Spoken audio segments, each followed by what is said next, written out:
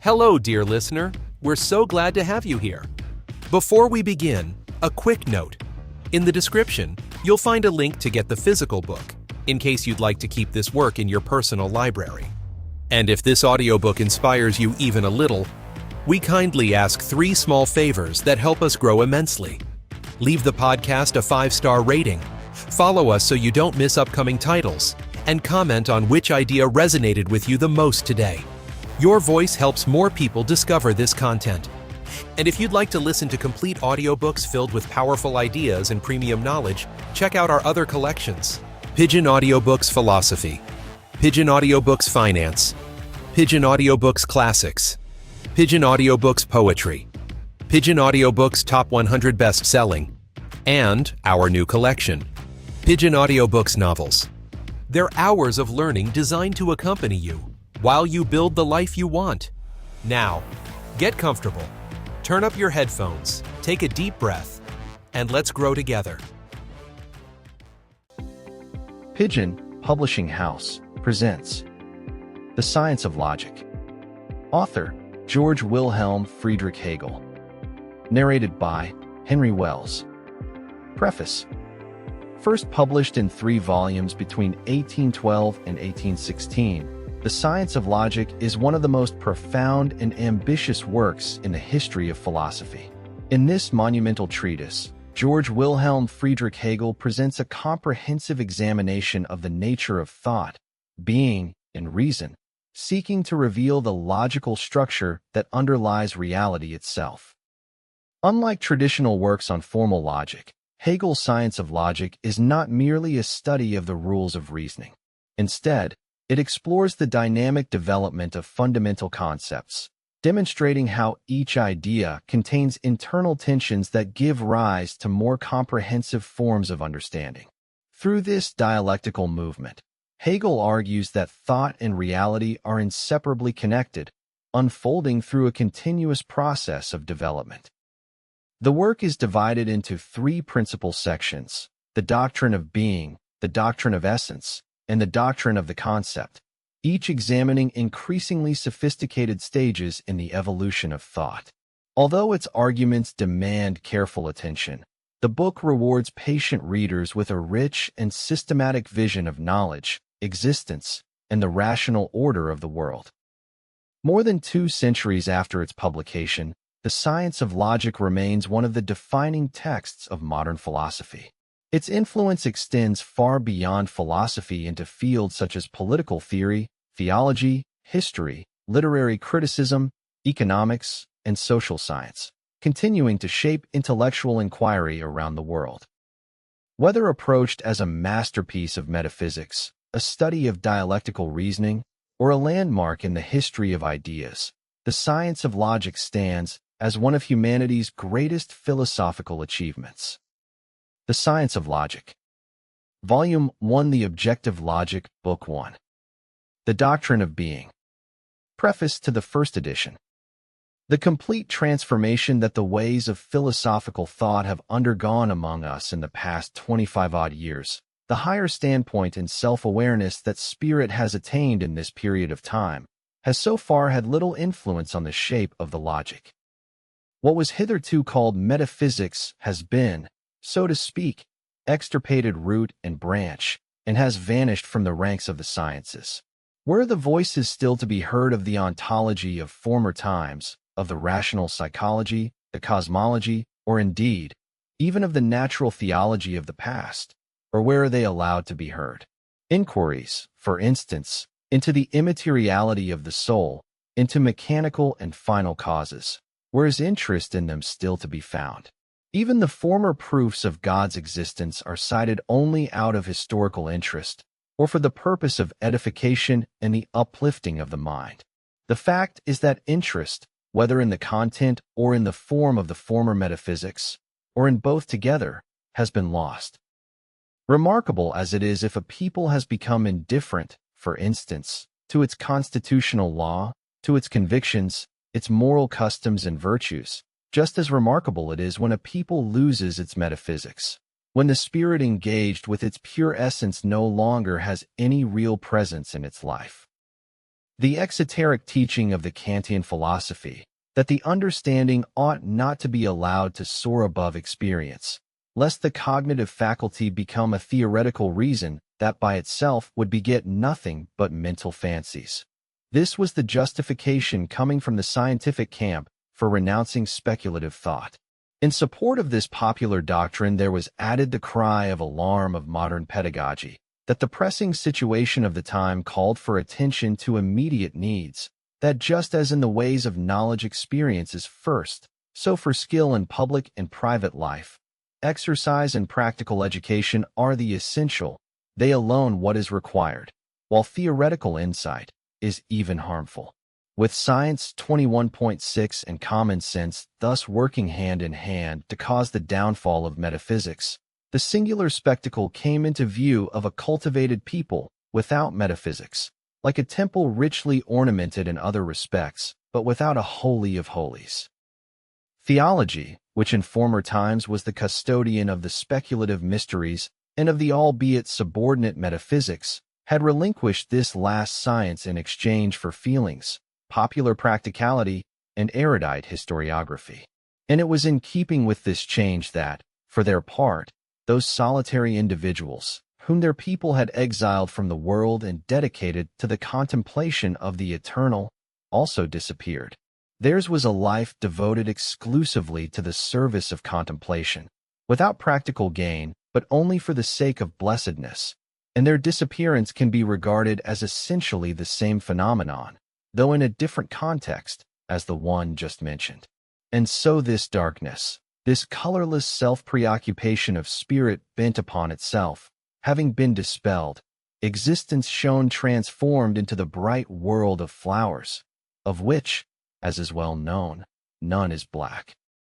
Logic did not fare quite as badly as metaphysics. That from logic one learns how to think, which for lack of anything else was considered its usefulness and therefore its purpose. Just as if one were to learn how to digest, or to move first from the study of anatomy and physiology. This is a prejudice that has long been put to rest, and in this respect the spirit of practicality certainly did not intend any better fate for logic than it did for its sister science. Nevertheless, probably for the sake of a certain formal utility, a place was still allowed for it among the sciences. It was even retained as a subject of public instruction. However, this better lot concerns only the outer fate of logic, for its shape and content have remained the same throughout a long inherited tradition, though progressively more diluted and emaciated in the course of the transmission. No trace is so far to be detected in it of the new spirit that has awakened in the sciences no less than in the world of actuality. However, once the substantial form of the spirit has reconstituted itself, it is of no avail to want to retain the forms of an earlier culture. These are like withered leaves pushed aside by the new buds already being generated at their roots. Also in the scientific realm, this ignoring of the universal change is gradually beginning to lose ground. The new ideas have imperceptibly become the accepted currency even to those opposed to them.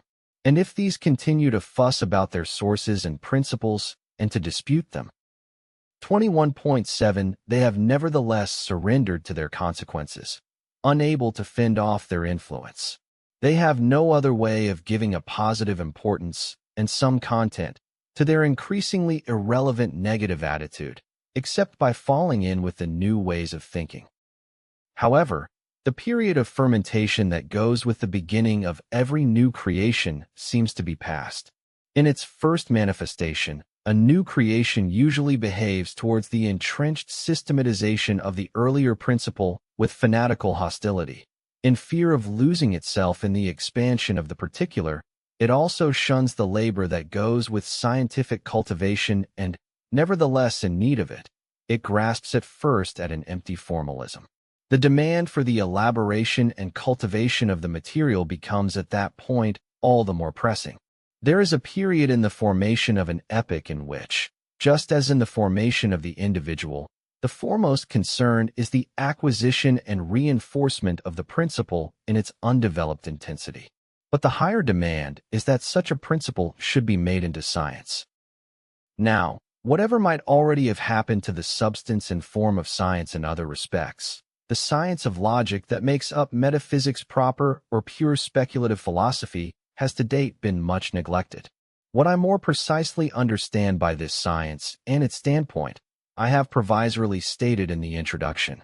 The fact that it was necessary to make a completely fresh start with this science, the nature itself of its subject matter, and the lack of any previous work that could have been used for the undertaken reform of it, may be taken into account by the fair-minded critic if even a labor of many years was unable to give this effort a greater perfection.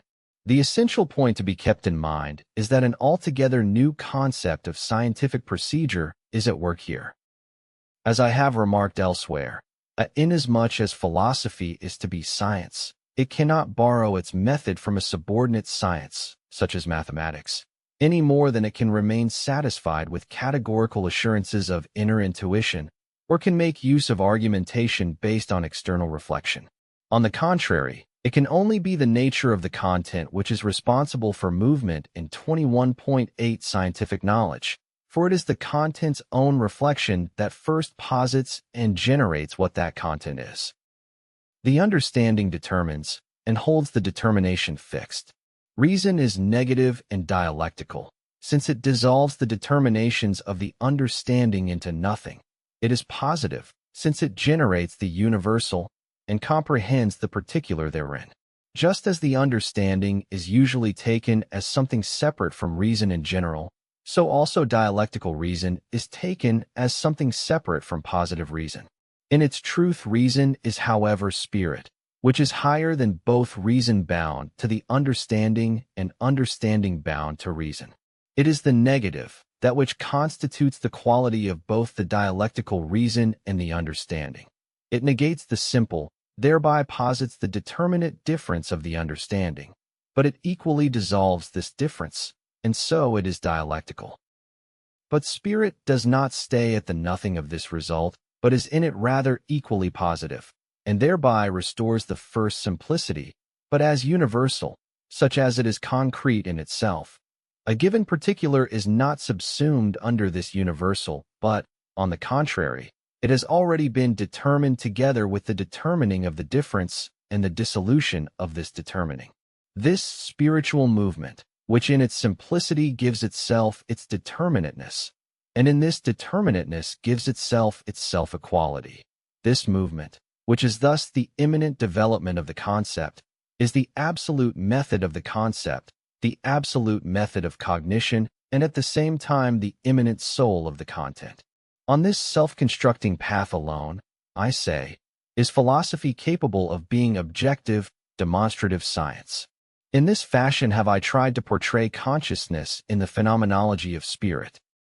Consciousness is spirit as concrete, self-aware knowledge. To be sure, a knowledge bound to externality, but the progression of this subject matter, like the development of all natural and spiritual life, rests exclusively on the nature of the pure essentialities that constitute the content of the logic. Consciousness, as spirit which on the way of manifesting itself frees itself from its immediacy and external concretion, attains to the pure knowledge that takes these same pure essentialities for its subject matter as they are in and for themselves. They are pure thoughts, spirit that thinks its essence.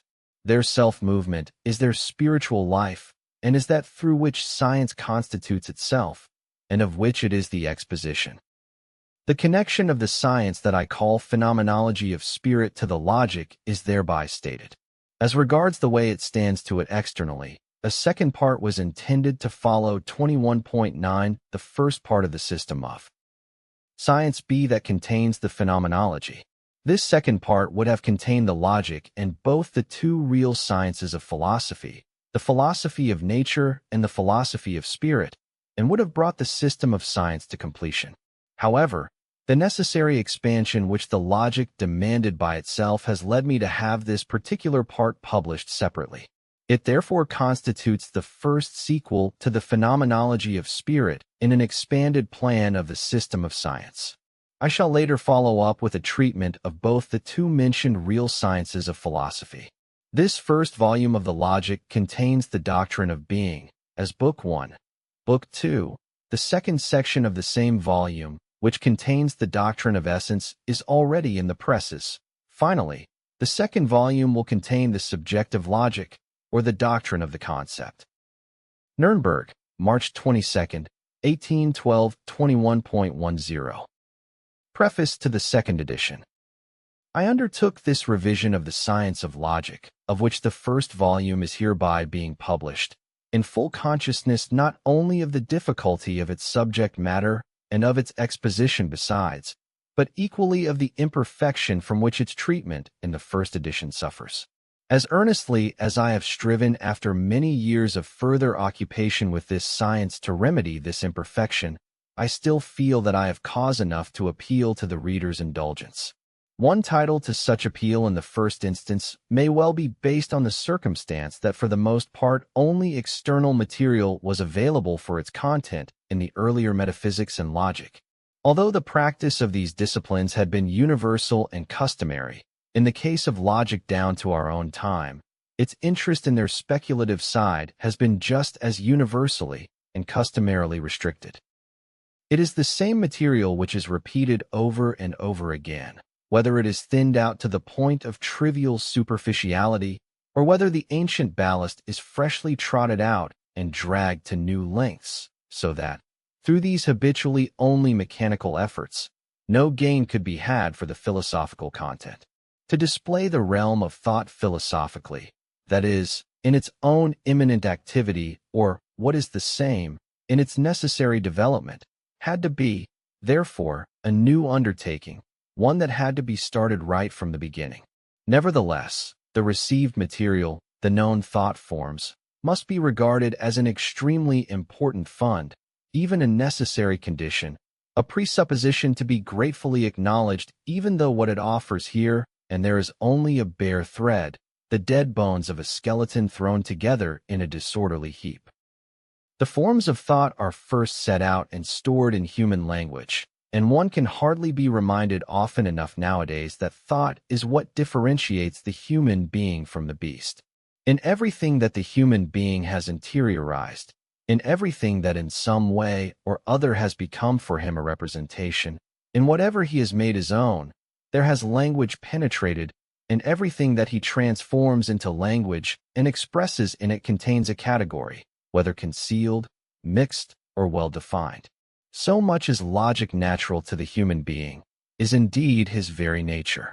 If we, however, contrast nature as such, as the realm of the physical, with the realm of the spiritual, 21.11, then we must say that logic is the supernatural element that permeates all his natural behavior, his ways of sensing, intuiting, desiring, his needs and impulses, and it thereby makes them into something truly human, even though only formally human, makes them into representations and purposes.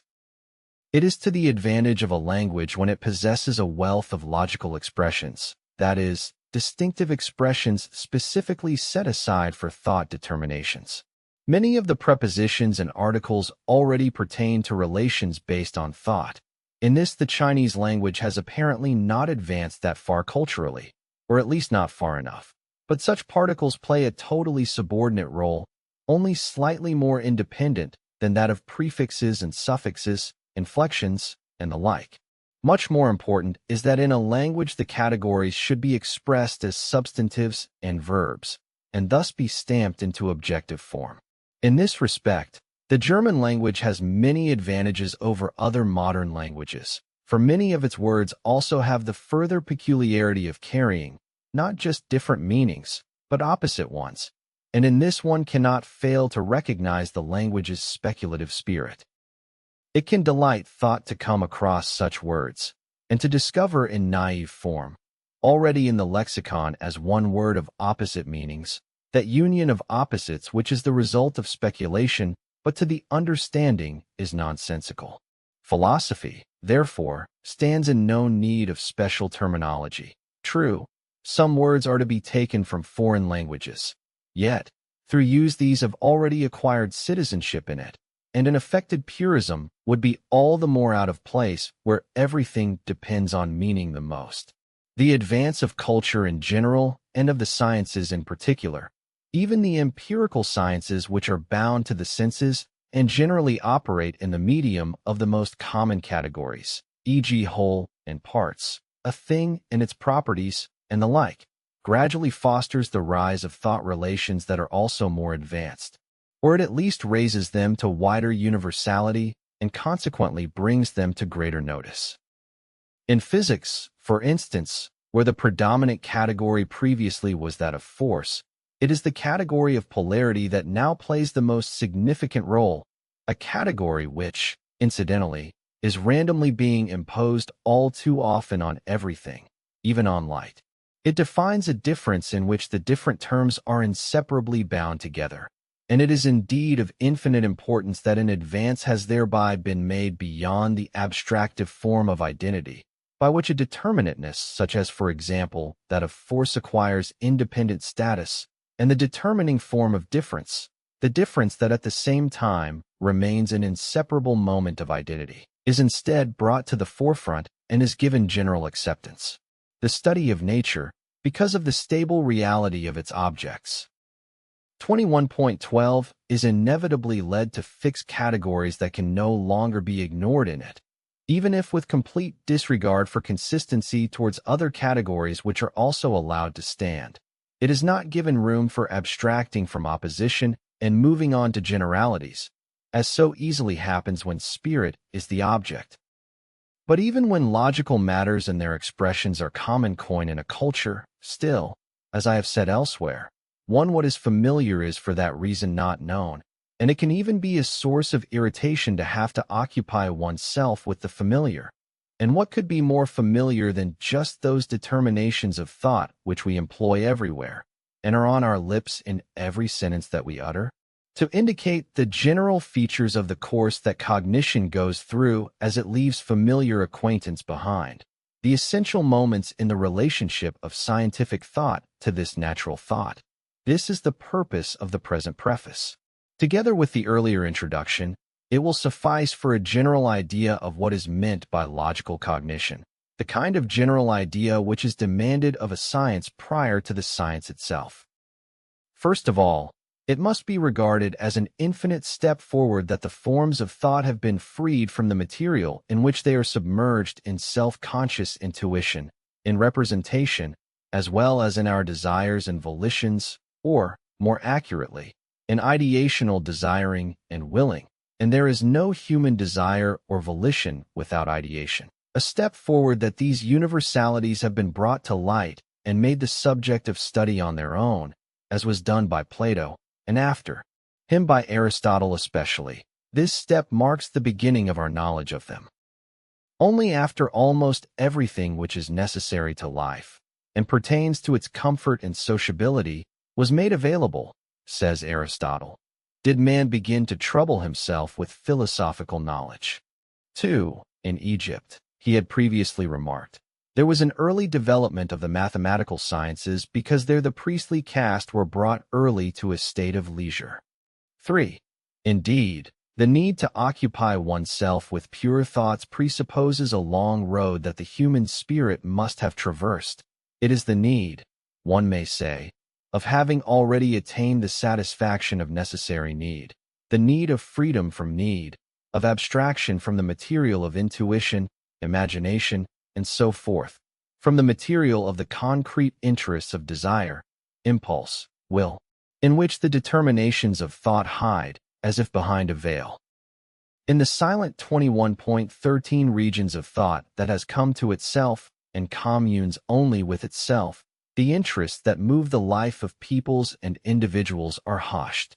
In so many respects, says Aristotle in the same context, is human nature in bondage. But this science, which is not pursued for any utility, is alone free in and for itself, and for this reason it appears not to be a human possession. For philosophical thinking in general still deals with concrete subject matters, with God, nature, spirit, but logic occupies itself exclusively with these thoughts as thought, in complete abstraction by themselves. For this reason, it is customary to reserve it for the instruction of youth, for youth is not yet involved in the practical affairs of concrete life, but lives a life of leisure so far as these are concerned, and it is only for its own subjective ends that it has to busy itself acquiring, at the level of theory at least, the means that will eventually enable it to become actively engaged in the objects of those practical interests. Contrary to Aristotle's view just mentioned, the science of logic is counted among these means. The study of it is a preliminary labor, and its place is the school, while the seriousness of life and the active pursuit of substantial ends are left for later. In real life, it is then a matter of making use of the thought determinations. From the honor of being contemplated for their own sake, such determinations are debased to the position of serving in the creation and exchange of ideas required for the hustle and bustle of social life. They are in part used as abbreviations because of their universality. Indeed, what an infinite host of particulars relating to external existence and to action are summed up in a representation, for instance, of battle, war, nation, or of sea and animal, etc. And also, what an infinite host of images, actions, situations, etc. are epitomized in the representation of God, or of love, etc., epitomized in the simplicity of this way of representing.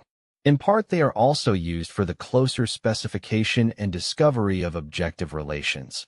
But in this role, the content and the purpose of the thought involved, its correctness and truth, are made to depend entirely on the given data, and the thought determinations are not themselves credited with any active function in the determination of content. The use of thought determinations that we earlier called natural logic is unconscious.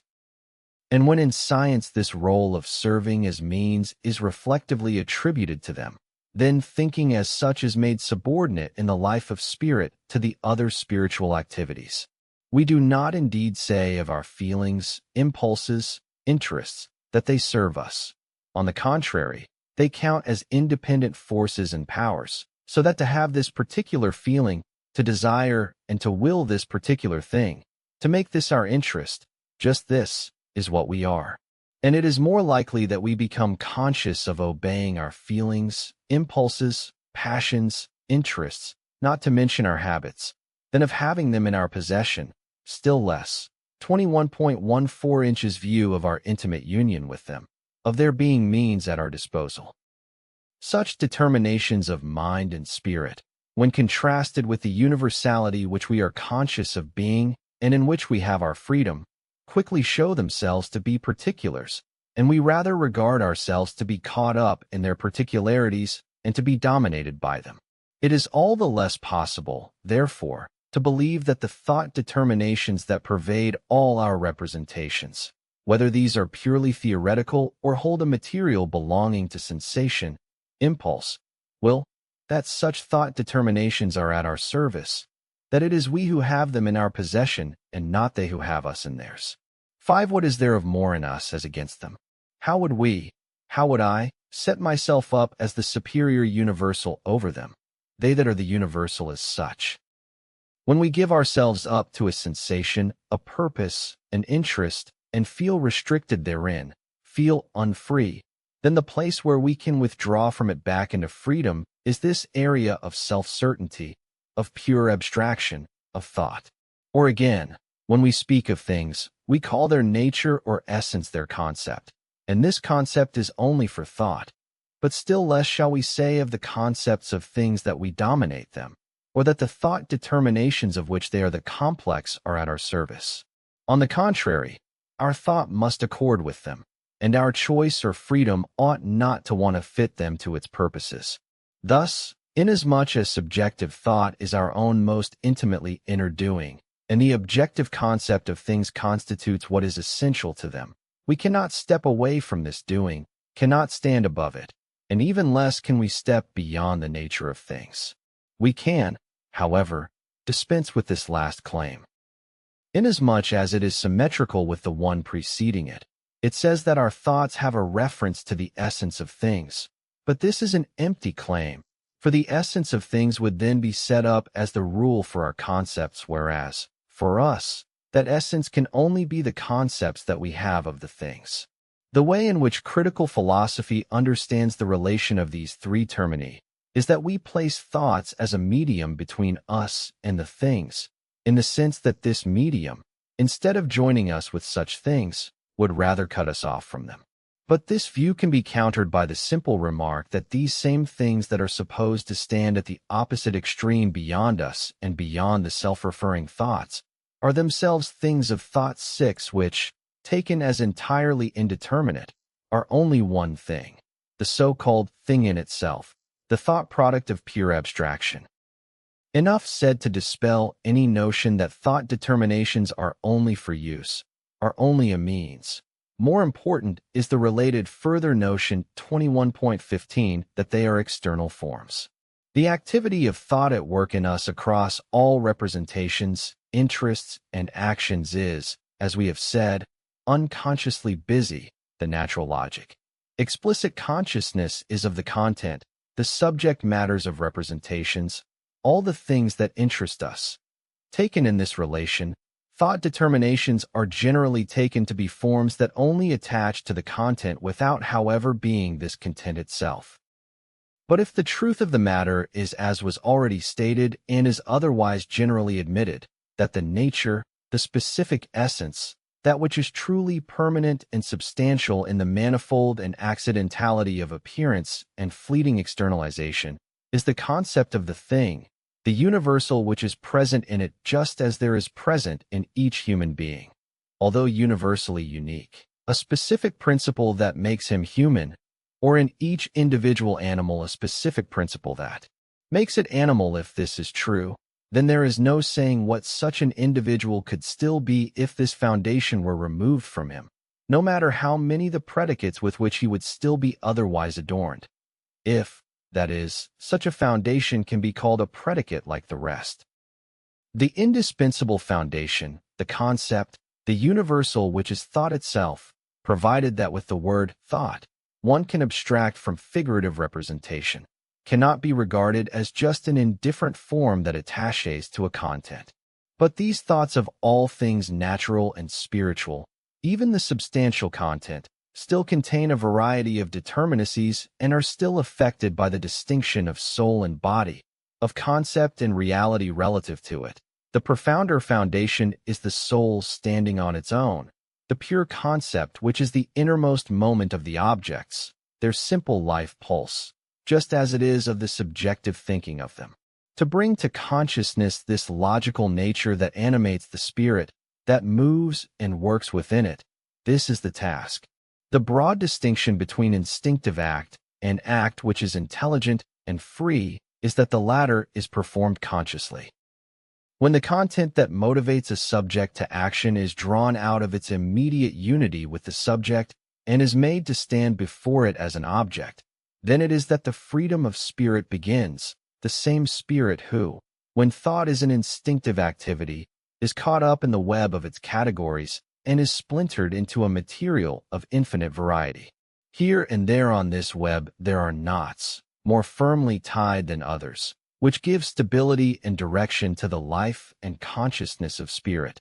They owe their firmness and power simply to the fact that, having been brought before consciousness, they stand as independent concepts of its essential nature. The most important point for the nature of spirit is the relation, not only of what it implicitly is in itself to what it actually is, but 21.16 of what it knows itself to be to what it actually is. Because spirit is essentially consciousness, this self-knowledge is a fundamental determination of its actuality. As impulses, the categories do their work only instinctively. They are brought to consciousness one by one, and so are variable and mutually confusing, thus affording to spirit only fragmentary and uncertain actuality. To purify these categories and in them to elevate spirit to truth and freedom, this is therefore the loftier business of logic. What we indicated as constituting the beginning of science, and have just now recognized to be of great value both on its own account and as the condition of true knowledge, namely, the treatment of concepts and of the moments of the concept in general, of the thought determinations as forms that are at first different from the material and are only attached to it. This is a work that quickly gives itself away as being inherently inadequate for the attainment of truth, which is the object and purpose of logic. For as mere forms, as distinct from the content, such concepts and their moments are taken in a determination that stamps them as finite and makes them unfit to hold the truth which is in itself infinite. In whatever respect the true may otherwise be again associated with restriction and finitude, this aspect is the side of its negation, of its untruth and lack of actuality, even of its cessation, and not of the affirmation which, as the true, it is. Confronted by the barrenness of the merely formal categories, healthy common sense instinctively felt that it had the upper hand after all, and it contemptuously relinquished acquaintanceship with them to the domain of school logic and school metaphysics. In this, however, it underestimated the value that the consciousness of these threads already possesses by itself. It also did not perceive that when given over to the instinctive practices of natural logic, especially when all acquaintance and cognition of the thought determinations themselves have deliberately been rejected, it is in bondage to unclarified and therefore unfree thought.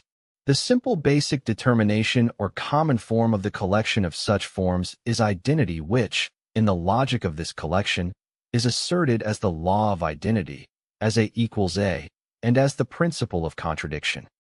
So much has healthy common sense lost respect for the school, which still holds on to such laws of truth and still busies itself with them, that it ridicules the school and regards as insufferable anyone who believes that in following such laws one actually says anything at all.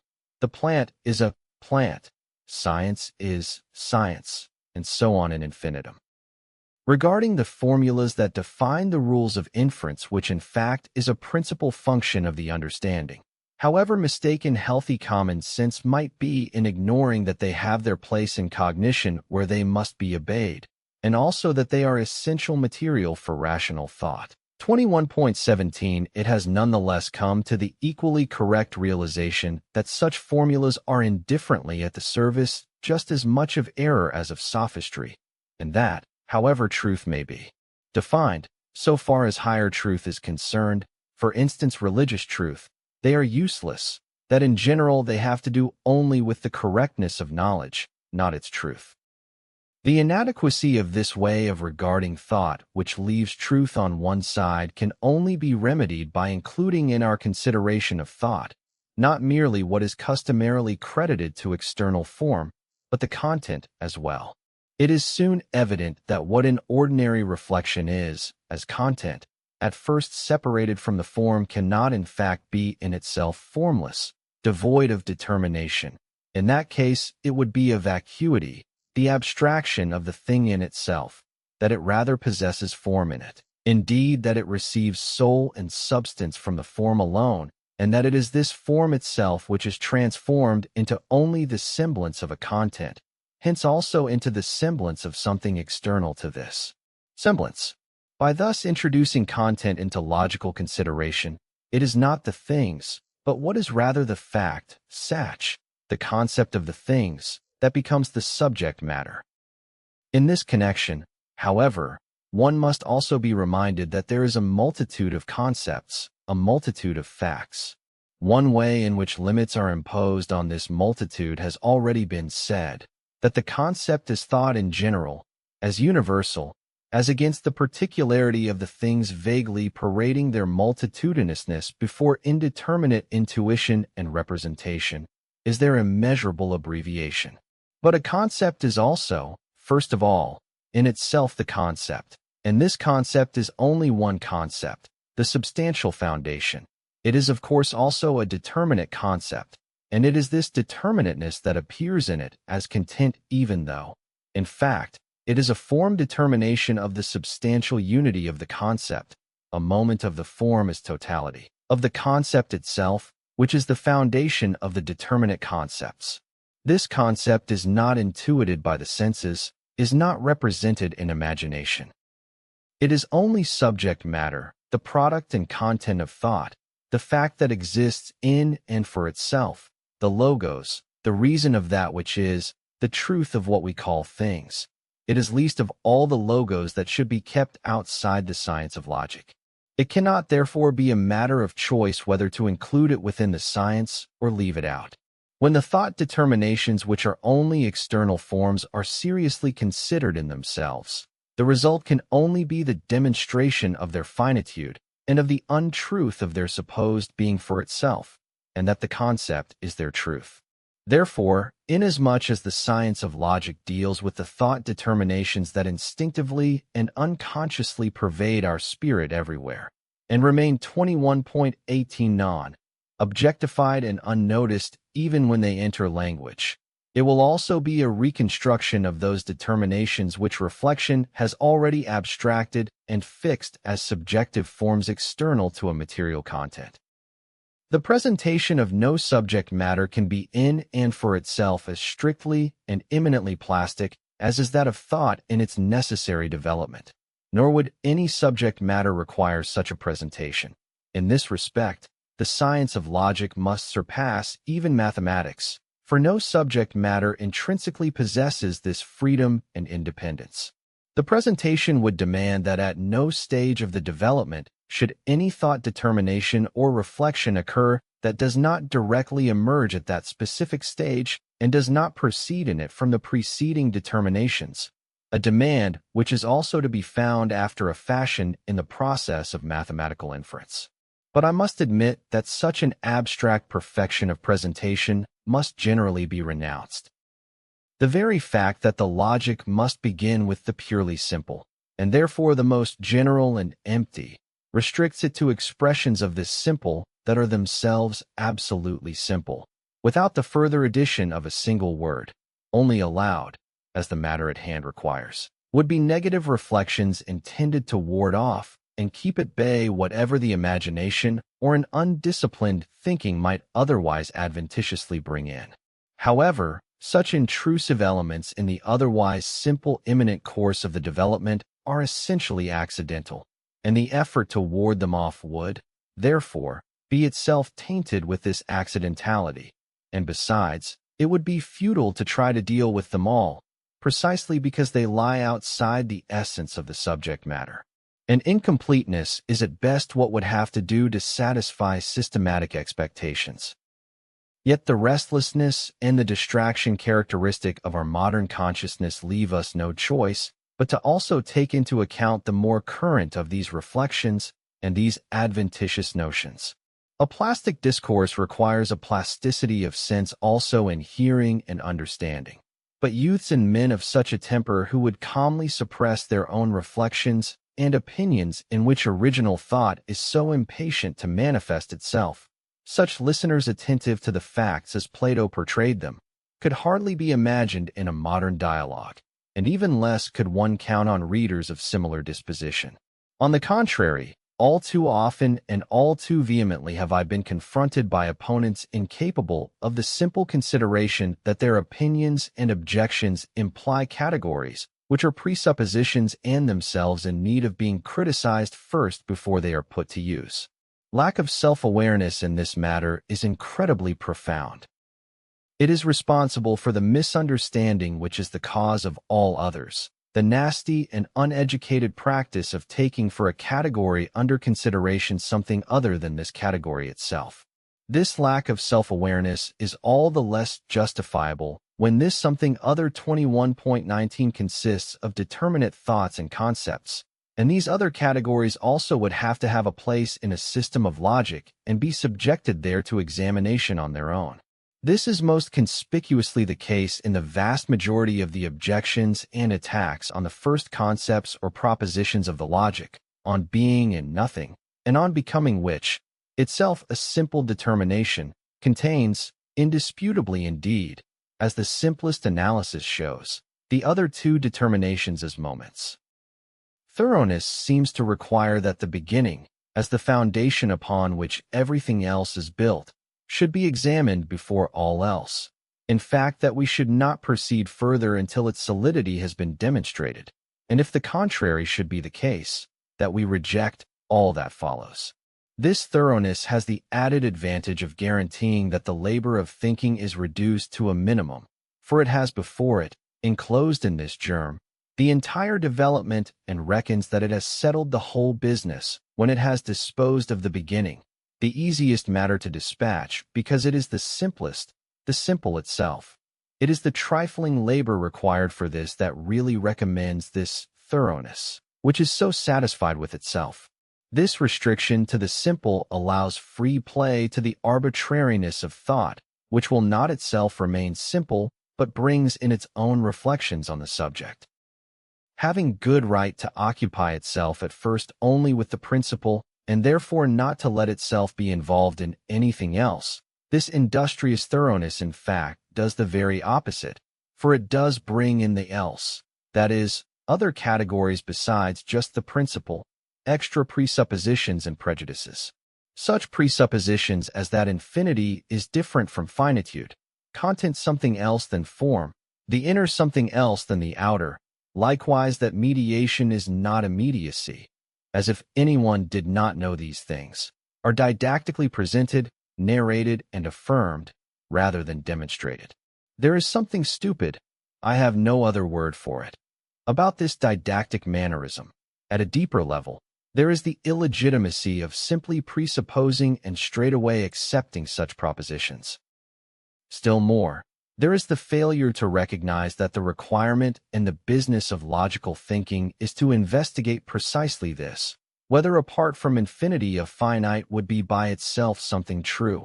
Likewise, whether such an abstracted infinity, or whether a content without form or a form without content, an inner by itself without further externalization, an externality without inwardness, whether any of this would be something true or something actual. But this culture and discipline of thought by which the latter acquires plasticity and overcomes the impatience of incidental reflection is procured solely by pressing onward, by study, and by carrying out to its conclusion the entire development. 21.20. Anyone who in our times labors at erecting a new and independent edifice of philosophical sciences may be reminded, thinking of how Plato expounded his, of the story that he reworked his Republic 7 times over. The reminder of this, any comparison, such as may seem implied in it, should only serve to incite ever stronger the wish that for a work which, as belonging to the modern world, is confronted by a profounder principle, a more difficult subject matter, and a material of greater compass, the unfettered leisure had been afforded of reworking it 70 times over. But the author, in face of the magnitude of the task, had to content himself with what could be made of it in circumstances of external necessity, of the inevitable distraction caused by the magnitude and multitude of contemporary interests, all the while in doubt whether the noisy clamor of the day and the deafening chatter of a conceit that takes pride in confining itself to just these interests might still leave room for partaking in the dispassionate calm of a knowledge dedicated to thought alone. Berlin, November 7, 1831. A Phenomenology of Spirit, preface to the first edition. GW 9, pages 31, 33-36. The actual demonstration is the cognition of the method, such as has its place in the logic itself. B. Bamberg and Würzburg, at Gobert's, 1807. This title, i.e., first part of the System of Science, will no longer be added to the second edition to be published this coming Easter. In place of the intended second part here mentioned, which was to contain the complement of the other philosophical sciences, I have since brought out the Encyclopedia of the Philosophical Sciences, in its third edition last year. 1. In the preface to the Phenomenology of Spirit, GW 9, 26.21. 2. Aristotle, Metaph, 982b. 3. Aristotle, Metaph, 981b. For Aristotle, Metaph, 982b. 5. There seems to be an allusion here to the question that Friedrich Heinrich Jacobi raised in Supplement 7 of the second edition of F. H. Jacobi. Über die Lehre des Spinoza in Briefen and den Herrn Moses Mendelssohn, Breslau, 1789, is man in possession of reason, or reason in possession of man? Page 422. Werke, Gesamtausgabe, Series 1, Volume 1, pages 247 to 265. For an English translation, concerning the doctrine of Spinoza in Letters to Her Moses Mendelssohn, cf. H. Jacobi. The main philosophical works and the novel All Will, trans. And edition George D. Giovanni, Montreal and Kingston, McGill Queen's University Press, 1994, page 375. Jacobi returned to the question in Supplement 2 to Jacobi and Fichte, Hamburg, 1799, pages 65 ff. Jacobi to Fichte, pages 528 ff. Of the English translation. 6 Gedankending, i.e. the Scholastic Entia Rationis. Introduction 21.27. General concept of logic. In no science is the need to begin with the fact, sach, itself, without preliminary reflections, felt more strongly than in the science of logic. In every other science, the matter that it treats and the scientific method are distinguished from each other. The content, moreover, does not make an absolute beginning but is dependent on other concepts and is connected on all sides with other material. It is therefore permitted to these sciences to speak of their ground and its context, as well of their method, in the form of lemmas, 7 to apply presupposed forms of definitions and the like without further ado, as known and accepted, and to make use of customary ways of argumentation in order to establish their general concepts and fundamental determinations. Logic, on the contrary, cannot presuppose any of these forms of reflection, these rules and laws of thinking, for they are part of its content and they first have to be established within it. And it is not just the declaration of scientific method, but the concept itself of science as such that belongs to its content and even makes up its final result. Logic, therefore, cannot say what it is in advance. Rather does this knowledge of itself only emerge as the final result and completion of its whole treatment. Likewise, its subject matter, thinking, or more specifically conceptual thinking, is essentially elaborated within it. Its concept is generated in the course of this elaboration and cannot therefore be given in advance. What is anticipated in this introduction, therefore, is not intended to ground as it were the concept of logic, or to justify in advance its content and method scientifically, but rather to make more intuitable, by means of some explanations and reflections of an argumentative and historical nature, the standpoint from which this science ought to be considered. 21.28. Whenever logic is taken as the science of thinking in general, it is thereby understood that this thinking constitutes the mere form of a cognition, that logic abstracts from all content, and the so-called second constitutive piece that belongs to the cognition, namely the matter, must be given from elsewhere. Hence that logic, since this matter does not in the least depend on it, can give only the formal conditions of genuine knowledge, but does not itself contain real truth, or again, that logic is only the pathway to real knowledge, for the essential component of truth, the content, lies outside it. But, first, to say that logic abstracts from all content, that it only teaches the rule of thinking without being able to engage in what is being thought or to take its composition into consideration, this alone is already inadequate. For, since thinking and the rules of thinking are supposed to be its subject matter, in these logic already has a content specifically its own. In them it has that second constituent of knowledge, namely a matter whose composition is its concern. But, second, the notions on which the concept of logic has generally rested so far have in part already passed away, and for the rest, it is time that they disappear altogether, that the standpoint of this science were grasped at a higher level, and that the science gained a completely altered shape. The concept of logic has hitherto rested on a separation, presupposed once and for all in ordinary consciousness, of the content of knowledge and its form, or of truth and certainty. Presupposed from the start is that the material of knowledge is present in and for itself as a ready-made world outside thinking, that thinking is by itself empty, that it comes to this material as a form from outside, fills itself with it, and only then gains a content, thereby becoming real knowledge. Further, these two component parts, for they are supposed to be related to each other as component parts, and cognition is compounded from them in a mechanical, or at best chemical, manner, are said to stand to each other in this order.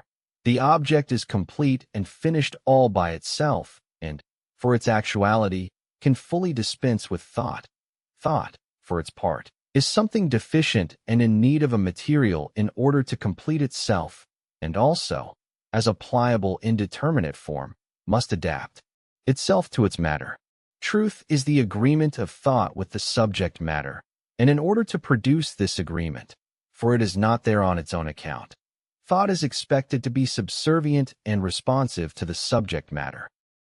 Third, when the difference of matter and form, of subject matter and thought, is not left in this nebulous indeterminacy, but 21.29 is more specifically defined. Each turns out to be a sphere divorced from the other. Consequently, as thought receives and informs the material, it does not transcend itself, but its reception of this material and its responsiveness to it remain modifications of itself. Thus thought does not become its other. The self-conscious determining, at any rate, belongs only to it. Even as it refers to the subject matter, therefore, it does not reach out to it outside itself. The subject matter remains a thing in itself, utterly a beyond of thought.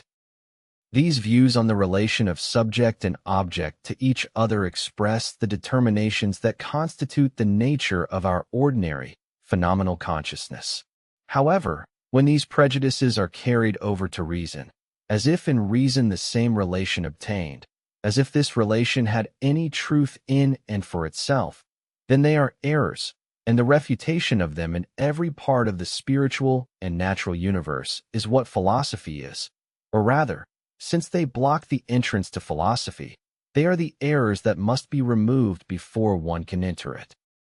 The older metaphysics had in this respect a higher concept of thinking than now passes as the accepted opinion, for it presupposed as its principle that only what is known of things and in things by thought is really true in them, that is, what is known in them not in their immediacy, but is first elevated to the form of thinking as things of thought. This metaphysics thus held that thinking and the determination of thinking are not something alien to the subject matters, but are rather their essence, or that the things and the thinking of them agree in and for themselves. Also our language expresses a kinship between them, that thinking in its immanent determinations and the true nature of things are one and the same content. But the reflection of the understanding seized hold of philosophy. We must know exactly what is meant by this saying, which is otherwise often used as a slogan. It refers in general to an understanding that abstracts and therefore separates, that remains fixed in its separations. Turned against reason, this understanding behaves in the manner of ordinary common sense, giving credence to the latter's view that truth rests on sensuous reality, that thoughts are only thoughts, that is, that only sense perception gives filling and reality to them, that reason, in so far as it abides in and for itself, generates only mental figments. In this self-renunciation of reason, the concept of truth is lost, is restricted to the knowledge of mere subjective truth, of mere appearances, 21.30, of only something to which the nature of the fact does not correspond. Knowledge has lapsed into opinion. Yet there is something deeper lying at the foundation of this turn which knowledge takes, and appears as a loss and a retrograde step, something on which the elevation of reason to the loftier spirit of modern philosophy in fact rests. The basis of that conception now universally accepted is to be sought, namely, in the insight into the necessary conflict of the determinations of the understanding with themselves. The reflection already mentioned consists in transcending the concrete immediate, in determining and parting it. But this reflection must equally transcend its separating determinations and above all connect them. The conflict of determinations breaks out precisely at the point of connection. This reflective activity of connection belongs in itself to reason, and to rise above the determinations and attain insight into their discord is the great negative step on the way to the true concept of reason. But, when not carried through, this insight runs into the misconception that reason is the one that contradicts itself. It fails to see that the contradiction is in fact the elevation of reason above the restrictions of the understanding and the dissolution of them. At that point, instead of making the final step that would take it to the summit, knowledge flees from the unsatisfactoriness of the determinations of the understanding to sensuous existence, believing that there it will find stability and accord. On the other hand, since this cognition is self-admittedly a cognition only of appearances, the unsatisfactoriness of the latter is admitted but at the same time presupposed, as much as to say that although we do not have cognition of things in themselves, nevertheless, within the sphere of appearance we do have correct cognition. As if, so to speak, there were a difference only in the kind of subject matters, and one kind, namely the things in themselves, does not fall within the scope of knowledge, whereas the other kind, namely the appearances, does. 9. This is like attributing right insight to someone, with the stipulation, however, that he is not fit to see what is true, but only what is false. Absurd as this might be, no less absurd would be a cognition which is true, but does not know its subject matter as it is in itself. The critique of the forms of the understanding 10 has arrived precisely at this result, namely that such forms do not apply to things in themselves. This can only mean that they are in themselves something untrue. However, since they have been allowed to remain valid for reason and experience. 21.31 The critique has not altered them in any way, but rather has let them be for the subject in the same shape as they formerly applied to the object. But if they are inadequate for the thing in itself, still less must the understanding to which they supposedly belong have to put up with them and rest content with them. If they cannot be determinations of the thing in itself, still less can they be determinations of the understanding, to which one ought to concede at least the dignity of a thing. The determinations of finite and infinite run into the same conflict, whether they are applied to time and space, to the world, or are determinations internal to the spirit, just as black and white yield gray, whether they are mixed on a wall or on a palette. If our representation of the world is dissolved when we carry over to it the determinations of the infinite and finite, still more is spirit itself, which contains both determinations within itself, something inwardly self-contradictory, self-dissolving. It is not the nature of the material or of the subject matter to which they are applied or in which they are found that can make a difference, for it is only through such determinations, and in accordance with them, that the subject matter has contradiction within it. The said critique has therefore removed the forms of objective thinking only from the thing, but has left them in the subject as it originally found them. That is to say, it did not consider them in and for themselves, according to their proper content, but simply took them over from subjective logic in the manner of Lemmas. There was no question, therefore, of an imminent deduction of such forms, or also of deducing them as logico-subjective forms, still less, of a dialectical treatment of them. In its more consistent form, transcendental idealism did recognize the nothingness of the spectral thing in itself, this abstract shadow divorced from all content left over by critical philosophy, and its goal was to destroy it completely. This philosophy also made a start at letting reason produce its determinations from itself. But the subjective attitude assumed in the attempt prevented it from coming to fruition. This attitude, and, together with it, the attempt and the cultivation of pure science were eventually abandoned. But what is commonly understood by logic is considered with a total disregard of metaphysical significance. This science, in the 21.32 state in which it still finds itself, has admittedly no content of the kind which ordinary consciousness would accept as reality, or as a genuine fact. But it is not for that reason a formal science void of any material truth. Besides, the region of truth is not to be sought in that material missing in it, a lack to which the insufficiency of logic is usually attributed. More to the point is that the emptiness of the logical forms lies rather solely in the manner in which they are considered and dealt with. Scattered in fixed determinations, and thus not held together in organic unity, they are dead forms, and the spirit, which is their vital concrete unity, does not reside in them. Therefore they lack proper content, a matter that would in itself be substance. The content which is missed in the logical forms is nothing else than a fixed foundation and a concretion of these abstract determinations, and such a substantial being is usually sought for them outside them. But logical reason is itself the substantial or real factor which, within itself, holds together all the abstract determinations and constitutes their proper, absolutely concrete, unity. There is no need, therefore, to look far and wide for what is usually called a matter. It is not the fault of the subject matter of logic if the latter seems empty, but only of the manner in which this subject matter is grasped. This reflection brings us to a statement of the standpoint from which logic is to be considered, of how this standpoint differs from previous treatments of this science, and is alone the true base on which the science is to rest in the future.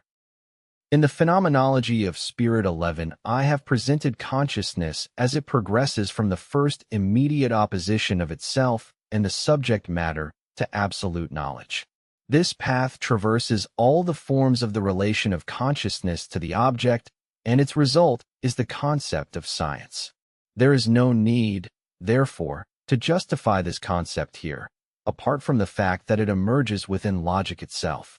It has already been justified in the other work, and would indeed not be capable of any other justification than is produced by consciousness, as all its shapes dissolve into that concept, as into their truth.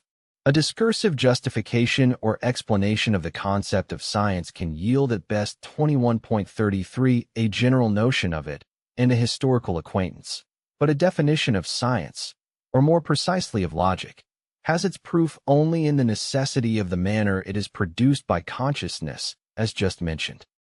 Any definition with which a science makes an absolute beginning can contain nothing else than the precise and correct expression of what is represented in one's mind as the traditionally accepted subject matter and purpose of the science.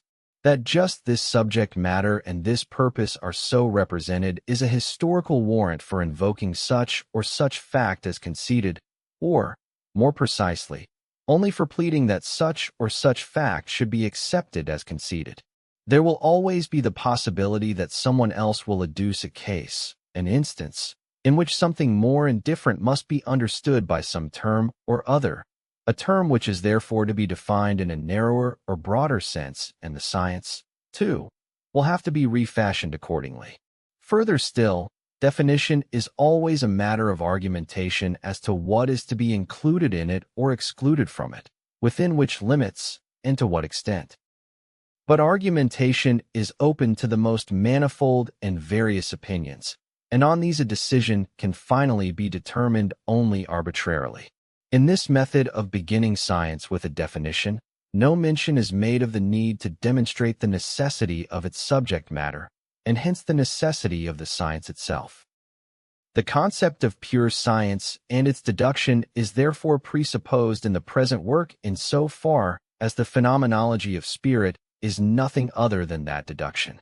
Absolute knowledge is the truth of all the modes of consciousness because, as the course of the phenomenology brought out, it is only in absolute knowledge that the separation of the subject matter from the certainty of itself is completely resolved.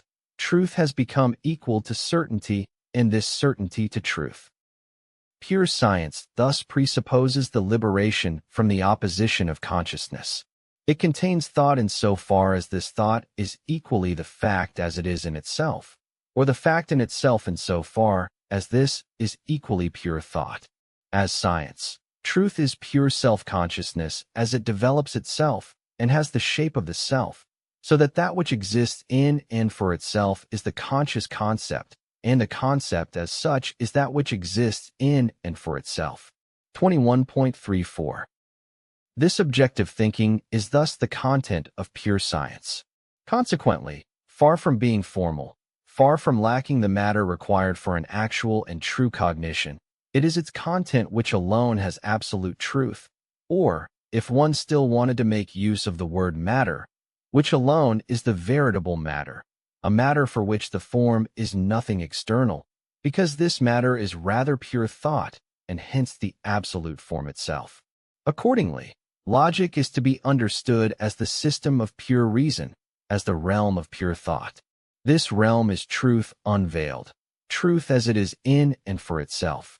It can therefore be said that this content is the exposition of God as he is in his eternal essence before the creation of nature and of a finite spirit.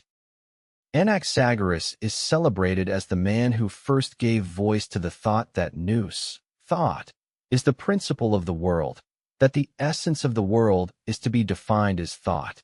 12 In this, he laid down the foundation for an intellectual view of the universe, the pure shape of which must be logic.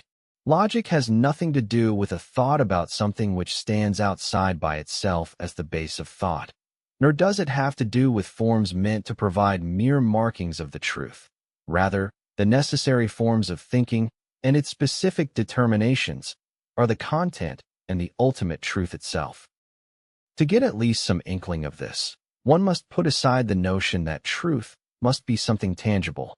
Such tangibility, for example, is carried over even into the ideas of Plato which are in God's thought, as if they were, so to speak, things that exist but in another world or region, and a world of actuality were to be found outside them, which has a substantiality distinct from those ideas and is real only because of this distinctness. The Platonic idea is nothing else than the universal, or, more precisely, it is the concept of the subject matter. It is only in the concept that something has actuality, and to the extent that it is different from its concept, it ceases to be actual and is a nullity. The side of tangibility and of sensuous self-externality belongs to this null side. But on the other side one can appeal to the representations typical of ordinary logic. For it is assumed that in definitions, for example, the determinations are not just of the knowing subject, but are rather determinations of the subject matter, such that constitute its innermost essential nature. Or in an inference drawn from given determinations to others, the assumption is that the inferred is not something external to the 21.35 subject matter and alien to it, but that it belongs to it instead, that to the thought there corresponds being. Everywhere presupposed by the use of the forms of the concept, of judgment, inference, definition, division, etc., is that they are not mere forms of self-conscious thinking, but also of objective understanding. Thought is an expression which attributes the determination contained in it primarily to consciousness. But inasmuch as it is said that understanding, that reason, is in the objective world, that spirit and nature have universal laws to which their life and their changes conform, then it is conceded just as much that the determinations of thought have objective value and concrete existence. Critical philosophy did indeed already turn metaphysics into logic, but, like the subsequent idealism, it gave to the logical determinations an essentially subjective significance out of fear of the object, as we said earlier. 13 For that reason, these determinations remained affected by the very object that they avoided, and were left with the remains of a thing in itself, an infinite check, as a beyond. But the liberation from the opposition of consciousness that science must be able to presuppose elevates the determinations of thought above this anxious, incomplete standpoint, and demands that they be considered for what they are in and for themselves without any such cautious restriction as the logical, the purely rational. Kant thought further of logic, that is, the aggregate of definitions and propositions that ordinarily passes for logic, as fortunate because, as contrasted with other sciences, it was its lot to attain an early completion. Since Aristotle, it has taken no backward step, but also none forward, the latter because to all appearances it seems to be finished and complete. If logic has not undergone change since Aristotle, and in fact, judging from the latest compendiums of logic, the usual changes mostly consist only of omissions, then surely the conclusion to be drawn is that it is all the more in need of a total reworking. For the 2,000 years of spirit's continuous labor must have procured for it a higher consciousness about its thinking and the purity of its inner essence. A comparison of the shapes to which the spirit of the practical and the religious world, and of science in every form of real or idealized consciousness, has raised itself, with the shape in which logic, spirit's consciousness of its own pure essence, finds itself, reveals 221.36 wide a difference that one would not be struck, even on the most superficial observation, by the disproportion and the unworthiness of the latter consciousness as contrasted with spirit's other elevations. As a matter of fact, the need for a reformation of logic has long been felt. In the form and content in which it is found in the textbooks, it must be said that it has fallen into disrepute. It is still being dragged along, more from a feeling that one cannot dispense with a logic altogether and the persisting traditional belief in its importance, than from any conviction that such a commonplace content and the occupation with such empty forms are of any value or use. The additions of psychological, pedagogical, and even physiological material which logic was at one time given have later been almost universally recognized as disfigurations.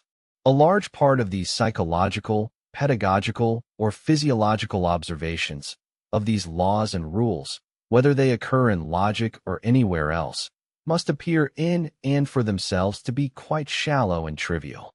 The rule, for instance, that one should think through and personally test what one reads in books or hears by word of mouth, or, if one has poor sight, that one should aid the eyes with spectacles, rules which were offered for the attainment of truth in the textbooks of so-called applied logic, and even pompously set out in paragraphs.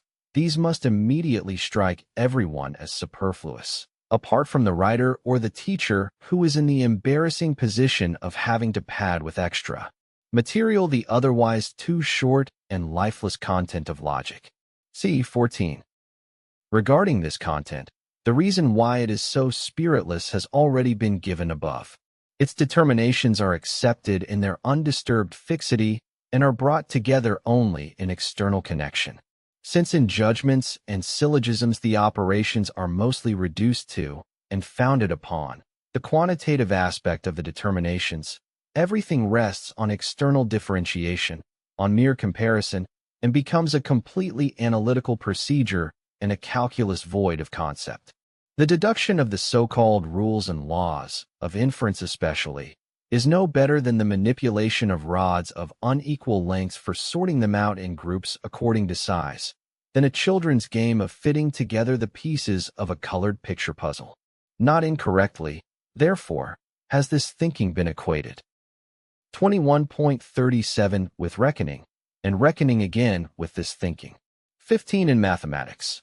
Numbers have no conceptual content, no meaning outside equality or inequality, that is, outside relations which are entirely external. Neither in themselves nor in connection are they a thought. When one mechanically calculates that 3/4 multiplied by 2/3 makes 1/2, this operation contains about as much and as little thought as estimating whether in a logical figure this or that kind of syllogism applies. For the dead bones of logic to be quickened by spirit and become substance and content, its method must be the one which alone can make it fit to be pure science. In the present situation of logic, hardly a trace of scientific method is to be seen in it. It has roughly the form of an empirical science. The empirical sciences did find a method of defining and classifying their material specifically suited, such as it is, to what they are supposed to be. Pure mathematics, too, has its method suited to its abstract objects and the quantitative form in which alone it considers them. In the preface to the Phenomenology of Spirit, I have said what is essential regarding this method and, in general, the derived form of scientific procedure proper to mathematics. 16, but we shall return to it in more detail within the logic itself. 17. Spinoza, Wolff, and others have let themselves be led astray into applying that method also to philosophy, and in making the conceptually void external course of quantity, the course of the concept, a move contradictory in and for itself. Hitherto philosophy had yet to find its method, but looked with envy at the systematic edifice of mathematics, and, as we have said, borrowed it from it or helped itself with the method of sciences which are only an admixture of given material, propositions of experience and thoughts, or it even resorted to the crude rejection of all method. But the exposition of that which alone can be the true method of philosophical science falls within the treatment of logic itself. For method is the consciousness of the form of the inner self-movement of the content of logic. In the Phenomenology of Spirit, I have presented an example of this method with respect to a concrete object, namely consciousness. At issue there are shapes of consciousness, each of which dissolves itself 21.38 inches being realized, has its own negation for result, and thereby has gone over to a higher shape. The one thing needed to achieve scientific progress, and it is essential to make an effort at gaining this quite simple insight into it, is the recognition of the logical principle that negation is equally positive, or that what is self-contradictory does not resolve itself into a nullity, into abstract nothingness, but essentially only into the negation of its particular content, or that such a negation is not just negation, but is the negation of the determined fact which is resolved, and is therefore determinate negation, that in the result there is therefore contained an essence that from which the result derives, a tautology indeed, since the result would otherwise be something immediate and not a result. Because the result, the negation, is a determinate negation, it has a content. It is a new concept, but one higher and richer than the preceding. Richer because it negates or opposes the preceding and therefore contains it, and it contains even more than that, for it is the unity of itself and its opposite. It is above all in this way that the system of concepts is to be erected, and it has to come to completion in an unstoppable and pure progression that admits of nothing extraneous. How could I possibly pretend that the method that I follow in this system of logic, or rather the method that this system itself follows within, would not be capable of greater perfection, of greater elaboration of detail? Yet I know that it is the one and only true method. This is made obvious by the very fact that this method is not something distinct from its subject matter and content, for it is the content in itself, the dialectic which it possesses within itself, which moves the subject matter forward. It is clear that no expositions can be accepted as scientifically valid that do not follow the progression of this method and are not in tune with its simple rhythm, for it is the course of the fact itself. In keeping with this method, I remind the reader that the divisions and the headings of the books, the sections and chapters given in this work, as well as the explanations associated with them, are made for the purpose of a preliminary overview, and that strictly speaking they only are of historical value. They do not belong to the content and body of the science, but are rather compilations of an external reflection which 21.39 has already gone through the whole of the exposition, therefore knows the sequence of its moments in advance, and anticipates them before they are brought on by the matter at issue itself. Similarly, in other sciences, preliminary definitions and divisions are by themselves nothing other than such external indications, but also within the science they never exceed this status. Even in logic, for example, we are told something like this, that logic has two main parts, the doctrine of the elements and methodology. And under the doctrine of the elements we then immediately find such headings as laws of thinking, followed by Chapter 1, on concepts, Section 1, on the clarity of concepts, etc. These definitions and divisions, made without any deduction and justification, constitute the systematic framework and the entire connectedness of such sciences. Such a logic considers it its vocation to talk about the necessity of deducing concepts and truths from principles. However, of what they call method, there is not the shadow of a deduction. Order consists in something like grouping together what is alike, in bringing in the simple ahead of the composite, and in other such external considerations. But as regards any internal, necessary connectedness, the list of headings is all that there is, and a transition is made simply by saying that now we are at chapter 2, or that we now come to judgments, and the like.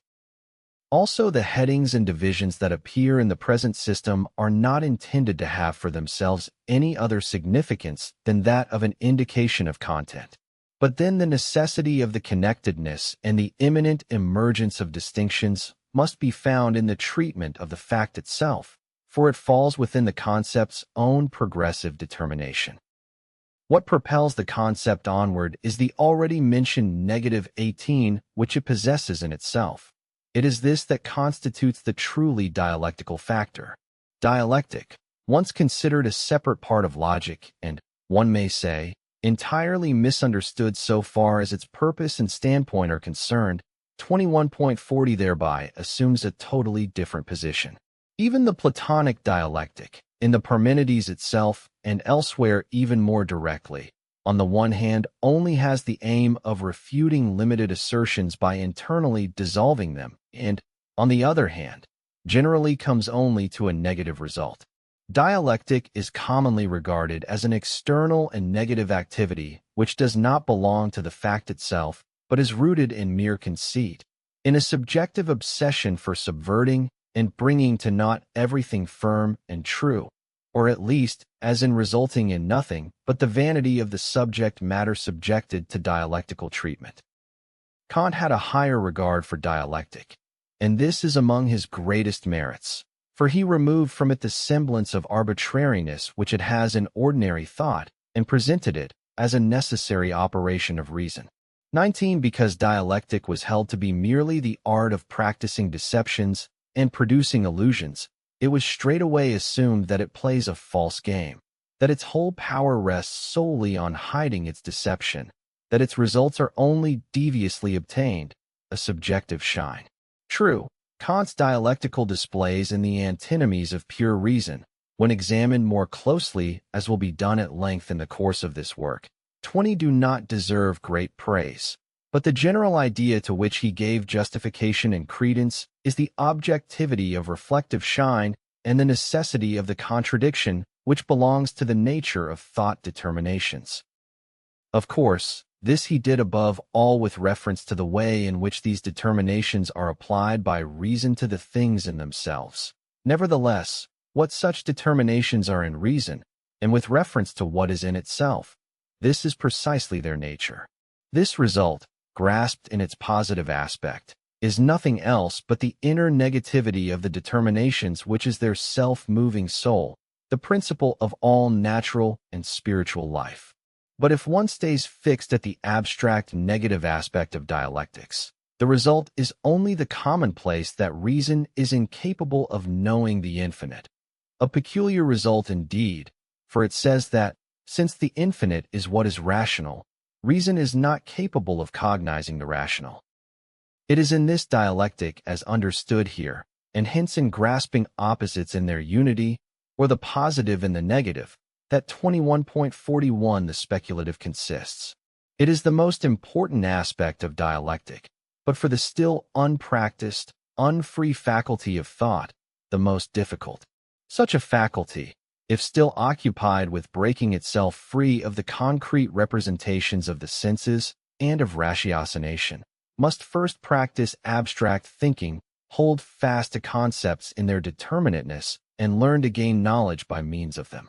An exposition of logic to this end would have, in its method, to keep to a subject division as mentioned above, and with regard to the more detailed content, to the definitions given to the single concepts, without getting itself involved in dialectic.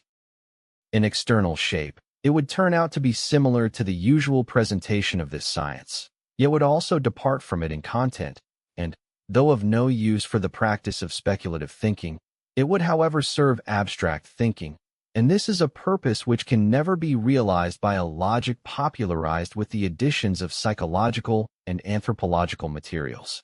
What it would give to the mind is the picture of a methodically ordered whole, even though the soul of the edifice, the method dwelling in the dialectic, would not itself appear in it. Finally, with respect to the education and the relation of the individual to logic, I would further remark that this science, like grammar, appears in two different aspects or values. It is one thing for one who comes to it, and to the sciences generally for the first time, and something else for one who returns to it from these sciences.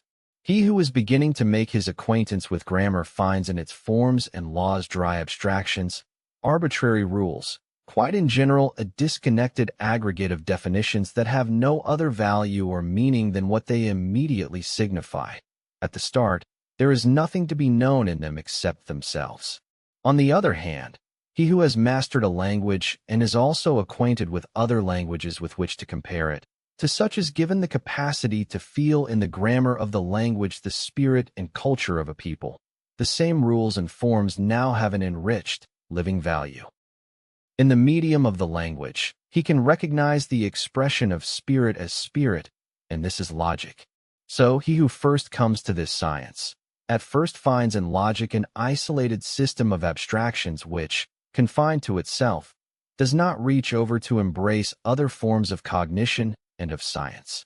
On the contrary, when held against the riches of the world scenario, against the apparently real content of the other sciences, when compared with the promise of the absolute science to unveil the essence of these riches, to unveil the inner nature of spirit and of the world, the truth, then 21.42 inches the abstractness of its shape, in the colorlessness and stark simplicity of its pure determinations. This science has rather the look of one who can sooner afford anything than any such promise but stands penniless before those riches. The first acquaintance with logic restricts its significance to it alone.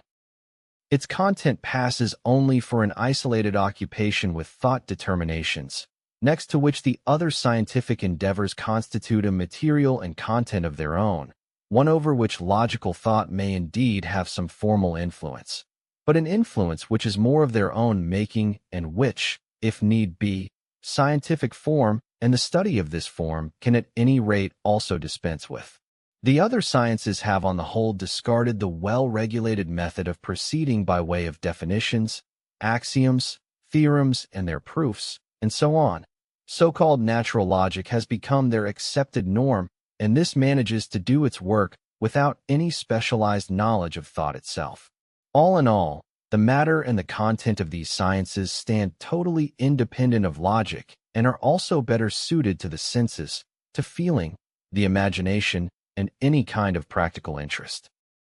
So logic must indeed at first be learned as something which one may well understand and penetrate into, but in which, at the beginning, one misses the scope, depth, and broader significance.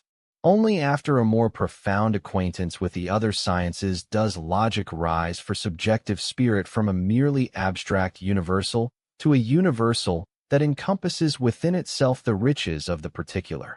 In the same way, a moral maxim does not possess in the mouth of a youngster who otherwise understands it quite well the meaning and scope that it has in the spirit of a man with a lifetime of experience, to whom therefore the weight of its content is expressed in full force.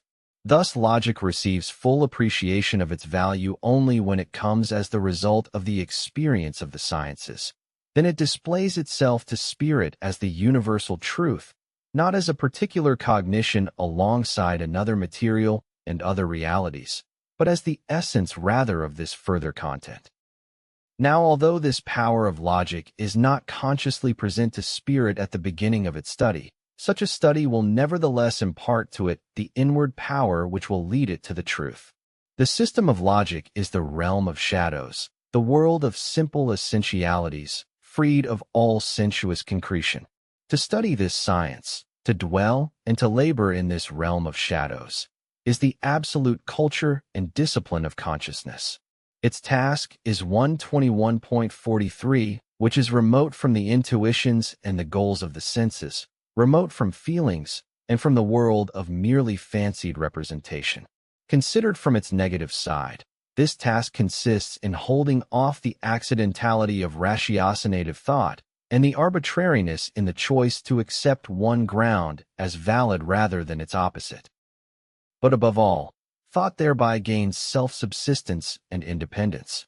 It will make itself at home in abstractions and in the ways of working with concepts without sensuous substrata, will develop an unconscious power to assimilate in rational form the otherwise dispersed manifold of cognitions and sciences, the power to grasp and hold them in their essentiality, to strip them of every externality, and in this way to abstract from them the logical element, or what is the same thing, the power to fill the abstract groundwork of logic previously acquired through study with the content of every truth, and to bestow upon this content the value of a universal which no longer stands as a particular alongside other particulars, but embraces them all in its grasp, and is their essence, the absolutely true point. 21.44.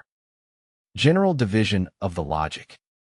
It follows from what has been said regarding the concept of this science, and where its justification lies, that the general division of it can be only provisional here, can be given, as it were, only in so far as the author is already acquainted with the science, and is consequently historically in a position to indicate in advance the main distinctions in which the concept assumes determination as it develops.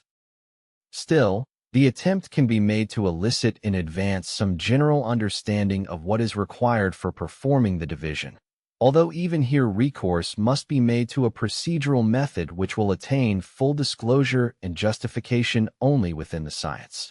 One must thus be reminded, first and foremost, that presupposed here is that the division must be connected with the concept, or rather must lie in the concept itself.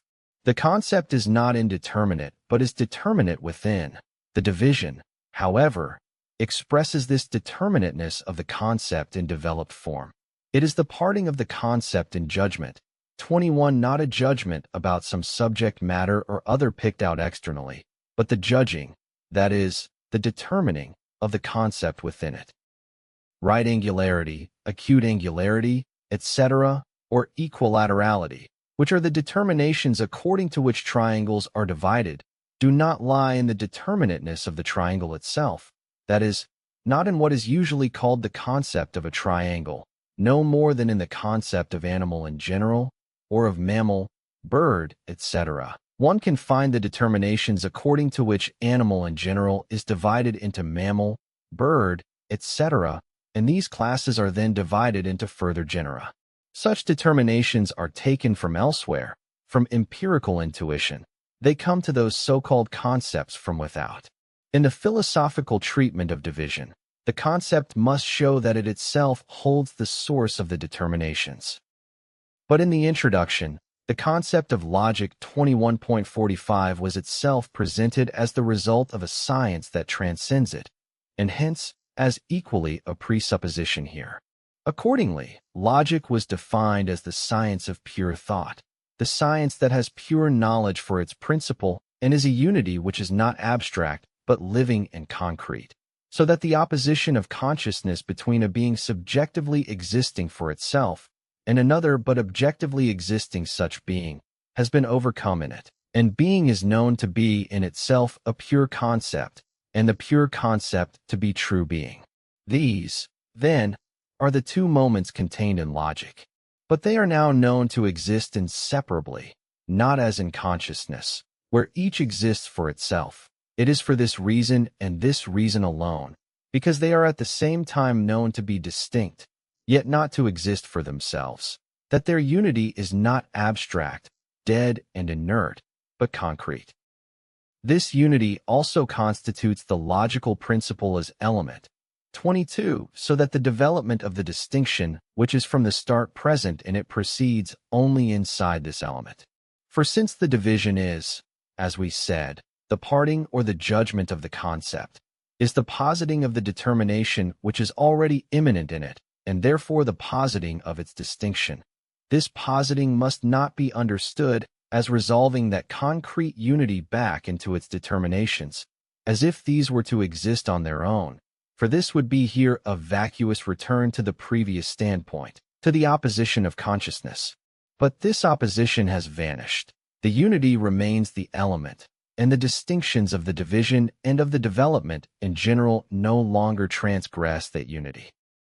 Therefore, the earlier determinations which, on the pathway to truth, existed for themselves, as for instance that of subjective and objective, or also of thought and being, of concept and reality, no matter from what standpoint they were determined, are now in their truth, that is, in their unity, reduced to forms.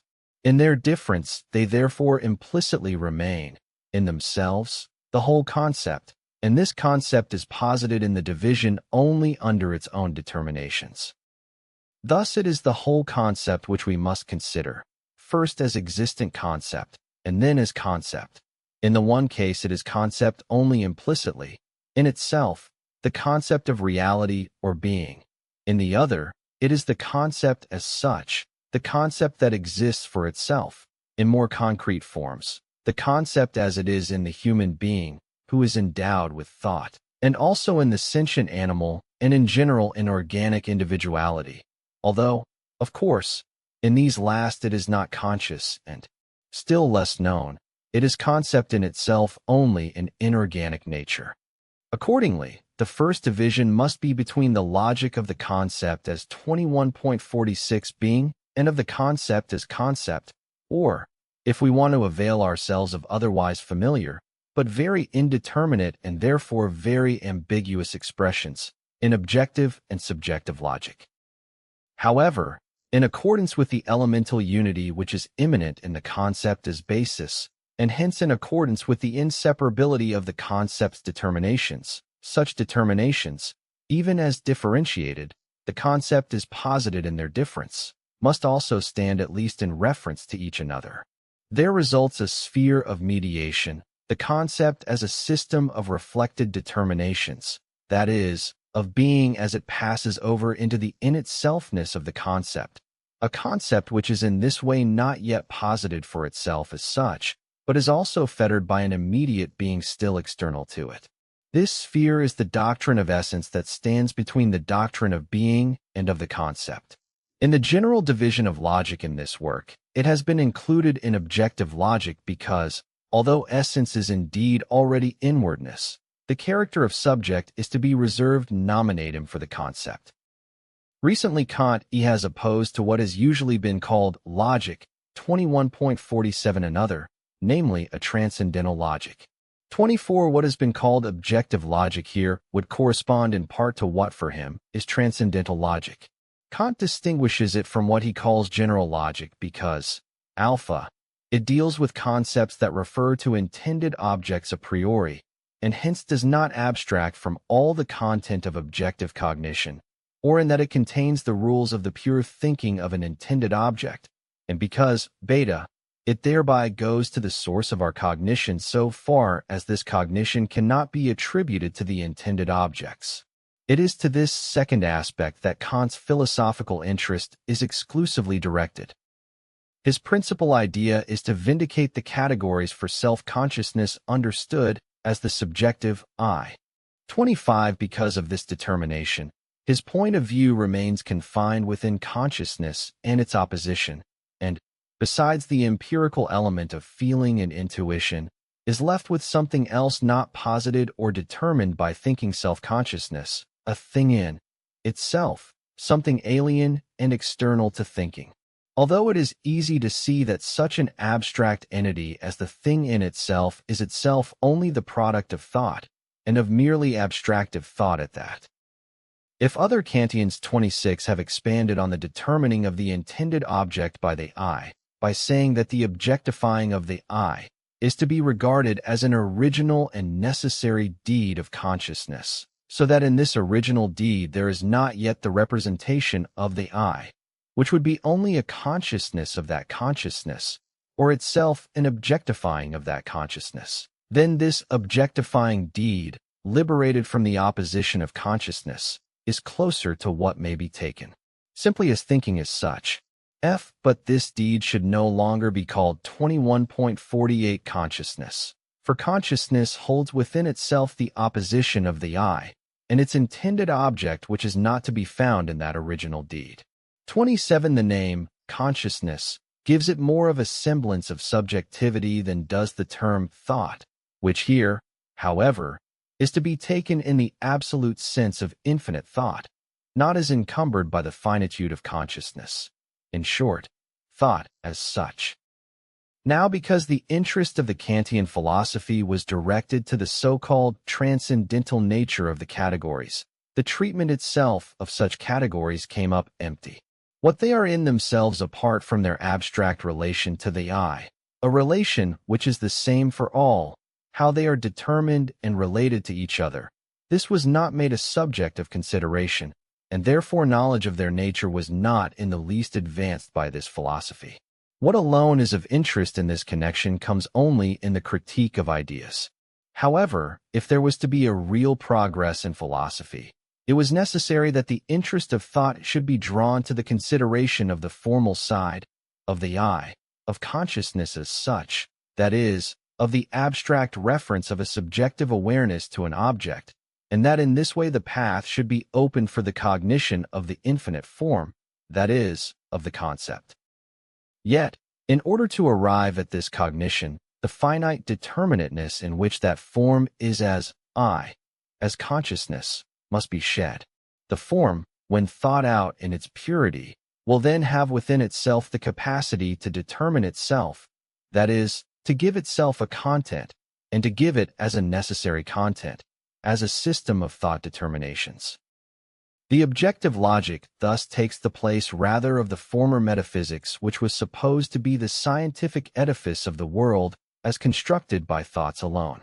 If we look at the final shape in the elaboration of this science, then it is ontology which objective logic most directly replaces in the first instance, that is, that part of metaphysics intended to investigate the nature of ends in general 28, and ends comprises within itself both being and essence. 21.49 A distinction for which the German language has fortunately preserved different expressions. But objective logic comprises within itself also the rest of metaphysics. The metaphysics which sought to comprehend with the pure forms of thought such particular substrata, originally drawn from the imagination, 29 as the soul, the world, and God. And in this type of consideration the determinations of thought constituted the essential factor.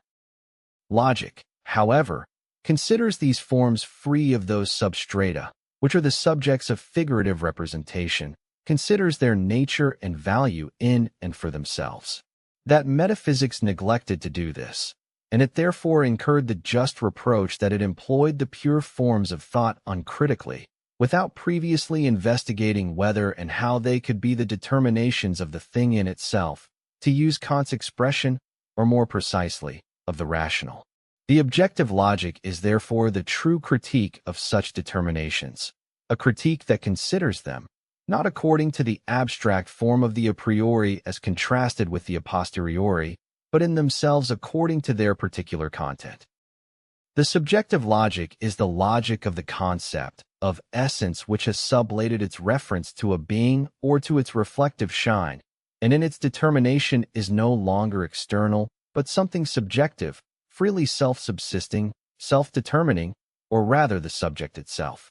Since subjective brings with it the misconception of accidental and arbitrary, and also, in general, of determinations that belong to the form of consciousness, no particular weight is to be attached here to the distinction of subjective and objective. This is a distinction which will be more precisely developed later in the logic itself. Logic thus divides overall into objective and subjective logic, but more specifically it has three parts: the logic of being, the logic of essence, and the logic of the concept.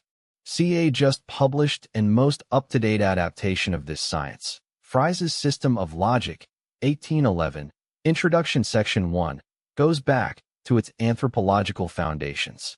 The shallowness of the representation or opinion on which it is based, in and of itself, and of the execution, dispenses me from the trouble of taking any notice of this insignificant publication.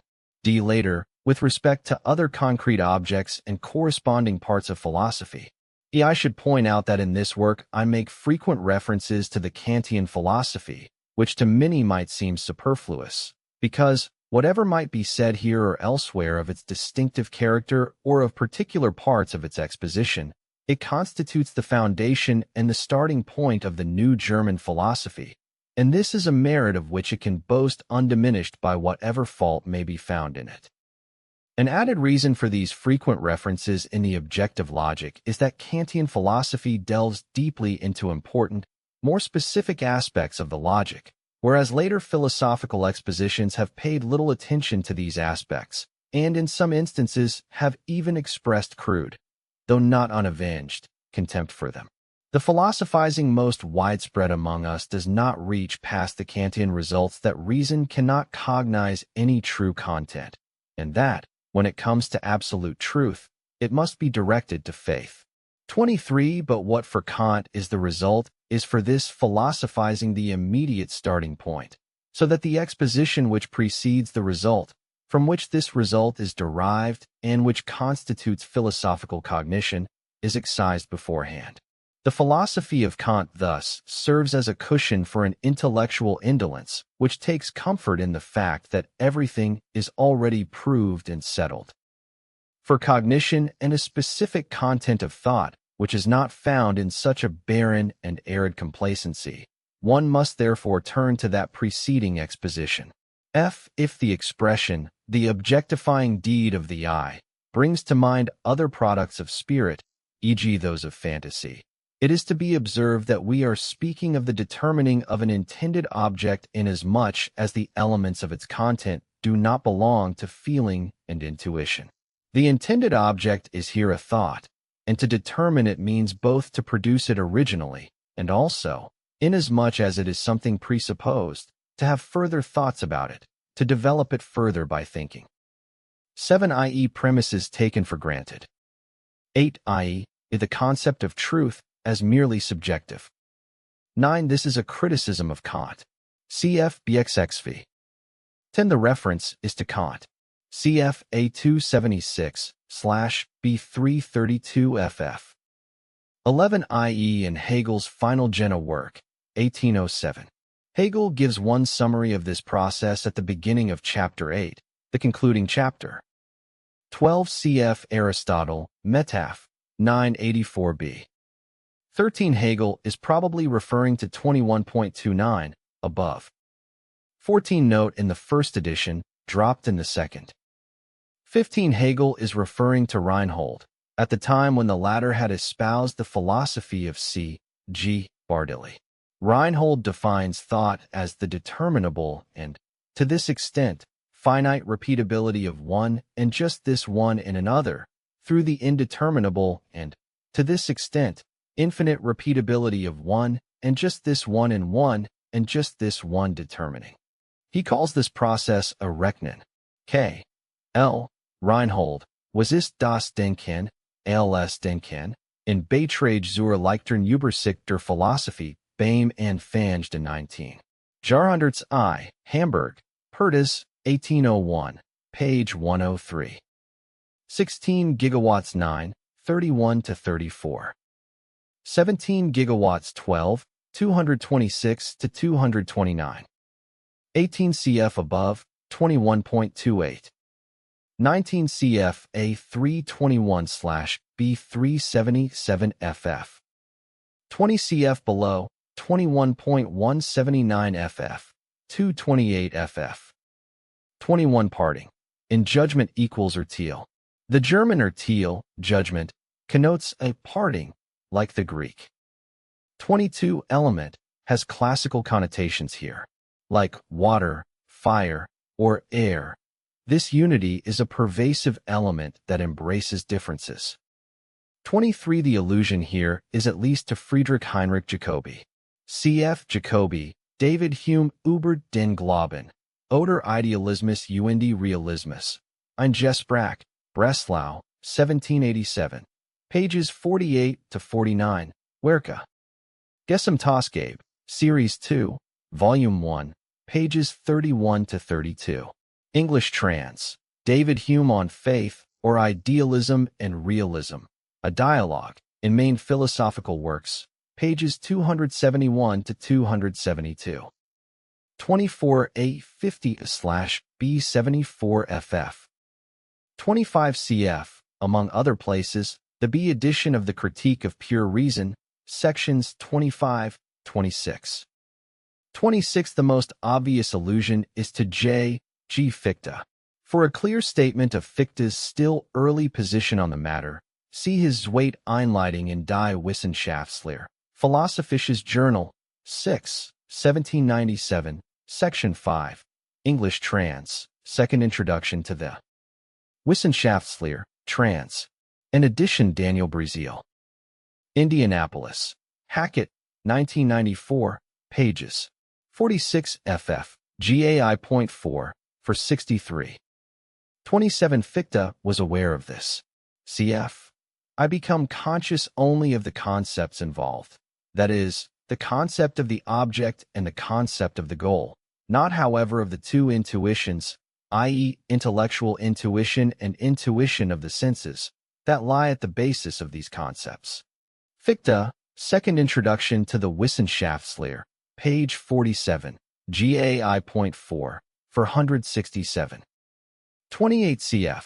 Ontology or first philosophy is the science of being in general or being as such. Christian Wolff. Philosophia Prima, Civ Ontologia, Methodo Scientifica Pertractata, Frankfurt and Leipzig, 1736, Section 1. 29. Verstellen. Book 1 The Doctrine of Being 21.51, 21.53. With what must the beginning of science be made? It is only in recent times that there has been a new awareness of the difficulty of finding a beginning in philosophy, and the reason for this difficulty, and so also the possibility of resolving it, have been discussed in a variety of ways. The beginning of philosophy must be either something mediated or something immediate, and it is easy to show that it can be neither the one nor the other, so either way of beginning runs into contradiction. 1. The principle of a philosophy also expresses a beginning, of course, but not so much a subjective as an objective one, the beginning of all things. The principle is a somehow determinate content, water, the one, nous, idea, or substance, monad, etc., or, if it designates the nature of cognition and is therefore meant simply as a criterion rather than an objective determination, as thinking, intuition, sensation, even subjectivity, then here too the interest still lies in the content determination. The beginning as such, on the other hand, as something subjective in the sense that it is an accidental way of introducing the exposition, is left unconsidered, a matter of indifference, and consequently also the need to ask with what a beginning should be made remains of no importance in face of the need for the principle in which alone the interest of the fact seems to lie, the interest as to what is the truth, the absolute ground of everything.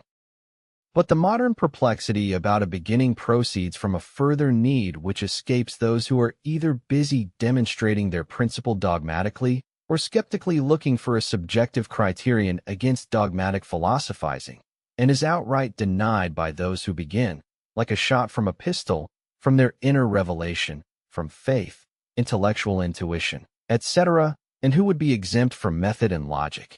2. If earlier abstract thought is at first interested only in the principle as content, but is driven as philosophical culture advances to the other side to 21.50 for pay attention to the conduct of the cognitive process, then the subjective activity has also been grasped as an essential moment of objective truth, and with this there comes the need to unite the method with the content, the form with the principle.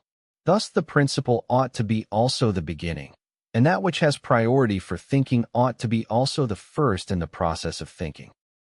Here we only have to consider how the logical beginning appears. The two sides from which it can be taken have already been named, namely either by way of mediation as result, or immediately as beginning proper.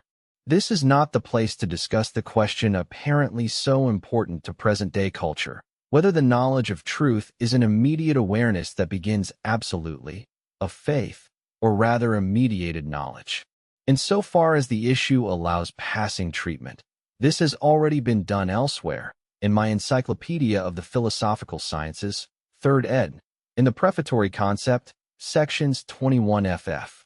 Here we may quote from it only this, that there is nothing in heaven or nature or spirit or anywhere else that does not contain just as much immediacy as mediation, so that both these determinations prove to be unseparated and inseparable, and the opposition between them nothing real.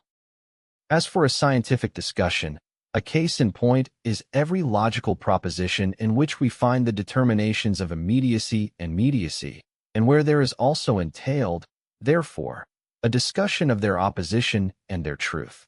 This opposition, when connected to thinking, to knowledge, to cognition, assumes the more concrete shape of immediate or mediated knowledge, and it is then up to the science of logic to consider the nature of cognition in general, while the more concrete forms of the same cognition fall within the scope of the science of spirit and the phenomenology of spirit. But to want to clarify the nature of cognition prior to science is to demand that it should be discussed outside science, and outside science this cannot be done, at least not in the scientific manner which alone is the issue here. A beginning is logical in that it is to be made in the element of a free, self-contained thought, in pure knowledge. It is thereby mediated, for pure knowledge is the ultimate and absolute truth of consciousness.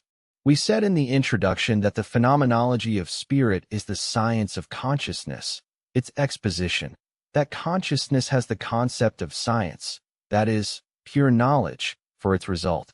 3. To this extent, logic has for its presupposition the science of spirit in its appearance, a science which 21.55 contains the necessity, and therefore demonstrates the truth, of the standpoint which is pure knowledge and of its mediation.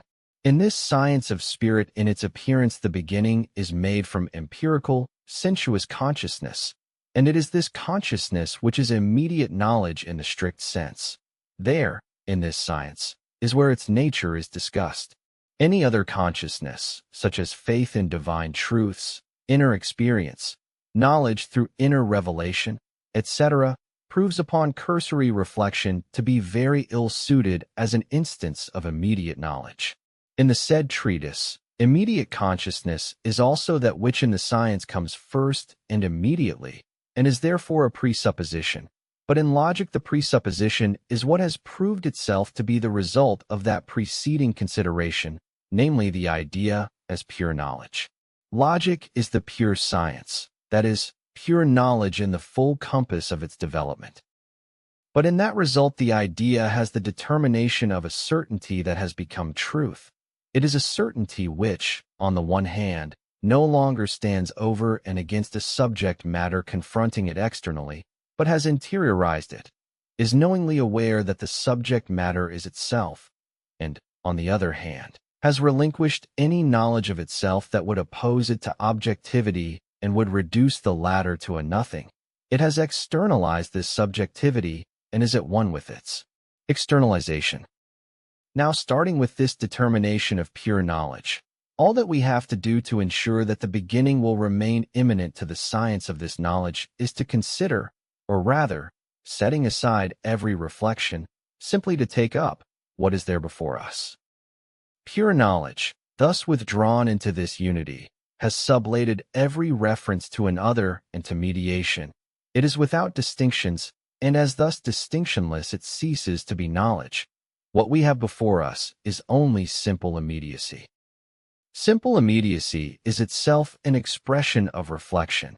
It refers to the distinction from what is mediated. The true expression of this simple immediacy is therefore pure being. Just as pure knowledge should mean nothing but knowledge as such, so also pure being should mean nothing. 21.56 But being in general, being, and nothing else, without further determination and filling. Being is what makes the beginning here. It is presented indeed as originating through mediation, but a mediation which at the same time sublates itself, and the presupposition is of a pure knowledge which is the result of finite knowledge, of consciousness. But if no presupposition is to be made, if the beginning is itself to be taken immediately, then the only determination of this beginning is that it is to be the beginning of logic, of thought as such.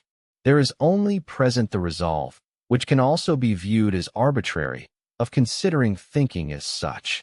The beginning must then be absolute, or, what means the same here, must be an abstract beginning, and so there is nothing that it may presuppose, must not be mediated by anything or have a ground, ought to be rather itself the ground of the entire science.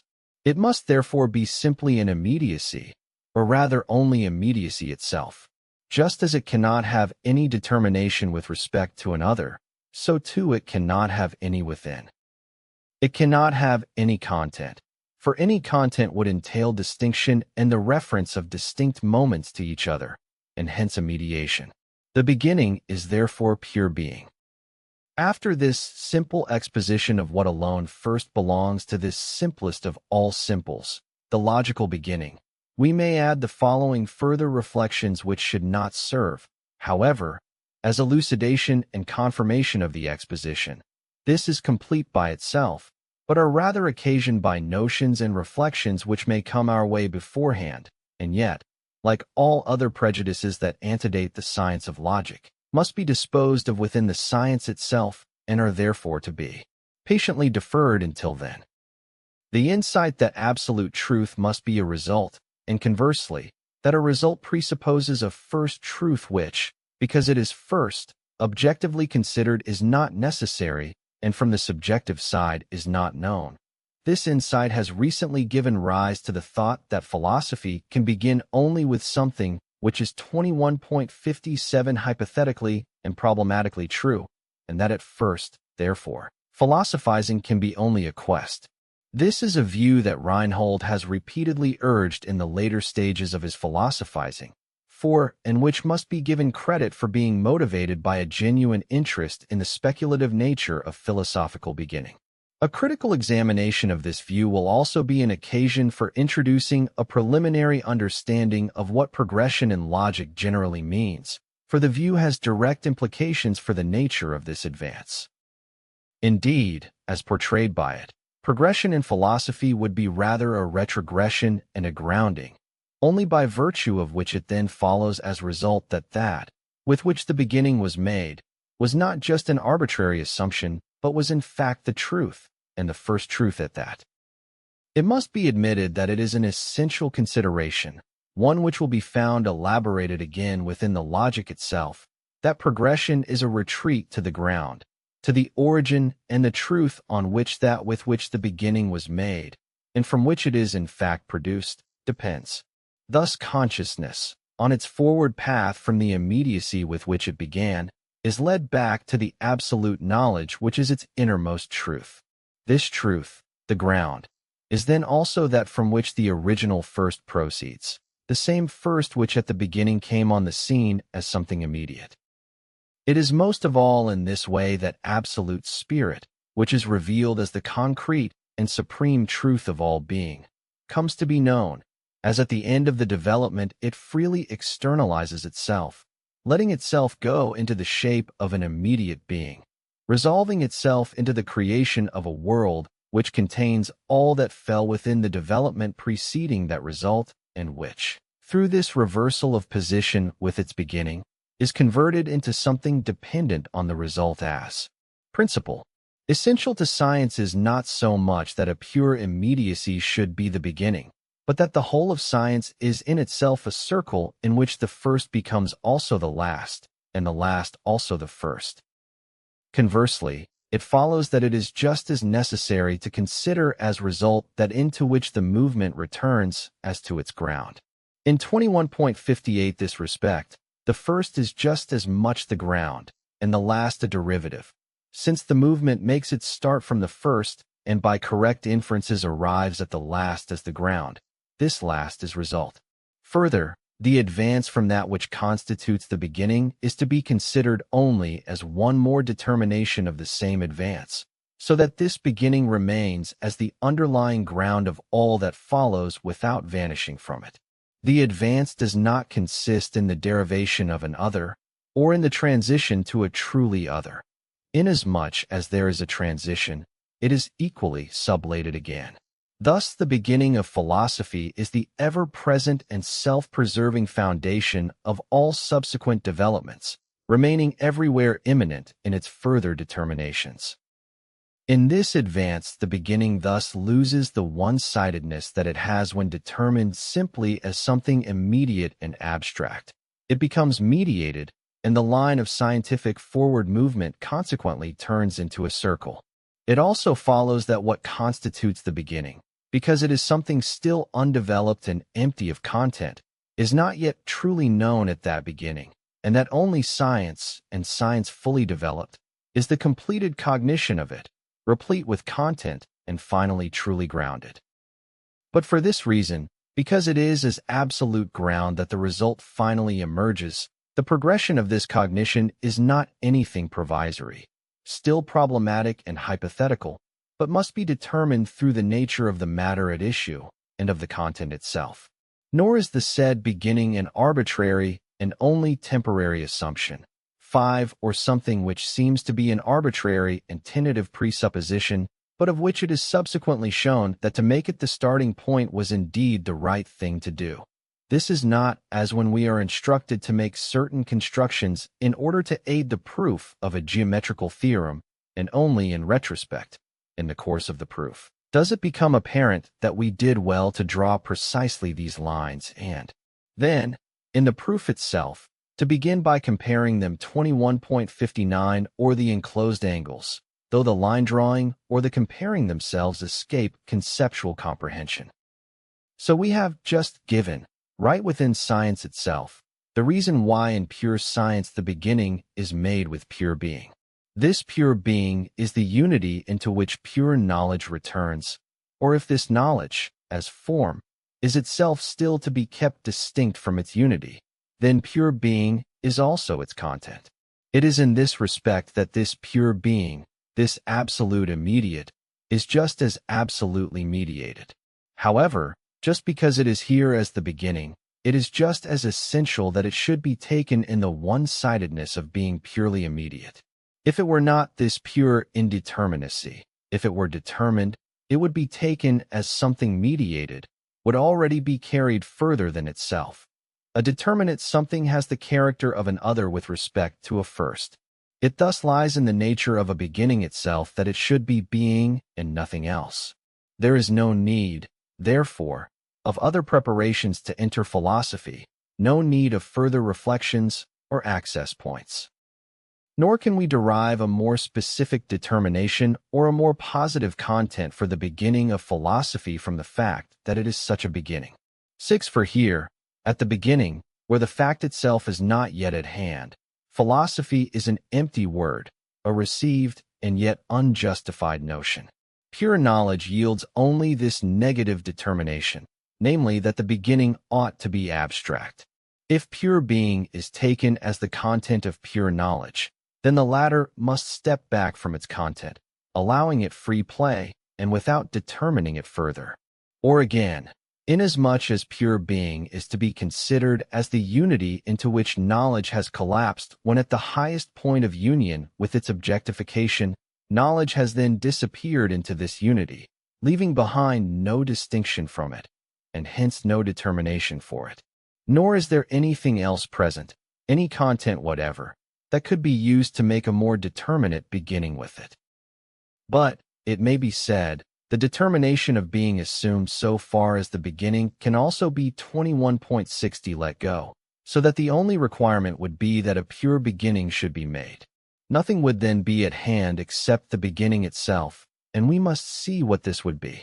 This position could be suggested also for the benefit of those who are either not comfortable, for whatever reason, with beginning with being, and even less with the transition into nothing that follows from being, or who simply do not know how else to make a beginning in a science except by presupposing a representation which is subsequently analyzed, the result of the analysis then yielding the first determinate concept in the science.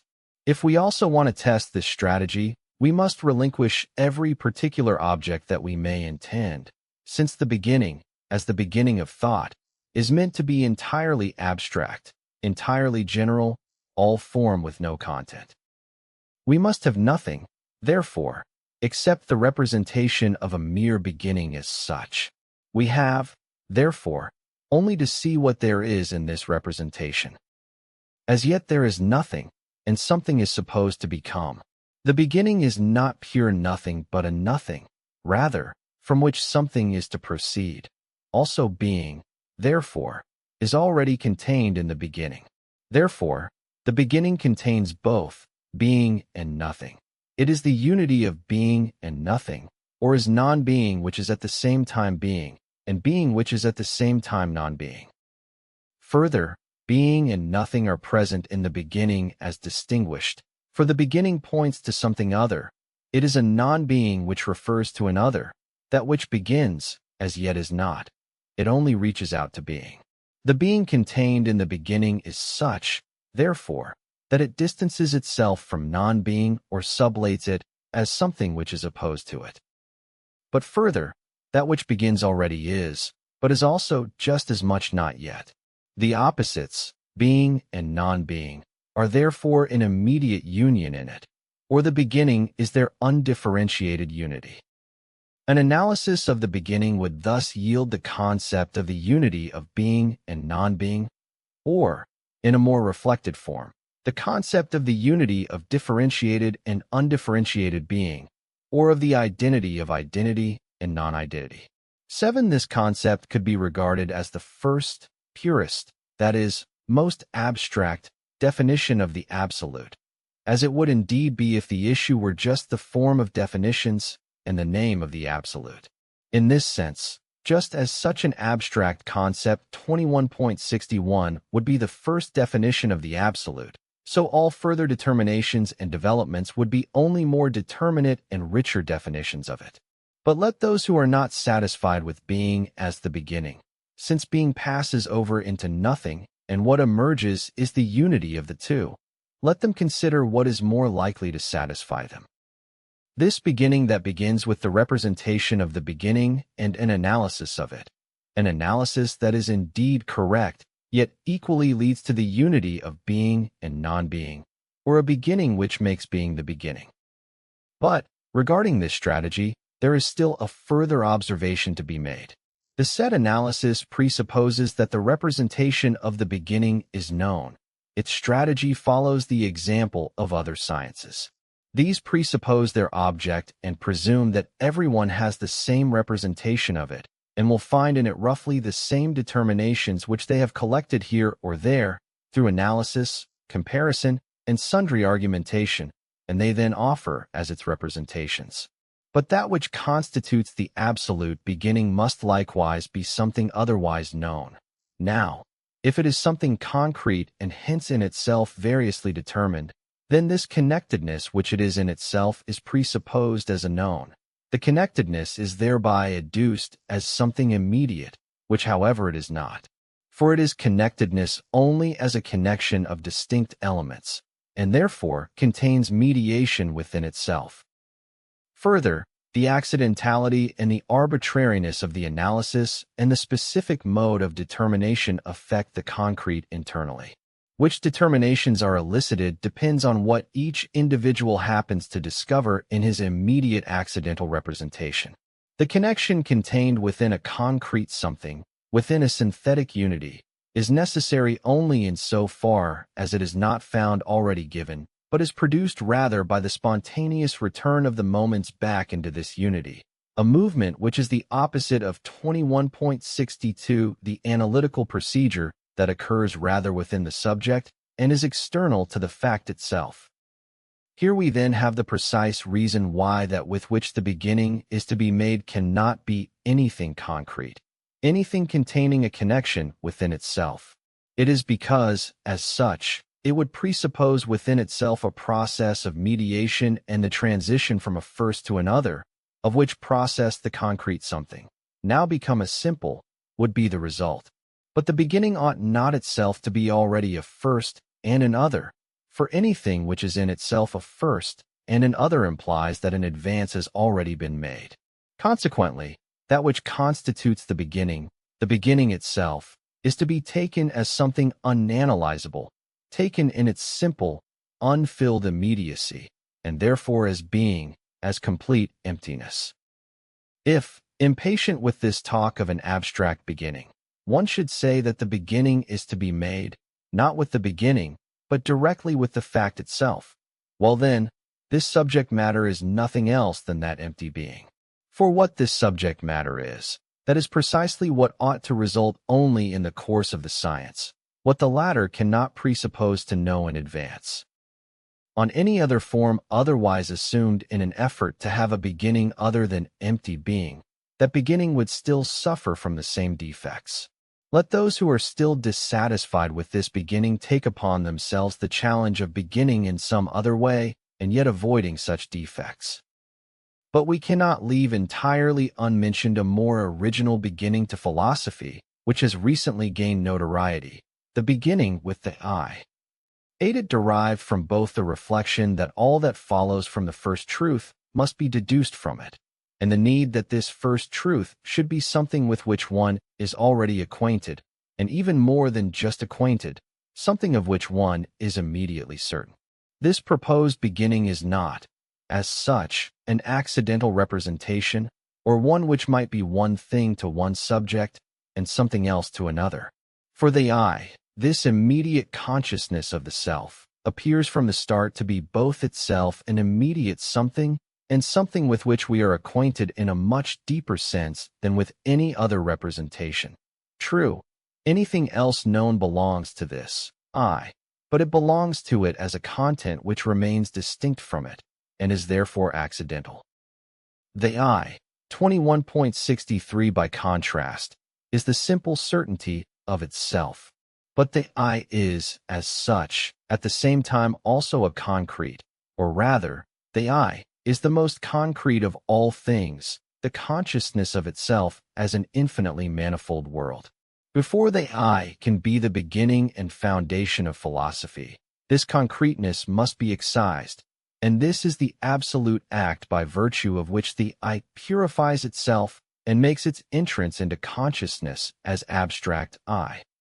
But this pure I is now not immediate, is not the familiar, ordinary I of our consciousness to which everyone immediately links science. Truly, that act of excision would be none other than the elevation to the standpoint of pure knowledge in which the distinction between subject and object has disappeared. But as thus immediately demanded, this elevation is a subjective postulate. Before it proves itself as a valid demand, the progression of the concrete I from immediate consciousness to pure knowledge must be demonstratively exhibited within the I itself, through its own necessity. Without this objective movement, pure knowledge, also when defined as intellectual intuition, appears as an arbitrary standpoint, itself one of those empirical states of consciousness for which everything depends on whether someone, though not necessarily somebody else, discovers it within himself or is able to produce it there. But inasmuch as this pure I must be essential, pure knowledge, and pure knowledge is however one which is only posited in individual consciousness through an absolute act of self-elevation, is not present in it immediately, we lose the very advantage which was to derive from this beginning of philosophy, namely that it is something with which everyone is well acquainted, something which everyone finds within himself and to which he can attach further reflection. That pure I, on the contrary, in its abstract, essential nature, is to ordinary consciousness an unknown, something that the latter does not find within itself. What comes with it is rather the disadvantage of the illusion that we are speaking of something supposedly very familiar, the I of empirical self-consciousness, whereas at issue is in fact something far removed from the latter. Determining pure knowledge as I acts as a continuing reminder of the subjective I, whose limitations should rather be forgotten. It leads 21.64 to the belief that the propositions and relations which result from the further development of the I occur within ordinary consciousness and can be found pre-given there. Indeed, that the whole issue is about this consciousness. This mistake, far from bringing clarity, produces instead an even more glaring and bewildering confusion among the public at large. It has occasioned the crudest of misunderstandings. Further, as regards the subjective determinateness of the I, in general, pure knowledge does remove from it the restriction that it has when understood as standing in unsurmountable opposition to an object. But for this reason, it would be at least superfluous still to hold on to this subjective attitude by determining pure knowledge as I. For this determination not only carries with it that troublesome duality of subject and object, on closer examination, it also remains a subjective I. The actual development of the science that proceeds from the I shows that in the course of it the object has and retains the self-perpetuating determination of an other with respect to the I, that therefore the I from which the start was made does not have the pure knowledge that has truly overcome the opposition of consciousness, but is rather still entangled in appearance. In this connection, there is the further essential observation to be made that, although the I might well be determined to be in itself pure knowledge or intellectual intuition and declared to be the beginning, in science we are not concerned with what is present in itself or as something inner, but with the external existence rather of what in thought is inner and with the determinateness which this inner assumes in that existence. But whatever externalization there might be of intellectual intuition at the beginning of science, or, if the subject matter of science is called the eternal, the divine, the absolute, of the eternal or absolute, this cannot be anything else than a first, immediate, simple determination. Whatever richer name be given to it than is expressed by mere being, the only legitimate consideration is how such an absolute enters into discursive 11 knowledge and the enunciation of this knowledge. Intellectual intuition 21.65 might well be the violent rejection of mediation and of demonstrative, external reflection. However, anything which it says over and above simple immediacy would be something concrete, and this concrete would contain a diversity of determinations in it. But, as already remarked, the enunciation and exposition of this concrete something is a process of mediation which starts with one of the determinations and proceeds to another, even though this other returns to the first, and this is a movement which, moreover, is not allowed to be arbitrary or assertoric. Consequently, that from which the beginning is made in any such exposition is not something itself concrete, but only the simple immediacy from which the movement proceeds. Besides, what is lacking if we make something concrete the beginning is the demonstration which the combination of the determinations contained in it requires. Therefore, if in the expression of the absolute, or the eternal, or God, and God would have the perfectly undisputed right that the beginning be made with him, if in the intuition or the thought of them there is more than there is in pure being, then this more should first emerge in a knowledge which is discursive 12 and not figurative. 13 as rich as what is implicitly contained in knowledge may be. The determination that first emerges in it is something simple, for it is only in the immediate that no advance is yet made from one thing to another. Consequently, whatever in the richer representations of the absolute or God might be said or implied over and above being, all this is at the beginning only an empty word and only being. This simple determination, which has no further meaning besides, this empty something, is as such, therefore, the beginning of philosophy. This insight is itself so simple that this beginning is as beginning in no need of any preparation or further introduction, and the only possible purpose of this preliminary disquisition regarding it was not to lead up to it, but to dispense rather with all 21.66 preliminaries. General division of being.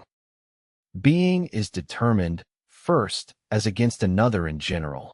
Secondly, it is internally self-determining. Thirdly, as this preliminary division is cast off, it is the abstract indeterminateness and immediacy in which it must be the beginning. According to the first determination, being partitions itself off from essence, for further on in its development it proves to be in its totality only one sphere of the concept, and to this sphere as moment it opposes another sphere.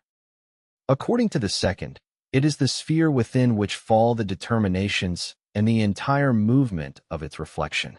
In this, being will posit itself in three determinations, as determinateness, as such, quality, as sublated determinateness, magnitude, quantity, as qualitatively determined quantity, measure. This division, as was generally remarked of such divisions in the introduction, 14 is here a preliminary statement. Its determinations must first arise from the movement of being itself and receive their definitions and justification by virtue of it. As regards the divergence of this division from the usual listing of the categories, namely quantity, quality, relation, and modality, for Kant, incidentally, these are supposed to be only classifications of his categories, but are in fact themselves categories, only more abstract ones. 15. About this, there is nothing to remark here, since the entire listing will diverge from the usual ordering and meaning of the categories at every point. This only can perhaps be remarked, that the determination of quantity is ordinarily listed ahead of quality, and as a rule this is done for no given reason. It has already been shown that the beginning is made with being as such, 21.67, and hence with qualitative being. It is clear from a comparison of quality with quantity that the former is by nature first. For quantity is quality which has already become negative. Magnitude is the determinateness which, no longer one with being but already distinguished from it, is the sublated quality that has become indifferent. It includes the alterability of being without altering the fact itself, namely being, of which it is the determination. Qualitative determinateness is on the contrary one with its being. It neither transcends it nor stays within it, but is its immediate restrictedness. Hence quality, as the determinateness which is immediate, is the first, and it is with it that the beginning is to be made. Measure is a relation, not relation in general, but specifically of quality and quantity to each other. The categories dealt with by Kant under relation will come up elsewhere in their proper place.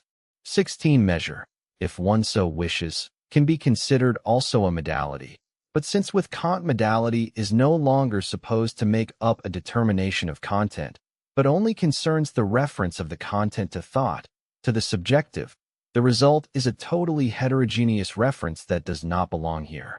17. The third determination of being falls within the section quality inasmuch as being, as abstract immediacy, reduces itself to one single determinateness as against its other determinacies inside its 21.68 sphere. 1. There is an allusion here to Fichte. Cf. Grundlage der gesamten Wissenschaftslehre, 1794, English trans. The Science of Knowledge, Peter Heath and John Locke. Cambridge, Cambridge University Press, 1982, pages 93 ff. GA, I.2, 255 ff. 2. The allusion here is most likely to Jacobi. Cf. also the preface to the Phenomenology, GW 9, 24.10 to 12. 3. Cf. above, 21.32. For Reinhold, Beiträge I, 1801. Page 101. 5. I.e., as Reinhold thought. 6. The allusion is still to Reinhold. 7. This is Hegel's earliest formulation of his position. Cf. the difference between Fichte's and Schelling's System of Philosophy, 1801, p. 156, GW 4, 6.23.7, 21. 8. The reference here is to Fichte. Cf. Wissenschaftslehre, 1794, Section 1. 9. External existence equals Dasein. 10. Whatever externalization there might be of equals was Vom, da ist. 11. Den Kennt. 12. Den Kens. 13. Verstellens. 14. Cf. above, 21.38 and 39. 15. Cf. A80/B106, B110. 16. Cf. below, 11.394 to 409. 17. There is an almost imperceptible, yet very important difference here between the 1812 and the 1832 edition. In the earlier text, Kant is not mentioned at all, but Hegel seems to accept what is in fact his position regarding modality. In the present text, Kant's position is explicitly mentioned, but Hegel distances himself from it. For the importance of this change, see the editor's introduction. Cf. A 219/B266. Section 1 Determinateness, Quality. Being is the indeterminate immediate. It is free of determinateness with respect to essence, just as it is still free of any determinateness that it can receive within itself. This reflectionless being is being as it immediately is only within. Since it is immediate, it is being without quality, but the character of indeterminateness attaches to it in itself only in opposition to what is determinate or qualitative. Determinate being thus comes to stand over and against being in general. With that, however, the very indeterminateness of being constitutes its quality. It will therefore be shown that the first being is in itself determinate, and therefore, secondly, that it passes over into existence, is existence. That this latter, however, as finite being, sublates itself and passes over into the infinite reference of being to itself. It passes over, thirdly, into being for itself. Chapter 1 Being. Being. Being, pure being, without further determination. In its indeterminate immediacy, it is equal only to itself, and also not unequal with respect to another. It has 21.69 no difference within it, nor any outwardly. If any determination or content were posited in it as distinct, or if it were posited by this determination or content as distinct from another, it would thereby fail to hold fast to its purity. It is pure indeterminateness and emptiness. There is nothing to be intuited in it, if one can speak here of intuiting, or it is only this pure empty intuiting itself. Just as little is anything to be thought in it, or it is equally only this empty thinking. Being, the indeterminate immediate, is in fact nothing, and neither more nor less than nothing. Nothing. Nothing, pure nothingness. It is simple equality with itself, complete emptiness, complete absence of determination and content, lack of all distinction within. In so far as mention can be made here of intuiting and thinking, it makes a difference whether something or nothing is being intuited or thought. To intuit or to think nothing has therefore a meaning. The two are distinguished, and so nothing is, concretely exists, in our intuiting or thinking, or rather it is the empty intuiting and thinking itself, like pure being. Nothing is therefore the same determination or rather absence of determination, and thus altogether the same as what pure being is. Becoming. Unity of being and nothing. Pure being and pure nothing are therefore the same. The truth is neither being nor nothing, but rather that being has passed over into nothing and nothing into being has passed over, not passes over. But the truth is just as much that they are not without distinction. It is rather that they are not the same, that they are absolutely distinct yet equally unseparated and inseparable, and that each immediately vanishes in its opposite. Their truth is therefore this movement of the immediate vanishing of the one into the other. 21.70 Becoming. A movement in which the two are distinguished, but by a distinction which has just as immediately dissolved itself. Remark 1. It is customary to oppose nothing to something. Something is, however, already a determinate existent that distinguishes itself from another something. Consequently, the nothing which is being opposed to something is also the nothing of a certain something, a determinate nothing. Here, however, the nothing is to be taken in its indeterminate simplicity. If it is deemed more correct to oppose non-being to being, instead of nothing, there is no objection to this as regards the result, since in non-being there is contained the reference to being. Non-being is both being and its negation as said in one, nothing as it is in becoming. But the issue first of all is not the form of opposition, which is at the same time the form of reference, but the abstract, immediate negation, the nothing purely for itself, negation devoid of reference. And this can also be expressed, if one so wishes, simply by saying nothing. The Eleatics were the first to give voice to the simple thought of pure being, notable among them Parmenides, who declared it to be the absolute and sole truth. In his surviving fragments, he did it with the pure enthusiasm of thought which has for the first time apprehended itself in its absolute abstraction. Only being is, and nothing is not absolutely. 18. In the Oriental systems, essentially in Buddhism, it is well known that nothing, the void, is the absolute principle. Against that simple and one-sided abstraction, the profound Heraclitus proposed the loftier, total concept of becoming and said, being is no more than nothing, or also, all flows, that is, all is becoming. 19. The popular proverbs, particularly the Oriental ones, that all that exists has the germ of death in its very birth, that death is on the other hand the entrance into a new life, express at bottom the same union of being and nothing. But these expressions have a substrate in which the transition takes place.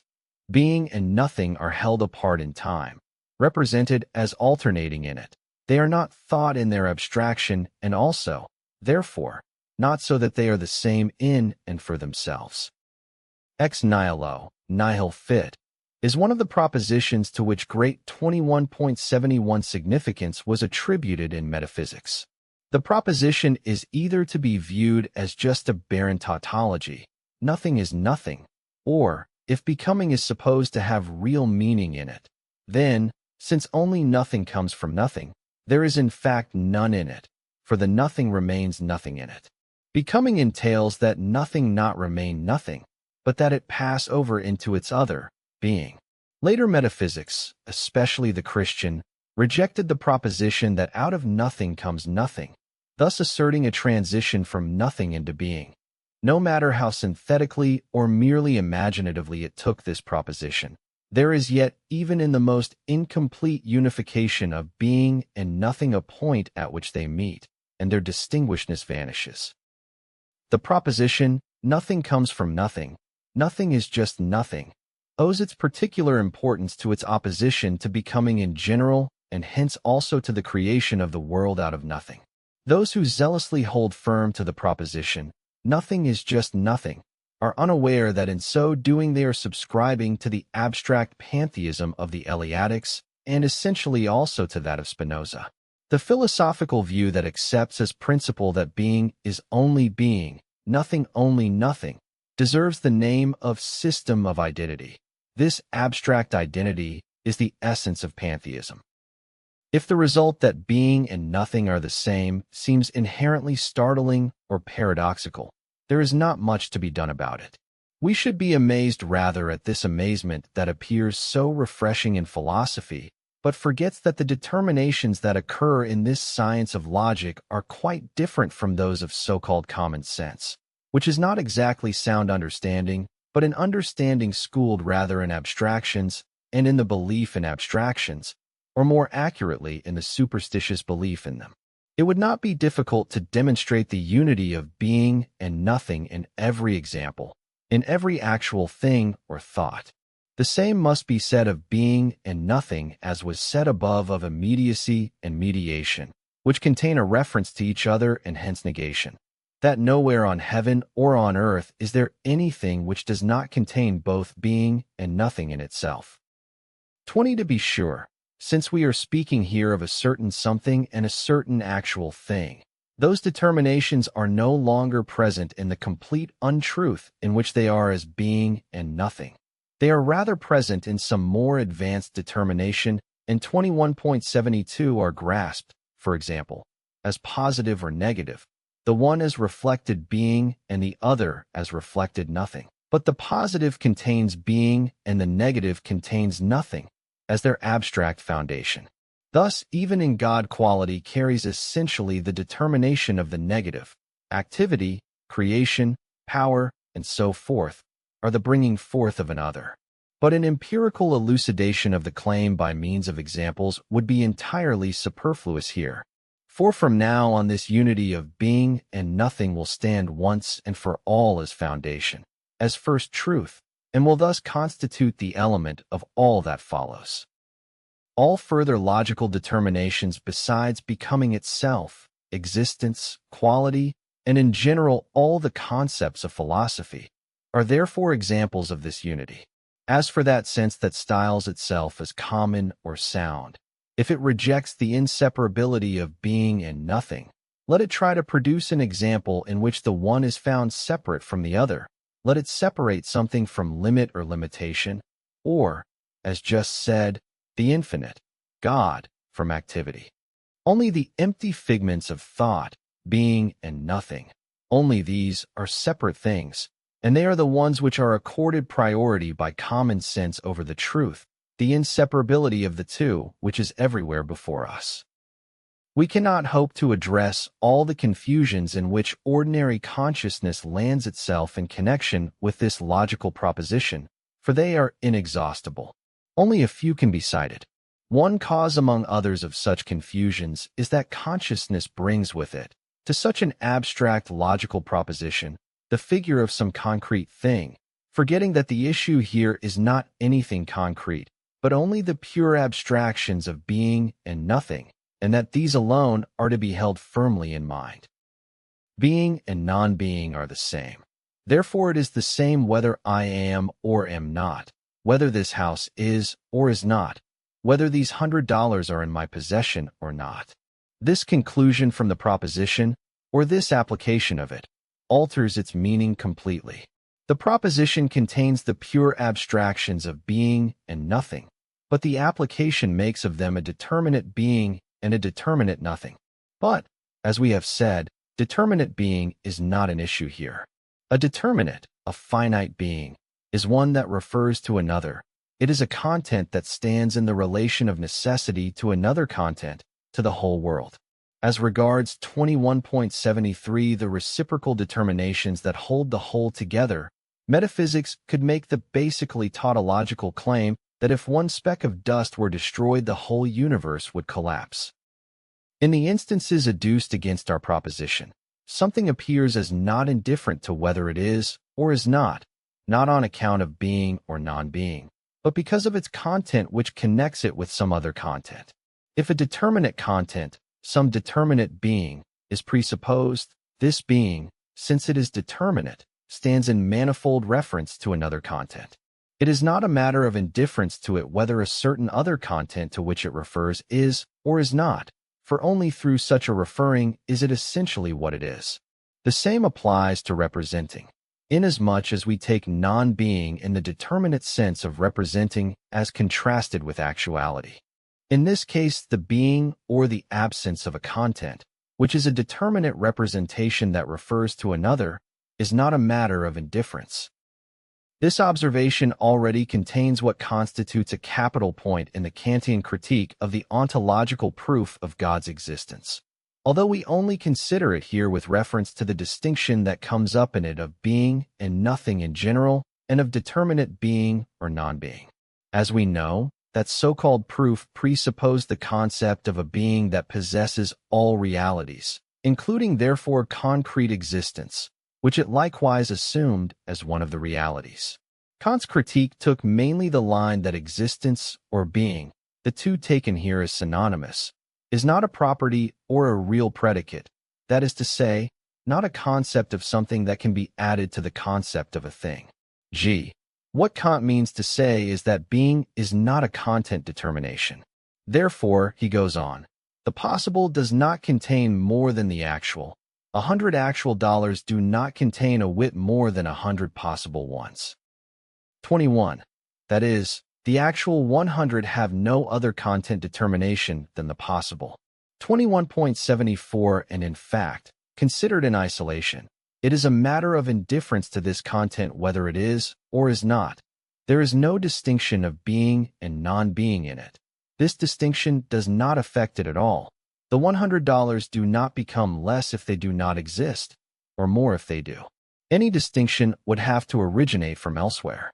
But in my financial state, Kant reminds us, there is more to 100 actual dollars than there is to the mere concept of them, that is, their possibility.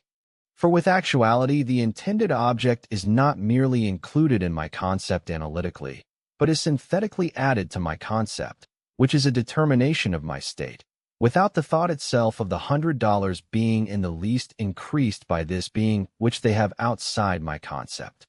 22. Here two kinds of states, to retain Kantian expressions which are not free of a confused awkwardness, are presupposed. One that Kant calls concept, by which we must understand representation, and another, my financial state. For the one as for the other, for the finances and the representation, the $100 are a content determination, or they are added to each synthetically, as Kant puts it. I, as possessing $100 or as not possessing them, or again, I, as representing $100 to myself or as not representing them, is of course a different content. Stated more generally, the abstractions of being and nothing both cease to be abstractions by receiving a determinate content. Being is then reality, the determinate being of $100, and nothing is negation, the determinate non-being of the same dollars. This determinate content itself, the $100, also abstracted by itself, is unaltered the same in the one as in the other. But when being is further taken as a financial state, the $100 refer to this state, and for this state their determinate content is not a matter of indifference. Their being or non-being is only an alteration. They are transposed into the sphere of existence. When it is therefore urged against the unity of being and nothing that it is not a matter of indifference whether this or that, the $100, are or are not, the deception is to project the difference, 21.75, whether I have or do not have the $100, into the difference merely of being and non-being. And this is a deception, as we have shown, based on a one-sided abstraction that leaves out the determinate existence present in such examples and retains only being and non-being. Just as, conversely, it transforms the abstract being and non-being that should be apprehended into a determinate being or non-being into an existence. Only existence contains the real distinction of being and nothing, namely, a something and an other. This real distinction is the one that comes to mind in representation instead of that of abstract being and nothing and their merely intended distinction. As Kant puts it, through existence something enters into the context of the whole experience, that we obtain one more object of perception, but our concept of the intended object is not thereby augmented. 23. This only means, as follows from our explanation, that through existence, essentially because something is a determinate existence, this something is in relationship to others and also to a perceiver among these others. The concept of $100, Kant says, is not augmented through perception. 24 by concept is meant here the above noted $100 represented in isolation. As so isolated, these dollars are indeed an empirical content, but cut off, without connection or determinateness as against something else. Their form of immediate self-identity deprives them of external connection and makes them indifferent to whether they are perceived or not. This so-called concept of $100 is, however, a false concept. The form of simple self-reference does not belong to such a limited, finite content itself. It is a form on loan to it, like a dress, by a subjective understanding. $100 is nothing self-referring, but something alterable and perishable. This thinking or imagining which has before it only a determinate being, existence, 21.76, must be referred back to the previously mentioned beginning of science which Parmenides made, the one who purified and elevated to pure thought, to being as such, his own otherwise pictorial representations, and hence also those of posterity, thus ushering in the element of science. What is the first in science had of necessity to show itself to be the first historically? And we must regard the one or the being of the Eleatics as the first instance of knowledge by thought. Water and such like material principles are indeed meant to be the universal even though, as things material, they are not pure thoughts. Numbers are neither the first simple nor the self-abiding thought, 25, but thought rather which is entirely self-external. The move from particular finite being to being as such in its totally abstract universality is to be regarded not only as the very first theoretical demand, but also as the very first practical one. For when a lot of fuss is made about the $100, that it does make a difference to my financial state whether I have them or not. Still more whether I am or am not or something else is or is not. We can then be reminded that the human being, quite apart from such financial situations in which the possession of $100 will in fact be a matter of indifference, ought to raise his mind to this abstract universality in which it is in fact indifferent to him whether the $100, whatever the quantitative relation that they might have to his financial state, are or are not, just as it would be indifferent to him whether he himself is or is not, that is, whether he is or is not in finite life, by which is meant a state, a determinate being, and so on. Si fractus illibator orbis, impavidum ferient ruini, a Roman even said, 26, and still more ought the Christian to find himself in this state of indifference. Still to be noted is the immediate connection between, on the one hand, the elevation above the $100 and finite things generally, and, on the other hand, the ontological proof and the mentioned Kantian criticism of it. This criticism, because of its popular example, has one universal plausibility. Who does not know that 100 actual dollars are different from 100 merely possible dollars, and that they make a difference to my financial situation? This difference is easily demonstrable in the case of the $100. Therefore, the concept, that is, the determinateness of the content as empty possibility and being are different from each other. Therefore, the concept of God and his being are also different. And just as I cannot extract from the possibility of the $100 their actuality, I can just as little extract 27 God's existence from his concept. But the ontological proof consists precisely in thus 21.77 extracting God's existence from his concept. Now, though there is of course truth to the claim that the concept is different from being, God's difference from the $100 and other finite things is yet greater. It is the definition of finite things that in them concept and being are different, that the concept and reality, soul and body, are separable, that they are therefore perishable and mortal. The abstract definition of God, on the contrary, is precisely that his concept and his being are unseparated and inseparable.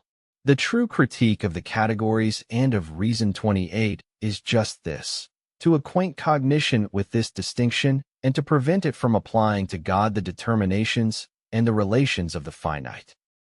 Remark 2. Yet another reason can be cited that helps to explain the resistance to the proposition about being and nothing.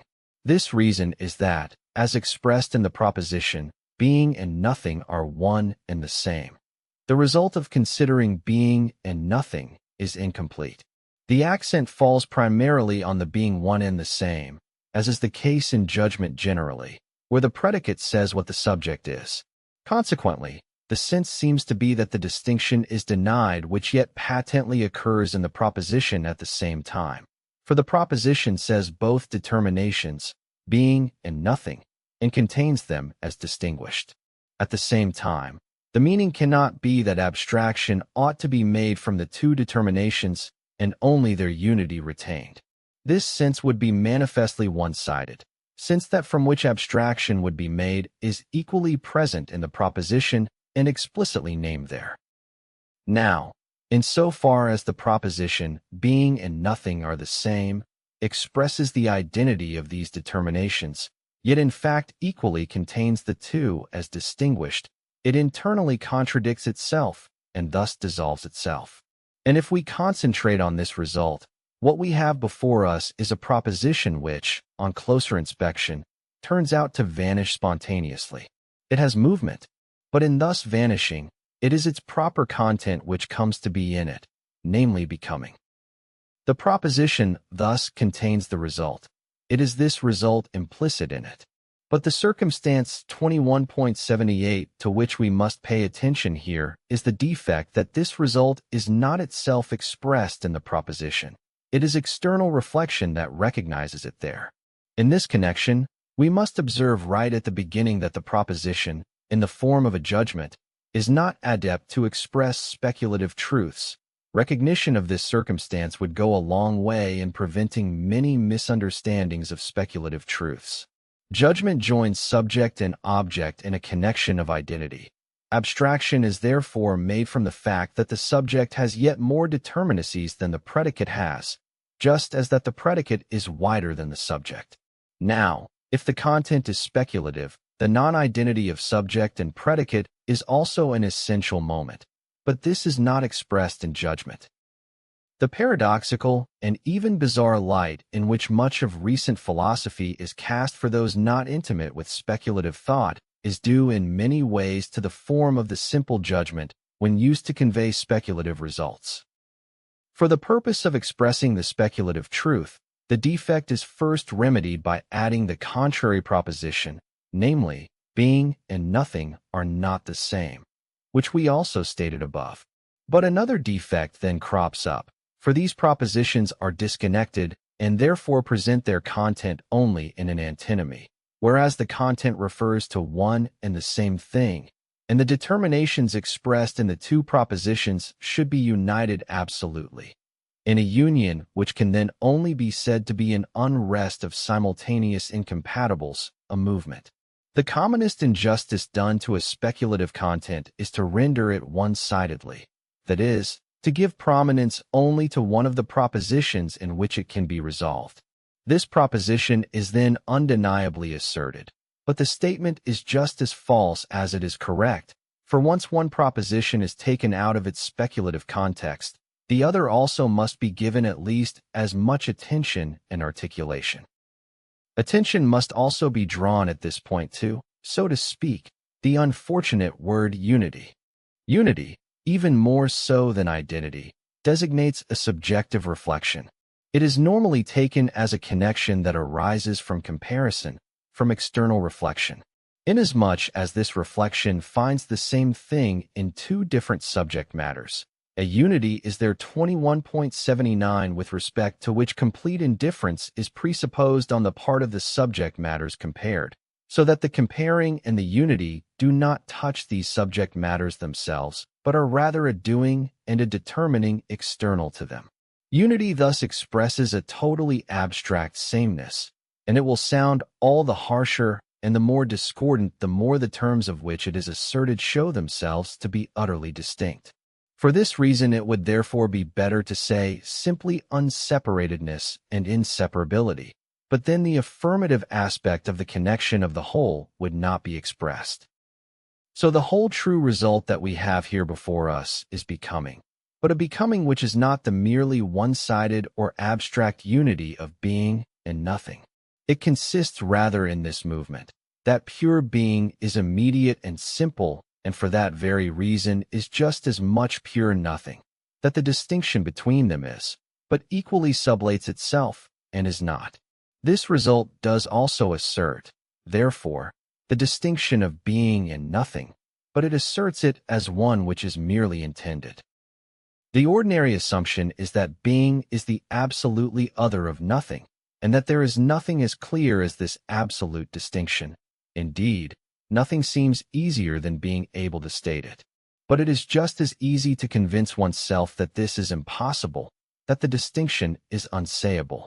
Let those who insist on the distinction of being and nothing, let them just try to state in what the distinction consists.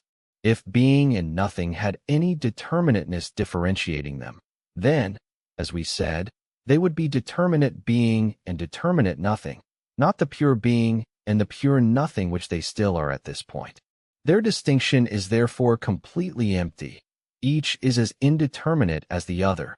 The distinction depends, therefore, not on them, but on a third element, on intention. But intention is a form of subjectivity, and subjectivity does not belong to the present order of exposition. The third element in which being and nothing have their subsistence must, however, also be present here. And it is present indeed, it is becoming. In becoming, they are present as distinct. Becoming only occurs to the extent that they are distinguished. This third is an other than they. They subsist only in an other, which is equivalent to saying that they do not subsist on their own. Becoming equally is the subsistence of being and of non-being. or their subsistence is only their being in a one. Precisely this, their subsistence in a one, is that which equally sublates their distinction.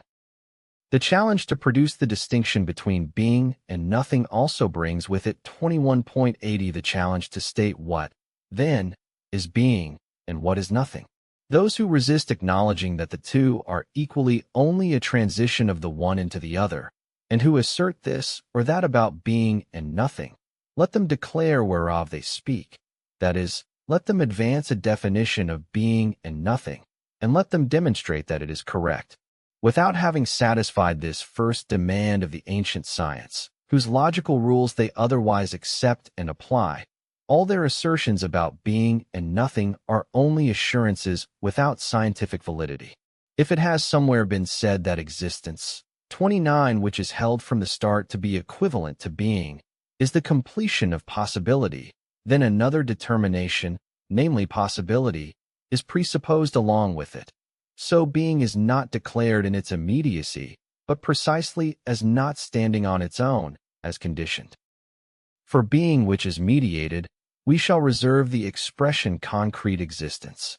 30. But the common practice is to imagine being, as if it were a picture of pure light, the clarity of unclouded seeing, and then nothing as the pure night, and the distinction between the two is then enshrined into this well-known sensuous difference.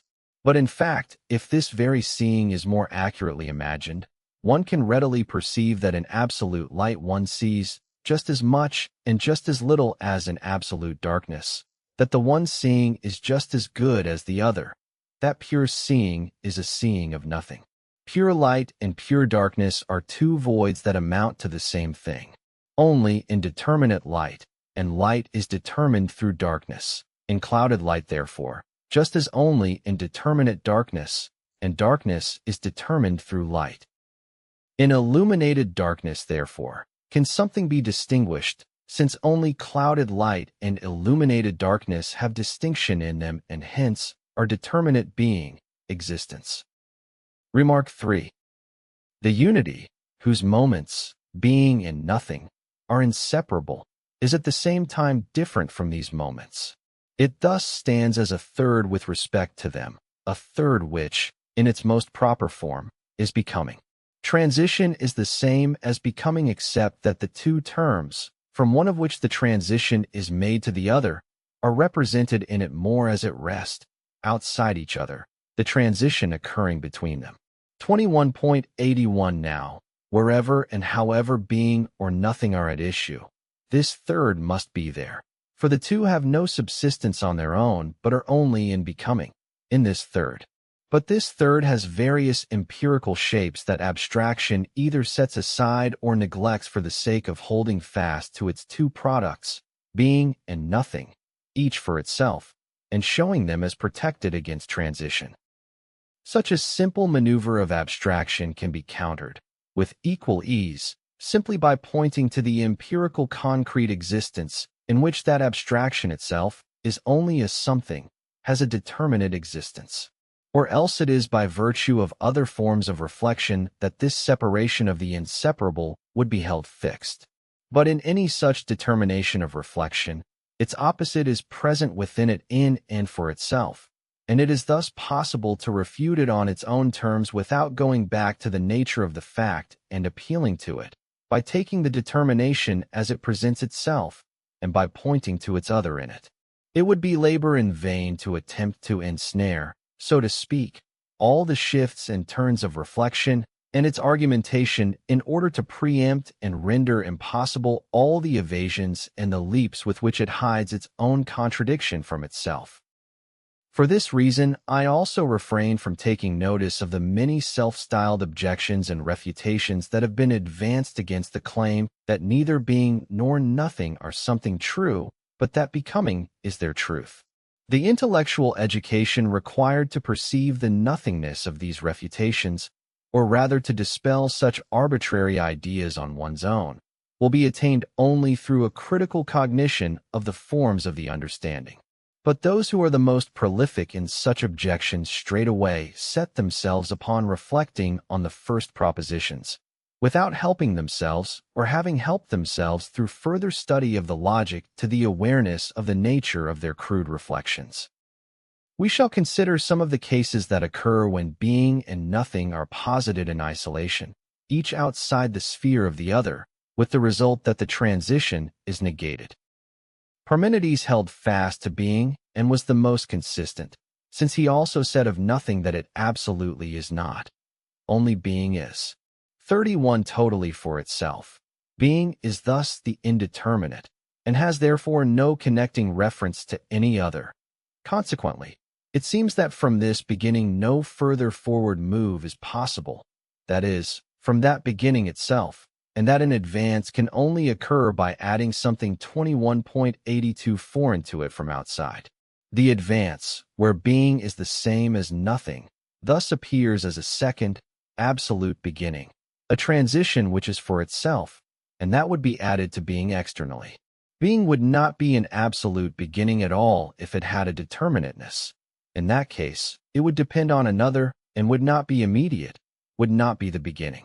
If, however, it is indeterminate and is therefore a true beginning, it has nothing by virtue of which it can pass over to another, as beginning it is equally the end. It is just as impossible for anything to break out of it as to break into it.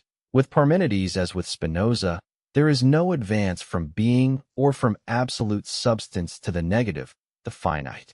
If there is forward movement nevertheless, something which, as just remarked, can occur only externally if we start from being devoid of any connecting reference, and so without forward movement, then this advance is a second, new beginning. Thus, Fichte's most absolute, unconditional first principle, A equals A, is a positing, a thesis. The second principle is a counterpositing, an antithesis. This latter should be partly conditioned, partly unconditioned, and so contradiction in itself. 32. This is an advance by external reflection that negates the absolute with which it makes its beginning. The counterpositing is the negation of the first identity, while at the same time equally reducing its second absolute, explicitly, to something conditioned. But if there were any justification at all for the advance, that is, for sublating the first beginning, then the possibility that an other could connect with it would have to lie in the nature of this first beginning itself. The beginning would have to be, therefore, a determinate being. But being, as also the absolute substance, will not be such, quite the contrary. Being is the immediate, the still absolutely indeterminate. The most eloquent, perhaps most forgotten accounts of the impossibility of advancing from an abstraction to something beyond it, and of uniting the two, are given by Jacobi in support of his polemic against the Kantian a priori synthesis of self-consciousness, in his treatise concerning the undertaking of critique to reduce reason to the understanding, Jacobi. Werke, Volume 3. 33. He defines the task, page 113, as one of demonstrating the originating or the producing of a synthesis in a pure somewhat, be it consciousness, space, or time. Let space be a one, time a one, consciousness a one. Now, do say how any of these three ones purely turns itself internally into a manifold. Each is a 121.83 and no other, and all the sameness, just selfhood in general, without a hehood, shehood, or ithood, for these still slumber together with the he, she, it in the infinite zero of the indeterminate from which each and every determinate being has yet to proceed.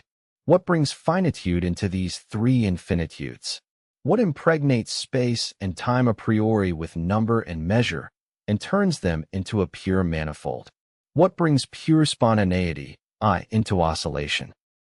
How does its pure vowel sound come to its concomitant sound, the consonant, or better, how does its soundless, uninterrupted sounding interrupt itself and break off in order to gain at least some kind of self-sound, an accent? One sees that Jacobi very distinctly recognized that abstraction is a nonentity, whether this nonentity is the so-called absolute, only abstract, space, or the equally abstract time or abstract pure consciousness, the I. He insists on this nonentity for the sake of maintaining the impossibility of any advance to another, which is the condition of a synthesis, and to a synthesis itself. The synthesis, which is the point of interest here, must not be taken as a tying together of external determinations already at hand. Rather, the issue is twofold. One of the genesis of a second next to a first, of a determinate something next to something which is initially indeterminate, but also one of immanent synthesis, of synthesis a priori, a unity of distinct terms that exists in and for itself. Becoming is this immanent synthesis of being and nothing, but because the sense most closely attached to synthesis is that of an external gathering of things externally at hand, the name of synthesis, of synthetic unity, has rightly gone out of use. Jacobi asks, how does the pure vowel of the I come to its concomitant sound, to the consonant? What brings determinacy to indeterminateness? The question of the what would be easy to answer, and has been answered by Kant in his way. The question of the how, however, means in which way and manner, in what relation, and so forth, and requires the application of a particular category. But there can be no question here of a way or manner of the categories of the understanding. The question of the how is itself one that belongs to the bad practices of reflection, which demands comprehensibility, but for that it presupposes its fixed categories and is thereby assured from the start to be forearmed against the answer to what it asks. Nor does the question have in Jacobi the higher sense of a query regarding the necessity of the synthesis, for Jacobi, as we said, remains fixed in the abstractions in order to assert the impossibility of the synthesis. Especially graphic is his description, page 147, of the procedure for attaining the abstraction of space. For a time I must try clean to forget that I ever saw anything, heard, touched, or moved anything, myself expressly not exempted. Clean must I forget all movement, and let precisely this forgetting be 21.84 my most pressing concern, since it is the hardest. Just as I have thought all things away, so must I also get perfectly rid of them all, retaining nothing at all except the intuition, which violently held its ground, of the infinite immutable space. I may not, therefore, think even myself back into it as something distinguished from it, yet equally bound to it. I may not let myself even be merely surrounded and pervaded by it, but I must rather give myself over to it totally, become a one with it, transform myself into it. I must allow no leftover of myself except this my intuition itself, in order to behold it as a truly self-subsisting, independent, single and sole representation. With this totally abstract purity of continuity, that is, with this indeterminateness and emptiness of representation, it is indifferent whether one names this abstraction space, or pure intuition, or pure thought. It is altogether the same as what an Indian calls Brahma, when for years on end, looking only at the tip of his nose, externally motionless, and equally unmoved in sensation, representation, fantasy, desire, and so on, he inwardly says only Om, Om, Om, or else says nothing at all. This dull, empty consciousness, taken as consciousness, is just this, being. In this void, Jacobi now states further, he encounters the opposite of what should happen to him according to Kant's assurance.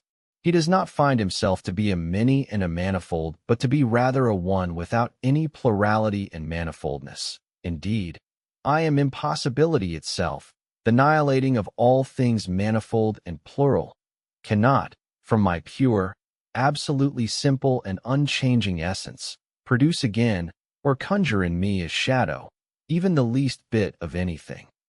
Thus all externality and juxtaposition, any manifoldness and plurality dependent on them, are revealed in this purity as a pure impossibility. 34. The meaning of this impossibility is nothing else than the tautology. I hold fast to abstract unity and exclude all plurality and manifoldness. I keep myself in indistinctness and indeterminacy, and look away from anything distinguished and determinate. Kant's a priori synthesis of self-consciousness, that is, the work of this unity of differentiating itself, but in this differentiation of preserving itself, is diluted by Jacobi to just this abstraction.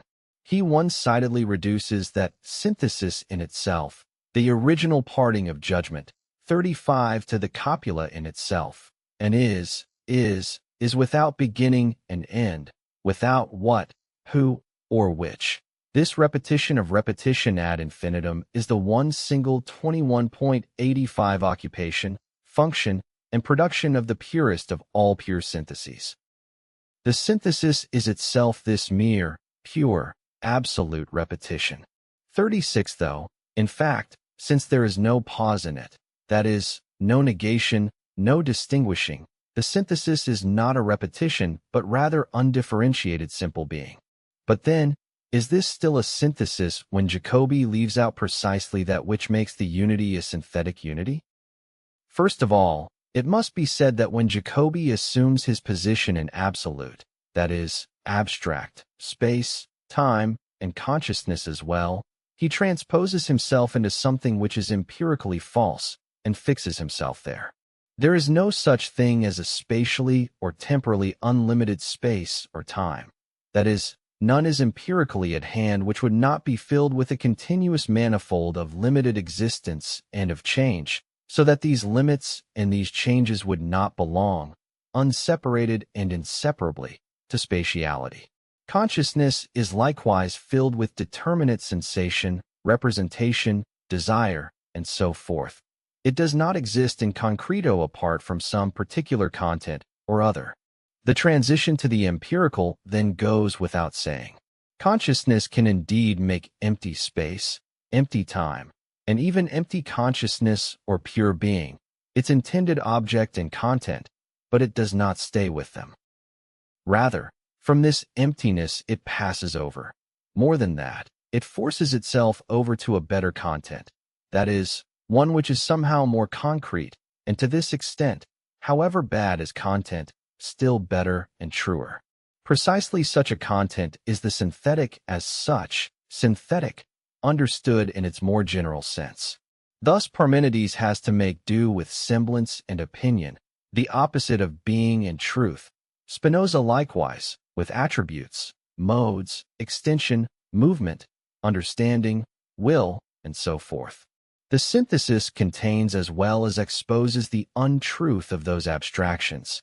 In it they are in unity with their other, are not therefore as self-subsistent, not as absolute, but strictly as relative. The demonstration of the empirical nullity of empty space, and so forth, is not, however, the task here. Consciousness can, of course, by means of abstraction, fill itself with such indeterminateness, and the abstractions to which it thus holds fast are the thoughts of pure space, time, pure consciousness, pure being. It is the thought of pure space, etc., that is, pure space, etc., taken in themselves, which is to be demonstrated to be null. That is, what must be demonstrated is that, as such a thought, its opposite has already forced its way into it, that by itself it is already being that has gone outside itself, a determinateness. But this happens in them immediately. They are, as Jacobi correctly describes them, results of abstraction. They are expressly determined as indeterminate, and this, to 21.86 go back to their simplest form, is being. This indeterminateness is, however, precisely what constitutes their determinateness. For indeterminateness is opposed to determinateness, as opposed. It is therefore itself something determinate or negative, the pure, entirely abstract negative. This indeterminateness or abstract negation, which thus has being in it, is that to which reflection, whether external or internal, gives voice when it equates such a being with nothing, when it declares it to be an empty product of thought, a nothingness. Or, one can say, since being is the indeterminate, it is not the affirmative determinateness that it is not being but nothing. In the pure reflection of the beginning as it is made in this logic with being as such, the transition is still hidden, because being is posited as immediate, the nothing only breaks out in it immediately.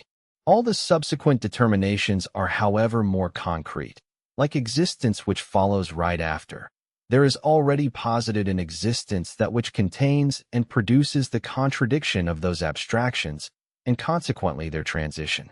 In being, when taken in that simplicity and immediacy, the memory that it is the result of a perfect abstraction, and that it is therefore already abstract negativity, nothing, is left back behind the science which, starting explicitly from essence, will exhibit that one-sided immediacy as a mediated immediacy, where being is posited as concrete existence, and that which mediates being, the ground, is also posited.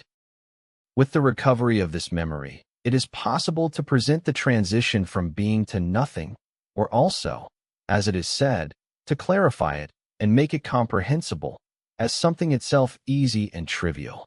Of course, the being which is made into the beginning of science is a nothing, since it is possible to abstract from everything, and when abstraction is made from all, nothing is left over. However, one can continue. So understood, the beginning is nothing affirmative, not being, but just nothing, and nothing is then the end, at least as much as immediate being, and 21.87 even more so. Shortest is to let such an argument run its course, and to observe how the results of which it boasts take shape. That nothing is the result of the argument, and that the beginning would then have to be made with nothing, as in Chinese philosophy. 37 need not cause us to lift a finger. For even before we had lifted it, this nothing would have turned into being just as much, see section B above, nothing. But further, if we presuppose the said abstraction from everything, and everything, which is an existent nevertheless, such an abstraction must be defined with greater exactitude. The result of such an abstraction from everything existent is first of all abstract being in general.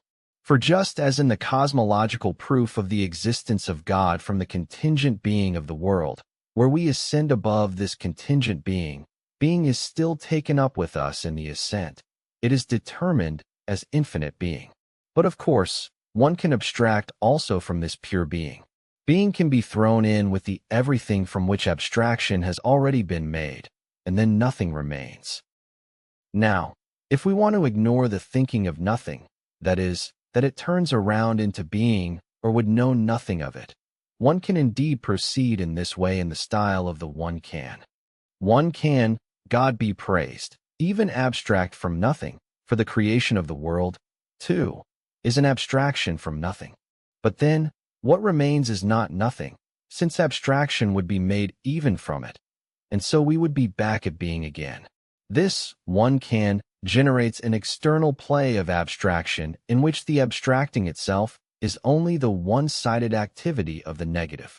Directly implied in this very one can is that being is just as indifferent to it as nothing, and that as the one vanishes, the other appears in turn. But whether a beginning is made with the activity of nothing or with nothing is equally indifferent, for the activity of nothing, that is, the mere abstracting, is neither more nor less true than the mere nothing. Plato's dialectical treatment of the one in the Parmenides must also be regarded rather as a dialectic of external reflection. Being and the one are both Eleatic forms which are the same thing. But, as Plato understands them in that dialogue, they are also to be distinguished. After he removes from the one the various determinations of whole and parts, of being in itself, of being in another, etc., of figure, time, etc., his result is that being does not pertain to the one, for being does not accrue to a something except according to one of these forms. Ed. Stephanus, Volume 2, p. 141e. Plato then turns to the proposition, the one is, and it is there that we can see how, starting from this proposition, he performs the transition to the non-being of the one. It happens by way of a comparison between the two determinations of the presupposed proposition, namely, of the one is. This proposition contains the one and being. But the one is contains more than when one only says the one. In their being distinguished, the moment of negation is demonstrated. It is clear that this method has a presupposition and is an external reflection. 21.88. Just as the one is posited here in combination with being, so is being, which should be held fast abstracted by itself in the simplest form without entering into thought, exhibited in a combination that entails the opposite of what should be asserted. Taken in its immediacy, being belongs to a subject, is something said, has an empirical existence in general, and therefore stands on a ground of restriction and negativity. Whatever the expressions or the turns of phrase that the understanding adopts in protesting against the unity of being and nothing, however much it appeals to what is immediately given, it will find precisely in this experience nothing but determinate being with a restriction or negation, the very unity which it rejects. The assertion of immediate being thus comes down to an empirical concrete existence, and it cannot reject the demonstration of it, since it is the immediacy outside thought to which it wants to cling. The same is the case with nothing, only in the contrary way. This is a well-known reflection, made often enough respecting nothing. When taken in its immediacy, nothing shows itself as existing, for it is by nature the same as being. Nothing is thought of, represented. It is spoken about. It therefore is. Nothing has its being in thinking, representing, speaking, etc. But, further, this being is also distinguished from it. It is therefore said that nothing is indeed in thinking or representing. Yet for that very reason it is not it which is, it is not it to which being belongs, that only thinking or representing are this being. Even on this distinction, there is no denying that nothing refers to a being, but in this reference, though the latter equally also contains distinction, there is a unity with being. In whatever way nothing is said or demonstrated, it shows itself in combination with, or, if one prefers, in touch with a being, unseparated from a being, that is to say, precisely in a determinate existence. But when the presence of nothing in a determinate existence is thus demonstrated, this distinction of it from being still commonly comes to mind, namely that the existence of the nothing is 21.89 nothing at all that pertains to it per se. It is said that nothing does not have being in it, that it is not being as such, that it is rather an absence of being, just as darkness is only the absence of light, cold only the absence of warmth, and so forth. It is said that darkness has meaning only with reference to the eye, by being externally compared with the positive, with light, just as cold is something only in our sensation, whereas light, warmth, just like being, are on the contrary objective on their own. They are the real, the effective, of quite another quality and dignity than those negatives, than nothing. One can often find it advanced as a very weighty reflection and a significant item of cognition that darkness is only absence of light, cold only absence of warmth. Regarding this astute reflection, it can be observed empirically in this field of empirical subject matters that darkness in fact shows its effective presence in light by determining it as color and thereby imparting visibility to it in the first place, because, as we said above, one can see just as little in pure light as in pure darkness. Visibility, however, is an effect in the eye, and the said negative makes just as much of a contribution to it as does the light that passes for the real, the positive. Similarly, cold makes itself present enough to water, to our sensation, and so forth, and if we deny its so-called objective reality, we thereby stand to gain absolutely nothing against it. And we should further repeat 38 the complaint that here the talk is again of a negative with determinate content, that one has not restricted one's self to the nothing, with respect to which, so far as empty abstraction goes, being is neither at a loss nor at an advantage. But we must equally take cold, darkness, and similar determinate negations, just for themselves, and, in respect to their general determination, which is at issue here, let us see what is posited thereby. They are supposed to be not nothing in general, but the nothing rather of light, warmth, and so forth, of something determinate, of a content. Thus they are a determinate, contentful nothing, if one may so speak. A determinateness, however, as will be found later on, is itself a negation. Thus they are negative nothings. A negative nothing is, however, something affirmative.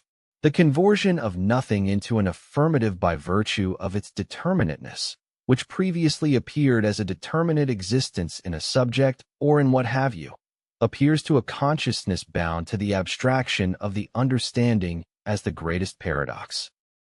Simple as it is, or rather because of its very simplicity, the 21.90 insight that the negation of negation is something positive appears a trivial matter to which the haughty understanding need pay no heed, even though its correctness is undeniable, and not just its correctness, but also, on account of the universality of the determinations involved, its infinite extension and universal applicability, so that it would indeed be well to pay heed to it.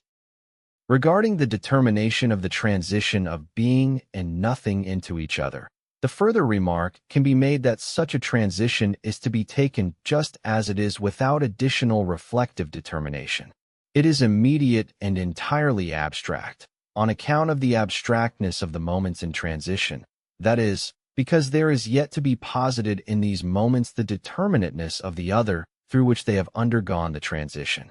Nothing is not yet posited in being, even though being is essentially nothing, and the other way around. It is therefore improper to apply here more determinate mediations, and to take being and nothing in some relation. Their transition is not yet a relation. Thus it is inadmissible to say, nothing is the ground of being, or being is the ground of nothing, nothing is the cause of being, and so forth. Or, the transition into nothing can have occurred only under the condition that something is, or the transition into being only under the condition of non-being. The mode of the connecting reference cannot be further determined without the connected sides being at the same time also further determined. The connection of ground and consequent, and so forth, no longer has mere being and nothing for the sides which it binds, but has being expressly as ground, and something which, although only posited and not standing on its own, is however not abstract nothing. Remark 4. One can gather from the preceding what to think of the dialectic directed against the beginning of the world and also its end, that dialectic which would prove the eternity of matter, that is, of the dialectic directed at becoming, against coming to be or passing away in general. Kant's antinomies regarding the finitude or the infinity of the world in space and time will be more closely considered below, under the concept of the quantitative infinity. 39. This simple, common dialectic 21.91 rests on fixing the opposition of being and nothing.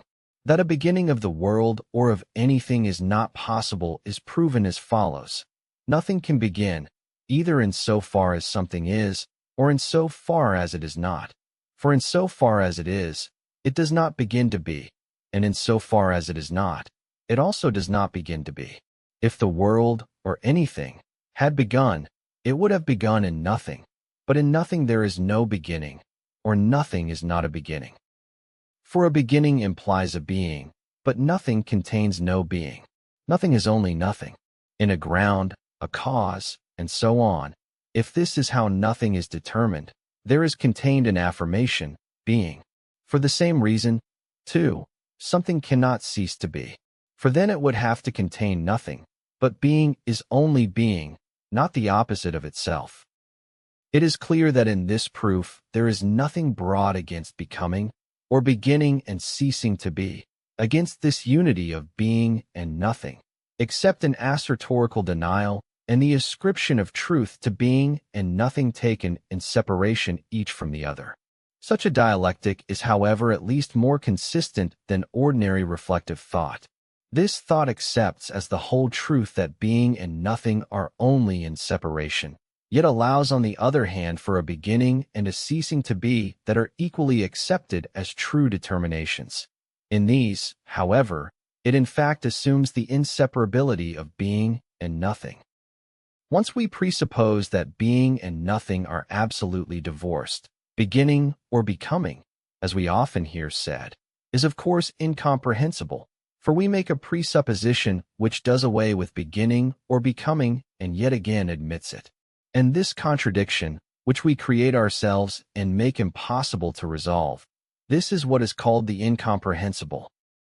The dialectic just cited is also the same as the understanding deploys against the concept of infinitesimal magnitude given by higher analysis. More will be said below about this concept. 40. These magnitudes are so determined that they are in their vanishing, not before this vanishing, for they would then be finite magnitudes, not after 21.92 it, for then they would be nothing.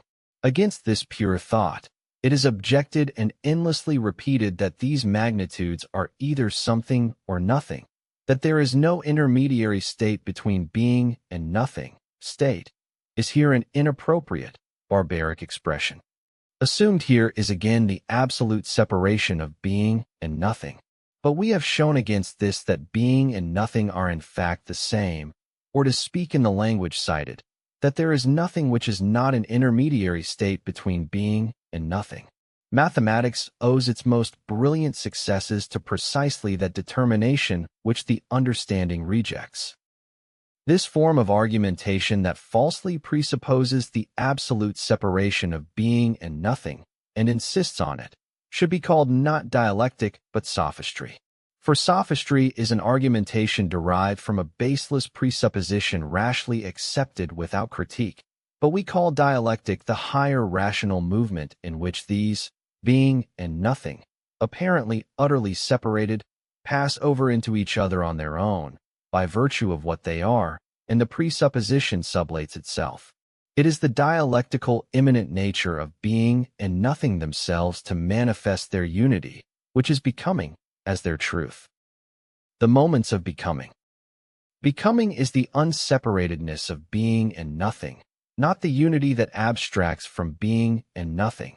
As the unity of being and nothing, it is rather this determinate unity, or one in which being and nothing equally are. However, inasmuch as being and nothing are each unseparated from its other, each is not. In this unity, therefore, they are, but as vanishing, only as sublated. They sink from their initially represented self-subsistence into moments which are still distinguished, but at the same time sublated. 21.93. Grasped as thus distinguished, each is in their distinguishedness a unity with the other. Becoming thus contains being and nothing as two such unities, each of which is itself unity of being and nothing. The one is being as immediate and as reference to nothing. The other is nothing as immediate and as reference to being. In these unities, the determinations are of unequal value. Becoming is in this way doubly determined. In one determination, nothing is the immediate, that is, the determination begins with nothing, and this refers to being, that is to say, it passes over into it. In the other determination, being is the immediate, that is, the determination begins with being, and this passes over into nothing, coming to be and ceasing to be. Both are the same, becoming, and even as directions that are so different they interpenetrate and paralyze each other.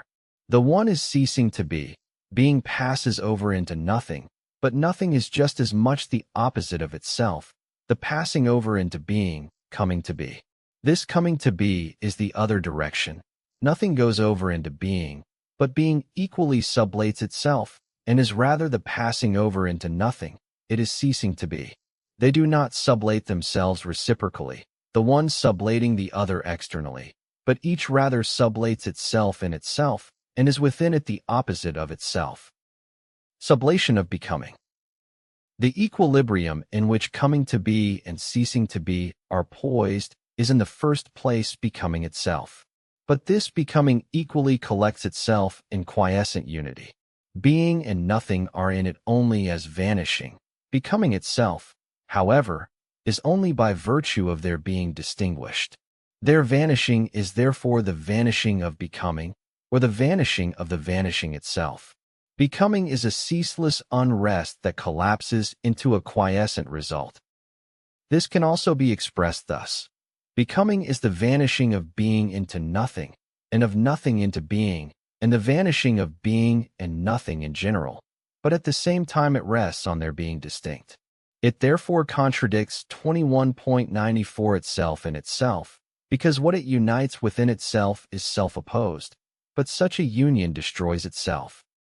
This result is a vanishedness, but it is not nothing. As such, it would be only a relapse into one of the already sublated determinations, and not the result of nothing and of being. It is the unity of being and nothing that has become quiescent simplicity.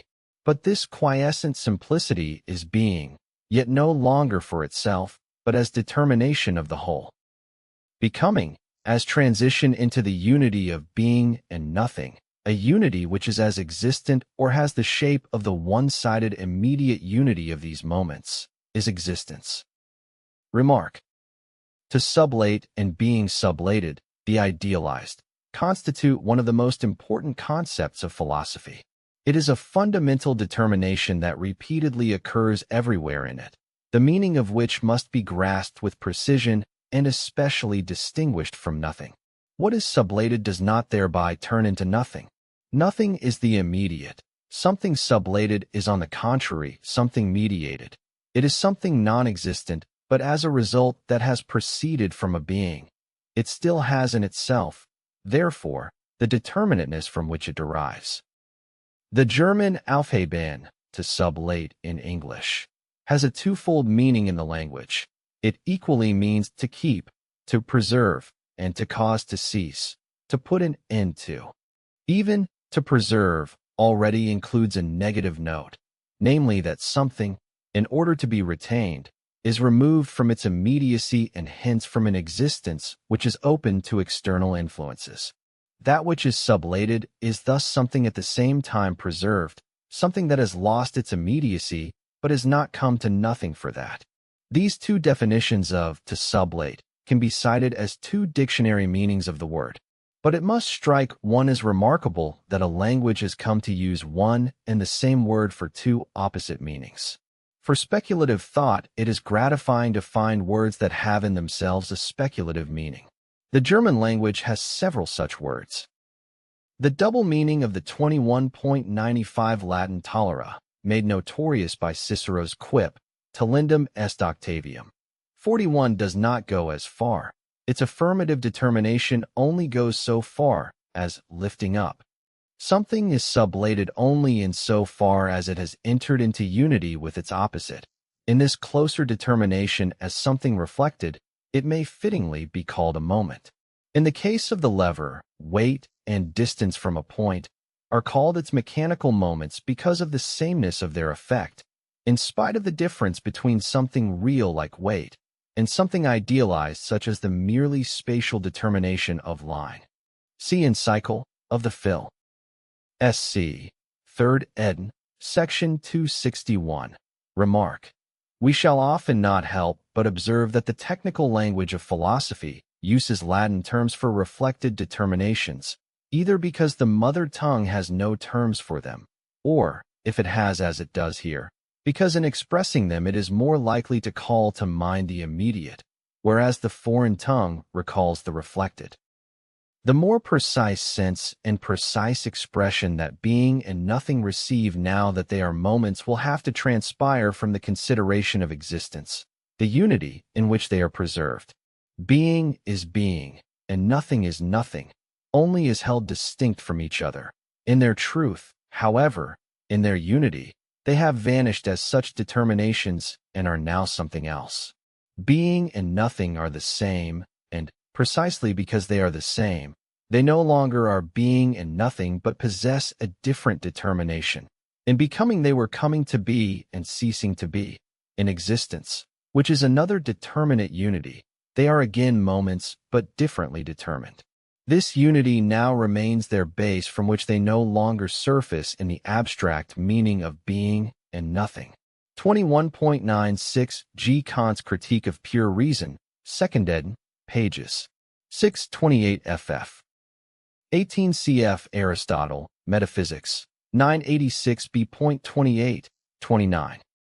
19 cf. Aristotle, Metaphysics, 985 b. 7, 8. 20 cf. above, 21.54. 21 A598/B626, A599/B627. The following dash, presumably, is to set off Hegel's own gloss on the paraphrase of Kant's own words. 22 A599/B627. 23 A599/B627, A600/B628. 24 A599/B627. 25 base sich Bleibend. 26 Flaccus, Carminum liber tertium. Ode 3, verse 7-8. If the world were to fall to pieces, the ruins would still sustain the undaunted. 27 cf A603/B631. 28 Kant's critical work was in his day generically referred to as the Critique of Reason. 29. I define existence as the complement of possibility. Wolff, Philosophia Prima, Civ Ontologia, 1736, section 174. Hegel uses here the term existence, which I normally translate as concrete existence, to differentiate it from Dasein. See the note immediately following. 30 for the distinction between existence and Dasein. See Issues of Translation in the editor's, translator's note.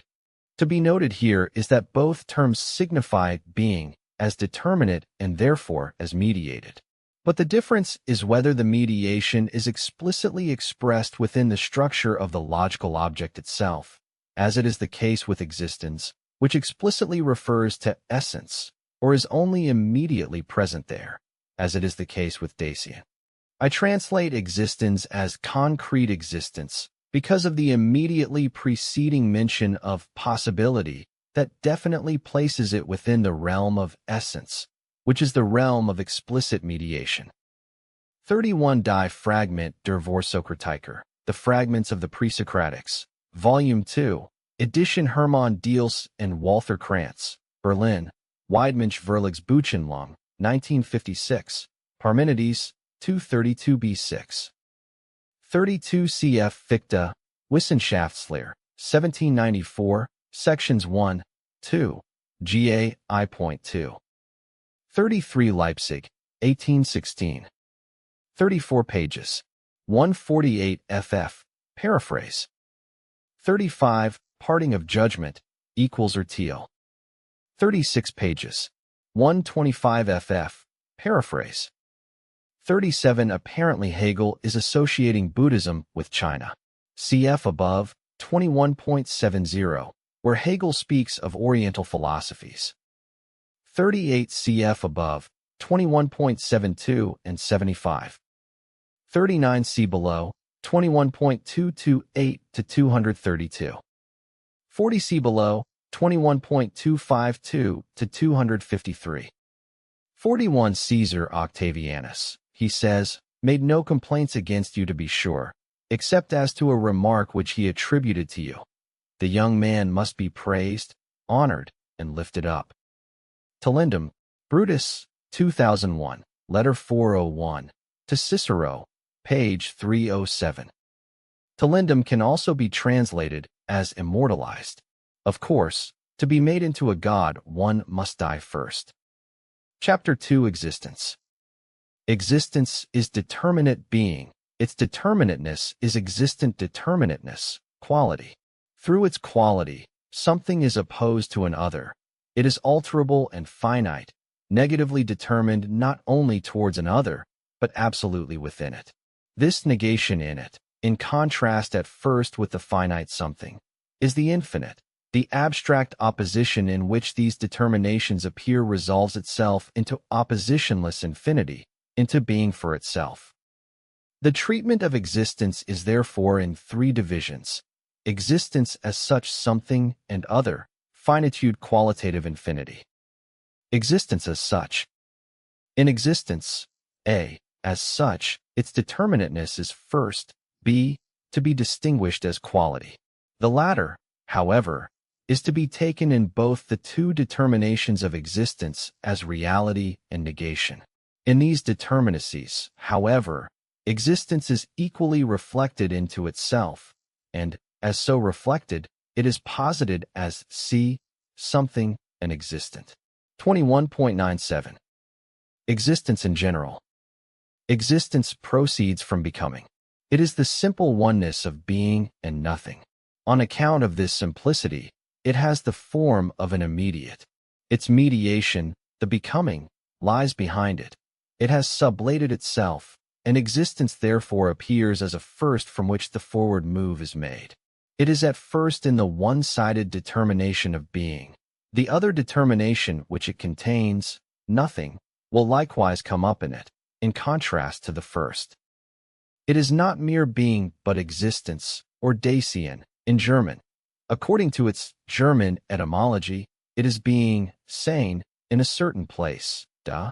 But the representation of space does not belong here, as it follows upon becoming. Existence is in general being with a non-being, so that this non-being is taken up into simple unity with being. Non-being thus taken up into being with the result that the concrete whole is in the form of being, of immediacy, constitutes determinateness as such.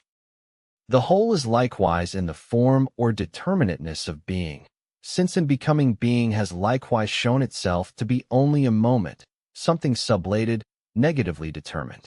It is such, however, for us, in our reflection, not yet as posited in it. What is posited, however, is the determinateness as such of existence, as is also expressed by the da, or there, of the Dasein. The two are always to be clearly distinguished. Only that which is posited in a concept belongs in the course of the elaboration of the latter to its content. Any determinateness not yet posited in the concept itself belongs instead to our reflection, whether this reflection is directed to the nature of the concept itself or is a matter of external comparison. To remark on a determinateness of this last kind can only be for the clarification or anticipation of the whole that will transpire in the course of the development itself.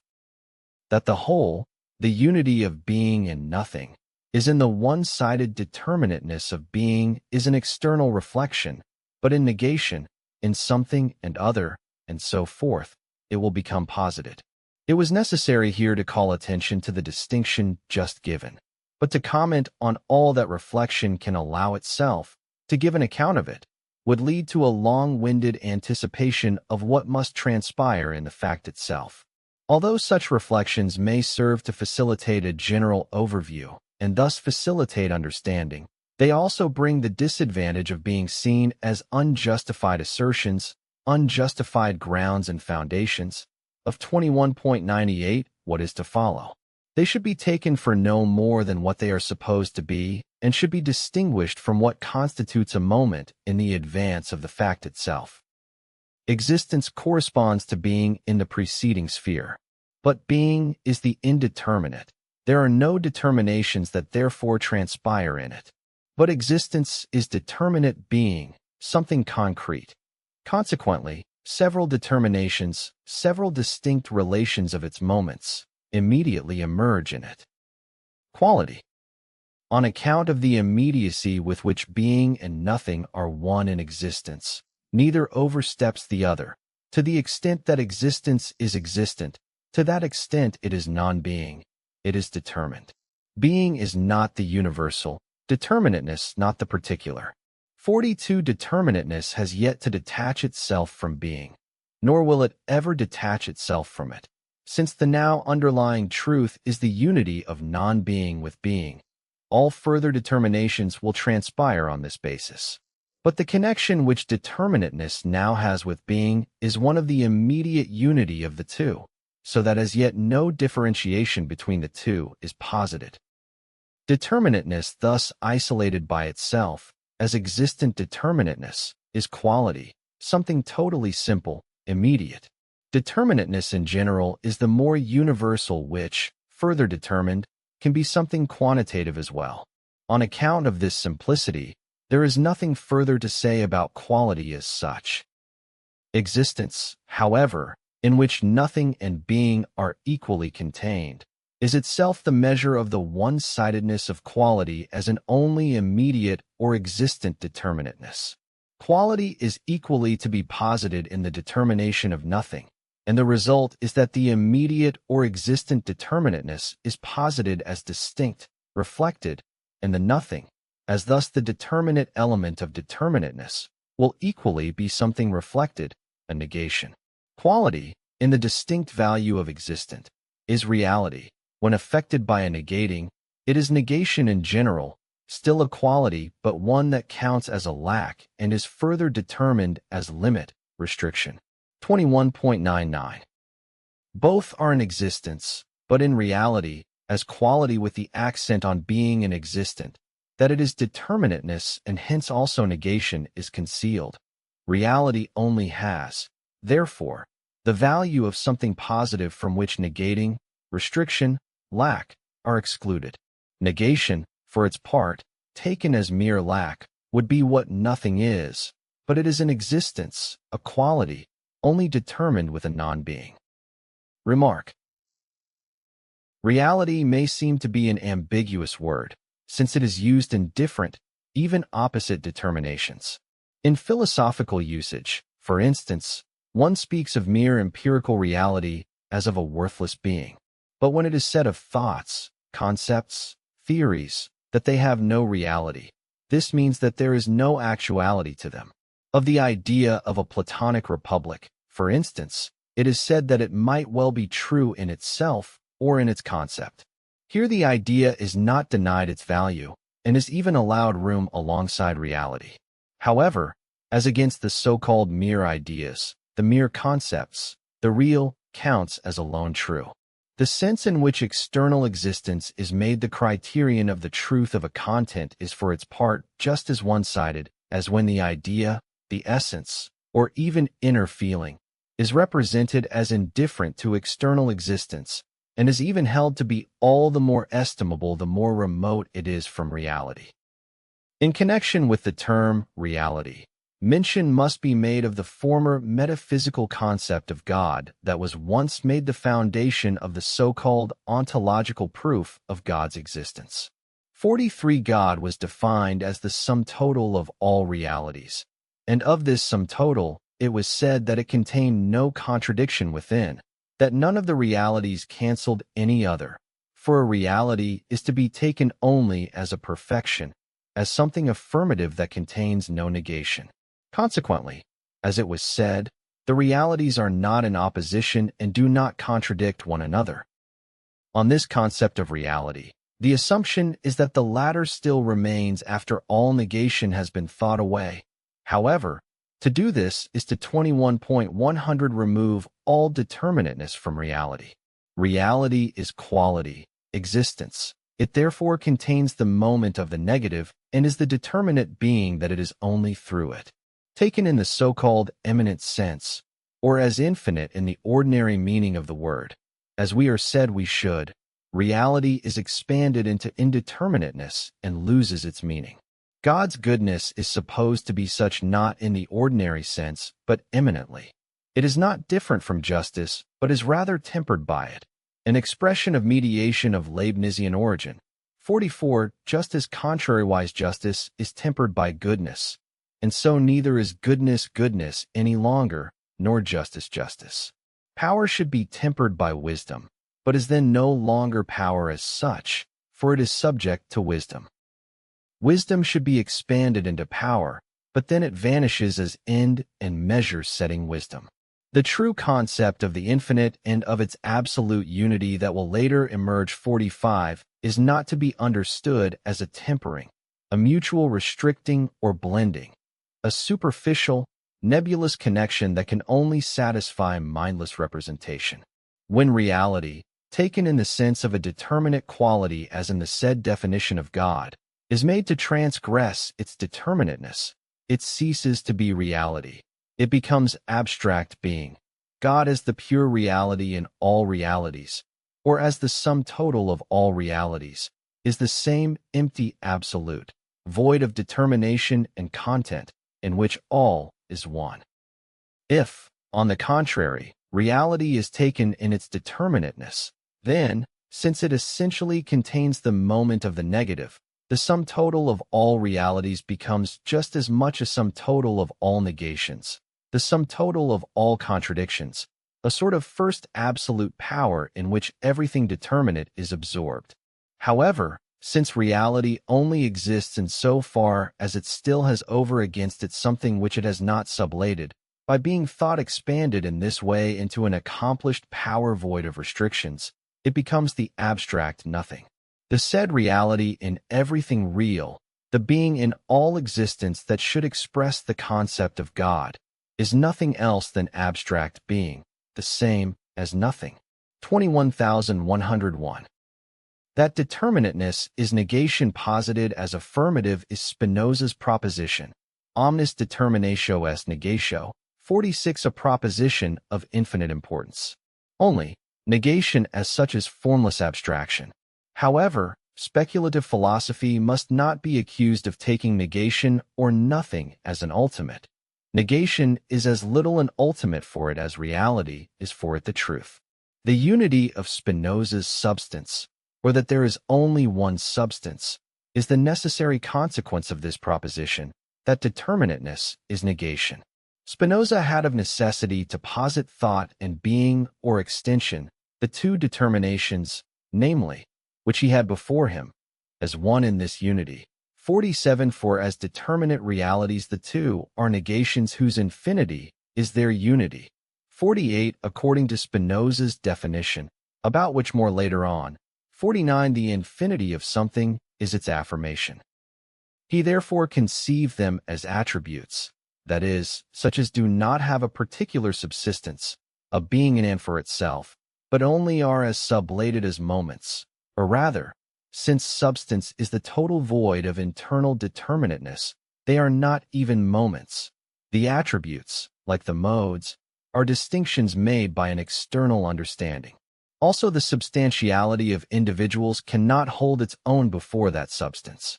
The individual refers to itself by setting limits to every other, but these limits are therefore also the limits of itself.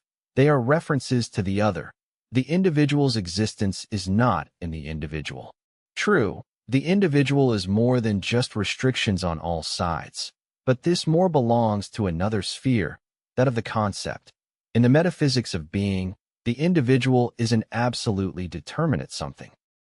And against this something, against this finite that would be in and for itself as such, determinateness asserts itself essentially as negation, dragging it into the same negative movement of the understanding that makes everything vanish into the abstract unity of substance. Negation stands immediately over against reality. Further on, in the sphere proper to reflected determinations, it will be 21.102 opposed to the positive, which is reality reflecting upon negation, the reality in which the negative, still hiding in reality as such, shines forth. 50. Quality specifically is a property only when, in an external connection, it manifests itself as an immanent determination. By properties of herbs, for instance, we understand determinations which are not just proper to a something but are such that, in virtue of them, the something holds its own while referring to others and will not give in to the alien influences posited in it by them.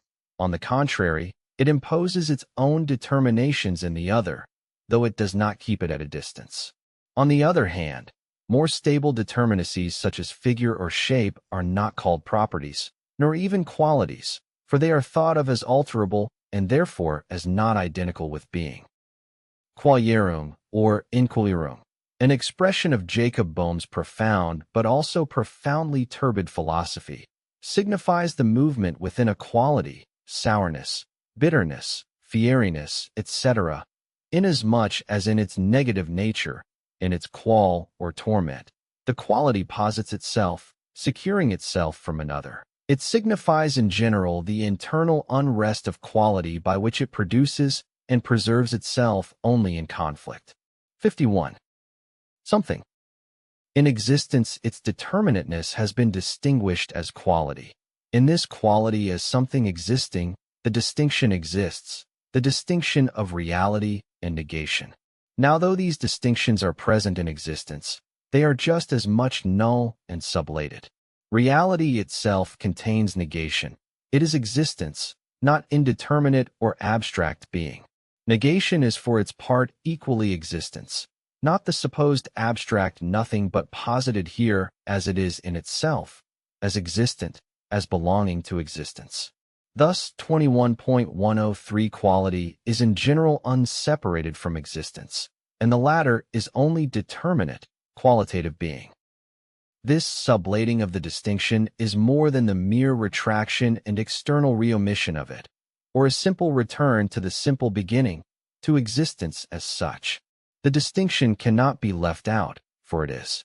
Therefore, what de facto is at hand is this: existence in general, distinction in it, and the sublation of this distinction, the existence, not void of distinctions as at the beginning, but as again self-equal through the sublation of the distinction, the simplicity of existence mediated through this sublation. This state of sublation of the distinction is existence's own determinateness. Existence is thus being in itself. It is existent, something. Something is the first negation of negation, as simple existent self-reference. Existence, life, thought, and so forth essentially take on the determination of an existent being, a living thing, a thinking mind, I, and so forth. This determination is of the highest importance if we do not wish to halt at existence, life, thought, and so forth, as generalities, also not at godhood, instead of God. In common representation, something rightly carries the connotation of a real thing. Yet it still is a very superficial determination, just as reality and negation, existence, and its determinateness, though no longer the empty being and nothing, still are quite abstract determinations. For this reason, they also are the most common expressions, and a reflection that is still philosophically unschooled uses them the most. It casts its distinctions in them, fancying that in them it has something really well and firmly determined. As something, the negative of the negative is only the beginning of the subject. Its in-itselfness is still quite indeterminate. It determines itself further on, at first as existent for itself and so on, until it finally obtains in the concept the intensity of the subject. At the base of all these determinations there lies the negative unity with itself. In all this, however, care must be taken to distinguish the first negation as negation in general, from the second negation, the negation of negation, which is concrete, absolute negativity, just as the first is on the contrary only abstract negativity. Something is inexistent as the negation of negation, for such a negation is the restoration of the simple reference to itself, but the something is thereby equally the mediation of itself with itself, present in the simplicity of something, and then with greater determinateness in being for itself, in the subject, and so forth. This mediation of itself with itself is also already present in becoming, but only as totally abstract mediation. Mediation 21.104 with itself is posited in the something in so far as the latter is determined as a simple identity. Attention can be drawn to the presence of mediation in general, as against the principle of the alleged bare immediacy of a knowledge from which mediation should be excluded. But there is no further need to draw particular attention to the moment of mediation, since it is to be found everywhere and on all sides, in every concept. This mediation with itself which something is in itself, when taken only as the negation of negation, has no concrete determinations for its sides. Thus it collapses into the simple unity, which is being. Something is, and is therefore also an existent. Further, it is in itself also becoming, but a becoming that no longer has only being and nothing for its moments. One of these moments, being, is now existence and further an existent. The other moment is equally an existent, but determined as the negative of something and other. As becoming, something is a transition, the moments of which are themselves something, and for that reason it is an alteration, a becoming that has already become concrete. At first, however, something alters only in its concept, It is not yet posited in this way, as mediated and mediating, but at first only as maintaining itself simply in its reference to itself, and its negative is posited as equally qualitative, as only an other in general. Finitude. Something and other. At first they are indifferent to one another. An other is also an immediate existent, a something. The negation thus falls outside both. Something is in itself in contrast to its being for other. But the determinateness belongs also to its in itself, and the determination of this in itself in turn passes over into constitution, and this latter, as identical with determination, constitutes the immanent and at the same time negated being for another, the limit of something which is the immanent determination of the something itself, and the something thus is the finite. In the first division where existence in general was considered, this existence had, as at first taken up, the determination of an existent. The moments of its development, quality, and something are therefore of equally affirmative determination. The present division, on the contrary, develops the negative determination which is present in 21.105 existence and was there from the start only as negation in general. It was then the first negation but has now been determined to the point of the being in itself of the something, the point of the negation of negation. Something and an other. Something and other are, first, both existence or something. Second, each is equally an other. It is indifferent which is named first, and just for this reason it is named something. In Latin, when they occur in a proposition, both are aliad, or the one, the other, alias alium. In the case of an alternating relation, the analogous expression is alter alterum. If of two beings we call the one A and the other B, the B is the one which is first determined as other, but the A is just as much the other of the B. Both are other in the same way. This serves to fix the distinction and the something which is to be taken in the affirmative sense. But this also expresses the fact that the distinction and the privileging of one something is a subjective designation that falls outside the something itself. The whole determinateness falls on the side of this external pointing.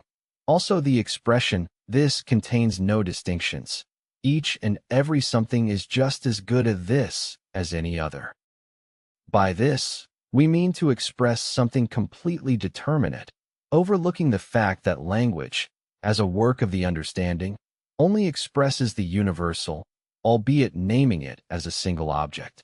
But an individual name is something meaningless in the sense that it does not express a universal.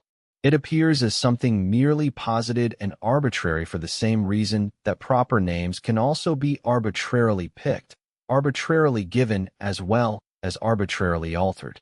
52. Otherness thus appears as a determination alien to the existence thus pointed at, or the other existence as outside this one existence, partly because the one existence is determined as other only by being compared by a third, and partly because it is so determined only on account of the other which is outside it, but is not an other for itself. At the same time, as has been remarked, even for ordinary thinking, every existence equally determines itself as an other existence, so that there is no existence that remains determined simply as an existence, none which is not outside an existence, and therefore is not itself an other. 21,106. Both are determined as something as well as other. Thus they are the same, and there is as yet no distinction present in them. But this sameness of determinations, too, falls only within external reflection, in the comparison of the two, but the other, as posited at first, though an other with reference to something, is other also for itself apart from the something. Third, the other is therefore to be taken in isolation, with reference to itself, has to be taken abstractly as the other, the of Plato who opposes it to the one as a moment of totality, and in this way ascribes to the other a nature of its own. Thus the other, taken solely as such, is not the other of something, but is the other within, that is, the other of itself. Such an other, which is the other by its own determination, is physical nature. Nature is the other of spirit. This, its determination, is at first a mere relativity expressing not a quality of nature itself, but only a reference external to it. But since spirit is the true something, and hence nature is what it is within only in contrast to spirit, taken for itself the quality of nature is just this, to be the other within, that which exists outside itself, in the determinations of space, time, matter. The other which is such for itself is the other within it, hence the other of itself, and so the other of the other. Therefore, the absolutely unequal in itself, that which negates itself, alters itself. But it equally remains identical with itself, for that into which it alters is the other, and this other has no additional determination. But that which alters itself is not determined in any other way than in this, to be an other. In going over to this other, it only unites with itself. It is thus posited as reflected into itself with sublation of the otherness, a self-identical something from which the otherness, which is at the same time a moment of it, is therefore distinct, itself not appertaining to it as something. The something preserves itself in its non-being. It is essentially one with it, and essentially not one with it. It therefore stands in reference to an otherness without being just this otherness. The otherness is at once contained in it, and yet separated from it. It is being for other.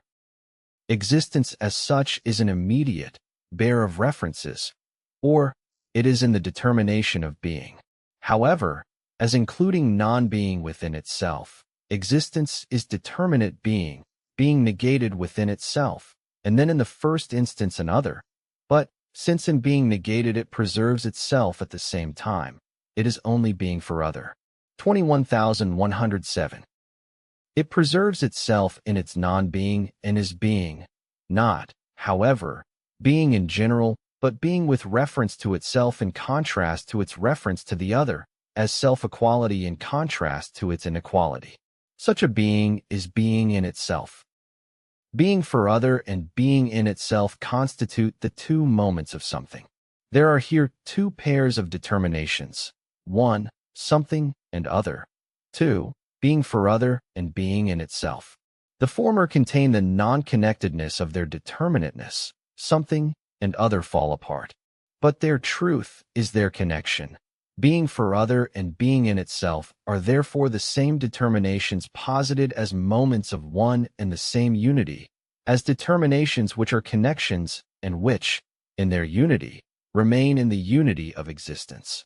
Each thus itself contains within it, at the same time, also the moment diverse from it. Being and nothing in their unity, which is existence, are no longer being and nothing. These they are only outside their unity. So in their restless unity, in becoming, they are coming to be and ceasing to be. In the something, being is being in itself. Now, as self-reference, self-equality, being is no longer immediately, but is self-reference only as the non-being of otherness, as existence reflected into itself. The same goes for non-being. As the moment of something in this unity of being and non-being. It is not non-existence in general, but is the other, and more determinately. According as being is at the same time distinguished from it, it is reference to its non-existence, being for other. Hence being in itself is, first, negative reference to non-existence. It has otherness outside it, and is opposed to it. In so far as something is in itself, it is withdrawn from being other and being for other. But, second, it has non-being also right in it, for it is itself the non-being of being for other. 21,108. But being for other is, first, the negation of the simple reference of being to itself which, in the first place, is supposed to be existence in something. In so far as something is in an other or for another, it lacks a being of its own. But, second, it is not non-existence as pure nothing. It is non-existence that points to being in itself as its being reflected into itself, just as conversely the being in itself points to being for other. Both moments are determinations of one and the same, namely of something. Something is in itself in so far as it has returned from the being for other back to itself. But something has also a determination or circumstance, whether in itself, Here the accent is on the in, or in it. Insofar as this circumstance is in it externally, it is a being for other. This leads to a further determination. Being in itself and being for other are different at first, but that something also has in it what it is in itself, and conversely is in itself also what it is as being for other. This is the identity of being in itself and being for other, in accordance with the determination that the something is itself one and the same something of both moments, and these are in it, therefore undivided. This identity already occurs formally in the sphere of existence, but more explicitly in the treatment of essence and later of the relations of interiority and externality, and in the most determinate form in the treatment of the idea as the unity of concept and actuality. Opinion has it that with the in itself something lofty is being said, as with the inner, but what something is only in itself is also only in it. In itself is a merely abstract, and hence itself external determination. The expressions, there is nothing in it, or there is something in it, imply, though somewhat obscurely, that what is in a thing also pertains to its in-itselfness, to its inner, true worth. It may be observed that here we have the meaning of the thing in itself. It is a very simple abstraction, though it was for a while a very important determination, something sophisticated, as it were, just as the proposition that we know nothing of what things are in 21.109 themselves was a much valued piece of wisdom. Things are called in themselves, in so far as abstraction is made from all being for other, which really means, in so far as they are thought without all determination, as nothing. In this sense, of course, it is impossible to know what the thing in itself is. For the question what calls for determinations to be produced.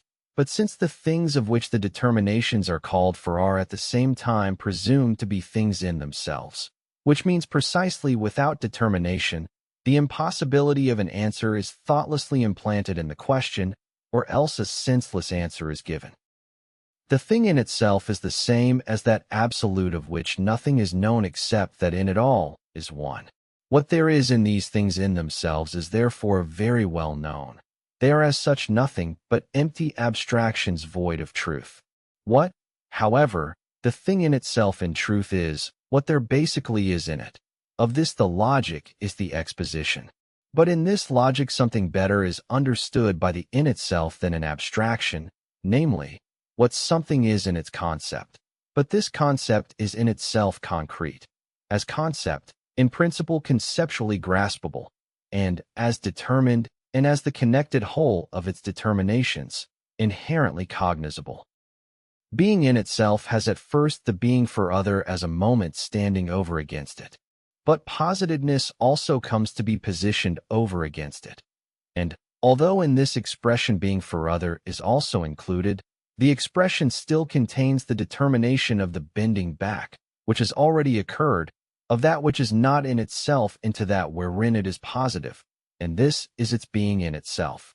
Being in itself is normally to be taken as an abstract way of expressing the concept. Positing, strictly speaking, first occurs in the sphere of essence, of objective reflection. The ground posits that which is grounded through it. More strongly, the cause produces an effect, an existence whose subsistence is immediately negated and which carries the meaning that it has its substance, its being, in another. In the sphere of being, existence only emerges out of becoming. Or again, with the something and other is posited, with the finite and infinite. But the finite does not bring forth the infinite, does not posit it. In the sphere of being, the self-determining of the concept is at first only in itself or implicit, and for that reason it is called a transition or passing over. And the reflecting determinations of being, such as something and other, or finite and infinite, although they essentially point to one another, or are as being for other, also stand on their own qualitatively. The other exists. The finite, like the infinite, is equally to be regarded as an immediate existent that stands firm on its own. The meaning of each appears 21.110 complete even without its other. The positive and the negative, on the contrary, cause and effect, however much they are taken in isolation, have at the same time no meaning each without the other. Their reflective shining in each other, the shine in each of its other, is present right in them. In the different cycles of determination, and especially in the progress of the exposition, or, more precisely, in the progress of the concept and the exposition of itself, it is of capital concern always to clearly distinguish what still is in itself or implicitly, and what is posited, how determinations are in the concept and how they are as posited or as existing for other. This is a distinction that belongs only to the dialectical development, and one unknown to metaphysical philosophizing, to which the critical also belongs. The definitions of metaphysics, like its presuppositions, distinctions, and conclusions, are meant to assert and produce only the existent, and that, too, as existent in itself. In the unity of the something with itself, being for other is identical with its in itself. The being for other is thus in the something. The determinateness thus reflected into itself is therefore again a simple existent, and hence again a quality, determination. Determination, 53 Constitution, and limit. The in itself, in which the something is reflected into itself from its being for other, no longer is an abstract in itself, but, as the negation of its being for other, is mediated through this latter, which is thus its moment. It is not only the immediate identity of the something with itself, but the identity by virtue of which the something also has present in it what it is in itself. The being for other is present in it because the in itself is the sublation of it, is in itself from it, but because it is still abstract, and therefore essentially affected with negation, it is equally affected with being for other. We have here not only quality and reality, existent determinateness, but determinateness existent in itself, and the development consists in positing such determinateness as thus immanently reflected. The quality which in the simple something is an in itself essentially in unity with the something's other moment, its being in it, can be named its determination, provided that this word is distinguished, in a more precise signification, from determinateness in general. Determination is affirmative determinateness. It is the in itself by which a something abides in its existence while involved with an other that would determine it, by which it preserves itself in its self-equality. 21.111 Holding on to it in its being for other. Something fulfills its determination to the extent that the further determinateness, which variously accrues to it in the measure of its being in itself as it relates to another, becomes its filling. Determination implies that what something is in itself is also present in it. The determination of the human being, its vocation, is rational thought. Thinking in general is his simple determinateness. By it the human being is distinguished from the brute. He is thinking in himself, in so far as this thinking is distinguished also from his being for other, from his own natural and sensuous being that brings him in immediate association with the other. But thinking is also in him. The human being is himself thinking. He exists as thinking. Thought is his concrete existence and actuality. And, further, since thinking is in his existence and his existence is in his thinking, thinking is concrete, must be taken as having content and filling. It is rational thought, and as such the determination of the human being. But even this determination is again only in itself, as an ought, that is to say, it is, together with the filling embodied in its in itself, in the form of an in itself in general, as against the existence which is not embodied in it, but still lies outside confronting it, immediate sensibility and nature. The filling of the being in itself with determinateness is also distinct from the determinateness, which is only being for other and remains outside the determination. For in the sphere of the qualitative, the distinguished terms are left, in their sublated being, also with an immediate, qualitative being contrasting them. That which the something has in it thus separates itself, and is from this side the external existence of the something, and also its existence, but not as belonging to its being in itself. Determinateness is thus constitution. Constituted in this or that way, the something is caught up in external influences, and in external relationships. This external connection on which the constitution depends, and the being determined through another, appear as something accidental. But it is the quality of the something to be given over to this externality and to have a constitution. In so far as something alters, the alteration falls on the side of its constitution. The latter is 21.112, that in the something which becomes another. The something itself preserves itself in the alteration. The latter affects only this unstable surface of the something's otherness, not its determination. Determination and constitution are thus distinct from each other. Something, according to its determination, is indifferent to its constitution. But that which the something has in it is the middle term of this syllogism connecting the two, determination and constitution. Or, rather, the being in the something showed itself to fall apart into these two extremes. The simple middle term is determinateness as such. Its identity belongs to determination just as well as to constitution. But determination passes over into constitution on its own, and constitution into determination. This is implied in what has been said. The connection, upon closer consideration, is this: in so far as that which something is in itself is also in it, the something is affected with being for other. Determination is therefore open, as such, to the relation with other. Determinateness is at the same time moment, but it contains at the same time the qualitative distinction of being different from being in itself, of being the negative of the something, another existence.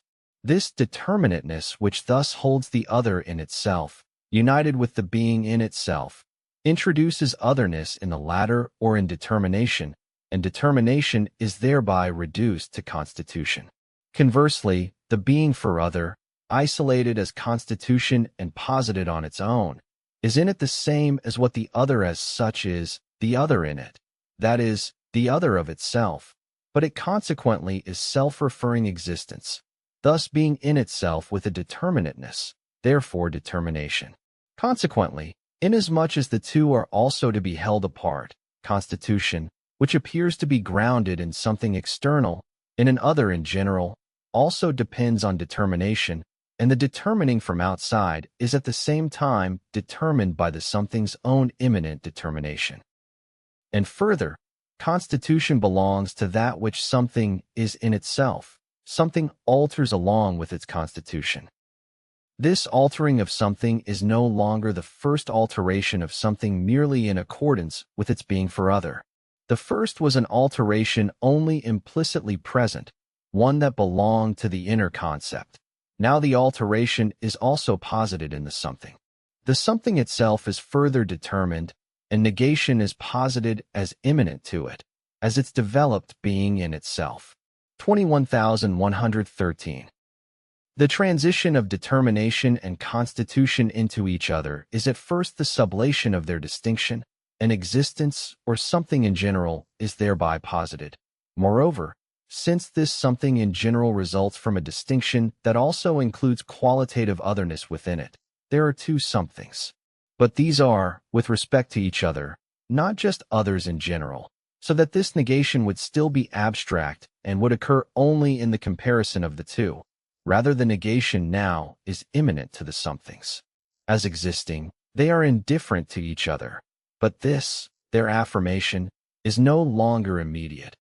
Each refers itself to itself through the intermediary of the sublation of the otherness, which in determination is reflected into the in-itselfness. Something behaves in this way in relation to the other through itself. Since otherness is posited in it as its own moment, its in-itselfness holds negation in itself, and it now has its affirmative existence through its intermediary alone. But the other is also qualitatively distinguished from this affirmative existence, and is thus posited outside the something. The negation of its other is only the quality of the something, for it is in this sublation of its other that it is something. The other, for its part, truly confronts an existence only with this sublation.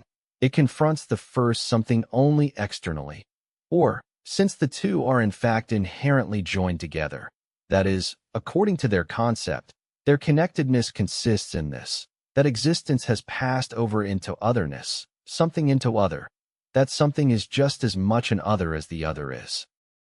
Now, in so far as the in-itselfness is the non-being of the otherness that is contained in it, but is at the same time also distinct as existent, something is itself negation, the ceasing to be of an other in it. It is posited as behaving negatively in relation to the other, and in so doing preserving itself. This other, the in-itselfness of the something as negation of the negation, is the something's being in itself, and this sublation is as simple negation at the same time in it, namely, as its negation of the other something external to it. It is one determinateness of the two somethings that, on the one hand, as negation of the negation, is identical with the in-itselfness of the somethings, and also, on the other hand, since these negations are to each other as other somethings, joins them together of their own accord, and, since each negation negates the other, equally separates them. This determinateness is limit. Being for other is indeterminate, affirmative association of something with its other. In limit, the non-being for other is emphasized, the qualitative negation of the other, which is thereby kept out of the something that is reflected into itself. We must see the development of this concept, a development that will rather look like confusion and contradiction. Contradiction immediately raises its head because limit, as an internally reflected negation of something, ideally holds in it the moments of something and other, and these, as distinct moments, are at the same time posited in the sphere of existence as really, qualitatively, distinct. Alpha, something is therefore immediate, self-referring existence, and 21.114 at first it has a limit with respect to another. Limit is the non-being of the other, not of the something itself. In limit, something marks the boundary of its other. But other is itself a something in general. The limit that something has with respect to an other is, therefore, also the limit of the other as a something. It is the limit of this something in virtue of which the something holds the first something as its other away from itself, or is a non-being of that something. The limit is thus not only the non-being of the other, but of the one something just as of the other, and consequently of the something in general.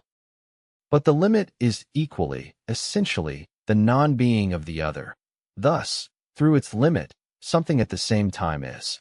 In limiting, something is of course thereby reduced to being limited itself, but, as the ceasing of the other in it, its limit is at the same time itself only the being of the something. This something is what it is by virtue of it, has its quality in it.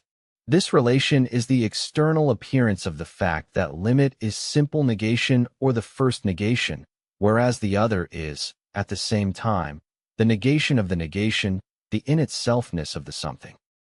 Something, as an immediate existence, is therefore the limit with respect to another something, but it has this limit in it, and is something through the mediation of that limit, which is just as much its non-being. The limit is the mediation in virtue of which something and other each both is and is not.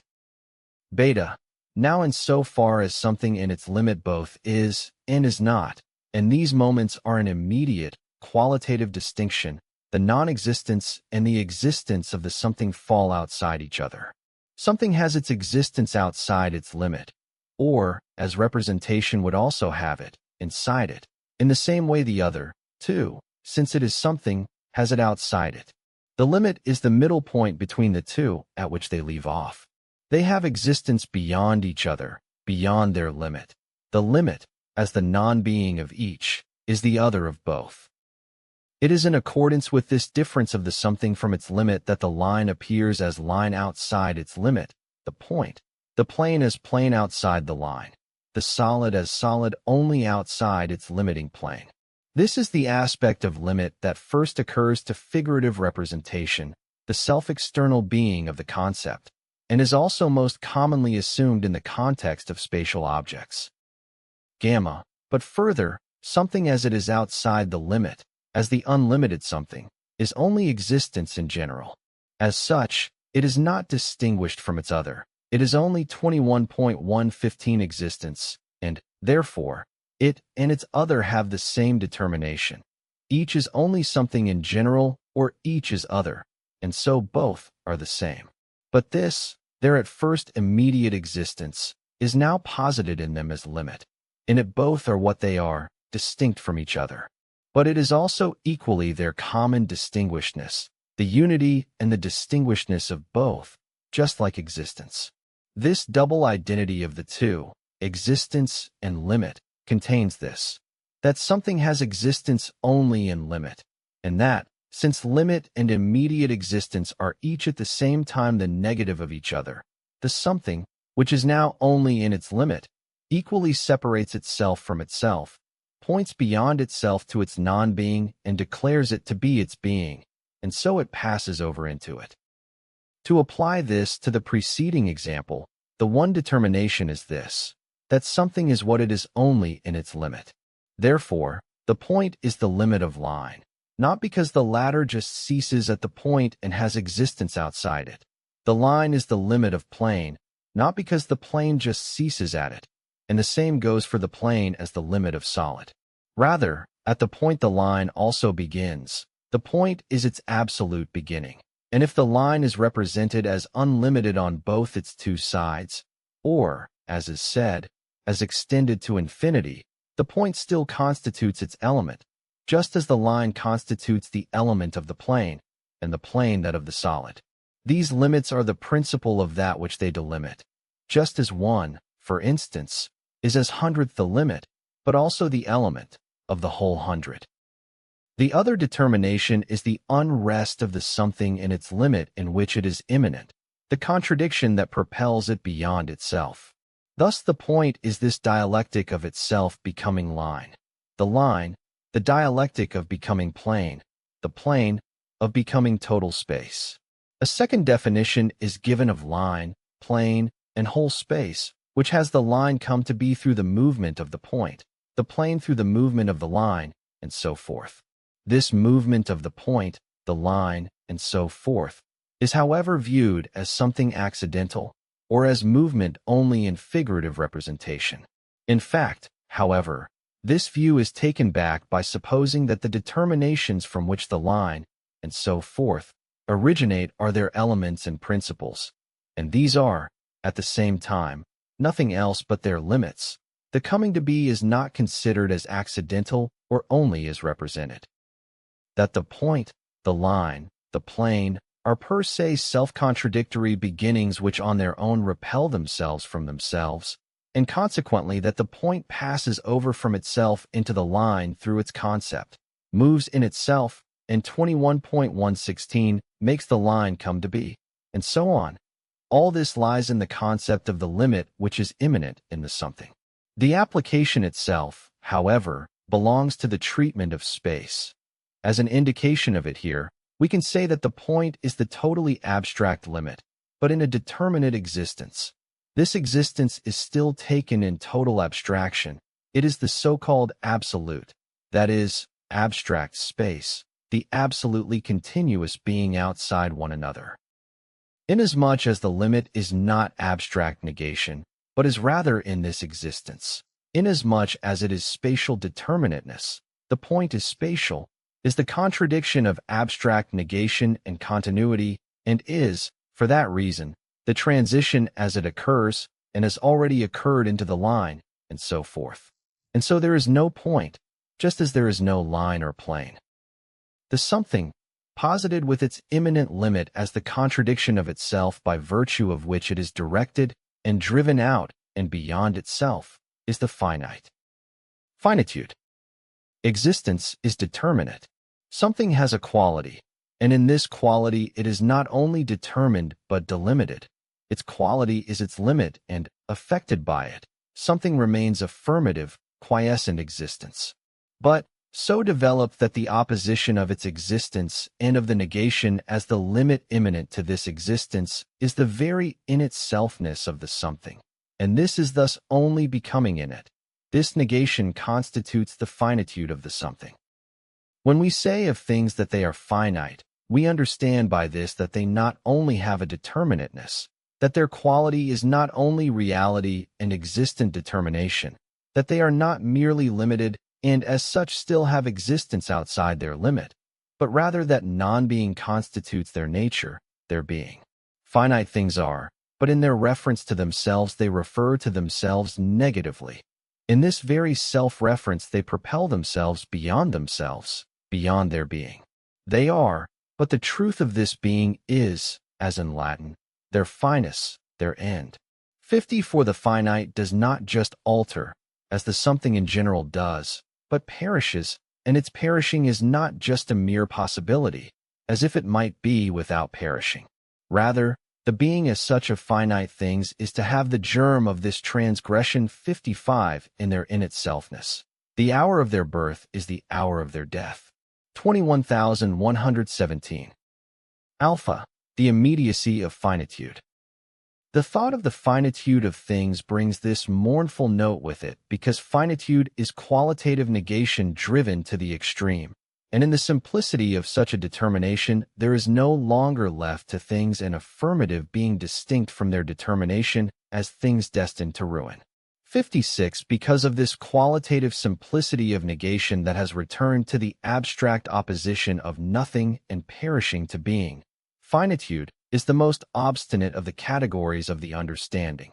Negation in general, constitution, limit, are compatible with their other, with existence.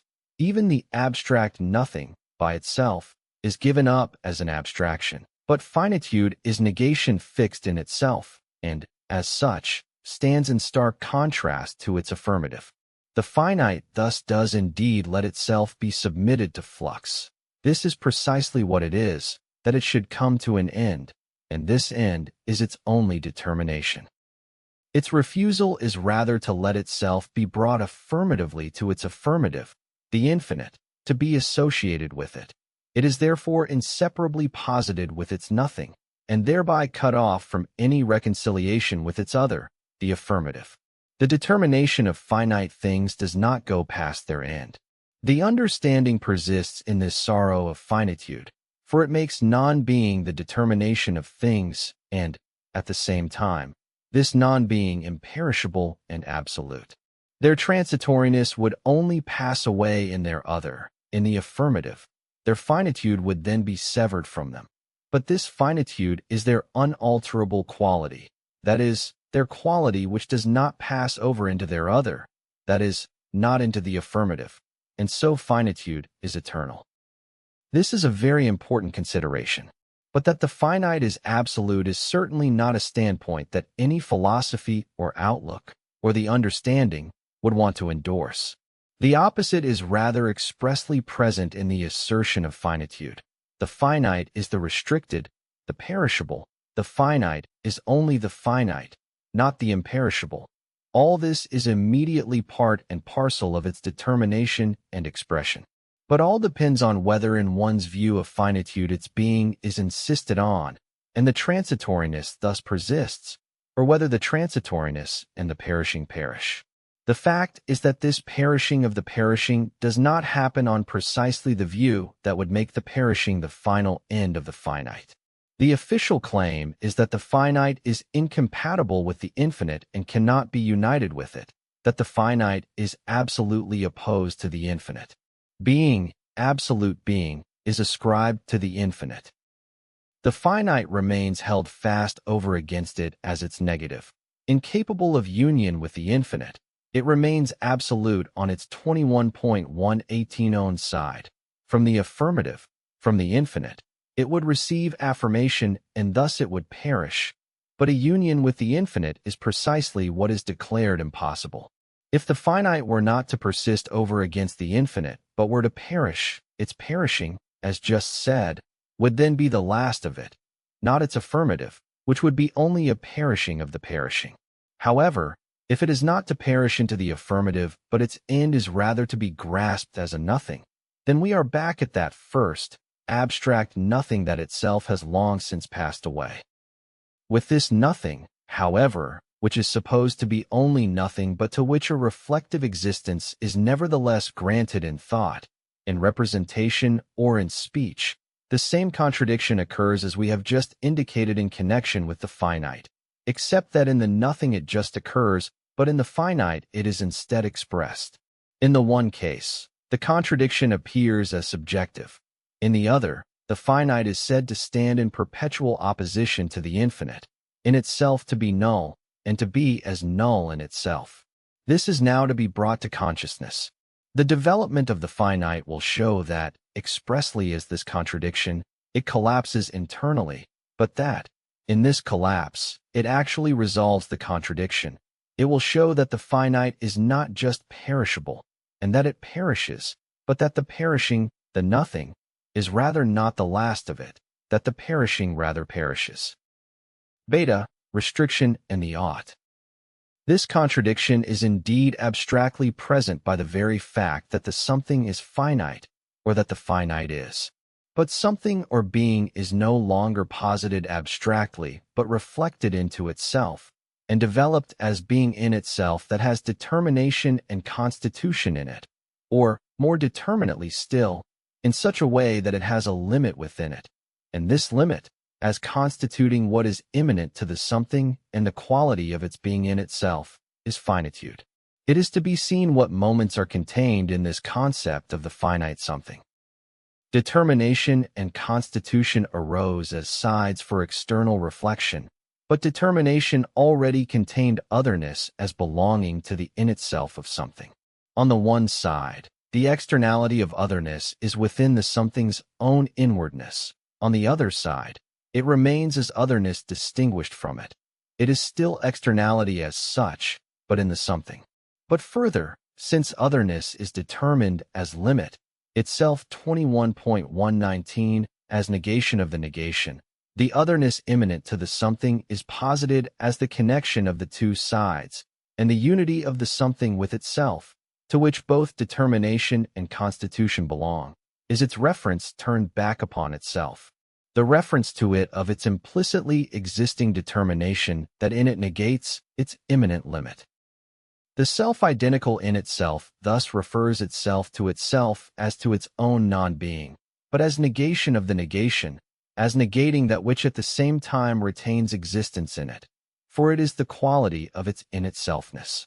Something's own limit, thus posited by it as a negative which is at the same time essential, is not only limit as such, but restriction. But restriction is not alone in being posited as negative. The negation cuts two ways, for that which it posits as negated is limit, and limit is in general what is common to something and other, and is also the determinateness of the in itself of determination as such. This in itself, consequently, as negative reference to its limit, which is also distinguished from it, as negative reference to itself as restriction, is the ought. In order for the limit that is in every something to be a restriction, the something must at the same time transcend it in itself, must refer to it from within as to a non-existent. The existence of something lies quietly indifferent, as it were, alongside its limit. But the something transcends its limit only in so far as it is the sublatedness of the limit, the negative in-itselfness over against it. And inasmuch as the limit is as restriction in the determination itself, the something thereby transcends itself. The ought therefore contains the double determination, once as a determination which has an in-itselfness over against negation, and again as a non-being which, as restriction, is distinguished from the determination but is at the same time itself a determination existing in itself. 57. The finite has thus determined itself as connecting determination and limit. In this connection, the determination is the ought and the limit is the restriction.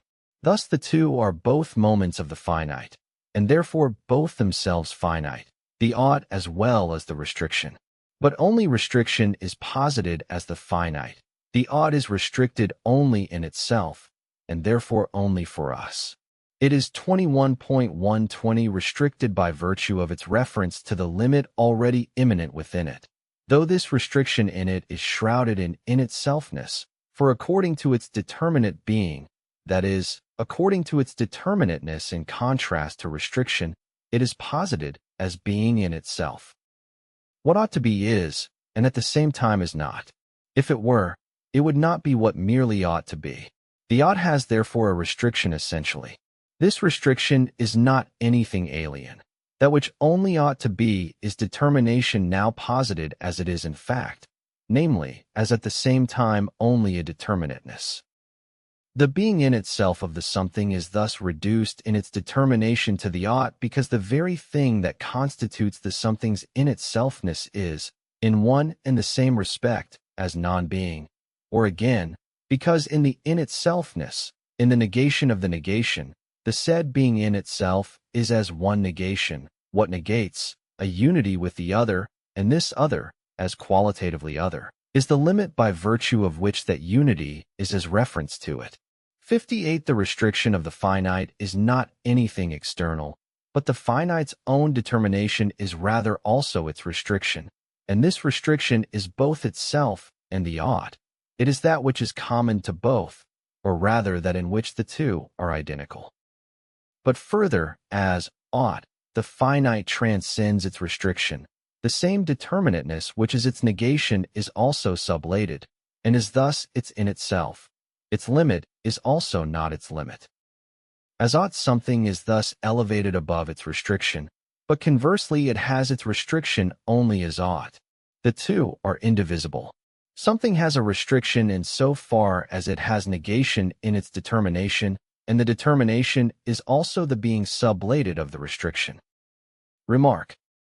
The ought has of late played a major role in philosophy, especially in connection with morality, but also in metaphysics in general, as the final and absolute concept of the identity of the in itself or of self-reference, and of determinateness or the limit.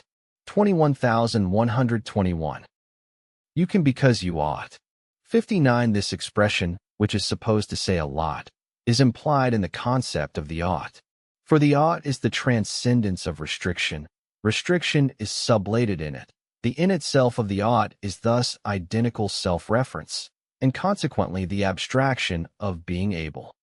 But, conversely, you cannot, even though you ought, is just as correct. For the restriction as restriction is equally implied in the ought.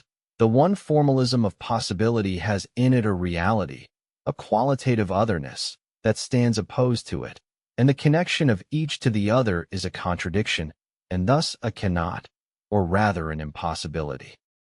In the ought the transcendence of finitude, infinity, begins. The ought is that which, in the subsequent development, in accordance with the said impossibility, will display itself as a progress to infinity. Regarding the form of restriction and of the ought, two prejudices deserve more detailed criticism. First, much is commonly made of the restrictions of thought, of reason, and so forth, and the claim is made that it is impossible to transcend such restrictions. What is lost track of in this claim is that something is already transcended by the very fact of being determined as a restriction. For a determinateness, a limit, is determined as restriction only in opposition to its other in general, that is, in opposition to that which is without its restriction.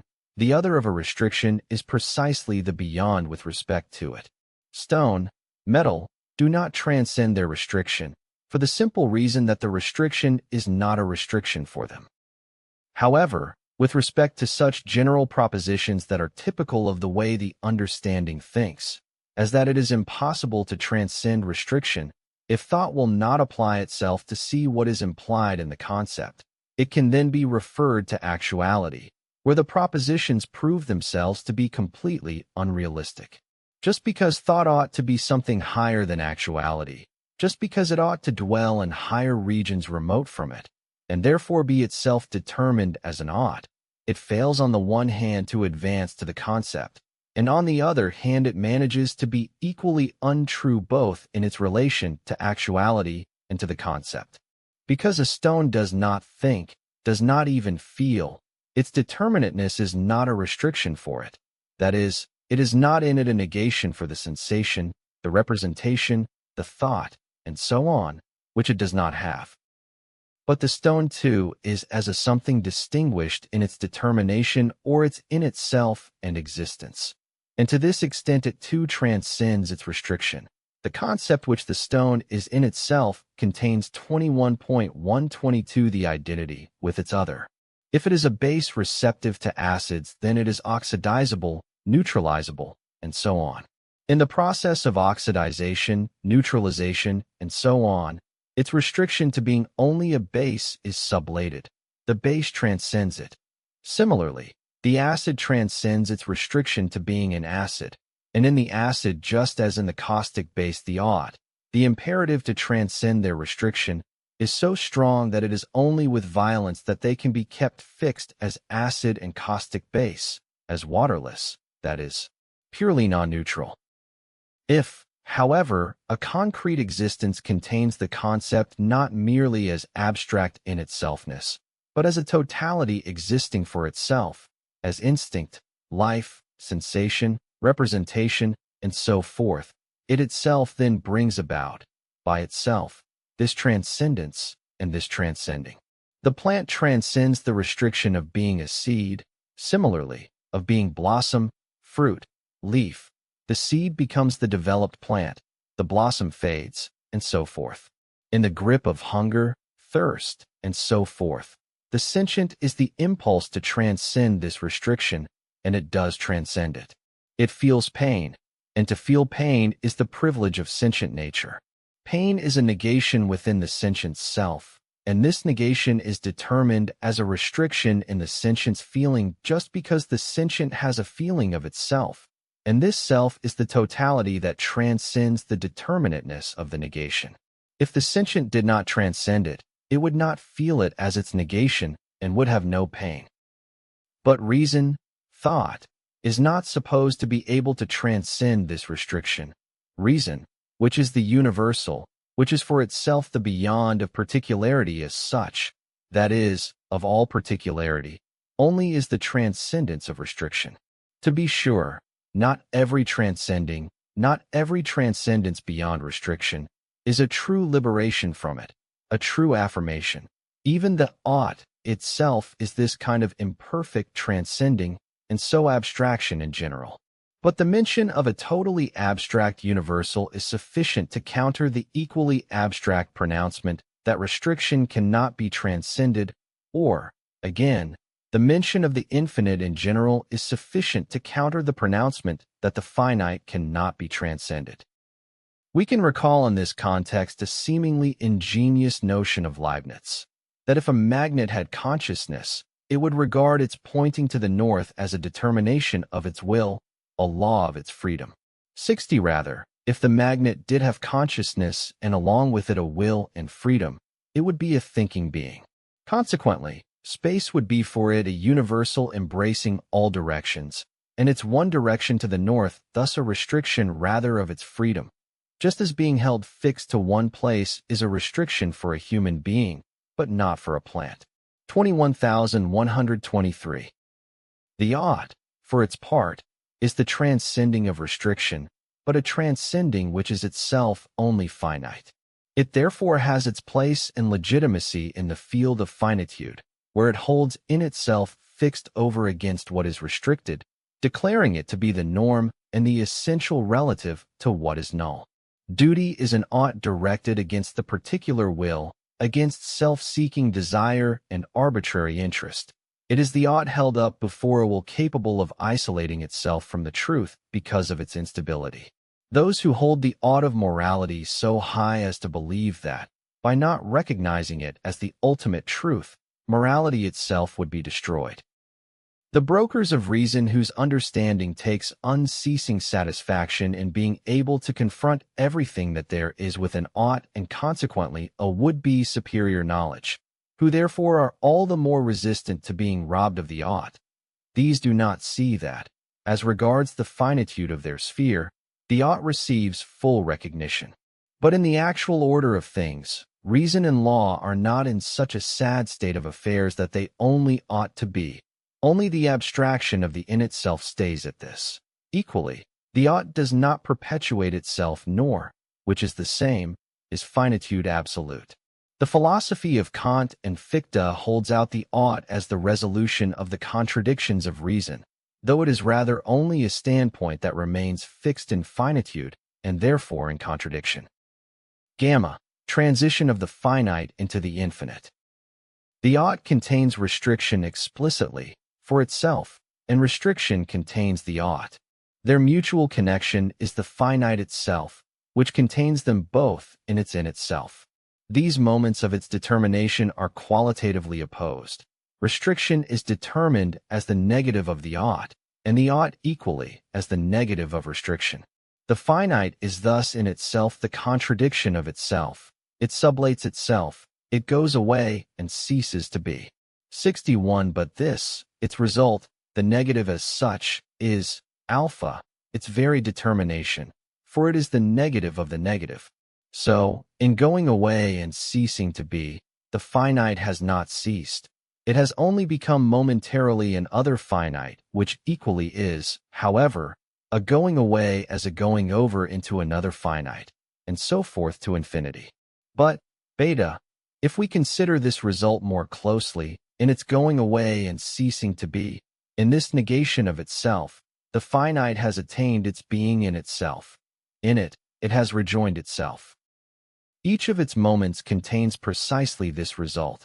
The ought transcends the restriction, that is, it transcends itself, but its beyond, or its other, is only restriction itself. Restriction, for its part, immediately points beyond itself to its other, and this is the ought. But this ought is the same direction 21.124 of in itselfness and determinateness as is restriction. It is the same thing. In going beyond itself, restriction thus equally rejoins itself. This identity with itself, the negation of negation, is affirmative being, is thus the other of the finite which is supposed to have the first negation for its determinateness. This other is the infinite. Infinity. The infinite in its simple concept can be regarded, first of all, as a fresh definition of the absolute, as self-reference devoid of determination. It is posited as being and becoming. The forms of existence have no place in the series of determinations that can be regarded as definitions of the absolute, since the forms of that sphere are immediately posited for themselves only as determinacies, as finite in general. But the infinite is accepted unqualifiedly as absolute, since it is explicitly determined as the negation of the finite. The restrictedness, to which being and becoming would somehow be susceptible even if they do not have it or exhibit it, is thereby both explicitly referred to and denied in it. But, in fact, by just this negation the infinite is not already free from restrictedness and finitude. It is essential to distinguish the true concept of infinity from bad infinity, the infinite of reason from the infinite of the understanding. The latter is in fact a finitized infinite, and, as we shall now discover, in wanting to maintain the infinite pure and distant from the finite, the infinite is by that very fact only made finite. The infinite in simple determination is the affirmative as negation of the finite, but is thereby in alternating determination with the infinite, and is abstract, one-sided infinite, is the self-sublation of this infinite and of the finite in one process. This is the true infinite. 21,125. The infinite in general. The infinite is the negation of negation, the affirmative, being that has reinstated itself out of restrictedness. The infinite is, in a more intense sense than the first immediate being, it is the true being, the elevation above restriction. At the mention of the infinite, soul and spirit light up, for in the infinite the spirit is at home, and not only abstractly. Rather, it rises to itself, to the light of its thinking, its universality, its freedom. What is first given with the concept of the infinite is this, that in its being in itself existence is determined as finite and transcends restriction. It is the very nature of the finite that it transcend itself, that it negate its negation and become infinite. Consequently, the infinite does not stand above the finite as something ready-made by itself, as if the finite stood fixed outside or below it. Nor is it we only, as a subjective reason, who transcend the finite into the infinite. As if, in saying that the infinite is a concept of reason, and that through reason we elevate ourselves above things temporal, We did this without prejudice to the finite, without this elevation, which remains external to the finite, affecting it. Insofar as the finite itself is being elevated to infinity, it is not at all an alien force that does this for it. It is rather its nature to refer itself to itself as restriction, both restriction as such and as ought, and to transcend this restriction, or rather, in this self-reference, to have negated the restriction and gone above and beyond it. It is not in the sublation of the finite in general that infinity in general comes to be, but the finite is rather just this, that through its nature it comes to be itself the infinite. Infinity is its affirmative determination, its vocation, what it truly is in itself. The finite has thus vanished into the infinite, and what is only the infinite. 21,126. Alternating determination of finite and infinite. The infinite is, in this immediacy, it is at the same time the negation of another, of the finite, and so, as existent, and at the same time as the non-being of an other, it has fallen back into the category of the something, of something determinate in general. More precisely, the infinite is the existence reflected into itself which results from the mediating sublation of determinateness in general and is consequently posited as existence distinct from its determinateness. Therefore, it has fallen back into the category of something with a limit. In accordance with this determinateness, the finite stands over against the infinite as real existence. They thus remain outside each other, standing in qualitative mutual reference. The immediate being of the infinite resurrects the being of its negation, of the finite again, which seemed at first to have vanished into the infinite. But the infinite and the finite are not in these referential categories only. The two sides are further determined in addition to being as mere others to each other. Namely, the finite is restriction posited as restriction. It is existence posited with the determination that it passes over into what is its in itself, and becomes infinite. Infinity is the nothing of the finite, the in itself that the latter ought to be, but it is this at the same time as reflected within itself, as realized ought, as only affirmative self-referring being. In infinity we have the satisfaction that all determinateness, alteration, all restriction and the ought itself together with it, have vanished, are sublated, and the nothing of the finite is posited. As this negation of the finite is the being in itself determined which, as negation of negation, is in itself affirmative. Yet this affirmation is qualitatively immediate self-reference, being. And, because of this, the affirmative is led back to the category of being that has the finite confronting it as an other. Its negative nature is posited as existent negation, and hence as first and immediate negation. The infinite is in this way burdened with the opposition to the finite, and this finite, as an other, remains a real existence even though in its being in itself, in the infinite, it is at the same time posited as sublated. This infinite is that which is not finite, a being in the determinateness of negation. Contrasted with the finite, with the series of existent determinacies, of realities, the infinite is indeterminate emptiness, the beyond of the finite, whose being in itself is not in its existence, which is something determinate. 21,127. As thus posited over against the finite, the two connected by the qualitative mutual reference of others, the infinite is to be called the bad infinite, the infinite of the understanding, for which it counts as the highest, the absolute truth. The understanding believes that it has attained satisfaction in the reconciliation of truth, while it is in fact entangled in unreconciled, unresolved, absolute contradictions. And it is these contradictions, into which it falls on every side whenever it embarks on the application and explication of these categories that belong to it, that must make it conscious of the fact. This contradiction is present in the very fact that the infinite remains over against the finite, with the result that there are two determinacies. There are two worlds, one infinite and one finite, and in their connection the infinite is only the limit of the finite, and thus only a determinate, itself finite infinite. This contradiction develops its content into more explicit forms. The finite is the real existence which persists as such even when it has gone over into its non-being, the infinite. As we have seen, this infinite has for its determinateness, over against the finite, only the first, immediate negation, just as the finite, as negated, has over against this negation only the meaning of an other and is, therefore, still a something.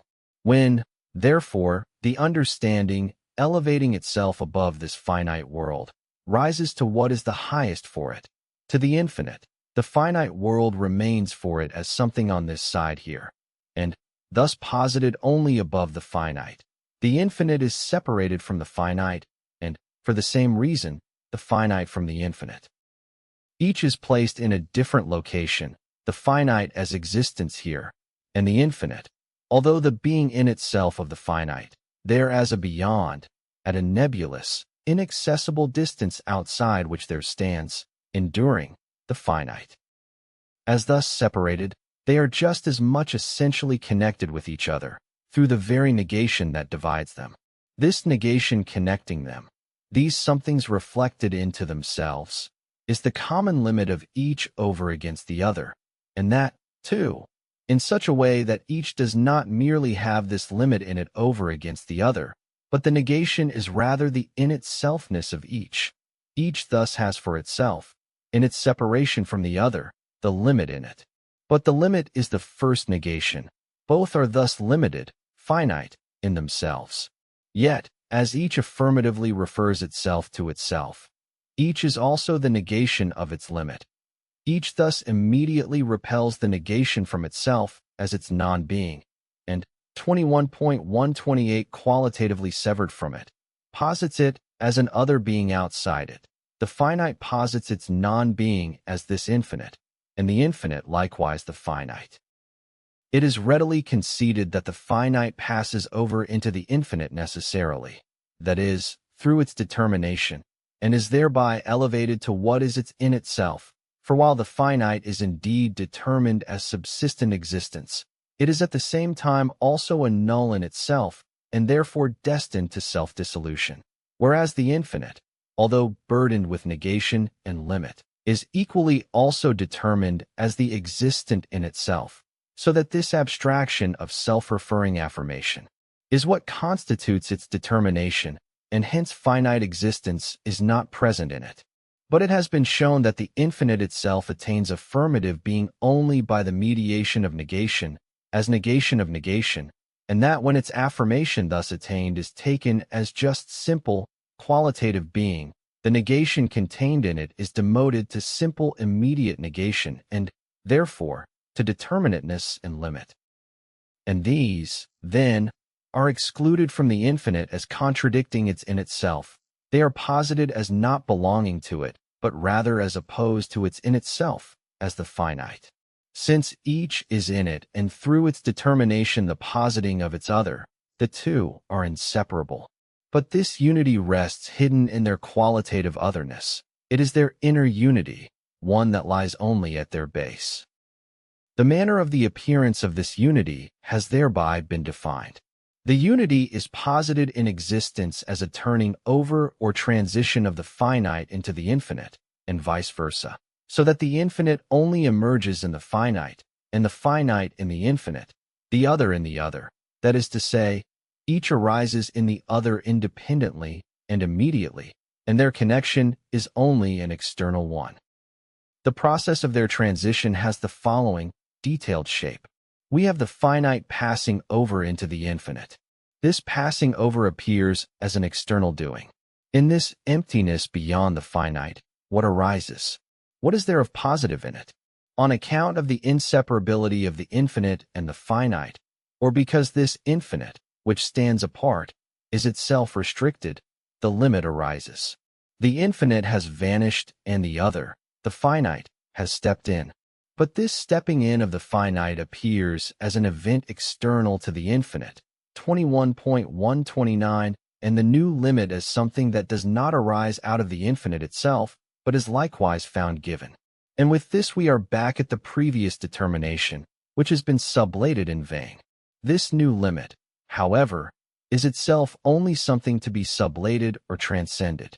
And so there arises again the emptiness, the nothing, in which we find again the said determination, and so forth to infinity.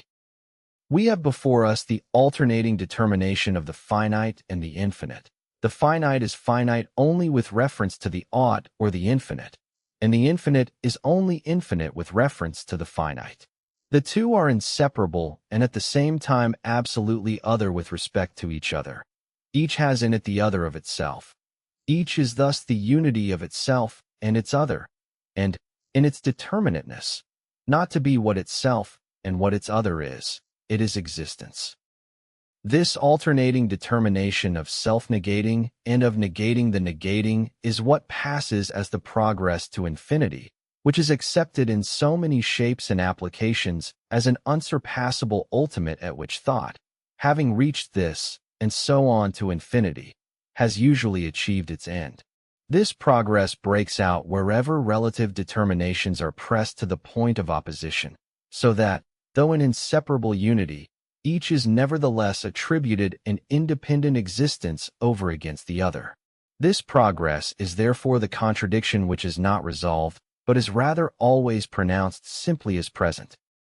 What we have before us is an abstract transcending which remains incomplete because the transcending itself has not been transcended. Before us we have the infinite. Of course, this infinite is transcended, for another limit is posited, but just because of that only a return is instead made back to the finite. This bad infinite is in itself the same as the perpetual ought. It is indeed the negation of the finite, but in truth it is unable to free itself from it. The finite constantly resurfaces in it as its other, since this infinite only is with reference to the finite, which is its other. The progress to infinity is therefore only repetitious monotony, the one and the same tedious alternation of this finite and infinite. 21,130. The infinity of the infinite progress remains burdened by the finite as such, is thereby restricted, and is itself finite. In fact, however, it is thereby posited as the unity of the finite and the infinite. Only, this unity is not reflected upon. Yet it alone rouses the finite in the infinite, and the infinite in the finite. It is, so to speak, the impulse driving the infinite progress. This progress is the outside of this unity at which representation remains fixated at that perennial repetition of one and the same alternation, at the empty unrest of a progression across the limit towards the infinite which, in this infinity, finds a new limit but is just as unable to halt at it as it is at the infinite. This infinite has the rigid determination of a beyond that cannot be attained, for the very reason that it ought not be attained, since the determinateness of the beyond, of an existent negation, has not been let go. In this determination, the infinite has the finite as of this side over against it. A finite that is likewise unable to raise itself up to the infinite just because it has this determination of another, that is, of an existence that perennially regenerates itself in that beyond precisely by being different from it. Affirmative infinity. In this reciprocal determination of the finite and the infinite alternating back and forth as just indicated, the truth of these two is already implicitly present in itself, and all that is needed is to take up what is there. This back and forth movement constitutes the external realization of the concept in which the content of the latter is posited, but externally, as a falling out of the two. All that is needed is the 21.131 comparing of these two different moments in which the unity is given which the concept itself gives. Unity of the finite and the infinite, as has often been already noted but must especially be kept in mind at this juncture, is the uneven expression for the unity as it is in truth, but also the removal of this uneven determination must be found in the externalization of the concept that lies ahead of us. Taken in their first, only immediate determination, the infinite is the transcending of the finite. According to its determination, it is the negation of the finite. The finite, for its part, is only that which must be transcended, the negation in it of itself, and this is the infinite. In each, therefore, there is the determinateness of the other, whereas, according to the viewpoint of the infinite progression, the two should be mutually excluded and would have to follow one another only alternately. Neither can be posited and grasped without the other, the infinite without the finite without the infinite. In saying what the infinite is, namely the negation of the finite itself is said also. It cannot be avoided in the determination of the infinite. One need only know what is being said in order to find the determination of the finite in the infinite. Regarding the finite, it is readily conceded that it is the null. This very nothingness is, however, the infinite from which it is inseparable. Understood in this way, they may seem to be taken according to the way each refers to its other. Taken without this connecting reference, and thus joined only through an and, they subsist independently, each only an existent over against the other. We have to examine how they would be constituted in this way. The infinite, thus positioned, is one of the two, but, as only one of them, it is itself finite. It is not the whole but only one side. It has its limit in that which stands over against it. And so it is the finite infinite. We have before us only two finites. The finitude of the infinite, and therefore its unity with the finite, lies in the very fact that it is separated from the finite and placed, consequently, on one side. The finite, for its part, removed from the infinite and positioned for itself, is this self-reference in which the relativity, its dependence and transitoriness, are removed. It is the same self-subsistence and self-affirmation which the infinite is presumed to be. The two pathways of consideration, even though they seem at first to have each a different determinateness for their point of departure, the former inasmuch as it assumes it to be only the reference of infinite and finite to each other, of each to the other, and the latter their complete separation from each other, yield one and the same 21.132 result. The infinite and the finite, taken together as referring to each other in a connection which is presumed external but is in fact essential to them, for without it, neither is what it is. Each contains its other in its own determination, just as, when each is taken for itself, when looked at on its terms, each has the other present in it as its own moment. This yields, then, the scandalous unity of the finite and the infinite, the unity which is itself the infinite that embraces both itself and the finite.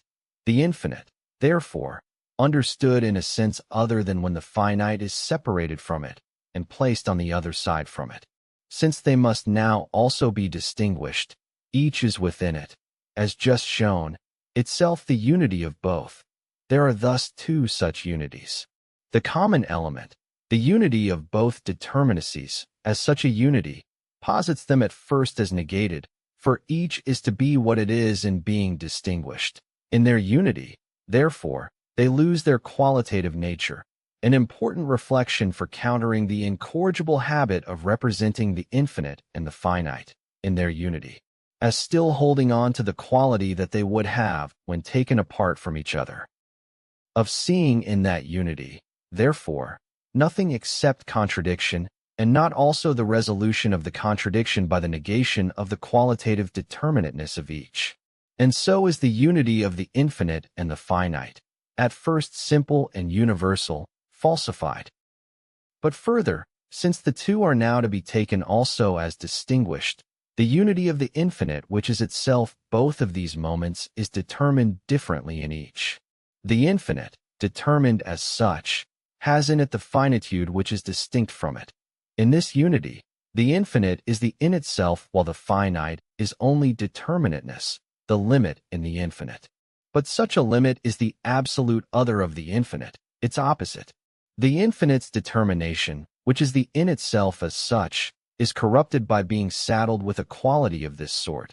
The infinite is thus a finitized infinite. Likewise, since the finite is as such only the non-in itself, but equally has its opposite in it by virtue of the said unity, it is elevated above its worth and, so to speak, infinitely elevated. It is posited as the infinitized finite. Likewise, Just as the simple unity of infinite and finite was falsified before by the understanding, so too is the double unity. Here also this happens because the infinite is taken in one of the two unities not as negated but, rather, as the in itself in which, therefore, determinateness and restriction should not be posited, for they would debase and corrupt it. Conversely, the finite is equally held fixed as not negated, although 21.133 null in itself, so that, in combination with the infinite, it is elevated to what it is not, and is thereby infinitized notwithstanding its determination that has not vanished, but is rather perpetuated. The falsification that the understanding perpetrates with respect to the finite and the infinite, of holding their reciprocal reference fixed as qualitative differentiation, of maintaining that their determination is separate, indeed, absolutely separate, comes from forgetting what for the understanding itself is the concept of these moments. According to this concept, the unity of the finite and the infinite is not an external bringing together of them, nor an incongruous combination that goes against their nature, one in which inherently separate and opposed terms that exist independently and are consequently incompatible would be knotted together. Rather, each is itself this unity, and this only as a sublating of itself in which neither would have an advantage over the other in itselfness and affirmative existence. As has earlier been shown, finitude is only as a transcending of itself. It is therefore within it that the infinite, the other of itself, is contained. Similarly, the infinite is only as the transcending of the finite. It therefore contains its other essentially, and it is thus within it that it is the other of itself. The finite is not sublated by the infinite as by a power present outside it. Its infinity consists rather in sublating itself. This sublating is not, consequently, alteration or otherness in general, not the sublating of something. That into which the finite is sublated is the infinite as the negating of finitude. But the latter has long since been only existence, determined as a non-being. It is only the negation, therefore, that in the negation sublates itself. Thus infinity is determined on its side as the negative of the finite and thereby of determinateness in general, as an empty beyond. Its sublating of itself into the finite is a return from an empty flight, the negation of the beyond which is inherently a negative. Present in both, therefore, is the same negation of negation. But this negation of negation is in itself self-reference, affirmation, but is turning back to itself, that is, through the mediation that the negation of negation is. These are the 21.134 determinations that it is essential to bring to view. The second point, however, is that in the infinite progression they are also posited, and how they are posited therein, namely, not in their ultimate truth. First, both are negated in that progression, the infinite as well as the finite. Both are equally transcended. Second, they are also posited as distinct, one after the other, each positive for itself. We sort out these two determinations while comparing them, just as in the comparison, in an external comparing. We have separated the two ways of considering them, the finite and the infinite as referring to one another and each taken for itself. The infinite progression, however, says more than this. Also posited in it, though at first still only as transition and alternation, is the connectedness of the terms being distinguished. We now only need to see, in one simple reflection, what is in fact present in it. In the first place, the negation of the finite and the infinite which is posited in the infinite progression can be taken as simple, and hence as mutual externality, only a following of one upon the other.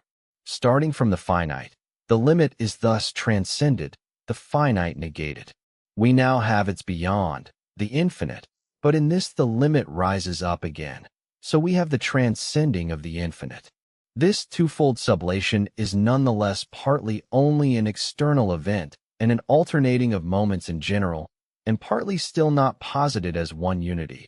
Each of these moves beyond is an independent starting point, a fresh act, so that the two fall apart. But, in addition, their connection is also present in the infinite progression. The finite comes first. Then there is the transcending of it, and this negative, or this beyond of the finite, is the infinite. Third, this negation is transcended in turn, a new limit comes up, a finite again. This is the complete, self-closing movement that has arrived at that which made the beginning. What emerges is the same as that from which the departure was made. That is, the finite is restored. The latter has therefore rejoined itself. In its beyond has only found itself again. The same is the case regarding the infinite. In the infinite, in the beyond of the limit, only a new limit arises which has the same fate, namely, that as finite it must be negated. Thus what is again at hand is the same infinite that just now disappeared in the new limit. By being sublated, by traversing the new limit, the infinite has not therefore advanced one jot further. It has distanced itself neither from the 21.135 finite, for the finite is just this, to pass over into the infinite, nor from itself, for it has arrived at itself. Thus the finite and the infinite are both this movement of each returning to itself through its negation. They are only as implicit mediation, and the affirmative of each contains the negative of each, and is the negation of the negation. They are thus a result, and, as such, not in the determination that they had at the beginning. Neither is the finite in existence on its side, nor the infinite in existence, or a being in itself beyond that existence. That is, beyond existence in the determination of finitude. The understanding strongly resists the unity of the finite and the infinite only because it presupposes restriction and finitude to remain, like being in itself, constants. It thereby overlooks the negation of both which is in fact present in the infinite progression, just as it equally overlooks that the two occur in this progression only as moments of a whole, that each emerges only through the mediation of its opposite, but, essentially, equally by means of the sublation of its opposite. If this imminent turning back has for the moment been reckoned to be just as much the turning back of the finite to itself and of the infinite to itself, noticeable in this very result is an error connected with the one-sidedness just criticized. The finite and then the infinite is each taken as the starting point, and only in this way two results ensue. But it is a matter of total indifference which is taken as the starting point, and, with this, the distinction caused by the duality of results dissolves of itself. This is likewise posited in the line of the infinite progression, open-ended on both sides, wherein each of the moments recurs in equal alternation, and it is totally extraneous at which position the progression is arrested and taken as beginning. The moments are distinguished in the progression, but each is equally only moment of the other. Since both, the finite and the infinite, are themselves moments of the progress, they are jointly the finite, and since they are equally jointly negated in it, and in the result, this result as the negation of their joint finitude is called with truth the infinite. Their distinction is thus the double meaning which they both have. The finite has the double meaning, first, of being the finite over against the infinite which stands over against it, and, second, of being at the same time the finite and the infinite over against the infinite. Also the infinite has the double meaning of being one of the two moments, it is then the bad infinite, and of being the infinite in which the two moments, itself and its other, are only moments. Therefore, as in fact we now have it, the nature of the infinite is that it is the process in which it lowers itself to be only one of its determinations over against the finite and therefore itself only one of the finites, and elevates this 21.136 distinction of itself and itself to be self-affirmation and, through this mediation, the true infinite. This determination of the true infinite cannot be captured in the already criticized formula of a unity of the finite and the infinite. Unity is abstract, motionless self-sameness, and the moments are likewise unmoved beings. But, like both its moments, the infinite is rather essentially only as becoming, though a becoming now further determined in its moments. Becoming has for its determinations, first, abstract being and nothing. As alteration, it has existence, something, and other. Now as infinite, it has finite and infinite, these two themselves as in becoming. This infinite, as being turned back unto itself, as reference of itself to itself, is being, but not indeterminate, abstract being, for it is posited as negating the negation. Consequently, it is also existence or there-ness, 62, for it contains negation in general and consequently determinateness. It is, and is there, present before us. Only the bad infinite is the beyond, since it is only the negation of the finite posited as real and, as such, it is abstract first negation, thus determined only as negative. It does not have the affirmation of existence in it. Held fast only as something negative, it ought not to be there. It ought to be unattainable. However, to be thus unattainable is not its grandeur, but rather its defect, which is at bottom the result of holding fast to the finite as such, as existent. It is the untrue which is the unattainable, and what must be recognized is that such an infinite is the untrue. The image of the progression in infinity is the straight line. The infinite is only at the two limits of this line, and always only is where the latter, which is existence, is not but transcends itself in its non-existence, that is, in the indeterminate. As true infinite, bent back upon itself, its image becomes the circle, the line that has reached itself, closed and wholly present, without beginning and end. True infinity, thus taken in general as existence posited as affirmative in contrast to abstract negation, is reality in a higher sense than it was earlier as simply determined. It has now obtained a concrete content. It is not the finite which is the real, but rather the infinite. Thus reality is further determined as essence, concept, idea, and so forth. In connection with the more concrete, it is however superfluous to repeat such earlier and more abstract categories as reality, and to use them for determinations more concrete than they are by themselves. Such a repetition, as when it is said that essence, or that the concept, is real, has its origin in the fact that to uneducated thought the most abstract categories such as being, existence, reality, finitude, are the most familiar.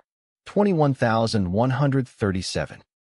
The more immediate occasion, however, for recalling here the categories of reality is that the negation, against which reality is the affirmative, is here the negation of negation, and consequently itself posited over against that reality, which finite existence is.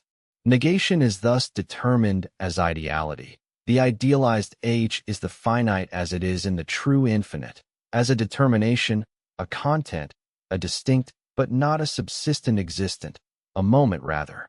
Ideality has this more concrete signification which is not fully expressed through the negation of finite existence. As regards reality and ideality, the opposition of finite and infinite is, however, so grasped that the finite assumes the value of the real, whereas the infinite that of the idealized.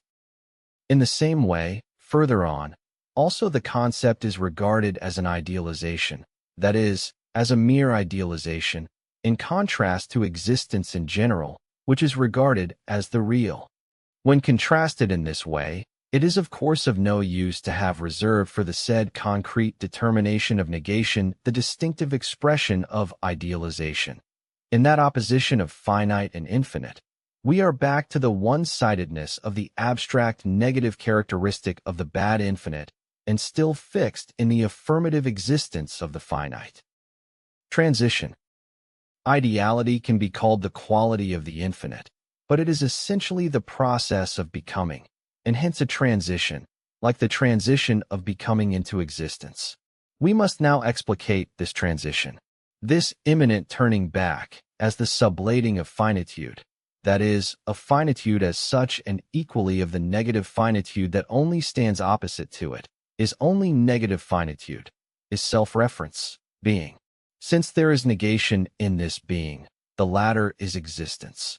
But, further, since the negation is essentially negation of the negation, self-referring negation, It is the existence that carries the name of being for itself. Remark 1.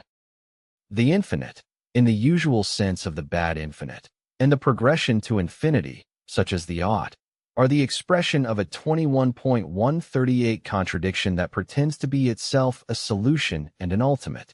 This infinite is a first elevation of sense representation above the finite to thought, but to a thought which, for content, has only a nothing, that is, a non-existent explicitly posited as such.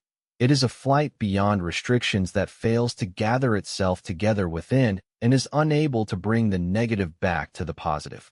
This unfulfilled reflection has before it both the determinations of the true infinite, namely the opposition of the finite and the infinite, and the unity of the finite and the infinite, but fails to bring the two thoughts together. The thought of one unavoidably brings the other along, but this reflection lets them only alternate. The spectacle of this alternation, this infinite progression, occurs wherever one remains fixated on the contradiction of the unity of two determinations and of their opposition. The finite is the sublation of itself. It holds its negation, the infinity, in itself, unity of the two. It is the movement beyond the finite into the infinite as the beyond of the finite, separation of the two. But over and beyond the infinite there is another finite. The beyond, the infinite, holds finitude, unity of the two. But this finite is also a negative of the infinite, separation of the two, and so forth. Thus, in the relation of causality, cause and effect are inseparable. A cause that would have no effect is not a cause, just as an effect that had no cause would no longer be effect. This relation yields, therefore, the infinite progression of causes and effects. Something is determined as cause, but as something finite, and it is finite just because of its separation from the effect. It has itself a cause, that is, it is also effect. Consequently, the same thing that was determined as cause is also determined as effect, unity of cause and effect. What is now determined as effect has in turn a cause, that is, the cause is to be separated from its effect and to be posited as a different something. This new cause is, however, itself only an effect, unity of cause and effect. It has an other for its cause, separation of the two determinations, and so forth, into infinity. We can thus restate the progression in this more appropriate form. The claim is made that the finite and the infinite are one unity. This is a false claim that needs correction by its opposite. The two are absolutely different and opposed. This claim is in turn to be corrected to the effect that the two are inseparable, that in the one determination there lies the other by virtue of the claim to unity, and so forth to infinity. It is easy enough to see into the nature 21.139 of the infinite. One must recognize that the infinite progression, the developed infinity of the understanding, is constituted by the alternation of the two determinations, of the unity and the separation of the two moments, and then further recognize that this unity and this separation are inseparable. The resolution of this contradiction is not the acknowledgement of the equal correctness and of the equal incorrectness of both claims. This would only be another shape of the still abiding contradiction, but the ideality of both, in the sense that in their distinction, as reciprocal negations, they are only moments. That monotonous alternation of the infinite progression is in fact the negation of both their unity and their separation. What was demonstrated above is just as much present in it de facto, namely, that the finite, over and beyond itself, falls into the infinite, but that, over and beyond this infinite, it equally finds itself born anew, hence, that it rejoins itself there, as is also the case for the infinite, so that this same negation of negation results in affirmation, a result that thereby proves itself to be their truth and point of origin. In this being which is thus the ideality of the distinct moments, the contradiction has not vanished abstractly, 63, but is resolved and reconciled, and the thoughts, while left intact, are also brought together. Here we have, in a graphic example, the nature of speculative thought displayed in its determining feature. It consists solely in grasping the opposed moments in their unity.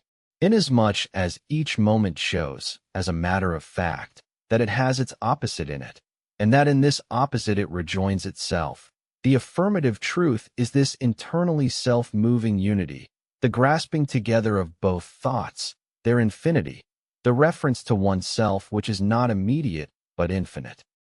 The essence of philosophy has often been located by those already adept in the things of thought in the task of answering the question, how does the infinite go forth out of itself and come to finitude? This, as opinion would have it, escapes conceptual comprehension. In the course of this exposition, the infinite at whose concept we have arrived will further determine itself, and the desideratum, how the infinite, if one can so express oneself, comes to finitude, will be manifested in it in the full manifold of forms. Here we are considering this question only 21.140 inches its immediacy, and in view of the just mentioned sense which the infinite usually carries. It is above all on the answer to this question that whether there is a philosophy is taken to depend, and people believe, while still professing willingness to let the matter rest on it, that they also possess in the question itself a sort of puzzle, an invincible talisman, that firmly secures them against the answer and consequently against philosophy and the attainment of it. In order to understand questions, a certain education is required also in other subject matters, and this is all the more the case for things philosophical if more of an answer is to be had than that the question is an idle one. It is fair to expect in these questions, as is normally done, that the point at issue would not depend on words, but would rather be made intelligible through some form or other of expression.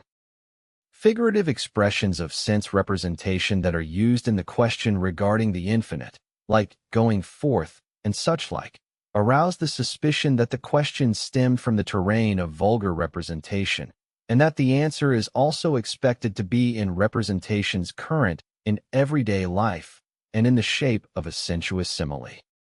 Take being in general, instead of the infinite. The determining of it, its having a negation or finitude in it, seems easier to comprehend.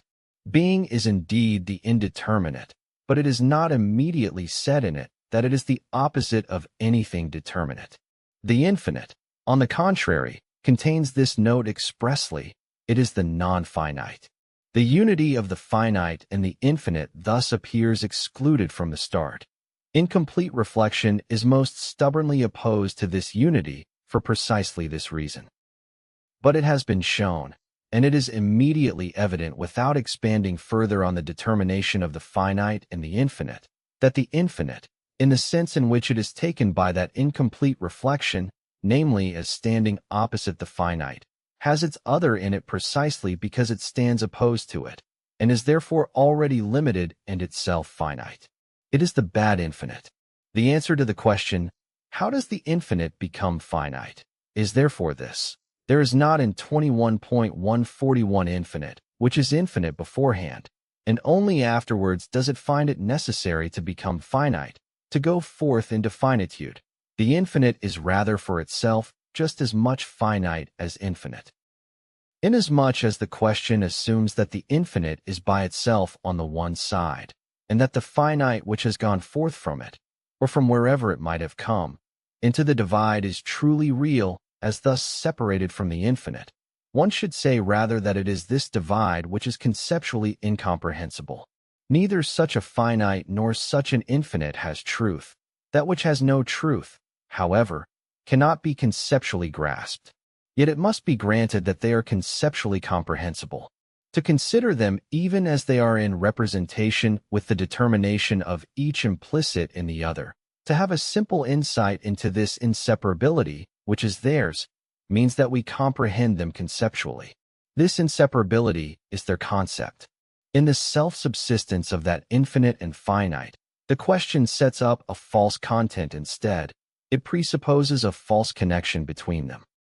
For this reason, the question is not to be answered, but the false presuppositions contained in it, in effect the question itself, are rather to be denied. By thus questioning the truth of such finite and infinite, the standpoint is altered, and this change will turn the embarrassment which the question was supposed to cause back on the question itself. To the reflection from which the question originated, our own question is something new, for that reflecting lacks the speculative interest that would lead it to ascertain for its own sake, and before it draws connections between determinations, whether such determinations are anything true as presupposed. To the extent, however, that the untruth of that abstract infinite is recognized, and of the finite which is equally supposed to stand unmoved on its side, there is this to be said of the procession of the finite out of the infinite.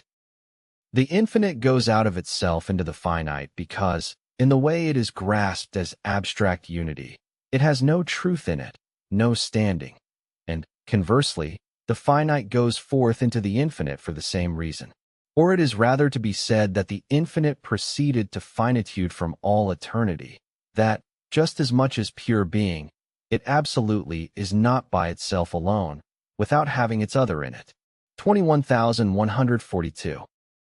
The question how the infinite proceeds to the finite can harbor a further presupposition still, namely that the infinite includes the finite within itself, and consequently that it is the unity of itself and its other, so that the difficulty has to do essentially with the separating, for this is in opposition to the presupposed unity. On this presupposition, the opposition insisted upon only assumes a different form. The unity and the distinguishing are separated from each other and held isolated. If, however, the unity is not taken abstractly and indeterminately, but rather, as in the presupposition, as the determinate unity of the finite and the infinite, the distinguishing of these two is also present in it. And this distinguishing is not one that would also let them go loose, each subsisting separately, but it rather leaves them in the unity as idealized. This unity of the infinite and the finite, and the distinguishing of them, are inseparable, in the same way as the finite and the infinite. Remark 2. The claim that the finite is an idealization defines idealism. The idealism of philosophy consists in nothing else than in the recognition that the finite is not truly inexistent. Every philosophy is essentially idealism, or at least has idealism for its principle, and the question then is only how far this principle is carried out. This applies to philosophy just as much as to religion, for religion also, no less than philosophy, will not admit finitude as a true being, an ultimate, an absolute, or as something non-posited, uncreated, eternal. The opposition between idealistic and realistic philosophy is therefore without meaning. A philosophy that attributes to finite existence, as such, true, ultimate, absolute being, does not deserve the name of philosophy. The principles of ancient as well as more recent philosophies, whether water, matter, or atoms, are universals, idealizations, not things as given immediately, that is, in sensuous singularity. Not even the water of Thales is that, for, although also empirical water, it is besides that the in itself or essence of all other things, and these things do not stand on their own, self-grounded, but are posited on the basis of another, of water, that is, they are idealized. In thus calling the principle or the universal an idealization as we have just done, and the concept, the idea, spirit, deserve the name even more, and in saying then that the singular things of the senses are idealizations in principle, or in their concept, and even more so when sublated in the spirit, we must note, 21.143 inches passing, the same double-sidedness that transpired in the infinite, namely that an idealization is on the one hand something concrete, a true existent, but, on the other hand, that its moments are no less idealizations, sublated in it. In fact, however, there is only one concrete whole from which the moments are inseparable. By an idealization is normally meant the form of representation. Whatever is in any of my representations, whether in the concept, the idea, the imagination, and so forth, goes by the name of idealization, so that the idealized stands in general also for imaginary constructs, for representations that are not only distinguished from anything real, but should essentially not be taken as real. In point of fact, spirit is above all the true idealist. In spirit, even as spirit senses and represents, but still more as it thinks and conceptualizes, the content is not real existence, as so called. In the simplicity of the I, any such external being is only sublated. It is for me. It is in me idealized. This subjective idealism, whether it is the unconscious idealism of consciousness in general, or is consciously declared and installed as principle, extends only to the form of representation according to which a content is mine. In the systematized idealism of subjectivity, this form is declared to be the only true form, one that excludes the form of the objectivity or reality of that content, of its external existence. Such an idealism is formal, since it does not take into consideration the content of representation or thought, and therefore does not go past its finitude. Nothing is lost by this idealism, both because the reality of this finite content, the existence filled with finitude, is retained, and because, if one abstracts from it, in itself nothing of much consequence is to be made of it, nor is anything gained by it, for the same reason that nothing is lost, since the I remains representation, spirit still filled with the same content of finitude. The opposition of the forms of subjectivity and objectivity is of course itself one of finitudes. But the content, as taken up in sensation, intuition, or also in the more abstract element of representation and thought, contains such finitudes in full, and these, by the exclusion of that one mode of finitude alone, of the form of subjective and objective, are still not done away with, and even less have they fallen off on their own. The ideal, das Ideal, has a broader meaning, such as of the beautiful and its associations, than the idealized, das Ideal. The former does not belong here yet, and for this reason the expression idealized is being used. There is no such distinction made in language usage for reality. In German, real and real are used as roughly synonymous, and no interest is served in nuancing the two in some sort of opposition. 42. This will happen in the subjective logic, when the logical object assumes the form of concept. 43. The most perfect being is defined as one in which all co-possible realities inhere in the absolutely highest degree. Christian Wolff. Theologia Naturalis Methodo Scientifica Protractata, Frankfurt and Leipzig, 1741, Section 6. 44. Leibniz. Monadology, 1714, Section 41. 45. Cf. below, 21.130 to 37. 46. Letter 50, 1674, to Gerig Gellis. Works of Spinoza, trans. R. H. M. Elwes. New York, Dover, 1951, Volume 2, pages 369 to 370. 47. Ethics, Part 2, Prop. 1-2. 48. Ethics, Part 1, Prop. 8, Note 1. 49. Cf. below, 21,139.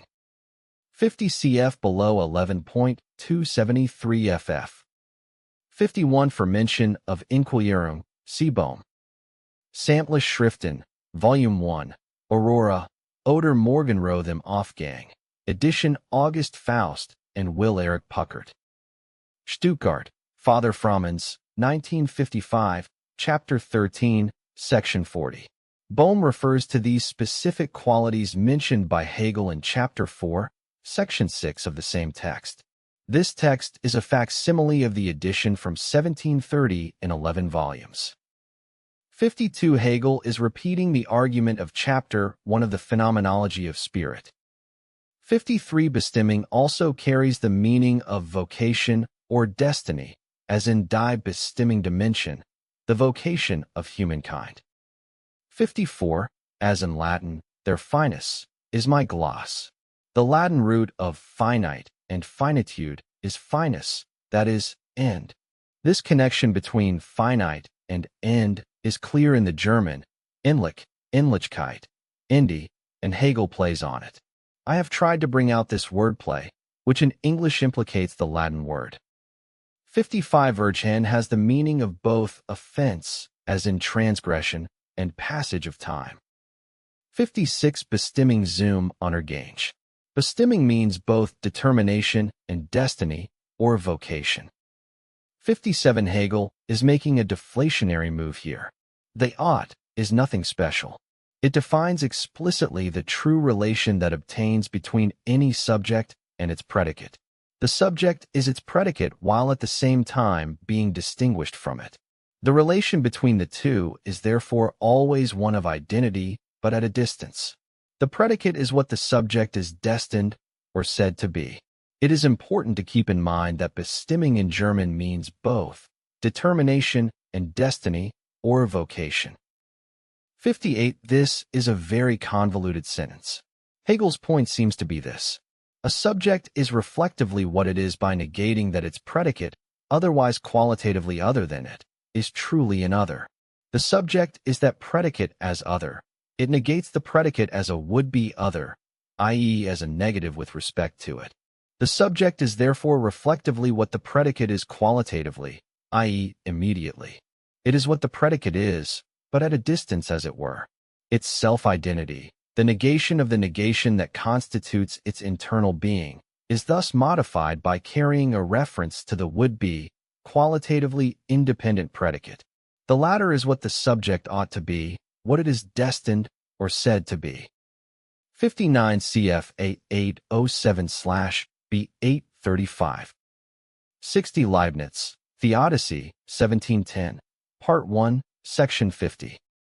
61. It goes away or ceases to be, equals verget.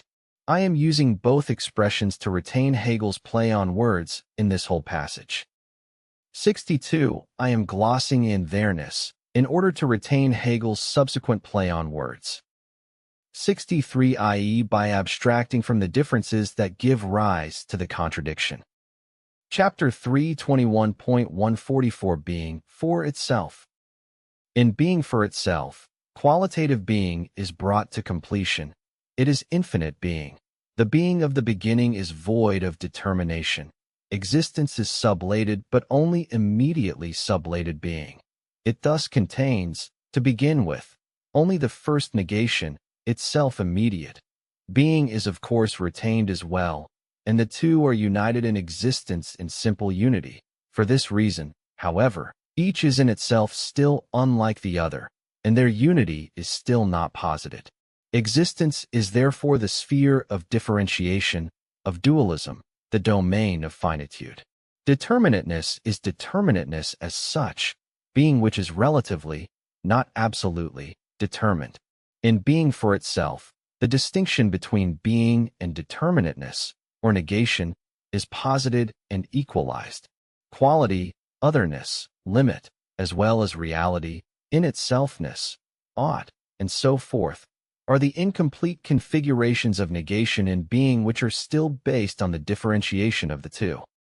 But since infinitude negation has passed over into infinity, in the posited negation of negation, negation is simple self-reference, and in it, therefore, the equalization with being, absolutely determinate being.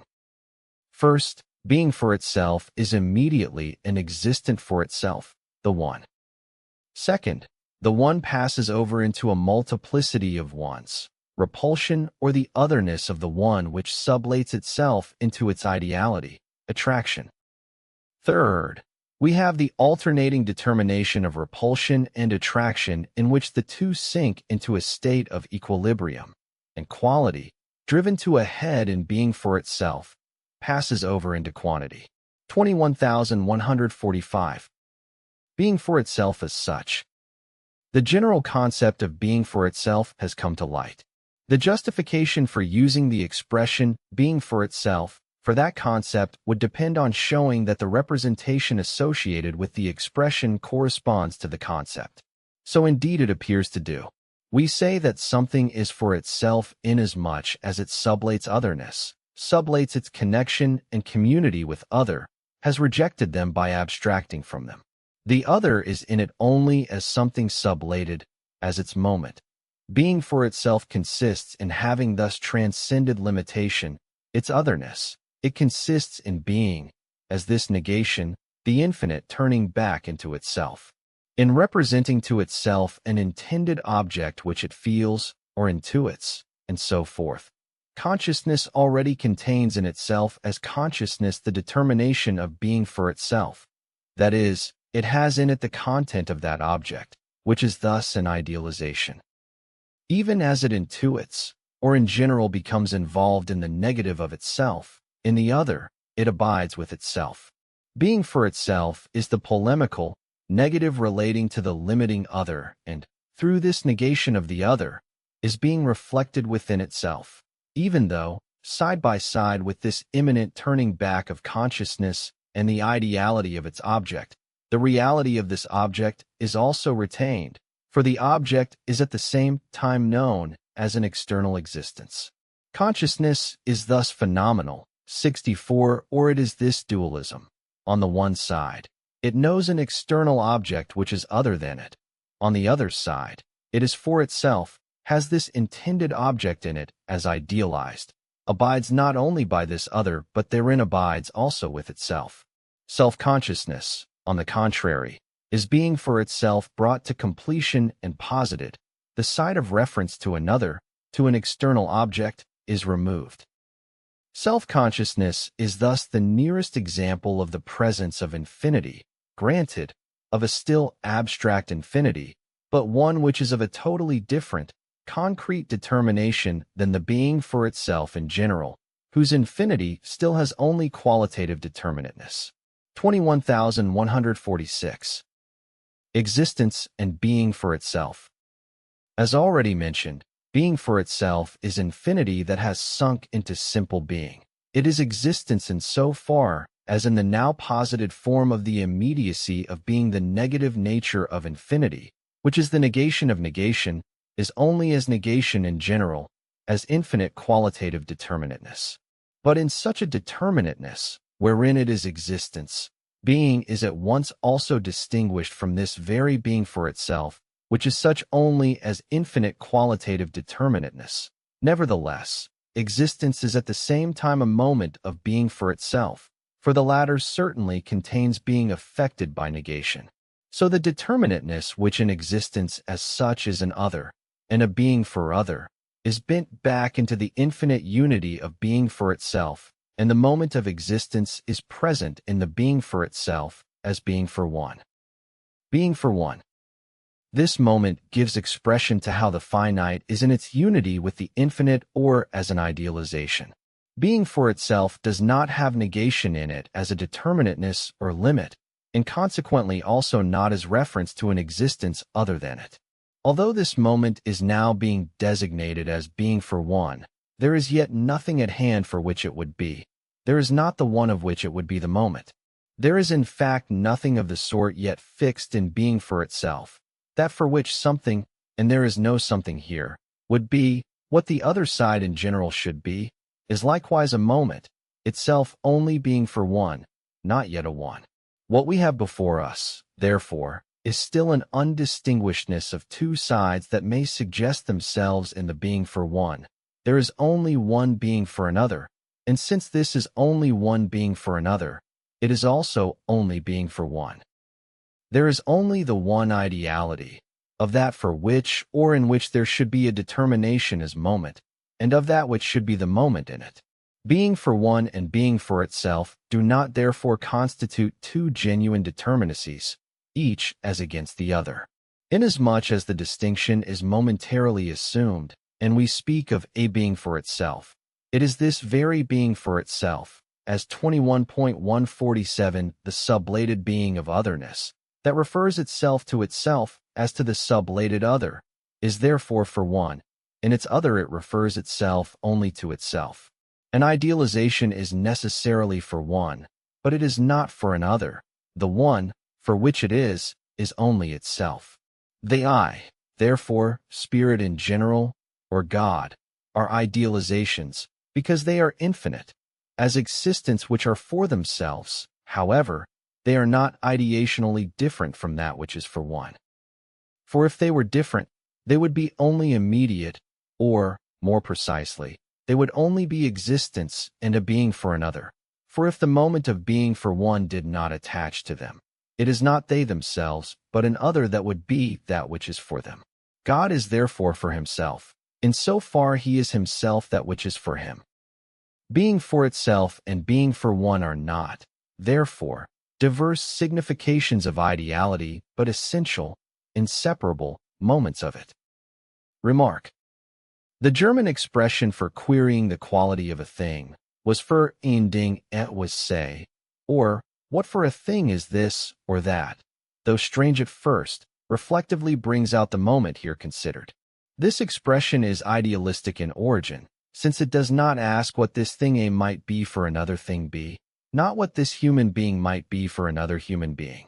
It asks, rather, what this is for a thing, for a human being, so that this, being for one, is at the same time taken back into this thing, into this human being, or that which is and that for which it is are one and the same, an identity. Such as ideality must also be considered to be. Ideality at first attaches to the sublated determinations as distinguished from that in which they are sublated, which by contrast can be taken as the real. The result is that the idealization is again one of the moments and the real the other. Ideality, however, consists in both determinations being equally only for one and having only the value of a one, and this one ideality, thus undifferentiated, is reality. In this sense, self-consciousness, spirit, God, are each, as an infinite reference purely to itself, an idealization. The I is for the I. Both are the same thing. The I is named twice, but in such a way that each of the two is for one, ideally. Spirit is only for spirit, 21.148 God only for God, and this unity alone is God. God is spirit. Self-consciousness, however, as consciousness, incurs the difference of itself and an other, or of its ideality, in which it is representational, and of its reality, since its representation has a determinate content which, as non-sublated negativity, as existence, still has the side of being known. However, to call thought, spirit, God, only an idealization, presupposes the standpoint according to which finite existence counts as the real, and idealization or the being for one has only a one-sided meaning. The principle of idealism was stated in an earlier remark 65, where it was said that in a philosophy all depends on how far this principle is implemented. Regarding the manner of this implementation, one further comment can still be made in connection with the categories that we are considering now. This implementation depends first of all on whether finite existence still remains standing on its own alongside the being for itself, but, besides that, on whether the moment of the for one, a relation of idealization to itself as idealization, has already been posited in the infinite itself. Thus the being of the Eleatics or the Spinozistic substance are only the abstract negation of all determinateness, without ideality being posited in them. In the case of Spinoza, as it will be further mentioned below, infinity is only the absolute affirmation of a thing. 66 consequently only the unmoved unity. Substance does not therefore ever attain the determination of being for itself, even less so of subject and of spirit. The idealism of the noble Malebranche is in itself more explicit. It contains the following basic thoughts. Because God includes within itself all eternal truths, the ideas and the perfections of all things, so that they are His and only His, we see them only in Him. God awakens our sensations of objects in us through an action that has nothing of the sensuous, whereby we imagine to ourselves that we gain of an intended object not only the idea depicting its essence, but also the sensation of its existence. De la recherche, de la vérité, éclaircissement sur la nature de ideas, etc. 67 Thus, like the eternal truths and the ideas, essentialities, of things, the existence of these things is in God, is an idealization, not an actual existence, even though, as our intended objects, the same things are only for one. This moment of explicit and concrete idealism, lacking in Spinoza, is present here, in absolute ideality being determined as knowledge. Pure and profound as this idealism is, these relations contain nevertheless, on the one hand, much which is still indeterminate for thought, and, on the other hand, a content which is at the same time much too concrete. Sin and redemption, and so forth, also enter into them. The logical determination of infinity that would have to be their foundation is not elaborated on its own, and as a result such a noble and rich idealism, though indeed the product of pure speculative spirit, is not yet the product of pure speculative thinking, the kind which alone would truly give it a foundation. 21,149. Leibnizian idealism lies more within the confines of the abstract concept. The Leibnizian ideating being, the monad, is essentially an idealization. 68. Ideation is a being for itself in which the determinacies are not limits, and therefore not an existence, but rather only moments. Ideation is doubtless also a more concrete determination, but it has here no further meaning than that of ideality, since for Leibniz even the things that lack consciousness are representational, perceptual. 69. In this system, therefore, otherness is sublated. Spirit and body or the monads in general are not an other for each other, do not limit each other, have no effect on each other. All relations based on an existence fall away in general. The manifold is such only ideally and internally. The monad persists in it only as referred to itself. Alterations unfold within it, and entail no references of the one monad to others. What is taken in real determination to be an actually existent reference of monads to each other is an independent, only simultaneous, becoming which is enclosed in the being for itself of each. That there is a plurality of monads, that they are thereby determined as others, is not the affair of the monads, but of a reflection external to them, of a third. In themselves they are not others to each other. The being for itself is kept pure, without the alongside of an existence. 70. But herein equally lies the incompleteness of this system. The monads are such ideating beings only in themselves or in God, who is the monad of monads, or also within the system. Otherness is present in the same manner. It happens wherever one wishes, in representation itself or according to how the third that considers them as others, as many, is determined. The plurality of their existence is only excluded, and that only momentarily, for the monads are posited as the non-others that they are only through abstraction. If it is a third that posits their otherness, so it is also a third that sublates this otherness. But this whole movement that makes them idealizations falls outside them. It may be pointed out to the contrary that this movement of thought happens itself only within an ideating monad. But the rejoinder must then be that the very content of such a thought is within itself external to itself. 21.151 proceeds immediately, without conceptualization, by means of the image of creation, from the unity of the absolute ideality, the monad of monads, over to the categories of the abstract plurality, void of references, of existence, and from this plurality, just as abstractly back to that unity. Ideality, representing in general, remains something formal, as does also representing raised to consciousness. Just as in Leibniz's above-mentioned fiction 71, that of a magnetic needle which, if it had consciousness, would see its northerly direction as a determination of its freedom. Consciousness is thought only as a one-sided form indifferent to its determination and content. So is the ideality in the monads a form that remains external to their plurality. Ideality is supposed to be immanent in them. Their nature is to represent. But, on the one hand, they are in a relation of harmony, but a harmony that does not fall within their determinate being and is therefore pre-established. 72. On the other hand, this existence of theirs is not grasped as being for other, even less as ideality, but is rather determined only as abstract plurality. The ideality of the plurality and its further determination as harmony do not become immanent in the plurality. itself do not belong to it.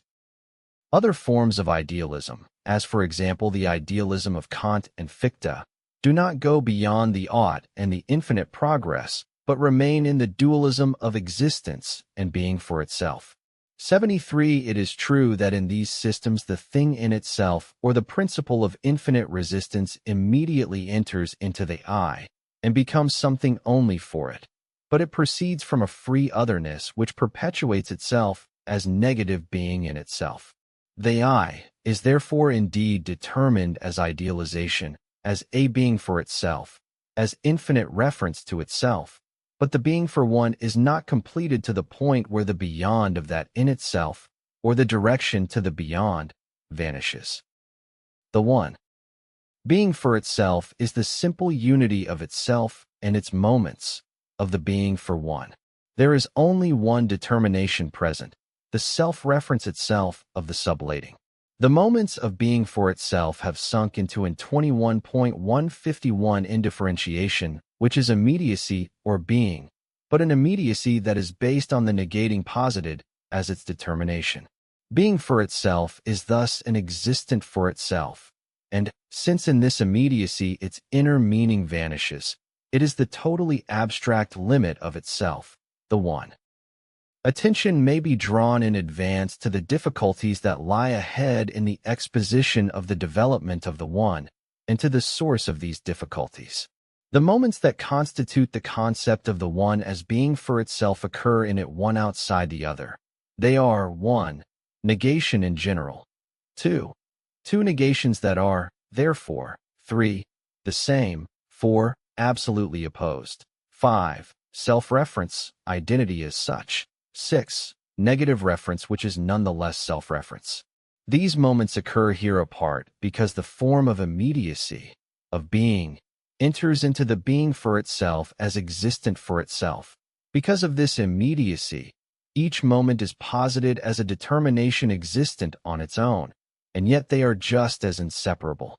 Hence, of each determination the opposite must equally be said.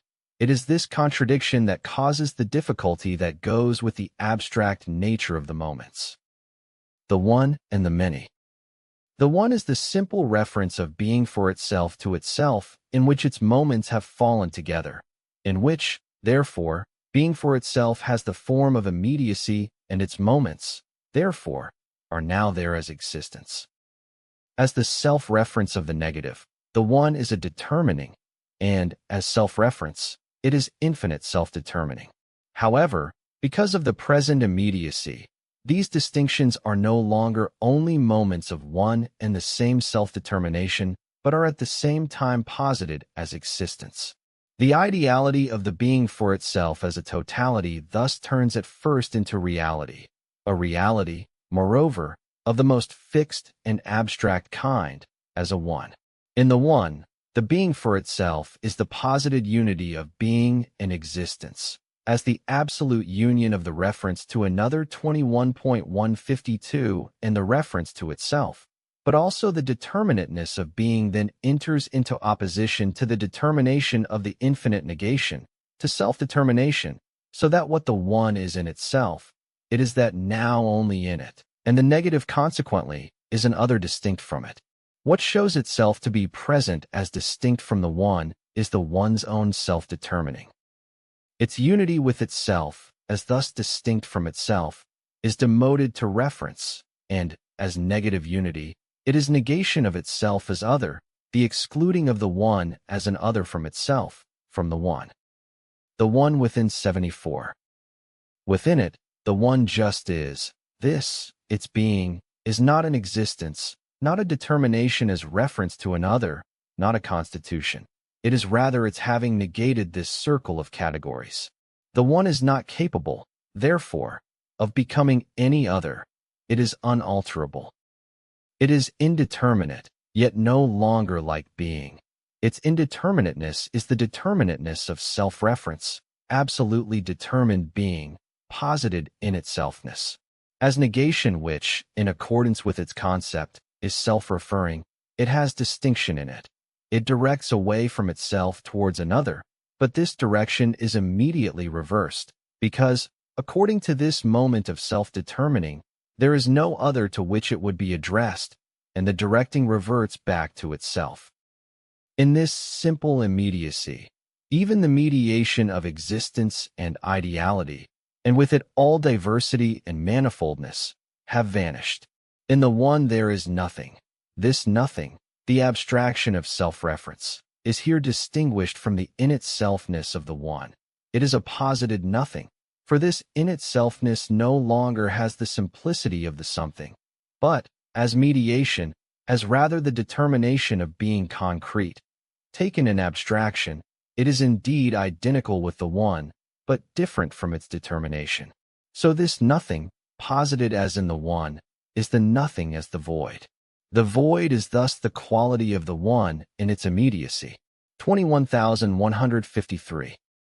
The one and the void. The one is the void as the abstract self-reference of negation, but the void, as nothing, is absolutely diverse from the simple immediacy of the one, from the being of the latter which is also affirmative, and because the two stand in one single reference, namely to the one, their diversity is posited. However, as distinct from the affirmative being, the nothing stands as void outside the one as existent. Being for itself, determined in this way as the one and the void, has again acquired an existence. The one and the void have their negative self-reference as their common and simple terrain. The moments of being for itself come out of this unity, become external to themselves. For through the simple unity of the moments the determination of being comes into play, and the unity itself thus withdraws to one side, is therefore lowered to existence, and there it is confronted by its other determination standing over against it, negation as such and likewise as the existence of the nothing, as the void. Remark. In this form of existence, the one is the stage of the category that made its appearance among the ancients as the principle of atomism, according to which the essence of things is the atom and the void or.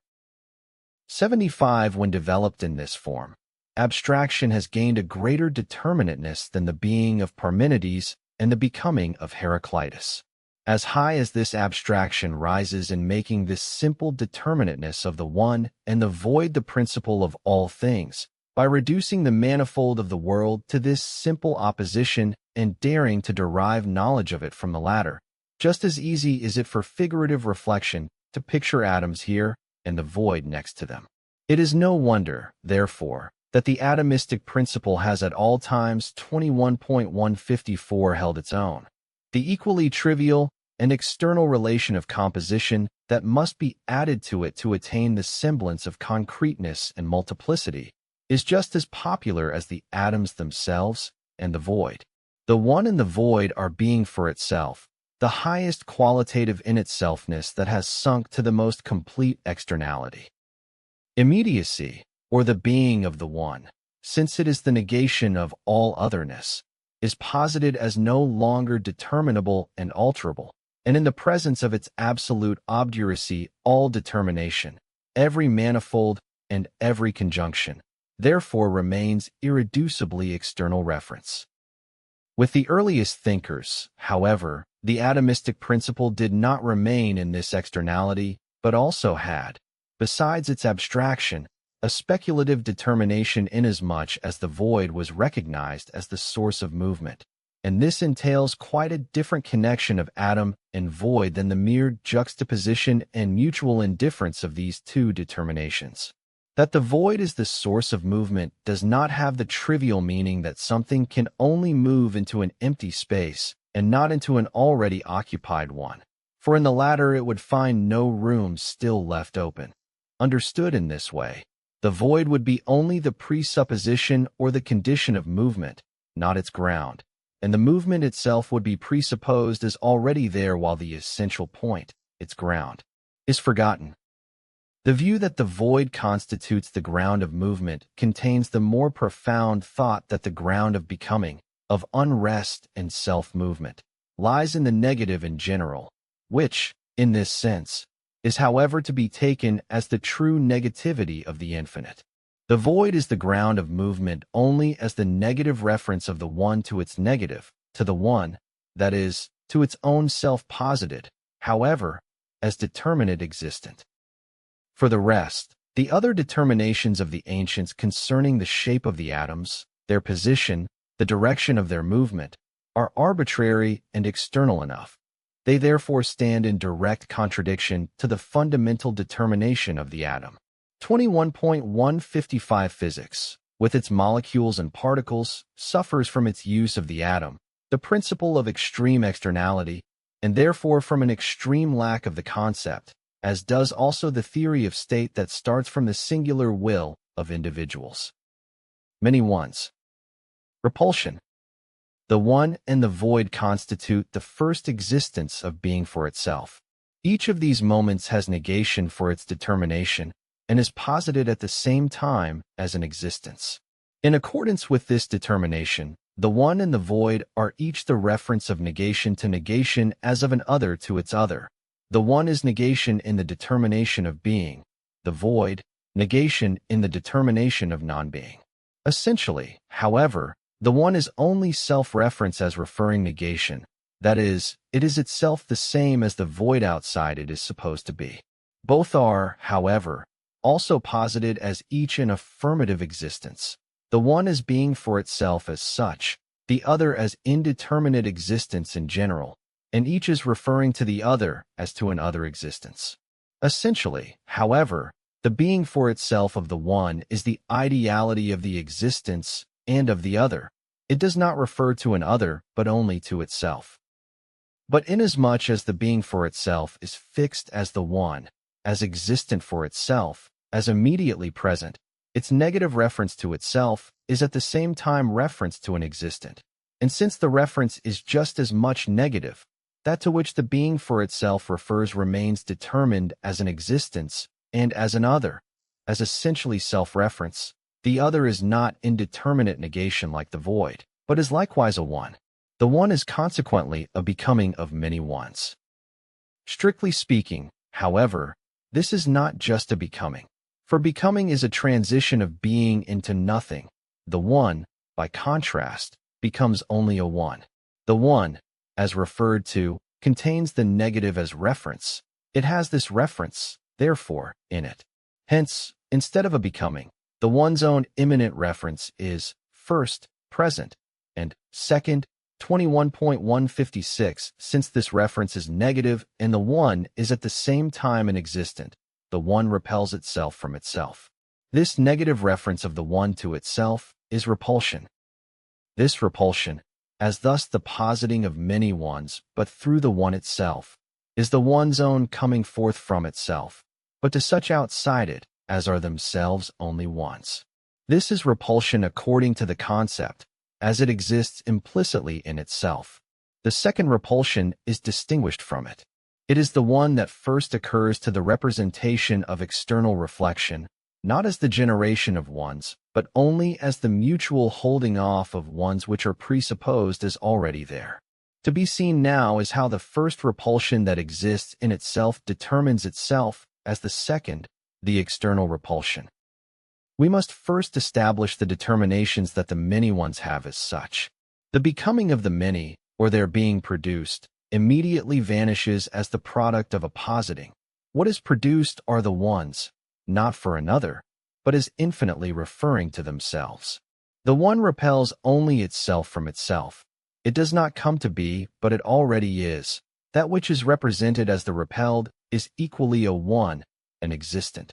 Repelling and being repelled applies in like manner to both, and makes no difference.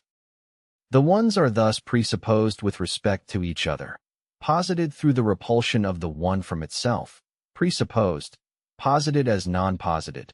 Their being posited is sublated. They are existence with respect to each other, such as refer only to themselves. Thus plurality appears not as an otherness, but as a determination completely external to the one. The one, in repelling itself, remains reference to itself, just like that which is taken as repelled at the start.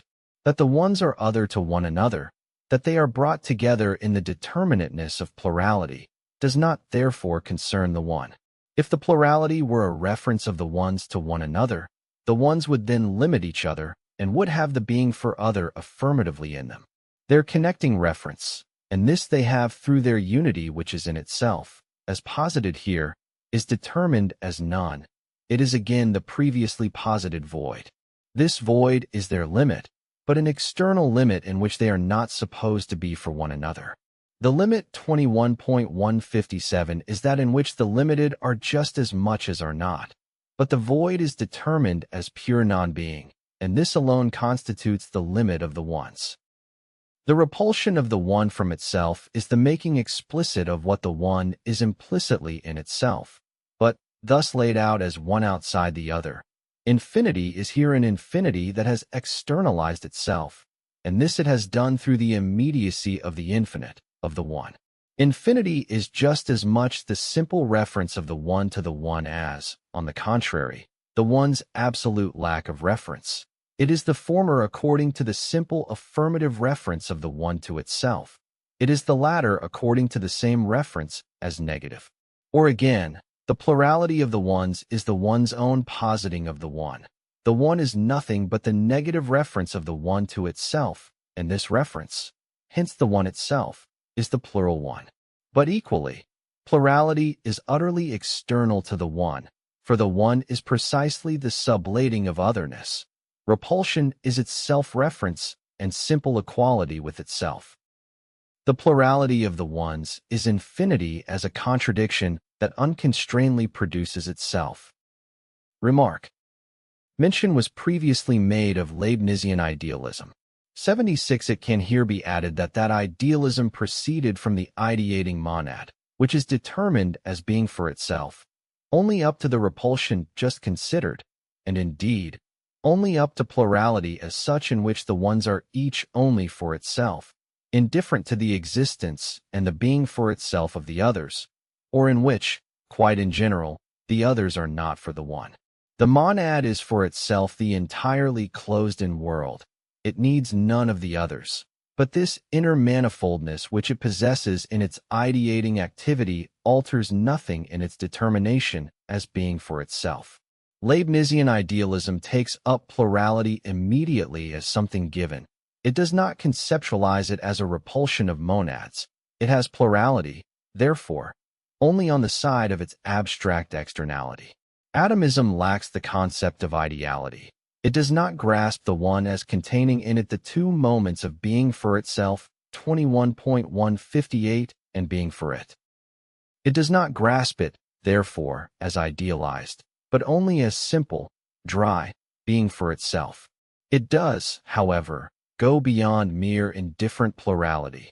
The atoms do come to a further determination with respect to each other even though, if the truth be told, inconsequentially, whereas, on the contrary, in that indifferent independence of the monads plurality remains as a rigid fundamental determination, so that the reference connecting them falls only in the monad of monads, or in the philosopher who contemplates them.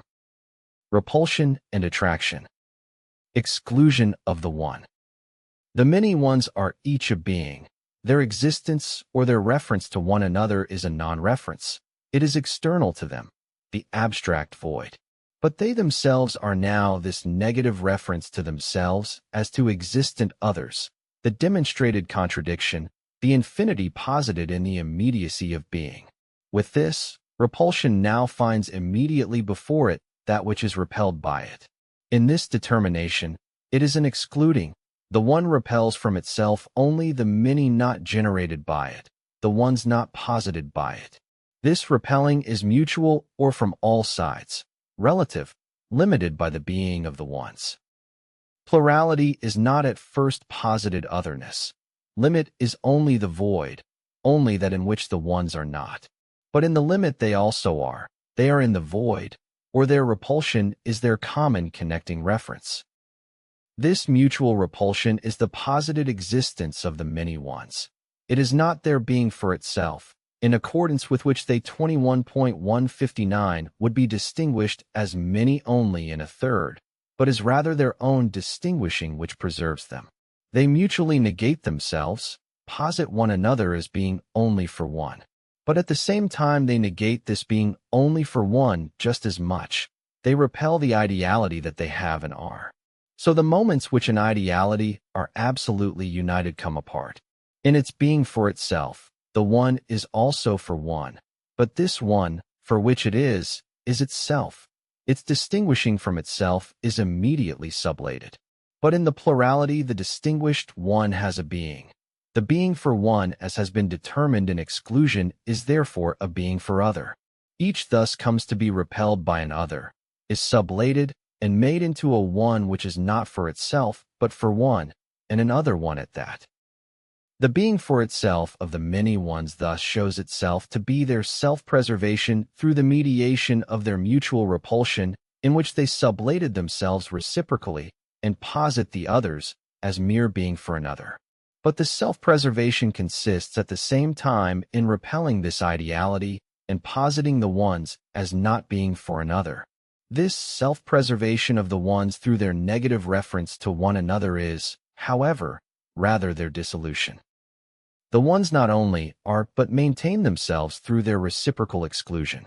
First, it is in their being, and indeed their being in itself as contrasted with their reference to the other, that they should now have a firm point of support for their diversity as against their being negated.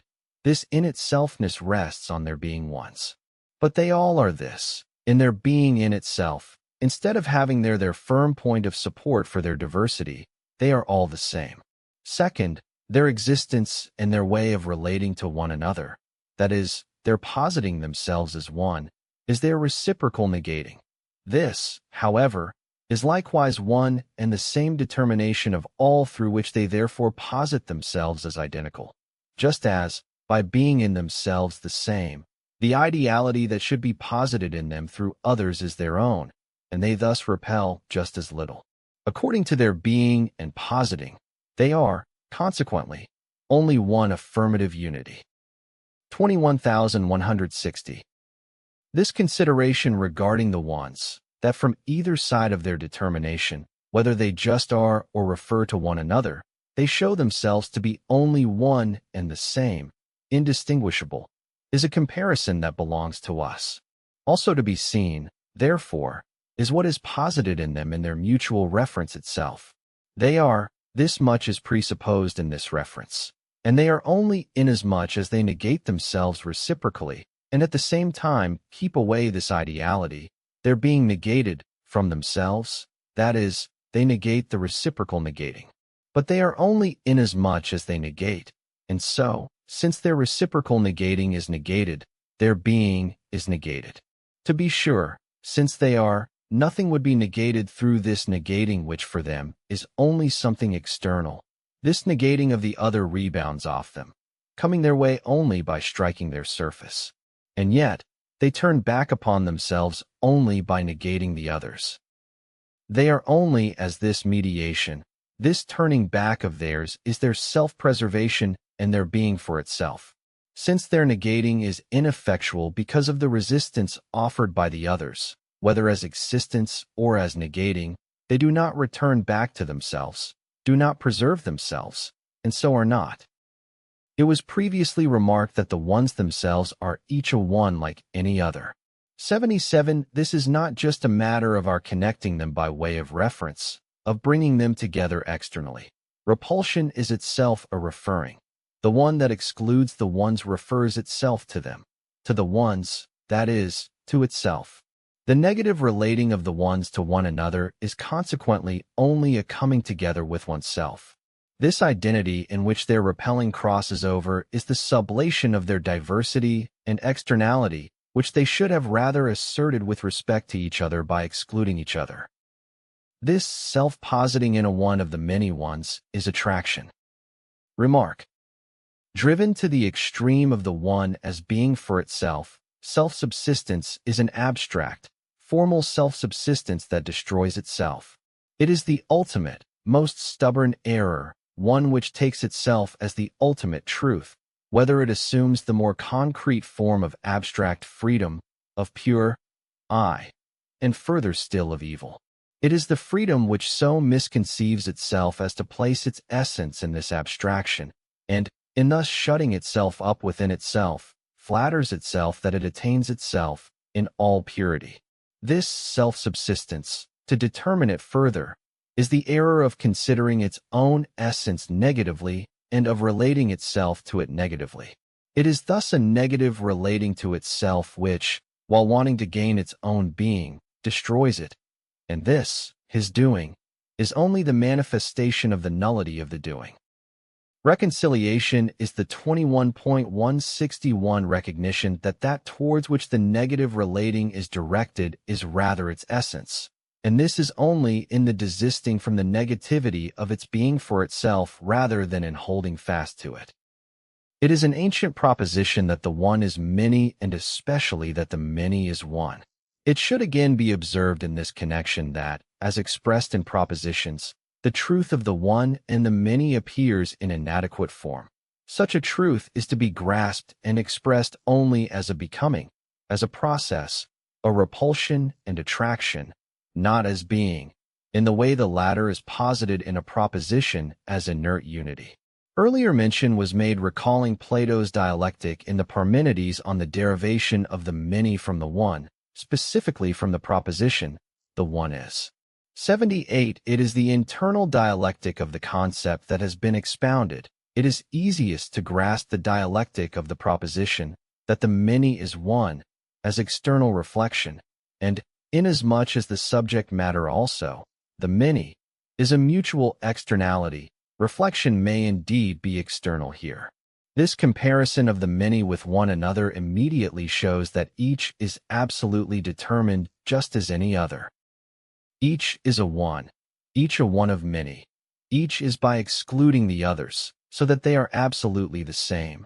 Absolutely one determination is present. This is a matter of fact, and all that needs to be done is simply to grasp the fact. If in its stubbornness the understanding refuses to do it, it is only because it also has distinction in mind, and rightly so, but distinction is not left out because of that fact, as surely as the fact is no less there despite distinction. One could, as it were, reassure the understanding concerning this simple grasp of the fact of unity that distinction will also come in again. The one of attraction.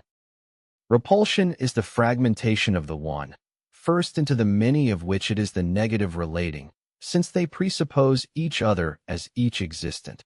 It is only the odd of ideality. This ideality will, however, be realized in attraction. Repulsion passes over into attraction, the many ones into one.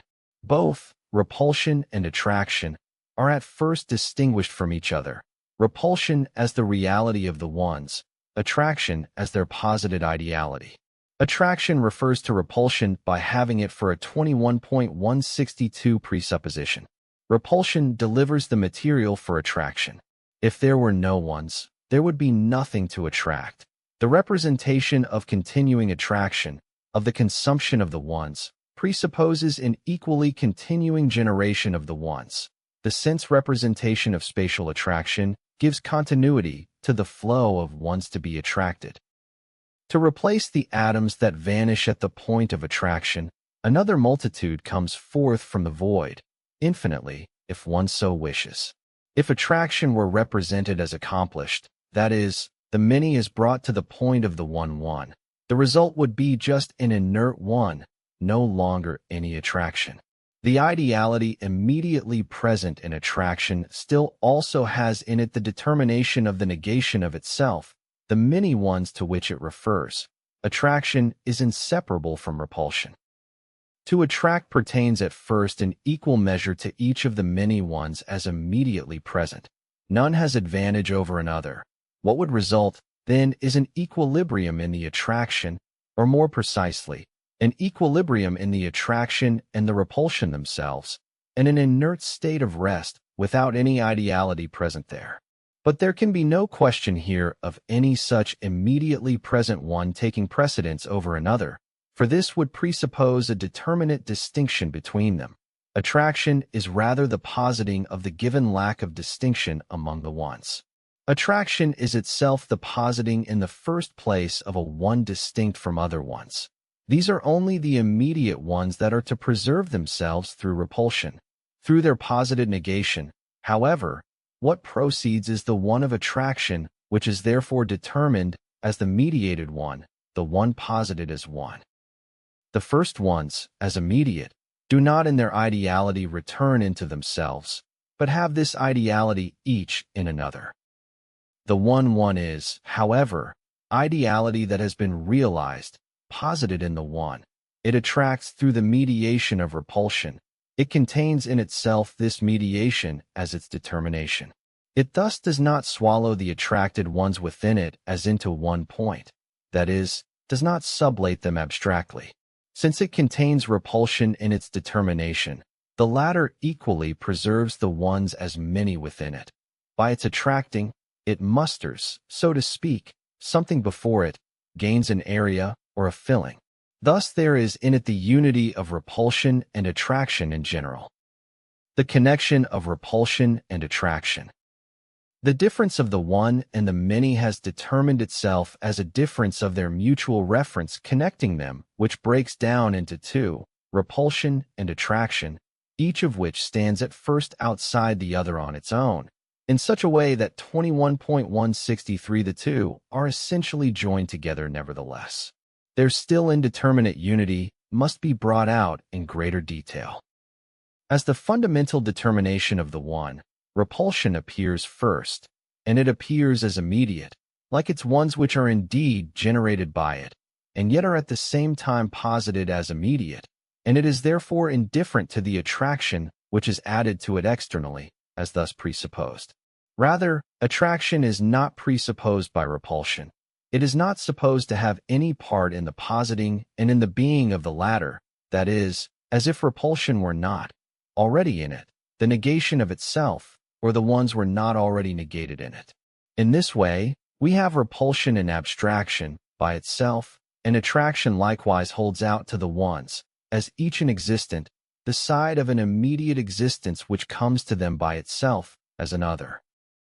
If we take mere repulsion in this way, for itself, it is then the dispersion of the many ones in indeterminacy, outside the sphere of repulsion itself.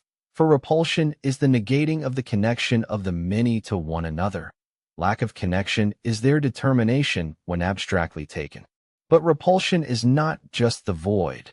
The ones, although unconnected, do not repel what constitutes their determination, do not exclude it.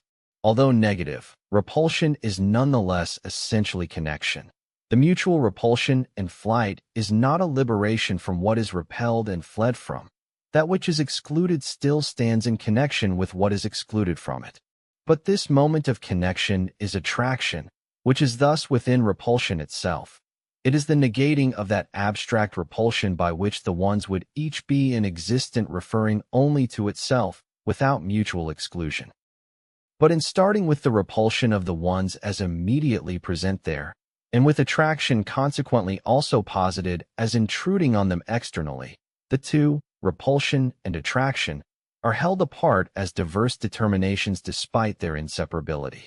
But it has been established that it is not just repulsion which is presupposed by attraction, but that there equally is present also a reverse connection of repulsion to attraction, and that repulsion no less has attraction for its presupposition. As thus determined, they are inseparable, and at the same time each is determined as an ought and a limitation with respect to the other. Their ought is their abstract determinateness as each an existent in itself, a determinateness, however, which is thereby directed beyond itself and refers to the other. And so, through the mediation of the other, each is as other. Their self-subsistence consists in their being mutually posited in this mediation as an other determining. Thus, repulsion is the positing of the many, attraction the positing of the one. This latter is equally the negation of the many, and the former the negation of the ideality of such a many in the one, so that attraction, too, is attraction only through the mediation of repulsion, just as repulsion is repulsion through the mediation of attraction. 21.164 inches. All this, however, the mediation of each with itself through the other is in fact negated. Each of the two determinations is its own self-mediation. This will result from a closer examination of the two determinations and will bring us back to the unity of their concept. In the first place, that each presupposes itself, that in its presupposition each refers only to itself. This is already present in the way the still relative repulsion and attraction behave at first. Relative repulsion is the mutual repulsion of many ones which are already at hand, supposedly immediately given. But that there be many ones, this is repulsion itself. Any presupposition that it would have is only its own positing. Moreover, the determination of the being that would accrue to the ones apart from their being posited, whereby they would already be, belongs likewise to repulsion. Repelling is that through which the ones manifest themselves and maintain themselves as ones, through which they are as such. Their being is their repulsion itself, which is thus not some relative existence against another other, but relates itself throughout only to itself. Attraction is the positing of the one as such, of the real one, with respect to which the existence of the many is determined as only a vanishing idealization. Attraction thus directly presupposes itself. It presupposes itself in the determination, namely, of the many ones to be an idealization, the same ones which are otherwise supposed to have existence for themselves and to repel others, including therefore any other that attracts. Against this determination of repulsion, the ones do not attain ideality only through the relation to attraction. On the contrary, the ideality is presupposed. It is the ideality of the ones as an existent in itself, inasmuch as they, as ones, including the one conceived as attracting, are not distinguished from one another, but are one and the same. This self-presupposing of the two determinations, each for itself, implies further that each contains within itself the other as moment. Self-presupposing in general is the positing of oneself in a one as the negative of oneself, repulsion, and what is presupposed in this positing is the same as that which presupposes attraction. That each is in itself only a moment. This is the transition of each from itself into the other, the negation of itself in the other, and the positing of itself as the other of itself. The one, as such, is thus a coming out of itself, is itself only the positing of itself as its other, as the many. And the many, for its part, is only the falling back upon itself and the positing of itself as its other, as a one, and is in this equally only the connecting of itself to itself, each continuing itself in its other. Therefore, the coming out of itself, repulsion, and the self-positing as one, attraction, are already inherently present as undivided. But in the repulsion and attraction which are relative, that is, which presuppose immediate, determinately existent ones, it is posited that the two are each, within it, this negation of itself, and 21.165 consequently, also the continuity of itself in its other. The repulsion of the determinately existent ones is the self-preservation of the one through the mutual holding off of the others, so that 1. The other ones are negated in it. This is the side of its existence or of its being for another, and is therefore attraction as the ideality of the ones. And 2. The one is in itself, without reference to the others. However, not only has the in itself in general long since passed over into being for itself, the one in itself, according to its determination, is the coming to be of many. The attraction of the existent ones is their ideality and the positing of the one, and in this, as both the negating and the producing of the one, attraction sublates itself, and as a positing within it of the one, is the negative of itself. It is repulsion. With this, the development of being for itself is completed and has attained its result. In connecting itself to itself infinitely, that is, as the posited negation of negation, the one is the mediation by which it repels itself as its absolute, that is, abstract, otherness, the many, from itself, and in thus negatively connecting itself to this, its non-being, it sublates it, and is in it precisely only the connection to itself. The one is only this becoming in which the determination it begins, that is, its being posited as an immediate existent, and equally that, as result, it has restored itself as the one, that is, the equally immediate and exclusive one, have vanished. The process which it is, posits and contains it from all sides only as something sublated. The sublation, determined at first only as a relative sublating of the connection to another existent, a connection which is therefore itself not an indifferent repulsion and attraction, equally proves itself to pass over into the infinite connection of mediation through the negation of the external connection of immediate and determinate existence, and to have for result precisely that becoming which, in the instability of its moments, is the collapse, or rather the going together with itself, into simple immediacy. This being, according to the determination which it has now acquired, is quantity. If we briefly review the moments of this transition of quality into quantity, we find that the qualitative has being and immediacy for its fundamental determination, and the limit and the determinateness are in this immediacy so identical with the being of something, that the something itself vanishes along with its alteration. As thus posited, it is determined as finite. Because of the immediacy of this unity in which the distinction has disappeared, although it is implicitly present in the unity of 21.166 being and nothing, the distinction falls outside that unity as otherness in general. This reference to the other contradicts the immediacy in which qualitative determinateness is self-reference. This otherness is sublated in the infinity of the being for itself, the being for itself that has realized the distinction implicitly present in it in the negation of negation, has realized it as the one and the many and as their connecting references, and has also elevated the qualitative to true unity, that is, a unity which is no longer immediate but posited as accordant with itself. This unity is, therefore, alpha, being, only as affirmative, that is, immediacy self-mediated through the negation of negation. Being is posited as a unity permeating its determinacies, limits, etc., which are posited in it as sublated. Beta, existence. In this determination it is negation or determinateness as moment of the affirmative being. Yet this determinateness is no longer immediate but reflected into itself, refers not to another but to itself, absolutely determined being, absolute in itselfness, the one. Otherness as such is itself being for itself, gamma, being for itself, as that being which persists across the determinateness, and in which the one, and even the being determined in itself, are posited as sublated. The one is simultaneously determined as having gone beyond itself, and as unity. The one, the absolutely determined limit, is consequently posited as a limit which is none, a limit which is in being but is indifferent to it.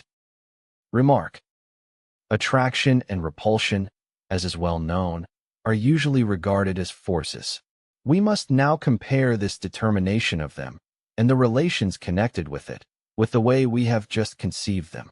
Regarded as forces, they are treated as self-standing and therefore not as referring to each other by nature. That is, not as each only a moment that should pass over into its opposite, but as each persisting instead in opposition to the other. They are represented, moreover, as joining in a third, in matter, in such a way, however, that this unification does not count as their truth, but each counts rather as a first, as an existent in and for itself. It is matter or the determinations of matter which are rather posited and produced through them. When it is said that matter 21.167 has these two forces in itself, this unity which they have in matter is understood as an association within which they are at the same time presupposed to remain independent existence, free of each other. Kant famously constructed matter from the forces of repulsion and attraction, or at least, as he put it himself, displayed the metaphysical element of such a construction. 79. It will not be without interest to examine this construction more closely. This metaphysical exposition of a subject matter which not only itself, but in its determinations, seemed to belong to experience is remarkable in part because, as a conceptual experiment, it gave at least the impetus for the modern philosophy of nature, A philosophy which does not make nature the foundation of science as something given to perception through the senses, but discerns its determinations in the absolute concept, in part also because that Kantian construction is still deeply entrenched and held as a philosophical beginning and the foundation of physics. Now it is true that, as it exists for the senses, matter is not a subject of logic, no more than space and spatial determinations are. Nevertheless, the forces of attraction and repulsion, when regarded as forces of sensuous matter, also have for a foundation the pure determinations of the one and the many here considered and their reciprocal connections, to which I have given the names of repulsion and attraction, because these were the most readily available. On closer inspection, Kant's procedure in the deduction of matter from these forces, which he calls a construction, does not deserve this name, unless any kind of reflection, even analytical reflection, be called a construction. And, to be sure, subsequent philosophers of nature have employed the name constructing for even the shallowest ratiocination and the most baseless concoction of unbridled imagination and thoughtless reflection, and the so-called factors of attraction and repulsion have especially been used as favorites everywhere. For Kant's procedure is at bottom analytical, not constructive. It presupposes the representation of matter and then asks which forces belong to it in order to obtain its presupposed determinations. Thus, on the one hand, he demands the force of attraction because through repulsion alone, without attraction, no matter could exist in fact. Metaphysical Foundations of Natural Science, pages 53 ff. 80. On the other hand, he equally derives repulsion from matter, and gives as the reason for it that we represent matter as 21.168 impenetrable, since it is in this determination that matter presents itself to the sense of touch, through which it reveals itself to us. Consequently, he proceeds, repulsion is directly thought in the concept of matter, for it is immediately given together with it. Attraction, by contrast, is added to it by way of inferences. These inferences, however, also rest on what has just been said, namely, that a matter that had merely repulsive force would not exhaust what we mean by matter. 81. This is, as is lucidly clear, the procedure of a cognition that reflects upon experience, begins by perceiving determinations in appearance, then lays them down as a foundation and, for a so-called explanation of them, assumes corresponding basic elements or forces that supposedly produce those determinations of appearance. As regards this distinction just mentioned in the way cognition finds repulsion and attraction in matter, Kant further observes that the force of attraction does not any the less belong to the concept of matter, although it is not contained in it. Kant stresses these last words. But it is difficult to see just where the distinction would lie, for a determination that belongs to the concept of a fact must in truth be contained in it. 82. What causes the difficulty and gives rise to this hollow subterfuge is that from the start Kant one-sidedly attributes to the concept of matter only the determination of impenetrability which we are supposed to perceive by touch, for which reason the force of repulsion as the holding off of an other from oneself is said to be given immediately. But then, if it is further said that matter cannot be there without the force of attraction, this claim is based on a representation of matter drawn from perception. The determination of attraction must, therefore, also be met with in perception. And one can well perceive that, besides its being for itself which sublates the being for other, yields resistance, matter also possesses the existence connection with itself.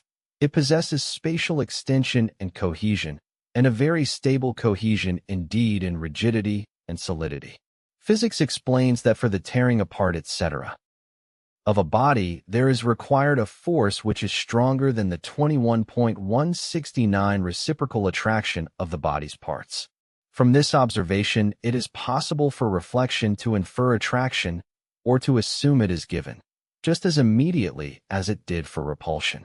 In fact, if we examine Kant's inferences on the basis of which the force of attraction is to be derived, the demonstration of the proposition that the possibility of matter requires a force of attraction as the second fundamental force, Locke said. 83 We find that they contain nothing except that through mere repulsion matter would not be spatial. In presupposing that matter fills space, one attributes to it the continuity for which the force of attraction is assumed to be the base. Now, even if such a so-called construction of matter had at most analytical merit, however diminished because of a flawed exposition, the thought on which it is based, namely that matter must be made out to be from these two opposing determinations as its fundamental forces, must always be highly esteemed. Kant is primarily concerned to banish the ordinary mechanistic ways of representation that stop at the one determination of impenetrability, of existence that subsist point-like for themselves, and reduce to something external the opposite determination, the internal connection of matter or of a plurality of matters that are in turn regarded as particular ones. These are ways of representation, as Kant says, that would not make room for any other motive force except pressure and thrust, that is, except through influence from outside. 84 This externality of cognition presupposes motion as always already externally present in matter. It does not occur to thought to grasp it as something internal, to conceive it as itself in matter, which for precisely that reason is assumed to be motionless and inert. This standpoint has in view only ordinary mechanics, not immanent and free motion. While it is true that Kant sublates that externality by making attraction a force of matter itself, the attraction which is the reciprocal connections of matters inasmuch as these are assumed to be external to each other, or the connection of matter in general in its self-external being, still, within matter, his two fundamental forces remain external, independent of each other. 21,170.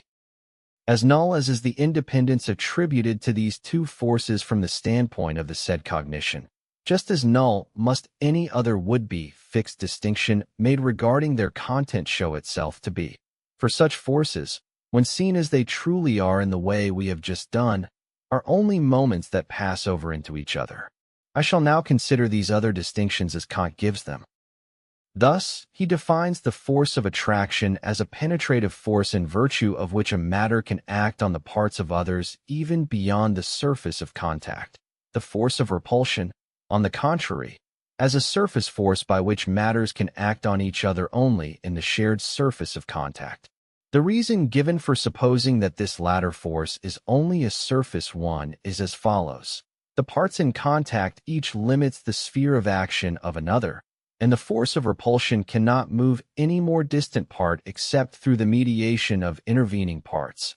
An immediate action of one matter upon another across these intervening parts by forces of expansion, this means here forces of repulsion, is impossible. Cf. Ibid.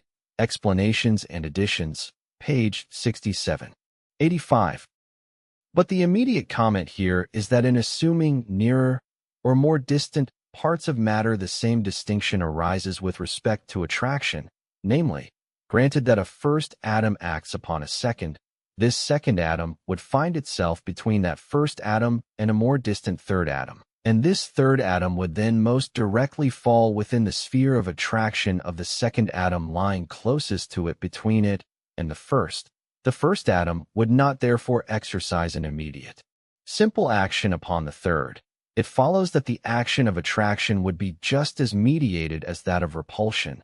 Further, the true penetration of the force of attraction would have to consist only in this, that every part of matter is attractive in and for itself, not that a certain number of them 21.171 behaves passively, and only one atom actively. But more to the point, with respect to the force of repulsion itself, it must be observed that, in the cited passage, the parts are in contact with each other, presumably in the state of compactness and continuity of a ready matter which would not allow repulsion across itself. However, such a compactness of matter in which the parts are in contact with each other, no longer separated by the void, already presupposes that the force of repulsion has been sublated.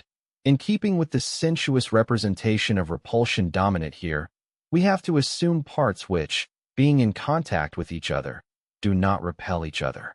It therefore follows, quite tautologically, that repulsion cannot have a place where its non-presence is being assumed. But there is nothing to be gained from this for a determination of the force of attraction. However, if we reflect on what transpires, namely that parts in contact with each other touch each other to the extent that they still hold themselves apart, the implication is that the force of repulsion is not just on the surface of matter, but within the sphere that was supposed to be only a sphere of attraction. Kant further assumes that, through attraction, matter only occupies a space, without filling it, ibid, and since matter does not fill space through the force of attraction, the latter can act across empty space, for there is no intervening matter to set limits to it. 86. This distinction is of much the same nature as the one mentioned above, where a determination is supposed to belong to a subject without, however, being contained in it. 87. Here matter is supposed only to occupy a space, but not fill it. So there we have repulsion, if we stay at its first definition, according to which the ones repel each other, and only negatively, which means here, through empty space, connect with each other. Here we have the force of attraction that instead keeps space empty. It does not fill space by connecting the atoms, that is, it keeps the atoms in reciprocal negative connection. We see that here Kant unconsciously runs into what is implied by the nature of the fact that he ascribes to the force of attraction precisely what in the first definition he ascribed to the opposite force. While he was busy firming up the distinction between the two forces, what happened is that the one force crossed over into the other. So for Kant, matter is supposed to fill space through repulsion, and 21.172 through it empty space, which allows for attractive force, is consequently supposed to vanish. In fact, in sublating empty space, repulsion sublates the negative connection of the atoms or the ones, that is, their repulsion. That is, repulsion is determined as the opposite of itself. Added to this blurring of distinctions, there is the further confusion that, as we remarked at the beginning, Kant's presentation of the opposing forces is analytical. Matter, which should first be derived from its elements, recurs through the whole exposition already set and constituted. The two forces, surface and penetrative, are assumed by definition to be the motive forces by virtue of which matters can be supposed act in one way or the other. They are conceived here, therefore, not as forces through which matter would come to be in the first place, but as forces through which matter, already in place, would only be moved. But insofar as we are speaking of forces through which different matters act upon one another and are in motion, this is quite another thing than the determination and the connection that such forces should have as moments of matter. When further determined as centripetal and centrifugal, these forces generate the same opposition as they do as attractive and repulsive forces. They seem to harbor an essential distinction, since in their sphere there is a one that stays fixed, a center, and with respect to it the other ones do not behave as for themselves. The distinction between the two forces can therefore be linked to this presupposed distinction between the single one at the center and the other ones that do not stay fixed relatively to it. But now, insofar as such forces are used for explanatory purposes, in which function they are taken, as are also the forces of attraction and repulsion, in inverse quantitative ratio, so that the one increases as the other decreases, one should expect that the phenomenon of motion, for whose explanation they were assumed, and the phenomenon of their inequality, be precisely the result of them. But one need only take a look at the account of a phenomenon based on the opposition of these forces, and he will do. For instance, the uneven speed of a planet in its orbit around its central body, to become immediately aware of the confusion that reigns in it, and the impossibility of sorting out the quantity of the two forces, with the result that the one force which in the explanation is assumed to be decreasing must always be taken just as well as increasing, and vice versa. This is a point which, to be made obvious, would need a lengthier exposition than can be given here. but the minimum necessary will be addressed later in connection with the 21.173 inverse ratio. 88. 64 Erschenend. 65 cf above, 21,143. 66 cf Ethics, Part 1, Prop. 8, Note 1. Hegel referred to this aspect of Spinoza earlier, cf. 21,101. 67 Nicolas Malebranche. Œuvre de Malebranche, Volume 3, Recherche de la Vérité. Éclaircissements, Edition Geneviève Rodis-Lewis. Paris, Vrin, 1964. Elucidation 10, page 136. English trans. The Search After Truth, Elucidations, trans. An edition Thomas M. Lennon. Cambridge, Cambridge University Press, 1997, page 617. 68 Leibniz, Monadology, sections 1 through 4. 69 Leibniz, Monadology, section 14. 70 Leibniz, Monadology, sections 7 through 9. 71 cf above, 21,122. 72 Leibniz, Monadology, section 78. 73 Kant, 1788. AK 5.122. Fichte, The Theory of Knowledge, 1794, pages 230 to 231, GAI.2, 239. 74 Das Einzelne im Selbst. 75 Hegel is referring here to Democritus and Leucippus. For Democritus, see Diels and Krantz, Volume 2, 68b9. 76 cf above, 21,149. 77 cf above, 21,159. 78 cf above, 21.87. 79 Kant, 1786, AK 4,498. 80 Hegel's pagination refers to the 1786 edition. Cf. Kant, 1786, AK 4.497 ff. 81 Kant, 1786, AK 4509. 82 Kant, 1786, AK 4509.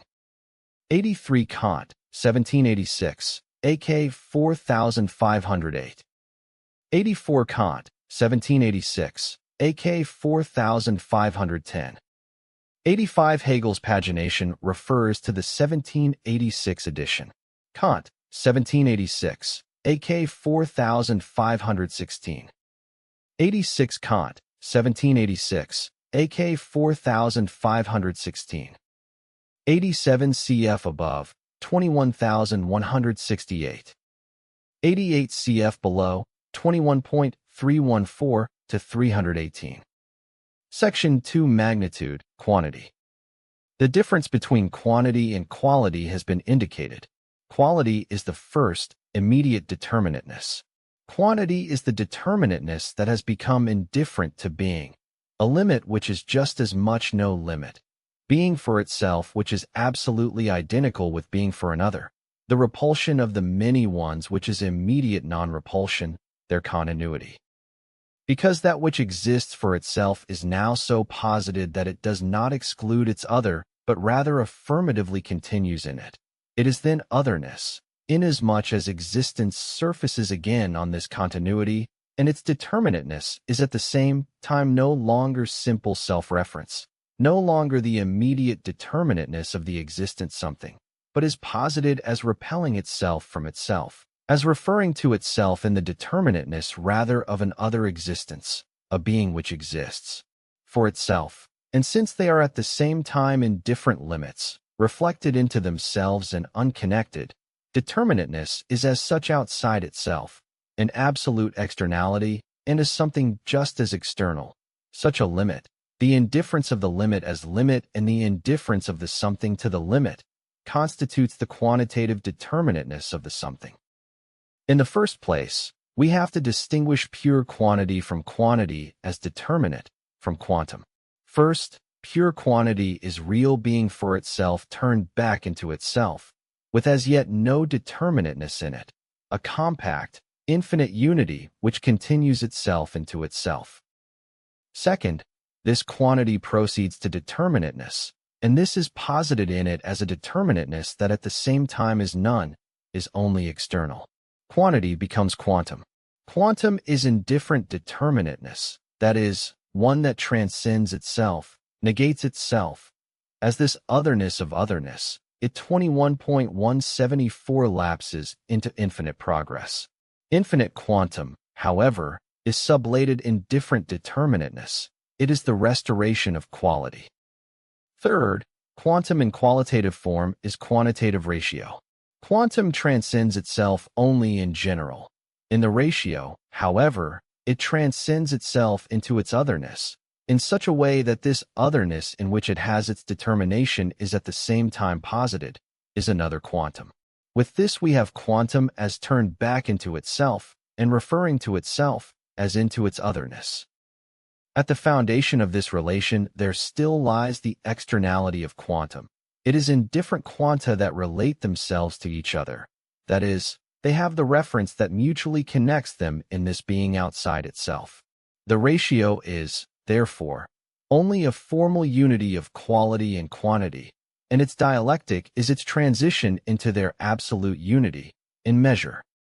Remark. In something, its limit is as quality essentially its determinateness. However, if by limit we understand one which is quantitative and, for instance, a field alters its limit in this sense, then the field remains a field just as before. If, on the contrary, it is the qualitative limit of the field which is altered, what is altered is the determinateness that makes the field a field, and the field then becomes a meadow, a forest, and so on. A shade of red, whether brighter or paler, is always red, but if its quality alters, then it ceases to be red and becomes blue, and so on.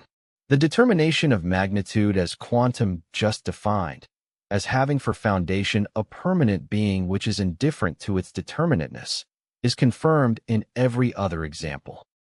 By the expression magnitude, or gross in German, we understand quantum as in the given examples, not quantity quantitat. Essentially for this reason this name drawn, in German, from a foreign language, quantitas, must be used. 21, 175. The definition of magnitude given in mathematics has likewise to do with quantum. A magnitude is normally defined as something that allows for increase or decrease. To increase, however, means to magnify the magnitude of something. To decrease, to minimize it.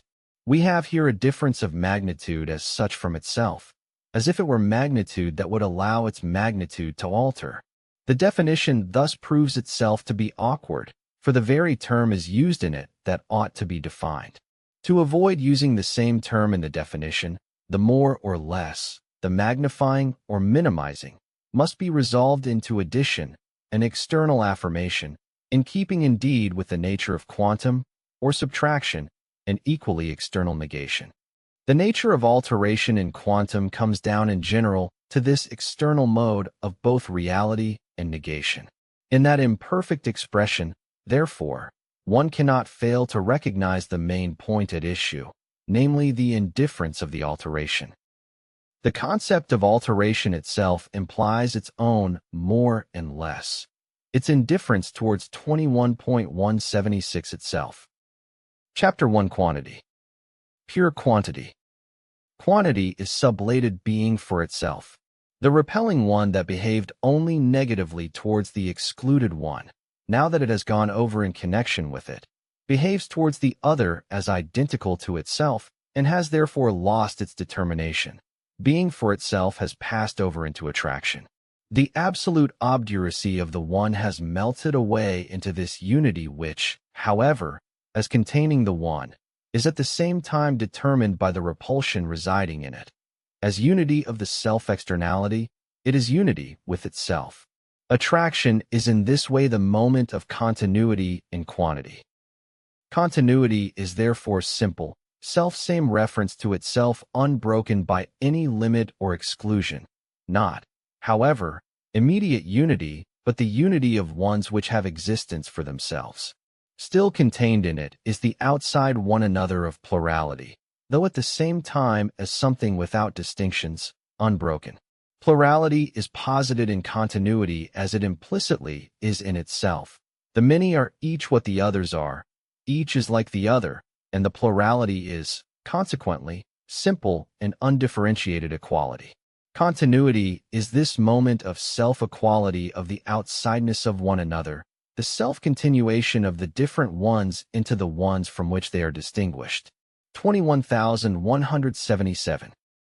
In continuity, therefore, magnitude immediately possesses the moment of discreteness, repulsion as now a moment in quantity. Steady continuity one is self-equality, but of many that do not become exclusive. It is repulsion that first expands self-equality to continuity. Hence discreteness is, for its part, a discreteness of confluence, of ones that do not have the void to connect them, not the negative, but their own steady advance, and, in the many, do not interrupt this self-equality. Quantity is the unity of these moments, of continuity and discreteness. At first, however, it is this continuity in the form of one of them, of continuity, as a result of the dialectic of the being for itself which has collapsed into the form of self-equal immediacy. Quantity is as such this simple result in so far as the being for itself has not yet developed its moments and has not posited them within it. Quantity contains these moments at first as being, for itself posited in its truth. It was the determination of being in itself to be self-sublating self-reference, a perpetual coming out of itself. But what is repelled is itself. Repulsion is thus a creative flowing away from itself. On account of the sameness of what is repelled, this discerning is unbroken continuity, and on account of the coming out of itself, this continuity is at the same time, without being broken off, a plurality which persists just as immediately in its equality with itself. Remark 1. Pure quantity has as yet no limit, nor is it as quantum yet. And even inasmuch as it becomes quantum, it is not restricted by limit, but consists rather precisely in not being restricted by limit, in having the being for itself as a sublated moment in itself. That discreteness is a moment in it can be expressed by saying that quantity is in it the ubiquitous real possibility of the one, that the one, conversely, is only simply as absolutely continuous.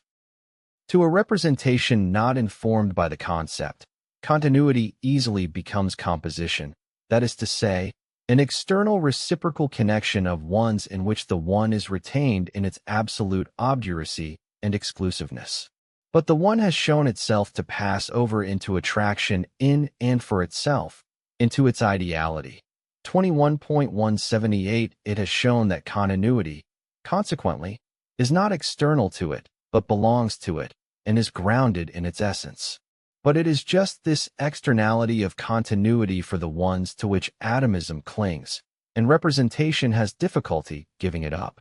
Mathematics, on the contrary, rejects a metaphysics that would make time consist of points of time, space in general, or the line in the first instance, of points of space, surface, of lines, the whole space, of surfaces. It gives no credit to such discontinuous ones.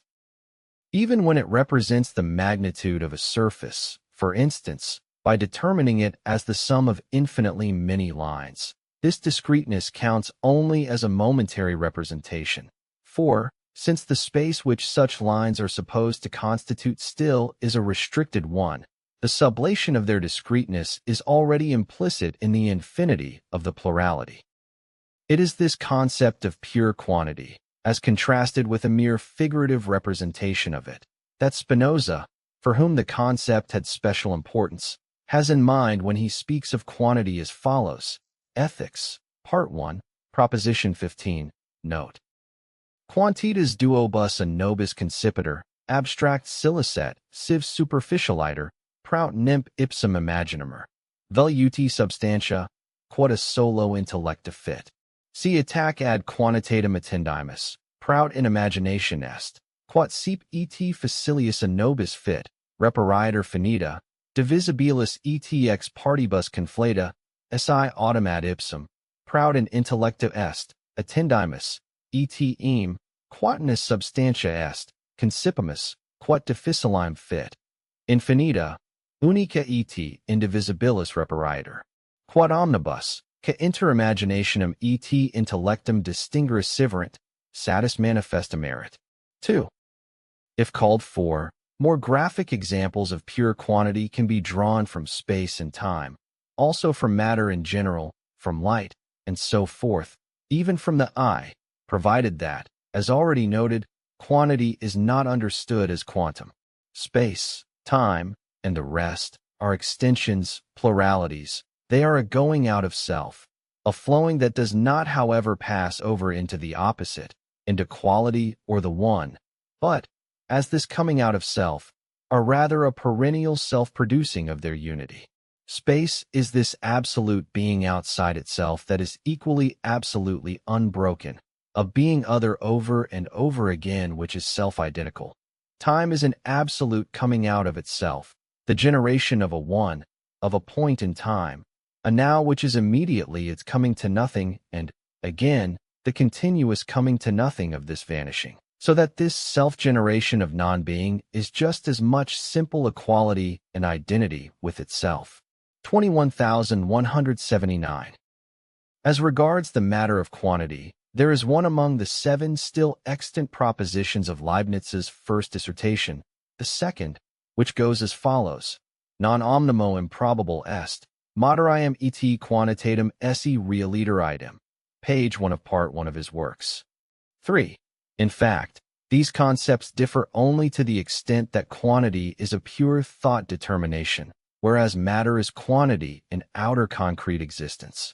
The determination of pure quantity extends to the I as well, for the I is an absolute becoming other, an infinite distancing or all-round repulsion that makes for the negative freedom of the being for itself which, however, remains absolutely simple continuity.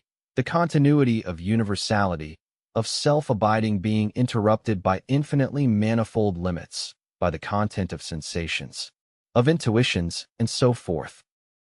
Those who resist taking multiplicity as a simple unity, and, besides this concept, namely that each of the many is the same as every other, that is to say, that each is one of many, for at issue here is not the many as further determined as green, red, and so on, but of the many considered in and for itself. Those who besides this also require a figurative representation of this unity will find plenty of such representations in those continua that exhibit the deduced concept of quantity in simple intuition. Remark 2. The dispute or the antinomy of the infinite divisibility of space, time, matter, and so on, has its origin in the nature of quantity, that it is this simple unity of discreteness and continuity. This antinomy consists solely in the fact that discreteness must be maintained just as much as continuity. The one-sided claim of discreteness yields infinite or absolute partition, hence an indivisible, as principle. The one-sided claim of continuity yields infinite divisibility instead. Kant's critique of pure reason famously sets up 4 cosmological antinomies, the second of which deals with the antithesis to which the moments of quantity give rise. 4. These Kantian antinomies will always remain an important part of Kantian philosophy. They, above all, 21.180 caused the downfall of previous metaphysics and can be regarded as a main transition to more recent philosophy.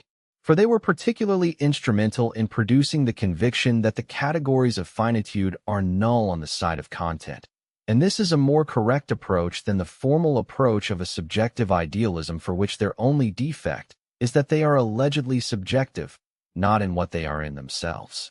However, despite its great service, Kant's exposition of these antinomies is very imperfect, both because it is internally awkward and eccentric, and because of the inappropriateness of its result, which presupposes that cognition has no other forms of thought than finite categories. In both respects, these antinomies deserve a more accurate critique. one that more closely clarifies its standpoint and method, and also extricates the main point at issue from the useless form into which it has been forced. I remark, to begin with, that Kant wanted to give a semblance of completeness to his four antinomies by means of a principle of division which he took from his schema of the categories. However, a more profound insight into the antinomial, or, more accurately, into the dialectical nature of reason reveals that every concept is a unity of opposite moments to which, therefore, the form of antinomial assertions could be given.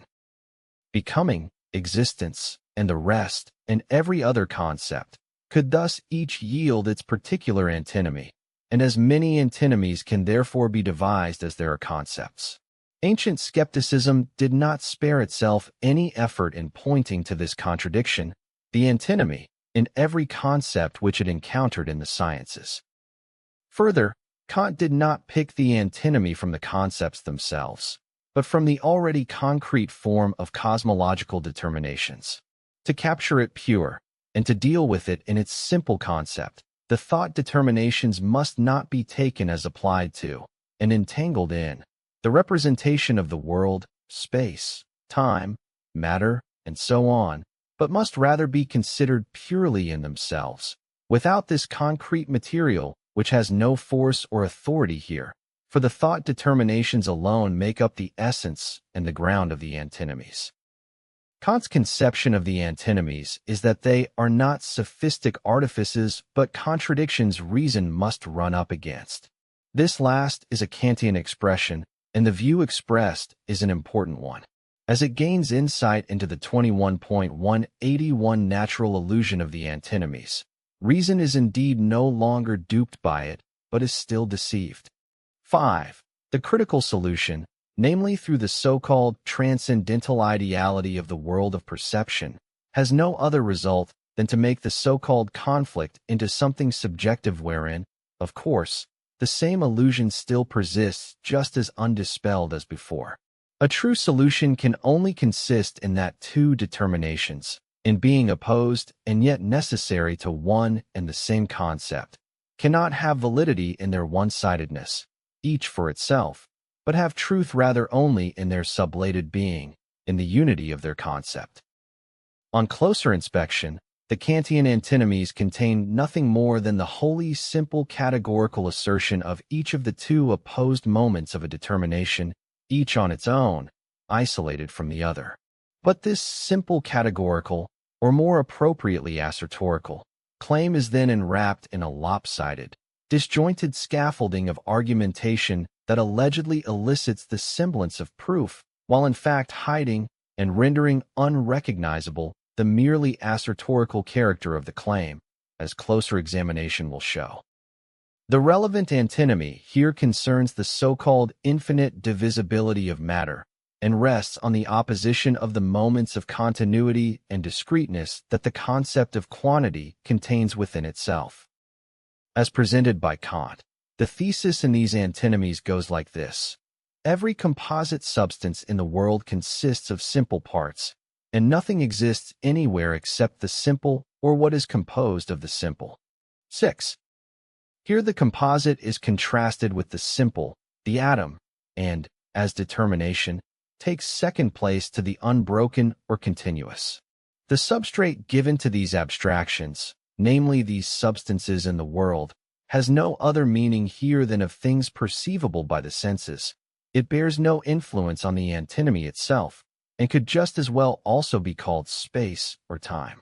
Now, since the thesis speaks only of composition instead of continuity, by that fact it is really an analytical or tautological proposition, that the composite is not one thing in and for itself, but is something only externally put together, that it consists of something other, is its immediate determination. But this something other than the composite is the simple. It 21.182 is therefore a tautology to say that the composite is made up of the simple. To ask what something consists of is to require the production of something else, the compounding of which constitutes that something. If ink is said to consist of ink again, the meaning of the question regarding the something else of which the ink consists is missed. the question is not answered but is simply repeated. The further question would then be whether that of which we speak is supposed to consist of something or not. But, as such, a composite is just that, an aggregate made up of something else. If the simple which is said to be the other of the composite is taken to be only a relatively simple which, for itself, is composite in turn, then the question stands as before. Figurative representation has in view, say, only this or that composite, to which this or that something might also be assigned as its simple element, although for itself the latter is a composite. But at issue here is the composite as such.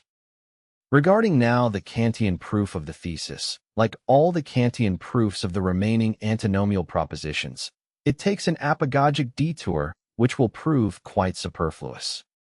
Assume, so begins the proof, that composite substances do not consist of simple parts. Then, if all composition is removed in thought, no composite part remains, and, since on the assumption just made there are no simple parts, there is also no simple part, thus nothing at all. Consequently, no substance would be given. 7. This conclusion is quite correct. If there is nothing but what is composite, and one thinks away all that is composite, nothing at all is left. One will grant this. But one could spare oneself this tautological superfluity by starting the proof directly with its conclusion, namely, either it is impossible to remove all composition in thought, or, after its removal, something must be left over that subsists without composition, that is, the simple. 821,183. In the first case, however, the composite would not for its part consist of substances, because with these the composition is only an accidental relation of substances which, without such relation, must subsist as beings persisting on their own. Now, since this case contradicts the presupposition, there is left only the second, namely that any composition of substance in the world consists of simple parts. 9. The very ground which is the main point and makes all that follows superfluous is laid down, by the way, in a parenthesis. The dilemma is this: either the composite persists or it does not, and it is rather the simple that persists. If the first is the case, namely the composite persists, then what persists would not be substances, for composition is to these only an accidental relation, but substances are what persists. Therefore, what persists is the simple. Clearly the reason, because the composition is only an accidental relation of substances, a relation which is therefore external to them and does not concern the substances themselves, could have been immediately attached as proof to the thesis that the composite substance consists of simple parts without the apagogic detour. If it is correct to say that the composition is accidental, then the essence is surely the simple. However, this accidentality on which everything depends is not proved, but is assumed instead straight out, indeed casually in parenthesis, as something which is self-evident or irrelevant. True, it is self-evident that composition has the determination of accidentality and externality. But if we are to deal here with only an accidental aggregate instead of continuity, then it was not worth the effort to construct an antinomy over it. Or, more to the point, none could be constructed, so the assertion that the parts are simple is then, as said, only a tautology. We thus find already given in the apagogical detour the very assertion that should result from it. The proof can therefore be drawn more concisely this way. Assume that substances do not consist of simple parts, but 21.184 are only composite. But now all composition can be removed in thought, for it is only an accidental relation. Therefore, after its removal, no substances would be left over unless made up of simple parts. But we must have substances, since we have assumed them. We cannot have everything disappear before us, but something must be left over, since we have presupposed something permanent that we call substance. This something must therefore be simple. For the sake of completeness, we also have to consider the conclusion which runs as follows. From this it directly follows that the things of the world are all simple beings, that composition is only an external state of them, and that reason must think the elementary substances as simple beings. 10. Here we see the externality of composition, that is, its accidentality, being adduced as the consequence after it had earlier been introduced parenthetically in the proof and made use of. Kant strongly protests that with the conflicting propositions of the antinomies, he is not trying to trump up a trick, a proof of the kind, as it is said, that lawyers produce. 11. But the proof in question is not so much to be accused of trickery as it is of useless and strained complexity that only serves to conjure up the external form of a proof, thus to obscure the fact that the alleged conclusion is, parenthetically, the nerve of the proof, that there is no proof at all, but only a presupposition. The antithesis goes, no composite thing in the world consists of simple parts, and nowhere in the world exists something simple. 12. The proof is likewise spun in apagogic form, and is just as faulty as the previous one, though in a different way. 13. Assume, it says, that a composite thing such as substance consists of simple parts. Because every external relation, and consequently also every composition made of substances, is possible only in space, the composite thing must consist of as many parts as the space that it occupies also consists in. Now space consists not of simple parts, but of spaces. Therefore each part of the composite thing must occupy a space. 21,185. But the absolutely first parts of everything composite are simple. Therefore the simple occupies a space. Now since every real thing that occupies a space holds within itself a manifold of mutually external parts, is thereby composed, and indeed of substances, it would follow that the simple is a composite substance, which is self-contradictory. This proof can be called a whole nest, to use an expression elsewhere found in Kant. 14 of fallacious moves.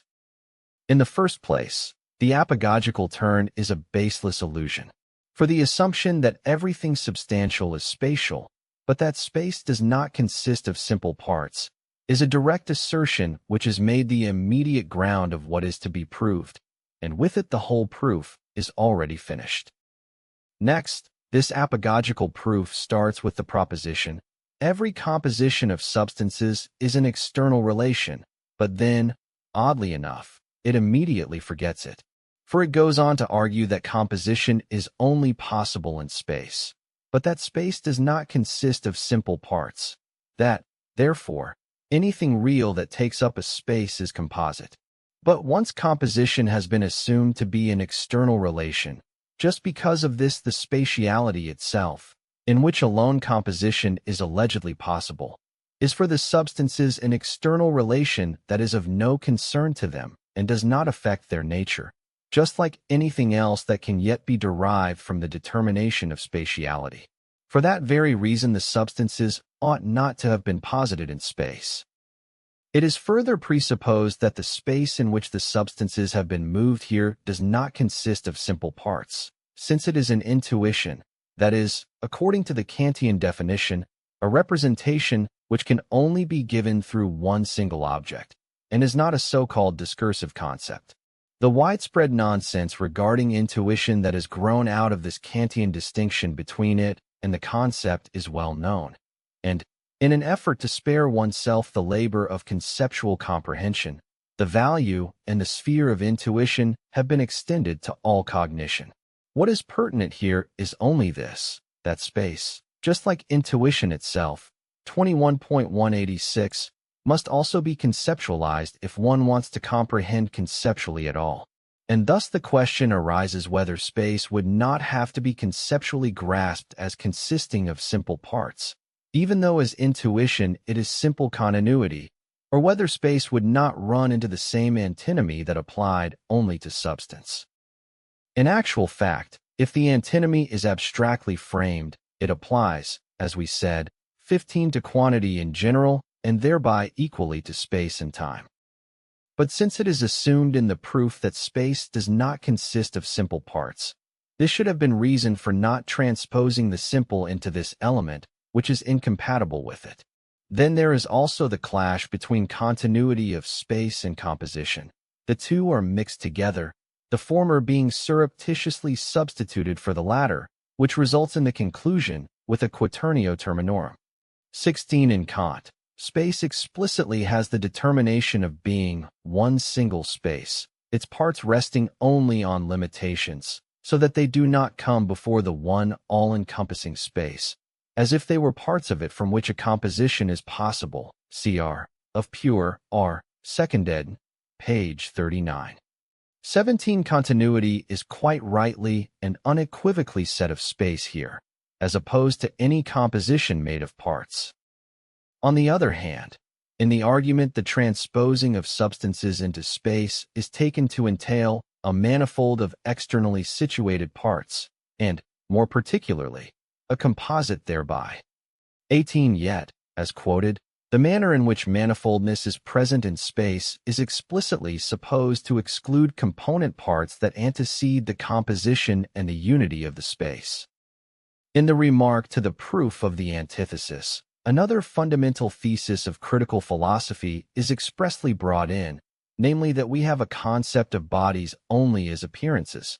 As such, however, they necessarily presuppose space, which is the condition of the possibility of all external appearances.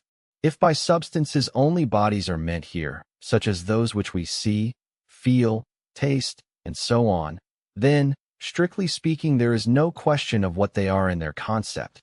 At issue are only sense perceptions. The proof of the antithesis, therefore, should have been briefly this. Our whole experience, visual, tactile, and so on, shows us only what is composite. Even the best microscopes and the keenest knives have yet to let us hit upon anything simple. Therefore, reason also should not expect to hit upon anything simple. 21,187.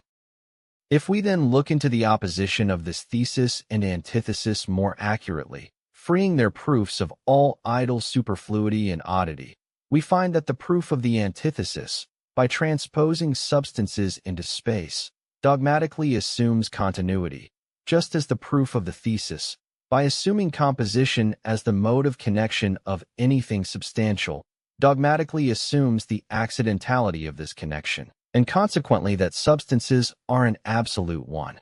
The whole antinomy thus comes down to the separation of the two moments of quantity and the direct assertion of the two, precisely as absolutely separated from each other. When considered from the standpoint of mere discreteness, substance, matter, space, time, and so on, are absolutely separate. Their principle is the one. From the standpoint of continuity, this one is sublated. Parting remains divisibility. It remains the possibility of parting as possibility, without actually coming to the atom. Now, even if we stay with these oppositions as just defined, we see that the moment of atomicity lies in continuity itself, for continuity is the possibility of parting. And the said partition, the discreteness, also sublates every distinction of the ones, for the simple ones are each what the other is. It thereby equally contains their sameness, and thus their continuity. Since each of the two opposed sides contains its other within itself, it follows that neither of these determinations, taken alone, has truth, but only their unity does. This is the true dialectical consideration of them, as well as the true result. Infinitely more meaningful and more profound than this Kantian antinomy just considered are the dialectical examples of the ancient Eleatic school, especially those dealing with movement, which are likewise based on, and find their solution in, the concept of quantity. 19. To consider them here also would take us too far afield. They have to do with the concepts of space and time, and can be dealt with in the history of philosophy in connection with them. These examples do the greatest honor to the reason of their discoverers. They have the pure being of Parmenides for result, for they exhibit in them the dissolution of all determinate being and are thus in themselves the flux of Heraclitus. For this reason, they also deserve a more careful 21.188 examination than the usual explanation that they are just sophisms. This is an assertion that sticks to empirical perception in the manner which common sense finds so illuminating, of a Diogenes who, when a dialectician pointed out the contradiction inherent in movement, is said not to have further strained his reason, but, silently walking back and forth, deferred to the witness of the eyes 20. A claim and refutation which is surely easier to make than to let oneself be drawn into thoughts and pursue the complications to which thought itself leads. Indeed, not far-flung thought, but the thought shaped in ordinary consciousness, resolving them by thoughts alone. The solution that Aristotle gives to these dialectical tropes is contained in his truly speculative concepts of space, time, and movement, and merits high praise. The most famous of his proofs rest on opposing infinite divisibility, imagined as if it were actually carried out and hence as equivalent to infinite partition, the atoms, to continuity, which applies just as well to time as to space, so that the infinite, that is, abstract plurality, is contained in this continuity only in itself as possibility. The actual as contrasted to abstract plurality and also to abstract continuity is the concreteness of these, space and time themselves, just as, in contrast to space and time, movement and matter are the concrete in turn. What is abstract has being only in itself or as possibility. It is only a moment of something real. 21 Bell, who in his dictionary, article, Xenon, finds Aristotle's solution to the dialectic of Zeno pitoyable, does not understand what it means to say that matter is infinitely divisible only as possibility. His retort is that, if matter were divisible in infinitum, it would actually contain an infinite aggregate of parts and would be, therefore, not an infinite in puissance, but an infinite that exists really and actually. 22. On the contrary, divisibility itself is already only a possibility, not a concrete existing of parts, and plurality in general is posited in continuity only as moment, as sublated. Sharpness of understanding, in which Aristotle is also surely unsurpassed, does not suffice to grasp and to pass judgment on his speculative concepts, no more than the said crudeness of sense representation suffices to refute Zeno's argumentations. The understanding, however sharp, makes the mistake of holding such thought fictions, such abstractions as an infinite aggregate of parts, to be a thing, something true and 21.189 actual. But this sensuous consciousness will not let itself be brought, beyond empirical content, to thoughts. The Kantian resolution of the antinomy likewise consists only in supposing that reason should not overstep sense perception, and should take appearance as it is. 23. This solution ignores the content of the antinomy itself. It does not get to the nature of the concept of the terms that make it up, each of which, isolated by itself, is a nullity and in itself only the transition into its other, quantity being their unity, and, in that unity, their truth. Continuous and discrete magnitude. Quantity contains the two moments of continuity and discreteness. It is to be posited in both, in each as its determination. It is already from the start the immediate unity of the two, that is, quantity is itself posited at first only in one of the two determinations, that of continuity, and as such is continuous magnitude. Or continuity is indeed one of the moments of quantity which is brought to completion only with the other, discreteness. But quantity is concrete unity only in so far as it is the unity of distinct moments. These are to be taken, therefore, also as distinct, without however resolving them again into attraction and repulsion, but, rather, as they truly are, each remaining in its unity with the other, that is, remaining the whole. Continuity is only the compact unity holding together as unity of the discrete. Posited as such, it is no longer only moment, but the whole quantity, continuous magnitude. Immediate quantity is continuous magnitude. Quantity, however, is not as such an immediate. Immediacy is a determinateness, the sublated being of which 21.190 is precisely quantity. Quantity is to be posited, therefore, in the determinateness immanent to it, and this is the one. Quantity is discrete magnitude. Discreteness is, like continuity, a moment of quantity, but is itself also the whole quantity, just because it is a moment in it, the whole, and therefore as distinct moment does not diverge from its unity with the other moment. Quantity is the outsideness of one another as such, and continuous magnitude is this outsideness of one another onwardly positing itself without negation as an internally self-same connectedness. On the other hand, discrete magnitude is this outsideness of one another as discontinuous, as broken off. With this aggregate of ones, however, the aggregate of atom and void, repulsion in general, is not thereby reinstated. Because discrete magnitude is quantity, its discreteness is itself continuous. Such a continuity in the discrete consists in the ones being the same as one another, or in that they have the same unity. Discrete magnitude is therefore the one outside the other of the many ones as of a same, not the many ones in general, but posited rather as the many of a unity.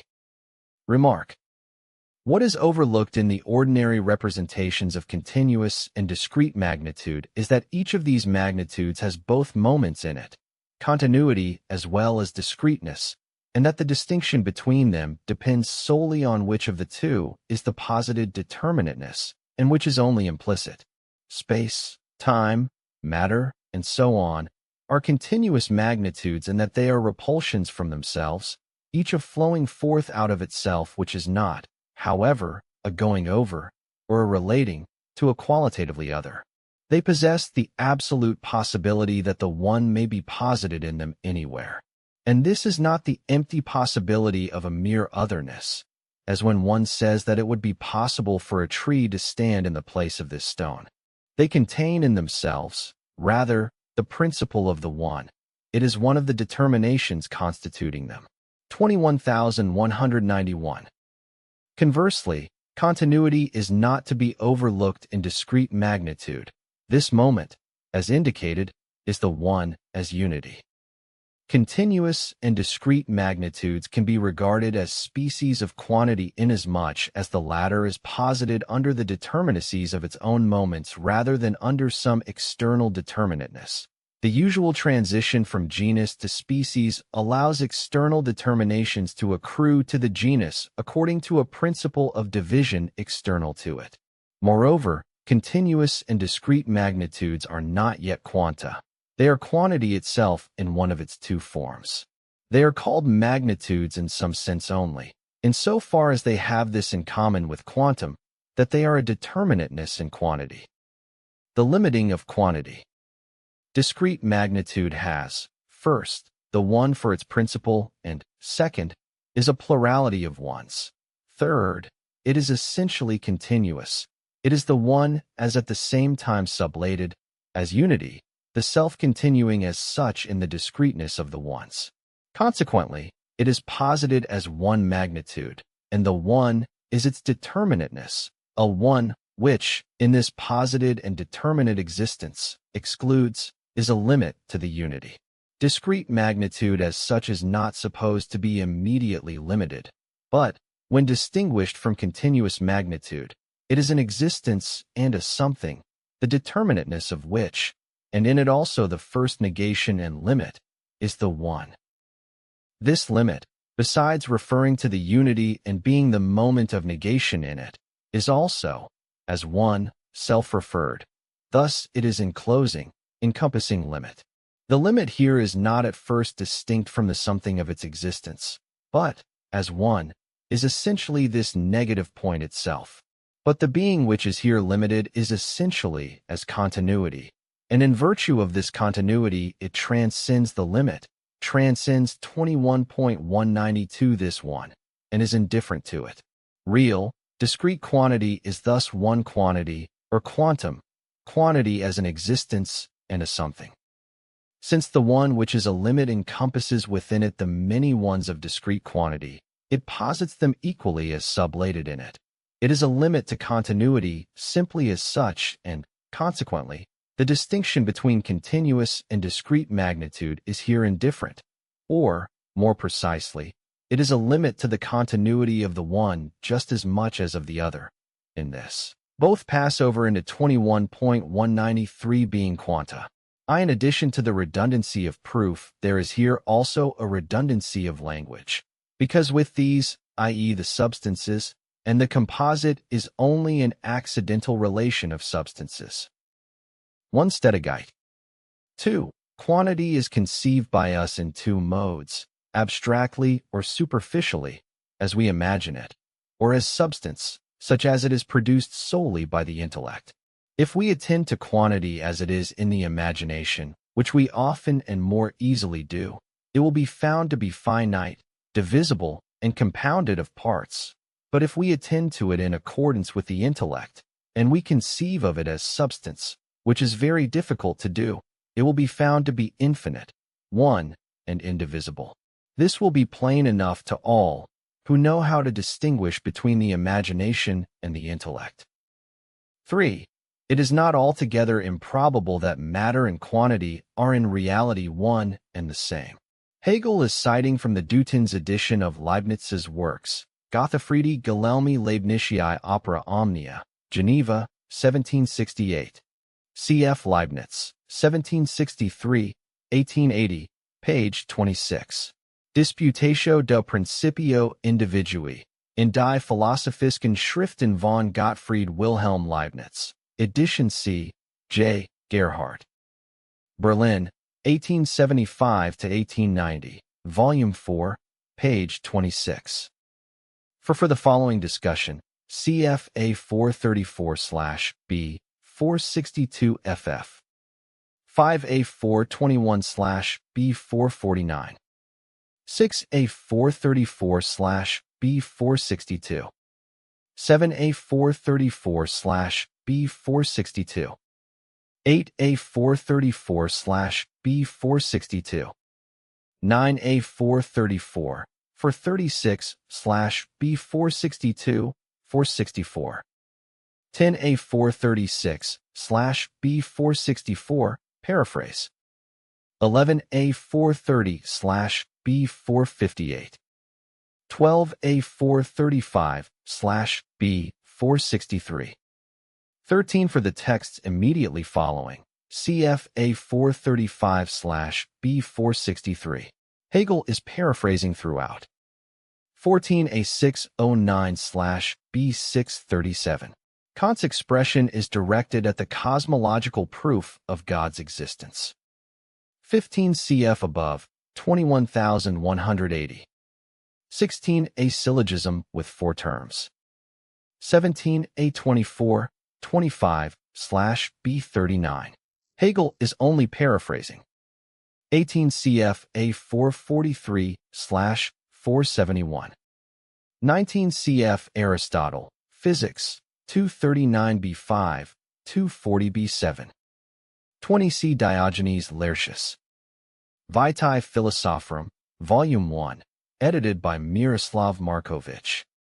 Stuttgart, B. G. Teubner, 1999, Book 6, Section 39, Lives of Eminent Philosophers, Volume 2, translated by R.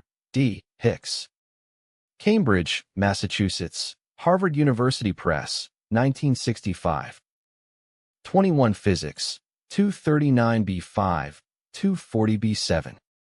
22 Pierre Bell. Dictionnaire historique et critique, 3rd ed., Rotterdam, 1720, Volume 4, 2909, Note F, Slackkind reprints, Geneva, 1969, Volume 15, p. 39. 23 cf. Critique of Pure Reason, A702/B 730. Chapter 2 Quantum. Quantum, which in the first instance is quantity with a determinateness or limit in general, in its complete determinateness is number. Second, quantum divides first into extensive quantum, in which limit is the limitation of a determinately existent plurality, and then, inasmuch as the existence of this plurality passes over into being for itself, into intensive quantum or degree. This last is for itself, but also, as in different limit, equally outside itself. It thus has its determinateness in another. Third, as this posited contradiction of being determined simply in itself, yet having its determinateness outside itself and pointing outside itself for it. Quantum, as thus posited outside itself within itself, passes over into quantitative infinity. Number.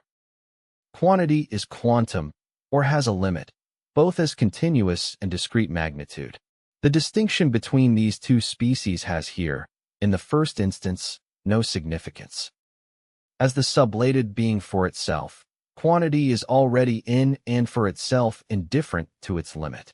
But, equally, the limit or to be a quantum is not thereby indifferent to quantity, for quantity contains within itself as its own moment the absolute determinateness of the one, and this moment, posited in the continuity or unity of quantity, is its limit, but a limit which remains as the one that quantity in general has become.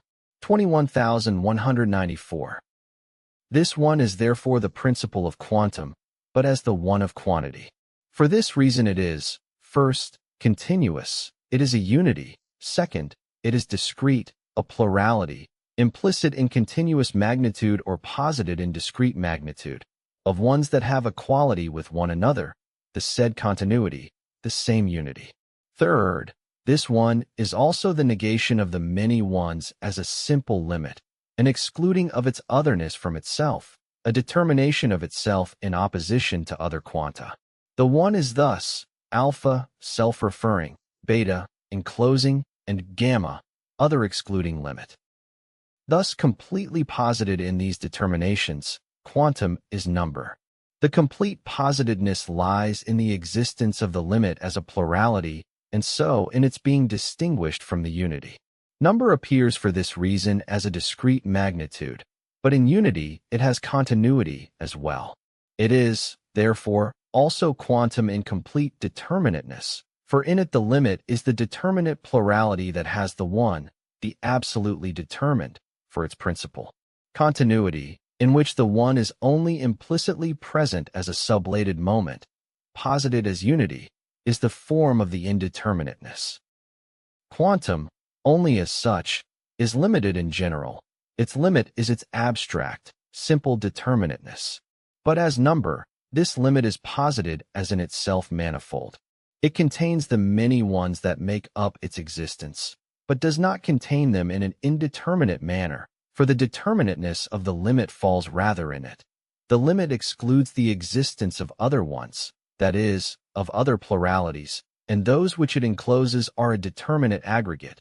They are the amount or the how many times 24 with respect to which, taken as discreteness in the way it is in number, the other is the unit, 25 the continuity of the amount. Amount and unit constitute the moments of number. Regarding amount, we must examine yet more closely how the many ones in which it consists are in the limit. It is rightly said of amount that it consists of the many, for the ones are not in it as sublated, but are rather present in it, only posited with the excluding limit to which they are indifferent. But the limit is not indifferent to them.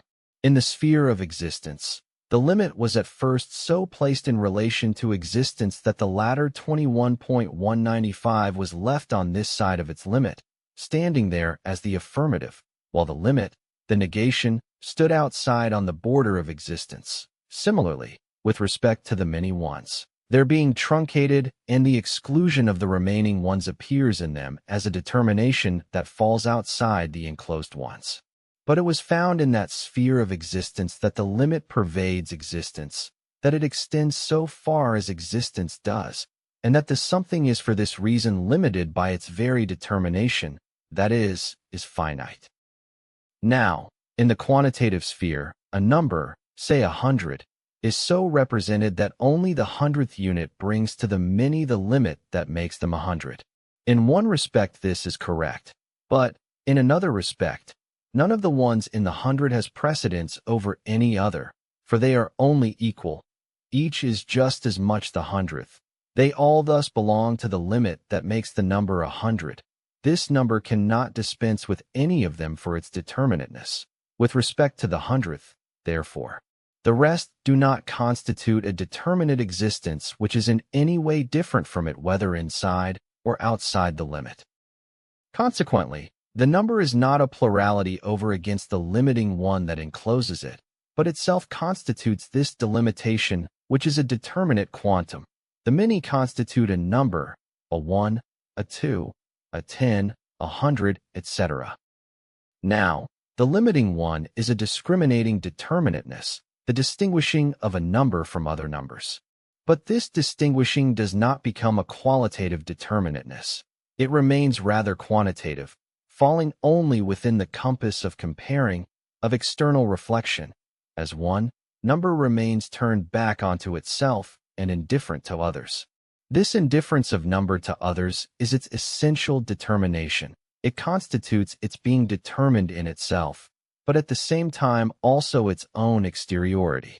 Number is thus a numerical one that is absolutely determined, but which has at the same time the form of simple immediacy, and to which, therefore, the connecting reference to an other remains completely external. Further, as numerical, the one possesses the determinateness, such as consists in the reference to other, as a moment in its distinction of unit and amount. An amount is itself the plurality of the ones, that is, this absolute exteriority is in the one itself. This intrinsic contradiction of number or of quantum in general is the quality of quantum, and the contradiction will develop in the further determinations of this quality. 21,196. Remark 1. Spatial magnitude and numerical magnitude are usually regarded as two species, in the sense that the former is as such just as much a determinate magnitude as the latter.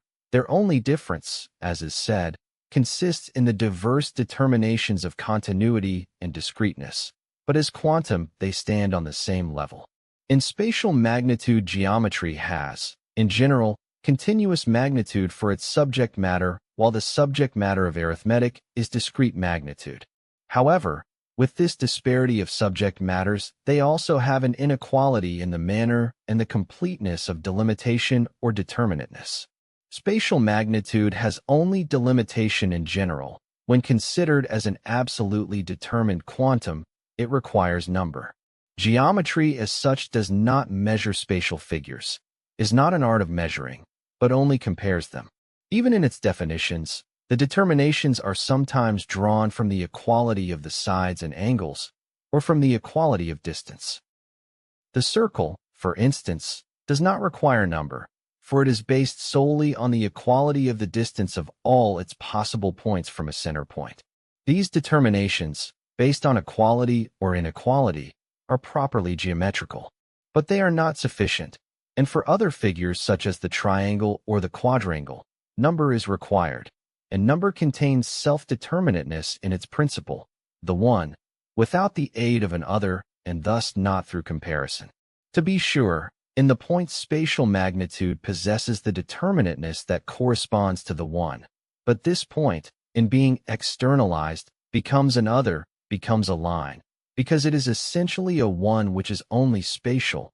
In connection it becomes a continuity in which puncticity, 26 self-determinateness, the one, is sublated.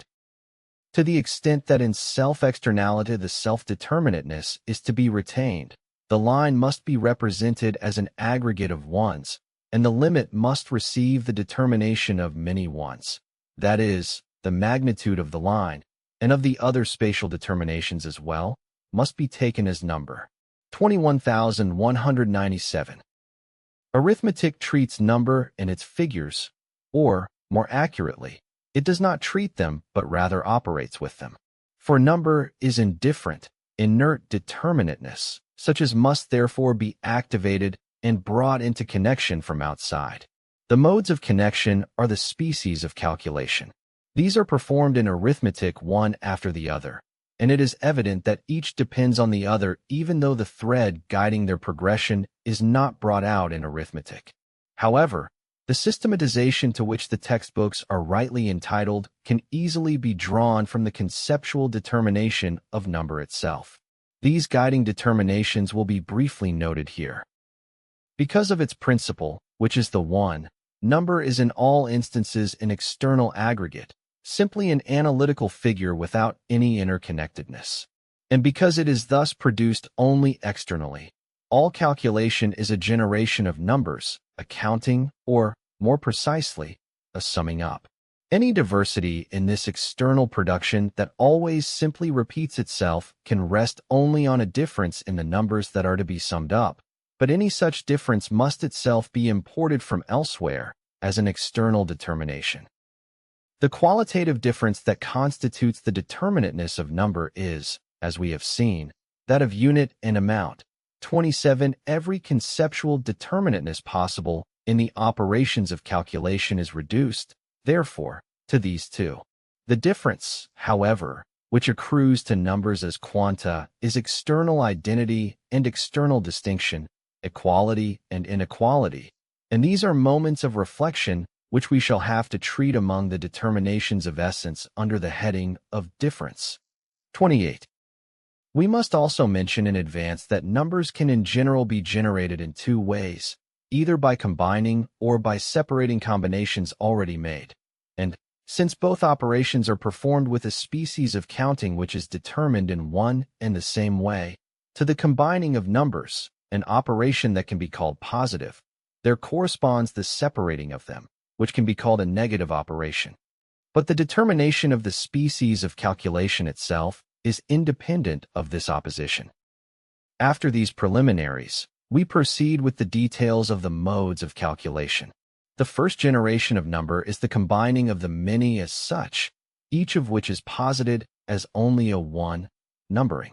Since the ones are external to 21.198 each other, they are pictured in a sense image, and the operation by which number is generated is a reckoning on the fingertips, dots, etc. What 4 is, or 5, can only be indicated. Since the limit is external, the breaking off point, how much is to be taken, is something accidental, arbitrary. The difference of amount and unit that emerges in the progression of each species of calculation is the basis of a system of numbers, dyadic, decadic, and so forth. Any such system rests totally on arbitrariness, on which amount is taken to count as the constant unit. The numbers produced by counting are counted in turn, and, in thus being immediately posited, they are still determined without any reference connecting them to each other. Indifferent to equality or inequality, their relative magnitude accidental, and hence unequal in general. This is addition. We see that 7 and 5 make 12 by adding 5 more ones to the 7, on our fingertips or in some other way, and the result is then imprinted in memory by rote, for there is no internal constraint to the procedure. Similarly, we know that 7 times 5 is equal to 35 by counting off on fingertips, etc., by adding to one 7 another 7, and by repeating the operation 5 times, and the result is equally memorized. The labor of this counting, the ascertaining of the sums or the products, is relieved by ready-made addition or multiplication tables which one has only to learn by heart.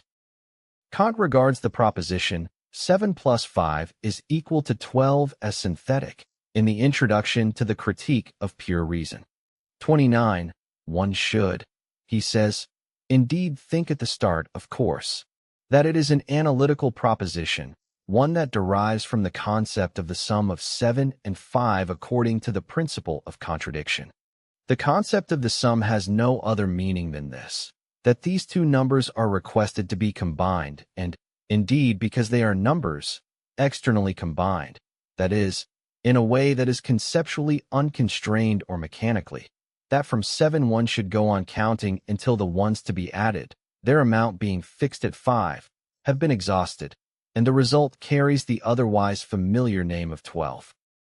However, Kant continues, if one considers the matter more closely, one finds that the concept of the sum of 7 and 5 contains nothing more than the union of the two numbers into a single one, through which it is not at all thought which this single number is that comprehends the two of them. However much I might go on analyzing my concept of such a possible sum, I shall still not run across the number 12. Of course, the transition from the set task to the result has nothing to do with thinking the sum or analyzing the concept. And Kant adds, one must go outside these concepts, and 21.199 enlist the aid of intuition, of 5 fingers, etc., thus adding to the concept of 7 the units of the 5, which is given in intuition. Yes, 5 is given in intuition. That is, it is an entity put together in an entirely external fashion by the arbitrary repetition of the thought 1. But 7 is equally not a concept. There are no concepts here to go outside of. The sum of 5 and 7 is the conceptually unconstrained joining of the two numbers. One can call such a mechanical process of counting from 7 onwards until the 5 ones have been exhausted and adding, a synthesizing, exactly like the counting from 1 onwards to 5. A synthesizing, however, which is wholly analytical in nature, for the combination is only an artifact in which there is nothing, or to which nothing is added, which was not previously there in external fashion. The postulate that 5 be added to 7 stands to the postulate of counting in general, in the same way as the postulate that a straight line be extended stands to the postulate of drawing a line. Just as vacuous as the expression to synthesize is to say that this synthesizing takes place a priori. Counting is, of course, not a determination of the senses, which, according to Kant's definition of intuition, is all that is left over for the a posteriori, and it certainly is an affair conducted on the basis of abstract intuition, that is, one which is determined by the category of the one, and where abstraction is made from all other sense determinations, and no less so also from concepts. The a priori is something altogether all too vague. Feeling, determined as drive, sense, and so on, has in it the moment of the a priori, just as much as space and time, in the concrete shapes of temporal and spatial existence, is determined a posteriori. It can be added in this connection that Kant's claim about the synthetic character of the principles of pure geometry is equally without solid ground.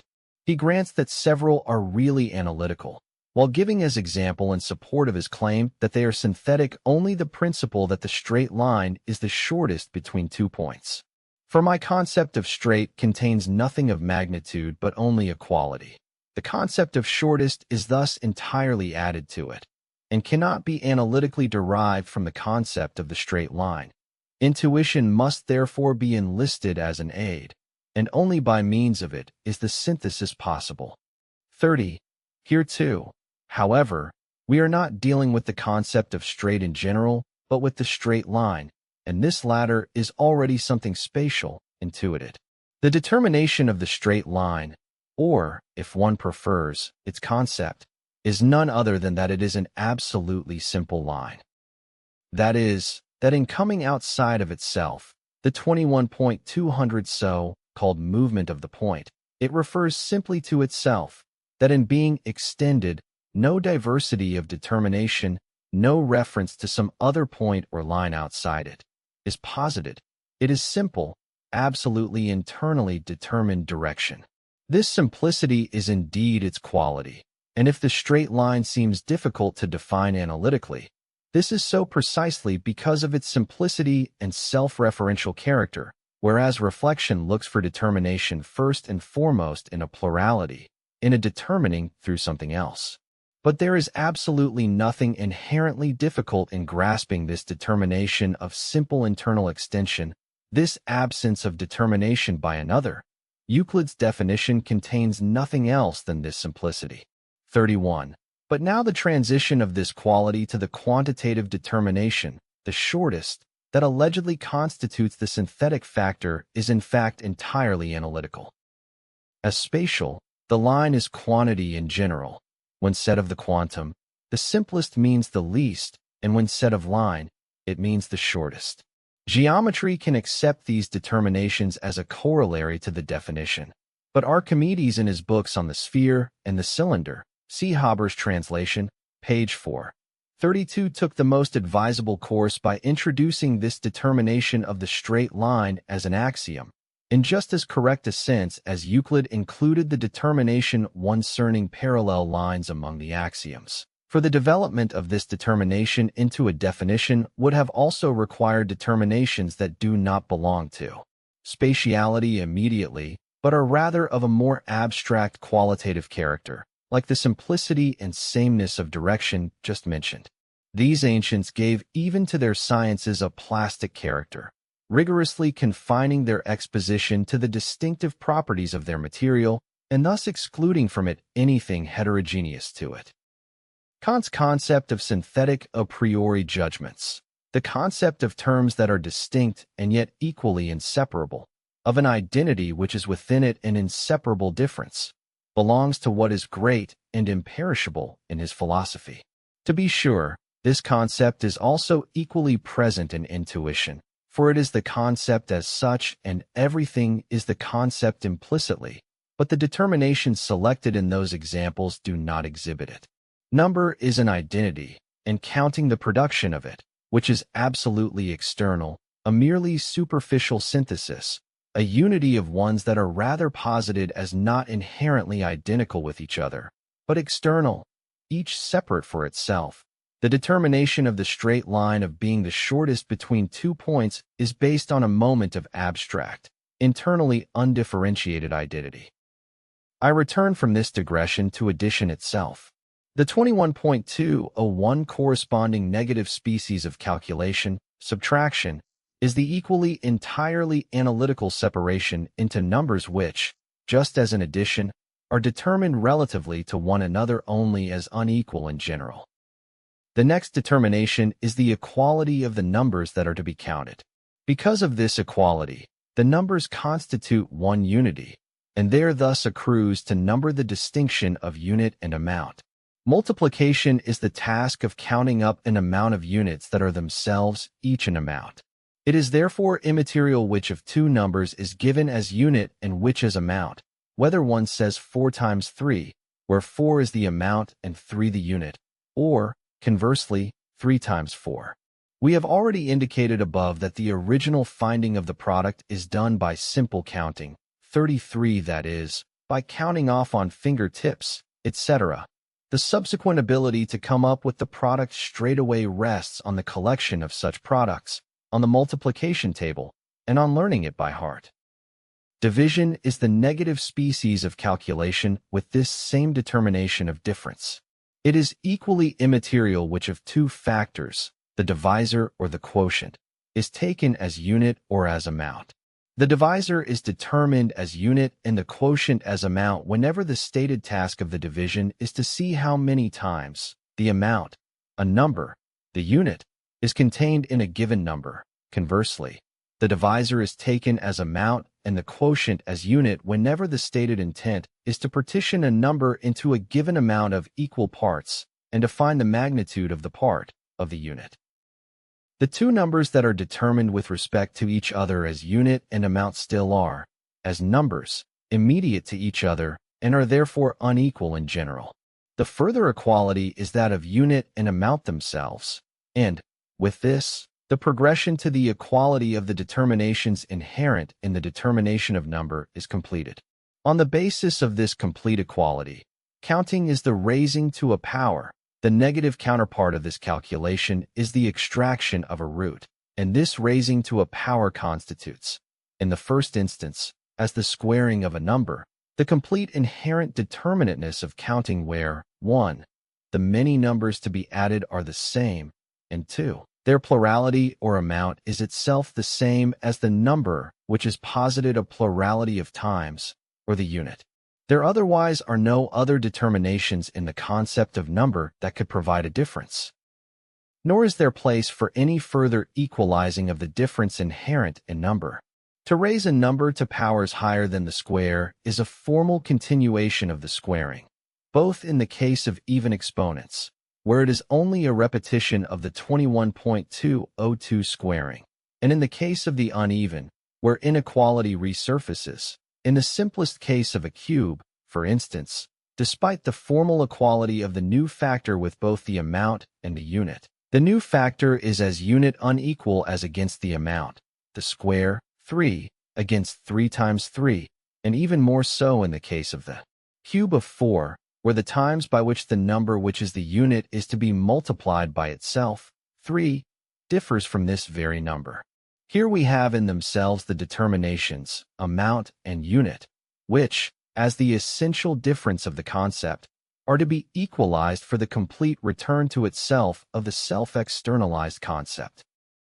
34. The foregoing exposition also contains the reason why the solution of higher equations must lie in their reduction to quadratics, and also why equations with uneven exponents can only be formally determined, and exactly when the roots are rational. These cannot otherwise be established than by means of some imaginary expression, that is, by the opposite of what the roots are and express. It is clear from what has been said that the arithmetical square alone contains a determinateness which is inherent to it and absolute. For this reason, the equations of higher formal powers must be reduced back to it. Just as in geometry the right-angled triangle contains a determinateness absolutely inherent in it which is expounded in the Pythagorean theorem. And for this reason, all other geometrical figures must also be reduced to it for their total determination. An instruction that proceeds methodically based on a logically disciplined judgment treats powers before it treats proportions.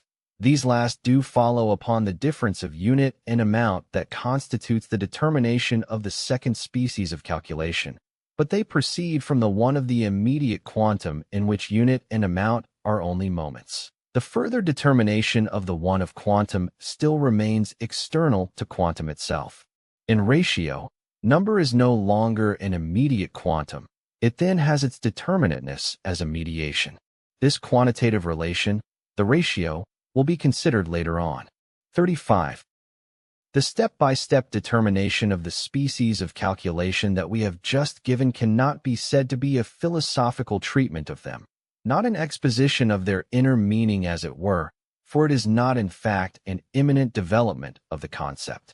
However, philosophy must know how to distinguish what is by nature a self-external material. It must know that, so far as this material goes, the concept can make its way forward only externally, and its moments also can be only in the form peculiar to their externality, as here equality and inequality. To distinguish the spheres to which a specific form of the concept belongs, that is, 21.203 inches which the concept is present in concrete existence, is an essential requirement when philosophizing about real objects.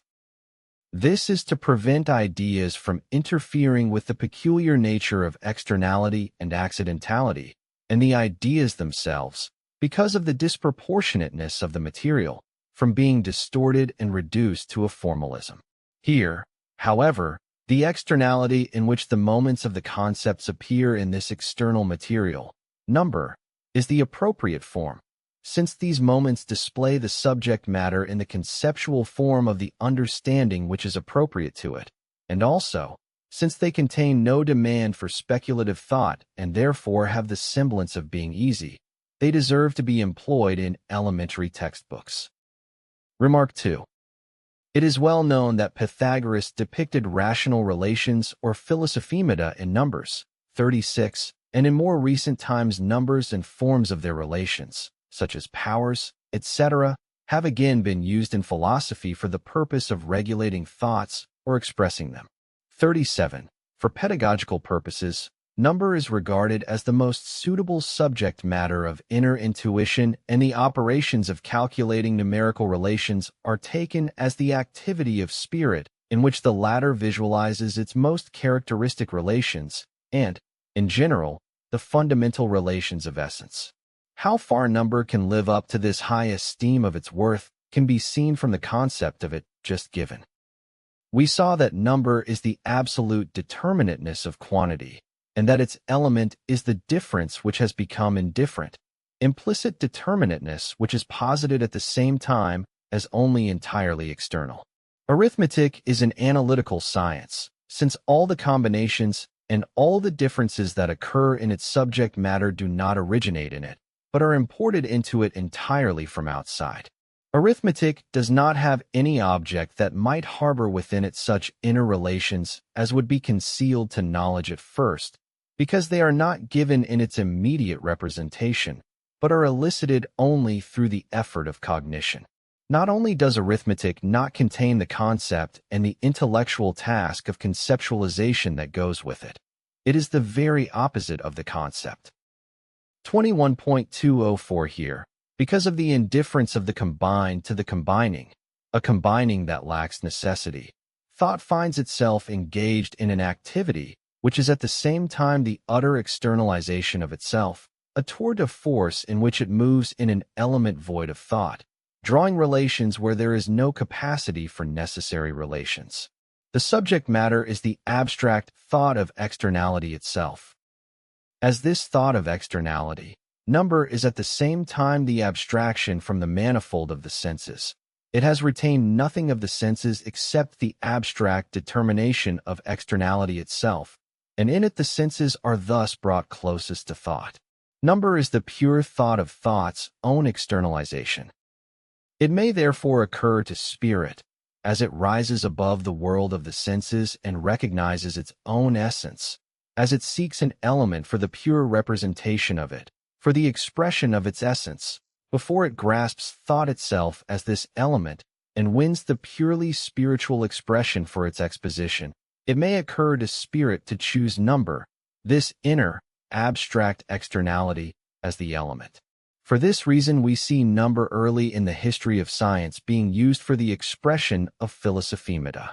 Number constitutes the final stage in an imperfect grasp of the universal still encumbered by the senses. The ancients were clearly aware that number stands midway between the senses and thought. Aristotle cites Plato Metaphys, I.538 as saying that the mathematical determinations of things, being outside both the senses and the ideas, stand in between them. They are distinguished from the senses by being invisible, eternal, and unmoved. From the ideas, on the other hand, by being a many and alike, whereas the idea is absolutely self-identical and a one in itself. A more thorough and more profound reflection on the subject by Moderatus of Gades is cited in Malci Vita Pythagoreae, edition Ritterhouse, pages 30 ff. 39 that the Pythagoreans hit on 21.205 numbers he attributes to the fact that they were still incapable of grasping fundamental ideas and first principles clearly in reason, for these principles are difficult to think and difficult to give expression to. Numbers serve well in instruction as signposts. In this, among other things, the Pythagoreans have imitated the geometers who, unable to express what is corporeal in thoughts, use figures and say this is a triangle, by which they do not mean, however, that the visible figure is to be taken as the triangle, but that it only represents the thought of the triangle. In this way did the Pythagoreans express the thought of unity, of self-sameness and equality, and the ground of congruence, of combination and the sustaining of everything, of the self-identical as a one, and so forth. It is superfluous to remark that the Pythagoreans did make the step from numerical to thought expression, to the explicit categories of the like and unlike, of limit and infinity, and even with respect to their numerical expressions, it is reported, Ibid, in the remark to p. 31.1.5, from a Life of Pythagoras by Photius, page 722, 40 that they distinguished between the monas and the one, taking the monas as the thought and the one as the number, and they likewise took the two as the arithmetical indeterminate and the dias, for this is what it would surely have to mean here, as the thought of the indeterminate. These ancients at the outset saw quite rightly the inadequacy of numerical forms for thought determinations, and they just as rightly went on to demand for thought, instead of that first expedient, the expression appropriate to it. This is how much farther ahead they had come in their reflection than those who nowadays consider it praiseworthy, indeed profoundly sound, to revert to the helplessness of childhood, and, in the place of thought determinations, to reinstate numbers themselves and numerical determinations like powers, followed by the infinitely great, the infinitely small, one divided by the infinite, and other such determinations, which are themselves often a perverse mathematical formalism.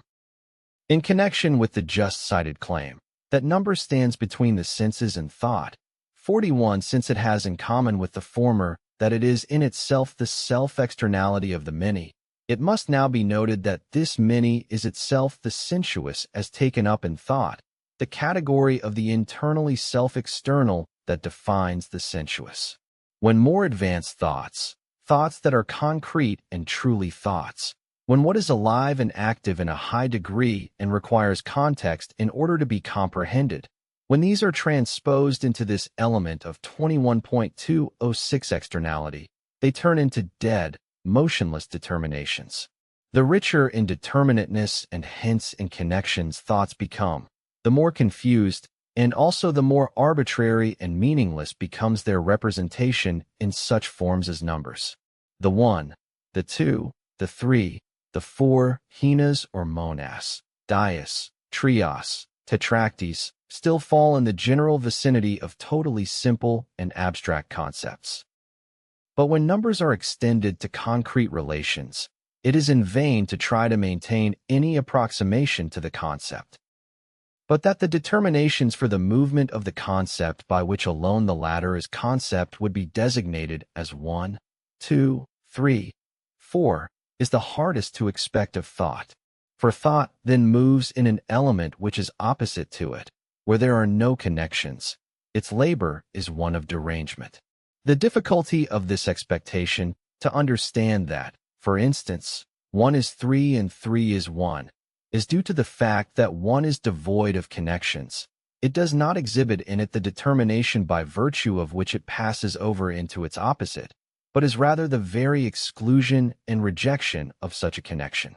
Conversely, the understanding makes use of this difficulty to debunk speculative truth, as it does, for instance, with the truth laid down in the doctrine called the Trinity.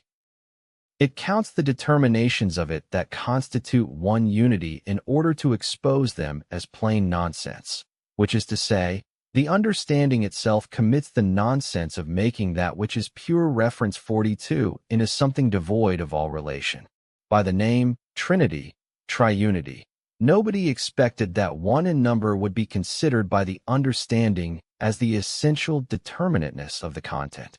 This name expresses contempt for the understanding, which is nevertheless held fast to its conceit of clinging to the 1 in number as such, standing by it against reason.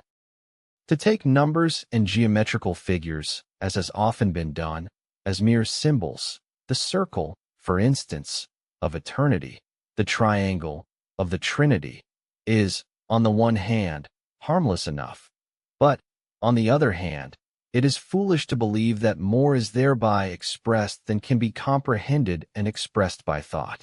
As profound a wisdom, as profound a meaning may lie in such symbols, and also in those that fantasy has created in the mythologies of the peoples and in poetry in general, compared with which the dull figures of geometry 21.207 leave a lot to be desired anyway.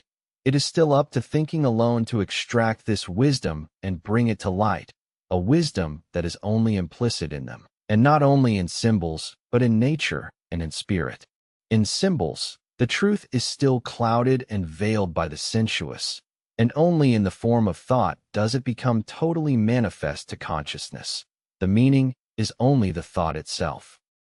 Essentially, however, the perversity of enlisting mathematical categories for injecting some determination into the method and the content of philosophical science shows in the fact that, inasmuch as mathematical formulas signify thoughts and conceptual distinctions, this meaning must rather first be indicated, determined, and justified in philosophy. In its concrete sciences, philosophy must take its logical element from logic, not from mathematics. It can only be an expedient of philosophical incapacity to resort for the logical element of philosophy to the shapes which it assumes in other sciences, many of which are only adumbrations of this element, and others even perversions of it. Besides, the mere application of such borrowed formulas is an external operation. The application itself must be preceded by the awareness of both their value and their meaning, and only the consideration of thought, not any authority drawn from mathematics, yields this awareness. Logic itself is this awareness regarding such formulas. It strips them of their particular form, rendering it superfluous and useless. It rectifies them and alone procures for them their justification, their sense, and value. As for any supposed use that number and calculation might have for basic pedagogical formation, it follows by itself from what has been said so far. Number is not an object of the senses, and to be occupied with number and numerical combinations is not the business of the senses. Such an occupation, therefore, encourages spirit to engage in reflection and the inner work of abstraction, and this is of great, though one-sided, importance. For, on the other hand, since the basis of number is only an external, thoughtless difference, the occupation proceeds without a concept, mechanically. The effort consists above all in holding on to something non-conceptual, and in combining it non-conceptually. The content is the empty one. So the solid nourishment of moral and spiritual life in its individual shapes on which, as the noblest element, education should 21.208 nurture the young spirit, is to be ousted by this one, which is void of content. When those exercises are made the main subject and the main occupation, the only possible outcome must be to dull the spirit and to empty it of both form and content. Since calculation is so much of an external and therefore mechanical business, it has been possible to manufacture machines that perform arithmetical operations with complete accuracy. It is enough to know this fact alone about the nature of calculation to decide on the merit of the idea of making it the main instrument of the education of spirit, of stretching spirit on the rack, in order to perfect it as a machine. Extensive and intensive quantum. Their difference. We have seen that quantum has its determinateness as limit in amount. In itself, quantum is discrete, a plurality which does not have a being different from its limit or its limit outside it. Quantum, thus with its limit which as limit is a plurality, is extensive magnitude. Extensive magnitude is to be distinguished from continuous magnitude. Its direct opposite is not the discrete, but the intensive magnitude. Extensive and intensive magnitudes are determinacies of the quantitative limit itself, whereas quantum is identical with its limit. Continuous and discrete magnitudes are, on the contrary, determinations of magnitude in itself, that is, of quantity as such, in so far as in quantum abstraction is made from the limit. Extensive magnitude has the moment of 21.209 continuity in it, and in its limit, for its many is everywhere continuous. The limit as negation appears, therefore, in this equality of the many as a limiting of the unity. Continuous magnitude is quantity that continues without regard to any limit, and in so far as it is represented with one such limit, the latter is a limitation in general, without discreteness being posited in it. Determined as only continuous magnitude, quantum is not yet determined for itself because the magnitude lacks the one, in which the determinateness for itself lies, in number. Similarly, a discrete magnitude is immediately only a differentiated many in general which, if it were to have a limit as a many, would be only an aggregate, that is, would be only indeterminately limited. In order for quantum to be determinate, the many must be concentrated into one and thereby be posited as identical with the limit. Continuous and discrete magnitude, taken as quantum in general, have each posited in it only one of the two sides by virtue of which quantum is fully determined and a number. Taken immediately, this latter is extensive quantum, the simple determinateness which is amount essentially, but the amount of one and the same unit. Extensive quantum is distinguished from number only because in the latter the determinateness is explicitly posited as plurality.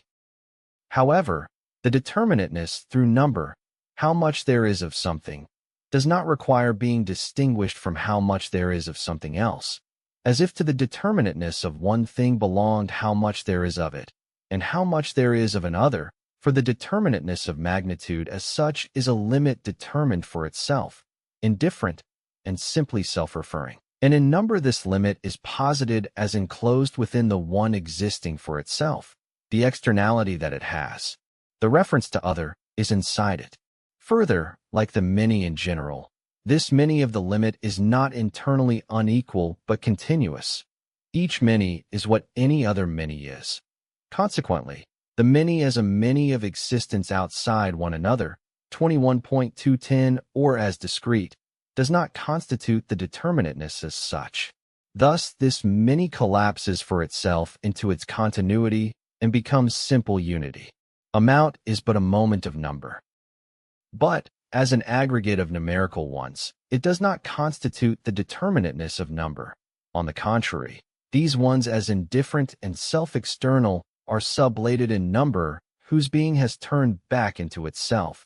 The externality that constituted the ones of plurality vanishes in the one as the self-reference of number. The limit of quantum which, as extensive, had its existent determinateness as self-external number, thus passes over into simple determinateness. In this simple determination of limit, quantum is intensive magnitude, and the limit or the determinateness which is identical with quantum is now also posited as simple. It is degree. Degree is thus a determinate magnitude, a quantum, but at the same time it is not an aggregate or several within itself. It is only a plurality. 43 plurality is a severality that is gathered together into simple determination. It is existence that has returned into being for itself. It is true that its determinateness must be expressed by a number, which is the being of the quantum as completely determined, but the number is not an amount or a how many times, but is rather a one-fold, only a degree. When we speak of 10 or 20 degrees, the quantum which has that many degrees, the 10th, the 20th degree, is not the amount and sum of the degrees. If that were the case, it would be an extensive quantum. It is rather only that one degree, the 10th, the 20th. It does contain the determinateness found in the number 10 or 20, but not as several ones. The number is there as a sublated amount, as a simple determinateness. In number, quantum is posited in its complete determinateness, but as intensive quantum, in the being for itself of number, it is posited as it is 21.211 according to its concept or implicitly in itself. For the form of self-reference which it has in degree is at the same time the externality of degree to itself. As extensive quantum, number is a numerical plurality and thus has externality inside it. This externality, as plurality in general, collapses into a state of undifferentiatedness and is sublated into the numerical one, the self-reference of number. But quantum has its determinateness as number. It contains this determinateness, as we have said, whether the latter is posited in it or not. 44 degree, therefore, which is internally simple no longer has this external otherness in it, has it outside it, and refers to it as to its determinateness. A plurality external to it constitutes the determinateness of the simple limit which the degree is for itself. In so far as in the extensive quantum amount was supposed to be found within number, it was sublated there. Now, as thus sublated, amount is posited outside number. Number, in being posited as a one, as self-reference reflected into itself, excludes from itself the indifference and the externality of amount, and is self-reference as reference to an external through itself. In this, quantum has the reality which is adequate to its concept. The indifference of the determinateness constitutes its quality, that is, a determinateness which is in it as a determinateness external to itself. Accordingly, degree is a unitary quantitative determinateness among a plurality of such intensities which, though diverse, each being only a simple reference to itself, are at the same time in essential connection with each other, so that each has its determinateness in this continuity with the others. This reference connecting a degree through itself to its other makes ascent and descent on the scale of degrees a continuous progress, a flow, which is in 21.212 uninterrupted and indivisible alteration. None of the more or less 45 differentiated within it is separate from the others, but each has its determinateness only in these others. As a self-referring quantitative determination, each degree is indifferent towards the others. But, in itself, it equally refers to this externality. It is what it is only through the intermediary of this externality. In short, its reference to itself is not an indifferent reference to externality, but but in this externality it possesses its quality. Identity of extensive and intensive magnitude. Degree is not inherently external to itself. It is not, however, the indeterminate one, is not the principle of number as such which is not amount except negatively, that is, only in the sense of not being an amount. Intensive magnitude is at first a simple one of many, more or less. There are several degrees, but they are not determined either as a unitary one or as a more or less, but only as referring to each other as outside each other, or in the identity of the one and the more or less than. Thus, although the several more or less are as such indeed outside the unitary degree, the determinateness of the latter lies nonetheless in its connection with them. The degree thus contains amount. Just as 20 contains as extensive magnitude 21s as discrete, the specific degree contains them as continuity, a continuity which simply is this determinate plurality. It is the 20th degree, and it is this 20th degree only through the intermediate of this amount which, as such, is outside it. The determinateness of the intensive magnitude is to be considered, therefore, from two sides. It is determined through other intensive quanta, and is continuous with its otherness, so that its determinateness consists in this connection with it. Now, insofar as this determinateness is, first, a simple determinateness, it is determined as against the other degrees. It excludes them from itself, and has its determinateness in this 21.213 exclusion. But, second, it is determined within. This it is in the amount as its amount, not in the amount as excluded, or not in the amount of the other degrees. The 20th degree contains the 20 within itself. It is not only determined as distinguished from the 19th, the 21st, etc., but its determinateness is rather its amount. But, inasmuch as the amount is its own, and the determinateness is at the same time essentially as amount, the degree is extensive quantum. Extensive and intensive magnitude are, therefore, one and the same determinateness of quantum. They are distinguished only inasmuch as the one has the amount within and the other has the same without. Extensive magnitude passes over into intensive magnitude because its many collapses in and for itself into oneness and steps outside it. But, conversely, this simple one has its determinateness only in the amount, its amount. Indifferent to the otherwise determined intensities, it has the externality of amount in it. Thus intensive magnitude is just as essentially extensive magnitude. With this identity, the qualitative something comes on the scene, for the identity is the unity that refers back to itself through the negation of its distinct terms. These terms, however, make up the determinateness of the existent magnitude.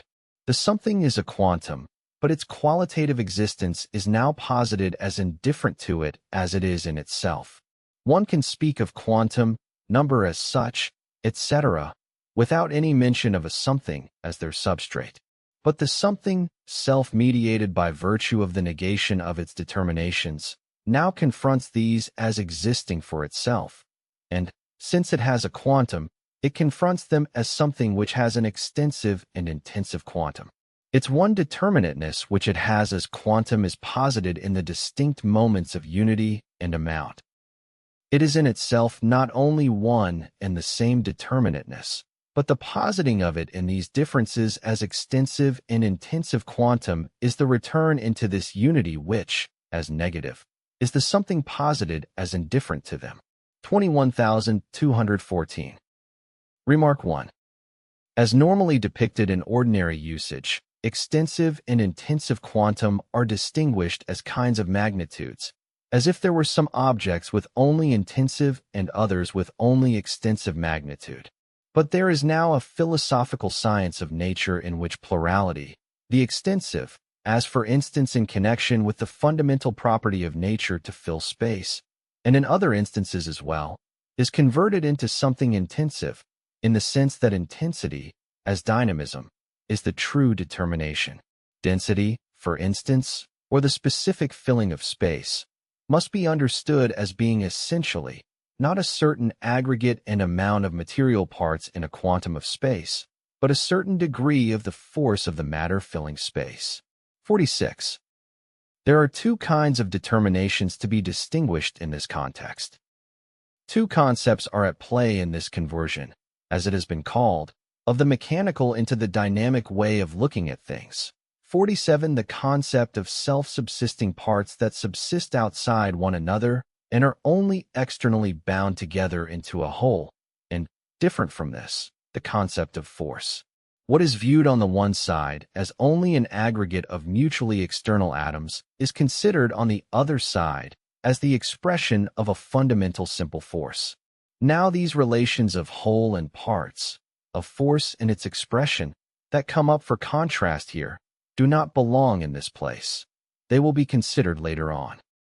48. This much, however, can be pointed out right away, namely that although the relation of force and its expression that corresponds to the intensiveness of magnitude is indeed, vis-a-vis the relation of whole and parts, the truer one, force is for that reason no less one-sided than intensiveness, and the expression, the externality of extensiveness, just as inseparable from force, so that one and the same content is equally present in the two forms of intensive and extensive magnitude.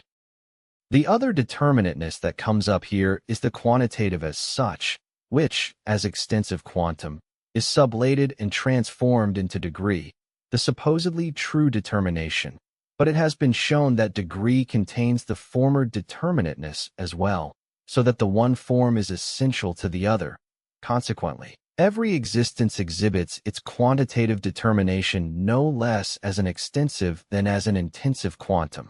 21,215. Everything, to the extent that it appears in a quantitative determination, therefore serves as an example of this. Even number necessarily has this double form immediately in it.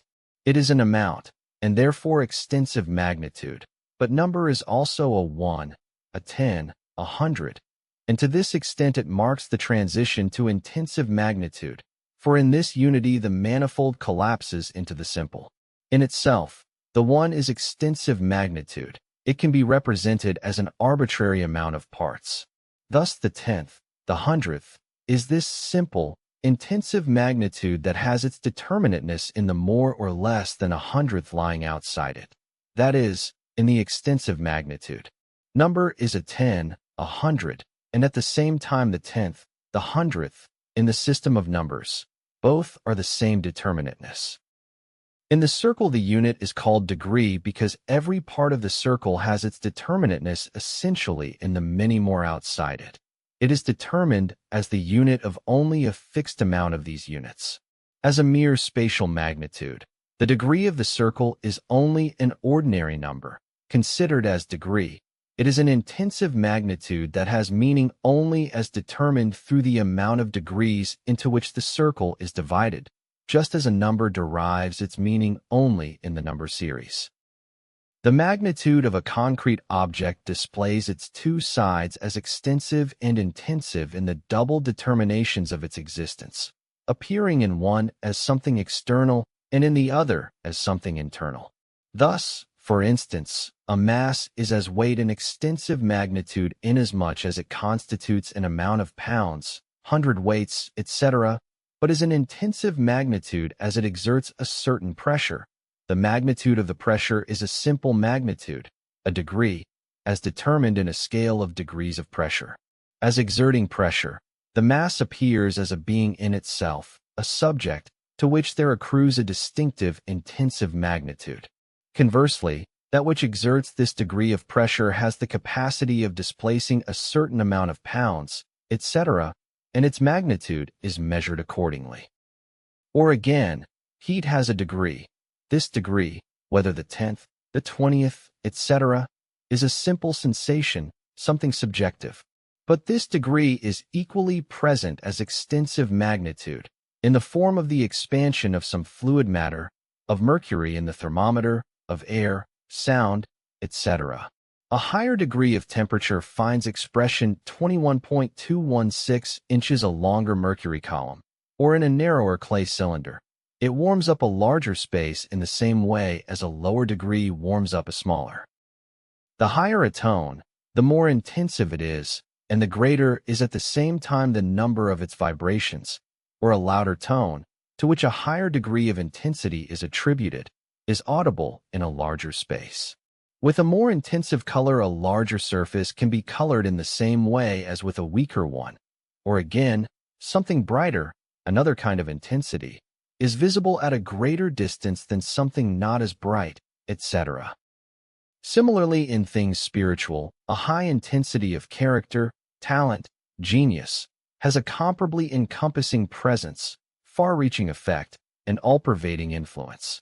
The most profound concept has the most universal significance and application. Remark 2.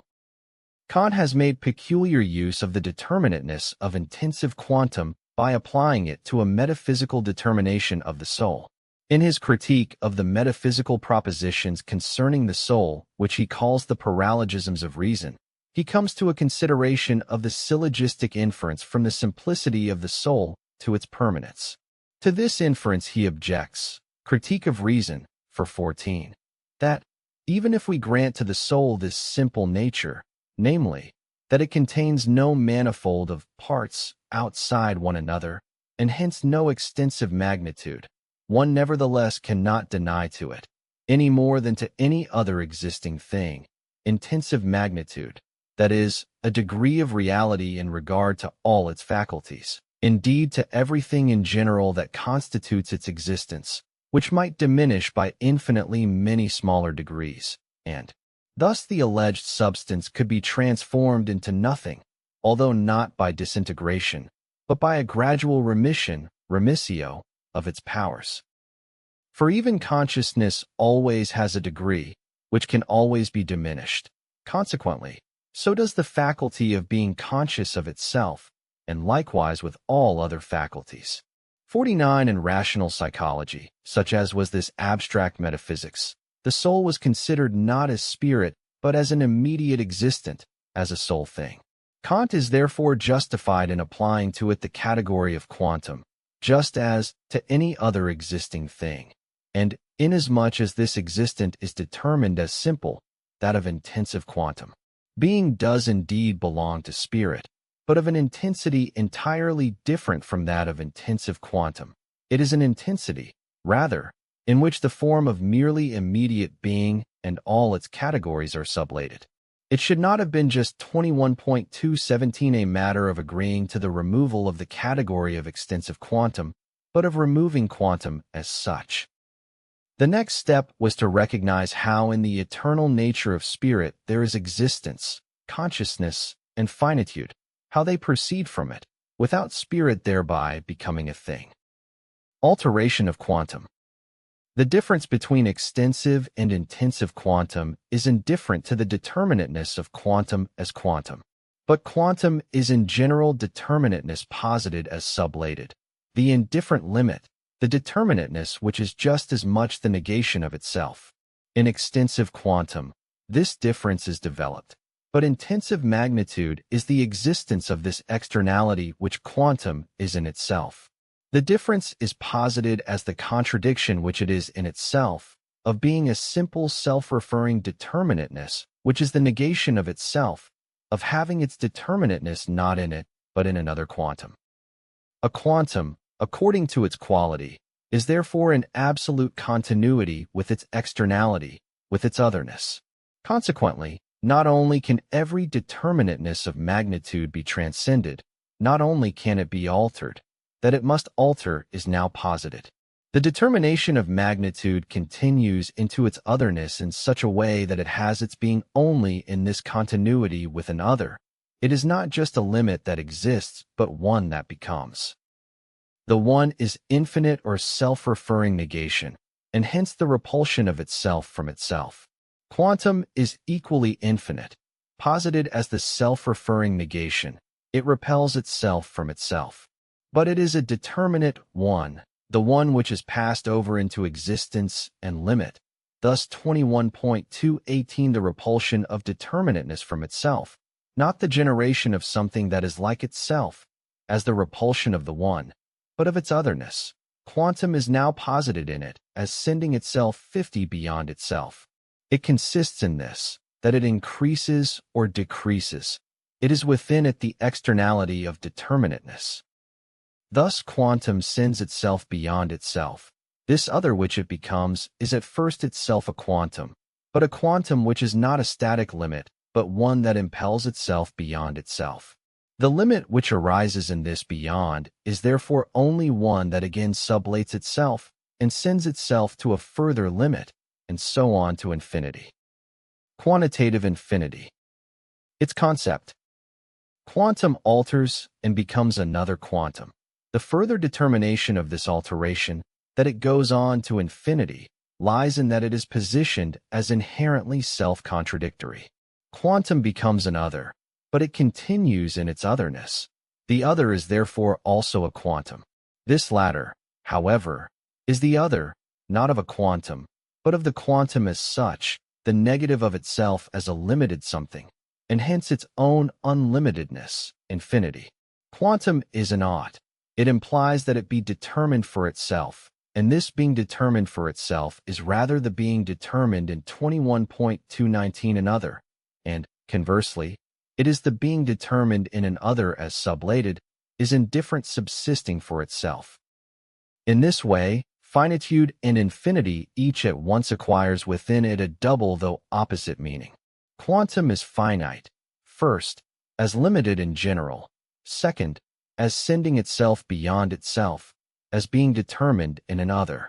On the other hand, its infinity is, first, the unlimitedness of quantum, second, its being turned back into itself, the indifferent being for itself.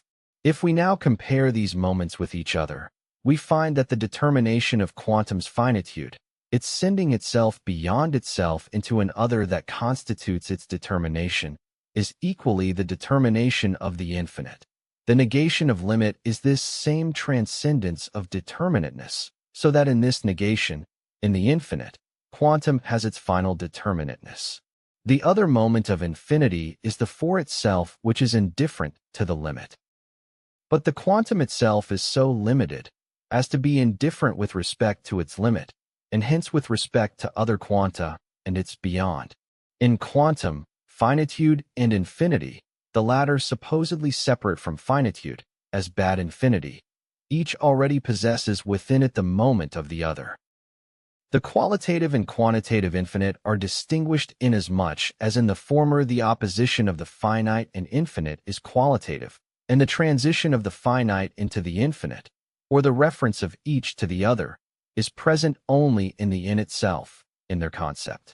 Qualitative determinateness is immediate. It refers to otherness essentially as to a being which is other than it. It is not posited as having its negation, its other, in it. By contrast, magnitude is as such sublated determinateness. It is posited as being unlike and indifferent to itself, and hence as something alterable. The qualitative finite and infinite, therefore, stand opposed to each other absolutely, that is, abstractly. Their unity is the inner connection underlying them. Hence the finite continues in its other only in itself, not in it. By contrast, in the infinite in which the quantitative finite has its absolute determinateness, this finite refers to itself in it. This, their mutual reference, is first displayed in the quantitatively infinite process, 21,220. The quantitative infinite process. The process to infinity is in general the expression of contradiction, here, of the contradiction contained in the quantitative finite or in quantum in general. It is the reciprocal determination of the finite and the infinite that came up for consideration in the sphere of the qualitative, 51, with the difference that, as just indicated, in the sphere of quantity the limit inherently sends itself beyond itself and continues there, and hence, conversely, the quantitative infinite is also posited as having the quantum in it. For in its externality quantum is itself, its externality belongs to its determination. The infinite progress is now the expression of this contradiction, not the resolution of it. However, because of the continuity of one determinateness in the other, The progress gives rise to the semblance of a resolution in a union of the two. As at first posited, such a progress is the task of attaining the infinite, but not the attainment of it. It is a perpetual generation of the infinite, without the progress of ever getting beyond the quantum itself, and without the infinite ever becoming something which is positively present. It belongs to the concept of quantum to have a beyond of itself. This beyond is, first, the abstract moment of the non-being of quantum. This resolves itself in it. It thus refers to its beyond as to its infinity in accordance with the qualitative moment of the opposition. But, second, quantum is continuous with this beyond. It consists precisely 21.221 inches being the other of itself, external to itself. This externality equally is, therefore, no more an other than the quantum. The beyond, or the infinite, is thus itself a quantum. The beyond is thus recalled from its flight, and the infinite is attained. But because the infinite, now become a this side, is again a quantum, what is posited is again only a new limit. This limit, as quantum, has also fled again from itself, is as such beyond itself, and has repelled itself from itself into its non-being, into its beyond. And as the quantum repels itself into the beyond, so does the beyond perpetually become a quantum. The continuity of quantum with its other brings about the conjunction of the two in the expression of an infinitely great or infinitely small. Since they both still have in them the determination of quantum, they remain alterable, and the absolute determinateness which would be a being for itself is thus not attained. This being outside itself of the determination is posited in the double infinity, posited in the relative opposition of the more and the less, of the infinitely great and the infinitely small. In each, the quantum is maintained in perpetual opposition to its beyond. No matter how much the great is enlarged, it shrinks to insignificance. Since it refers to the infinite as to its non-being, the opposition is qualitative. The enlarged quantum has gained nothing, therefore, from the infinite. The latter is its nothing now just as before. Or again, the increase in the quantum is not an approximation to the infinite, for the distinction between the quantum and its infinity essentially has also the moment of being non-quantitative. This moment is only the sharpened expression of the contradiction that the quantum ought to be something great, that is, a quantum, and non-finite, that is, not a quantum. Equally, the infinitely small is, as something small, a quantum and therefore remains absolutely, that is, qualitatively, too great for the infinite and opposed to it. In both, there remains the contradiction of the infinite progress which in them should have reached its goal. This infinity, which 21.222 persists in the determination of the beyond of the finite, is to be characterized as the bad quantitative infinity. Like the qualitatively bad infinity, it is the perpetual movement back and forth from one side of the persistent contradiction to the other, from the limit to its non-being, and from the latter back again to the other, the limit. To be sure, the term to which the advance is made in the quantitative progress is not an abstract other in general, but a quantum which is explicitly posited as different, but this quantum remains opposed to its negation in the same way. Also the progress, therefore, is neither an advance nor a gain, but rather a repetition of one and the same move, a positing, a sublating, and then again a positing and a sublating, an impotence of the negative to which what it sublates continuously comes back by its very sublation of it. The two, the positing and the sublation, are so bonded to each other that they absolutely flee from each other, and yet, in thus fleeing, they are unable to part, but rather become bonded in their very flight from each other. Remark 1. The bad infinity, especially in the form of the quantitative progress to infinity, this uninterrupted flitting over limits which it is powerless to sublate, and the perpetual falling back into them, is commonly held to be something sublime and a kind of divine service, just as in philosophy it has been regarded as ultimate. This progress has often been exploited in tirades which have been admired as sublime productions. In fact, however, This modern sublimity does not enhance the object, which rather takes flight from it, but bloats the subject who ingests such vast quantities. The poverty of such an irreducibly subjective step-by-step elevation on the ladder of the quantitative is betrayed by the admission that in that vain labor there is no getting closer to the infinite goal, for the attainment of which, to be sure, quite another line of attack is required. Here are examples of tirades of the kind, which make manifest what this elevation ultimately amounts to. Kant, for example, at the conclusion of the Critique of Practical Reason, deems it as sublime 21.223 when the subject rises in thought above the place it occupies in the world of the senses and extends its reach into an unbounded magnitude of worlds beyond worlds and systems of systems and into the limitless times of their periodic motion, their beginning and their continuance. 52. Imagination fails before this progression into the immeasurably distant, where beyond the most distant world there lies a still more distant one, behind the past, however far back traced, a still more distant past, ahead of the future, however far down projected, yet another future. Thought fails before this representation of the immeasurable, just as in a dream, in which one relentlessly goes on and on down a long corridor without seeing the end of it, and finishes with falling or fainting. 53. This account, besides capturing all that there is to this quantitative elevation in a wealth of pictorial imagery, deserves praise mainly because of how truthfully it betrays the end result of this elevation. Thought succumbs, the upshot is falling and giddiness. What causes thought to succumb, what produces the falling and the giddiness, is nothing else but the boredom of this repetition that makes a limit disappear, come up again, and again disappear, and so lets the rising and the perishing of the one for the other, and of the one into the other, of the here into the there, and the there into the here, perpetuate itself, only conveying the feeling of the impotence of this infinite, this ought, which would want to be master of the finite but cannot. Also Haller's description of eternity, which Kant called horrifying. 54 is commonly the object of special admiration, but often for what is precisely not the reason that constitutes its true merit.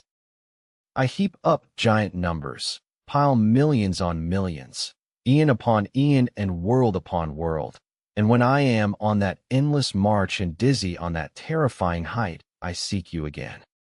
The power of numbers, though multiplied 1,000-fold, is still not even a fraction of you. I blot them out, and there you are, complete, before me 21, 224. 55. In stressing the value of this heaping and piling of numbers and worlds as a description of eternity, what is overlooked is that the poet himself declares this so-called terrifying venture into the beyond as futile and hollow, and he concludes that only by giving up this empty infinite progress will the true infinite itself become present to him.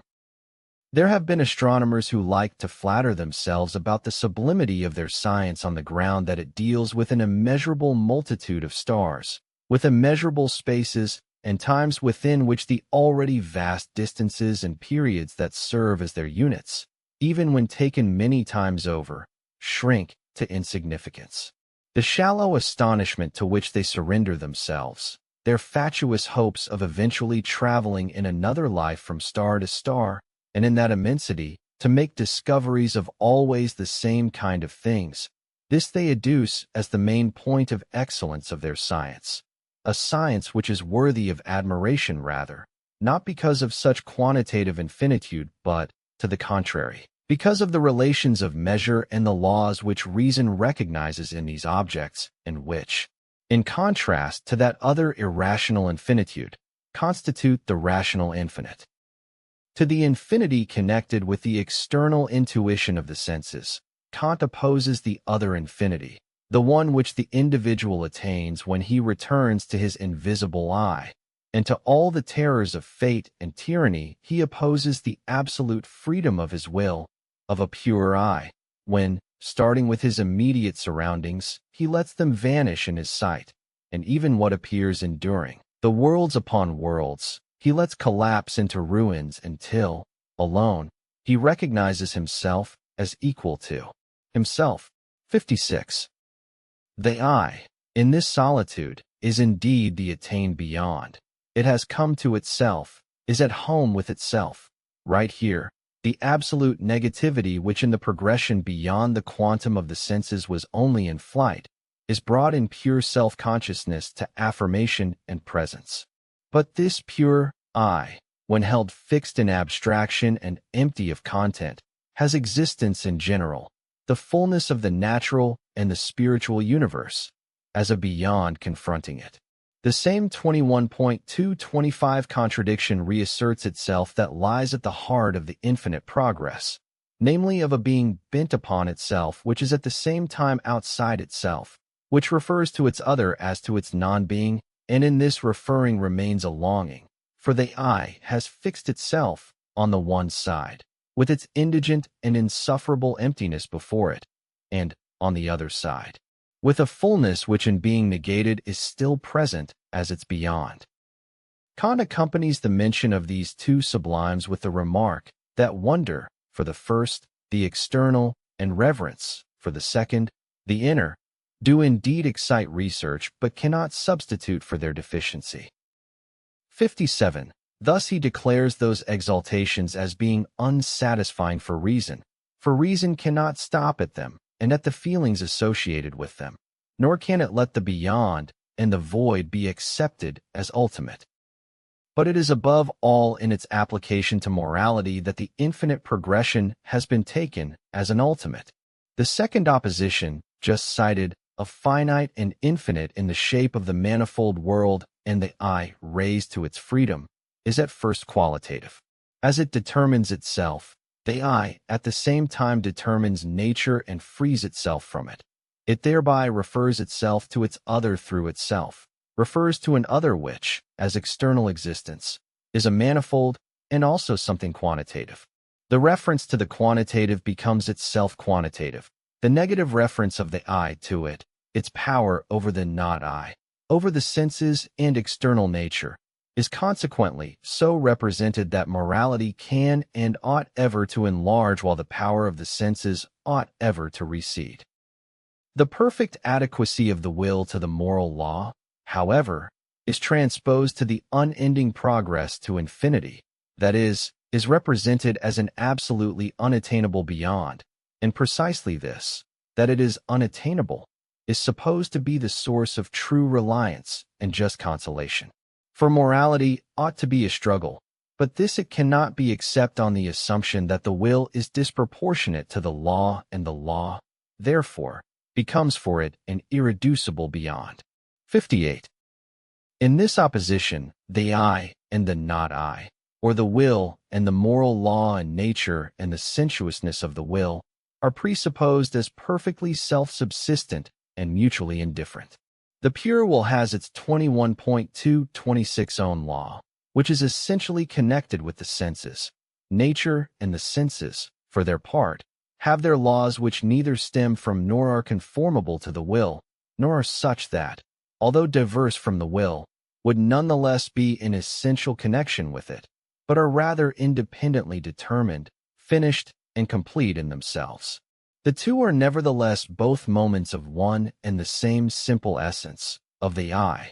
The will is determined as the negative with respect to nature, so that the will only is to the extent that there is such a thing as a nature which is diverse from it, and which it sublates, but by which, in sublating it, it is touched and is itself affected.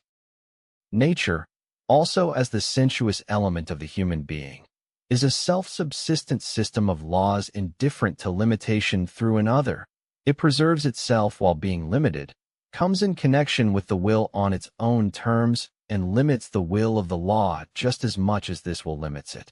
It is by one single act that the will, in determining itself, sublates the otherness of a nature, and this otherness, in being posited with a determinate existence, resists sublatedness and is not sublated.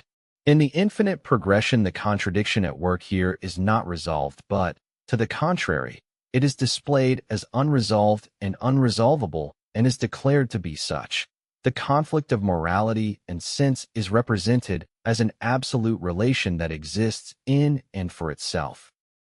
The powerlessness in mastering the qualitative opposition between the finite and infinite, and in grasping the idea of the true will, which is substantial freedom.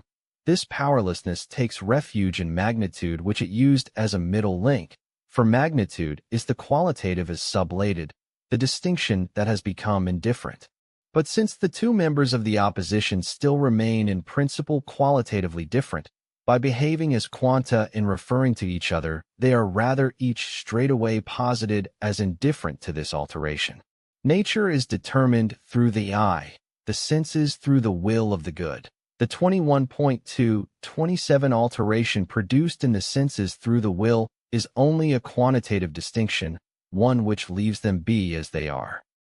In the more abstract exposition of the Kantian philosophy, or at least of its principles, namely in Fichte's Wissenschaftslehre, the infinite progress likewise constitutes the foundation and the ultimate. 59. The first principle in the exposition, I equals I, is followed by a second which is independent of it, the opposition of the not I. The connection between the two is right away also assumed as a quantitative distinction, the not I being partly determined through the I, also partly not. The not I thus continues in it so that it remains opposed to its non-being as something non-sublated. Starting from there, after the contradictions contained therein have been developed in the system, the concluding result is the same relation that made the beginning. The not I remains an infinite shock, 60 an absolute other. 61 its final reciprocal reference connecting it with the I is the infinite progress, longing and striving, the same contradiction with which the beginning was made. 62. Because the quantitative is determinateness posited as sublated, it was assumed that, by reducing opposition in general to a difference that is only quantitative, much, or rather everything, had been gained for the unity of the absolute, for this one substantiality. 63 that all opposition is only quantitative was for some time a fundamental principle of recent philosophy. The opposed determinations have the same essence, the same content. They are real sides of the opposition because each contains within it both determinations, both factors of the opposition, though it is one factor that predominates on the one side, and the other factor on the other side, on the one side. One factor, some matter or activity, is present in greater aggregate or in a stronger degree than in the other. To the extent that different materials or 21.228 activities are presupposed, the quantitative difference rather confirms and completes their externality and indifference to each other and to their unity. The difference of the absolute unity is supposed to be only quantitative and, to be sure, the quantitative is the sublated immediate determinateness, but one which is only incompletely negated. It is still the first negation, not the infinite negation, not the negation of the negation. Also being and thought, in being represented as quantitative determinations of the absolute substance, become as quanta completely external to each other, without connections, just as it is the case at a lower level for carbon, nitrogen, etc. It is a third, an external reflection, one that abstracts from their difference and recognizes their inner unity, but one that exists only in itself, not equally for itself. In fact, therefore, this unity is represented only as a first immediate unity, or only as being which, in its quantitative difference, remains equal to itself but does not posit itself through itself as equal.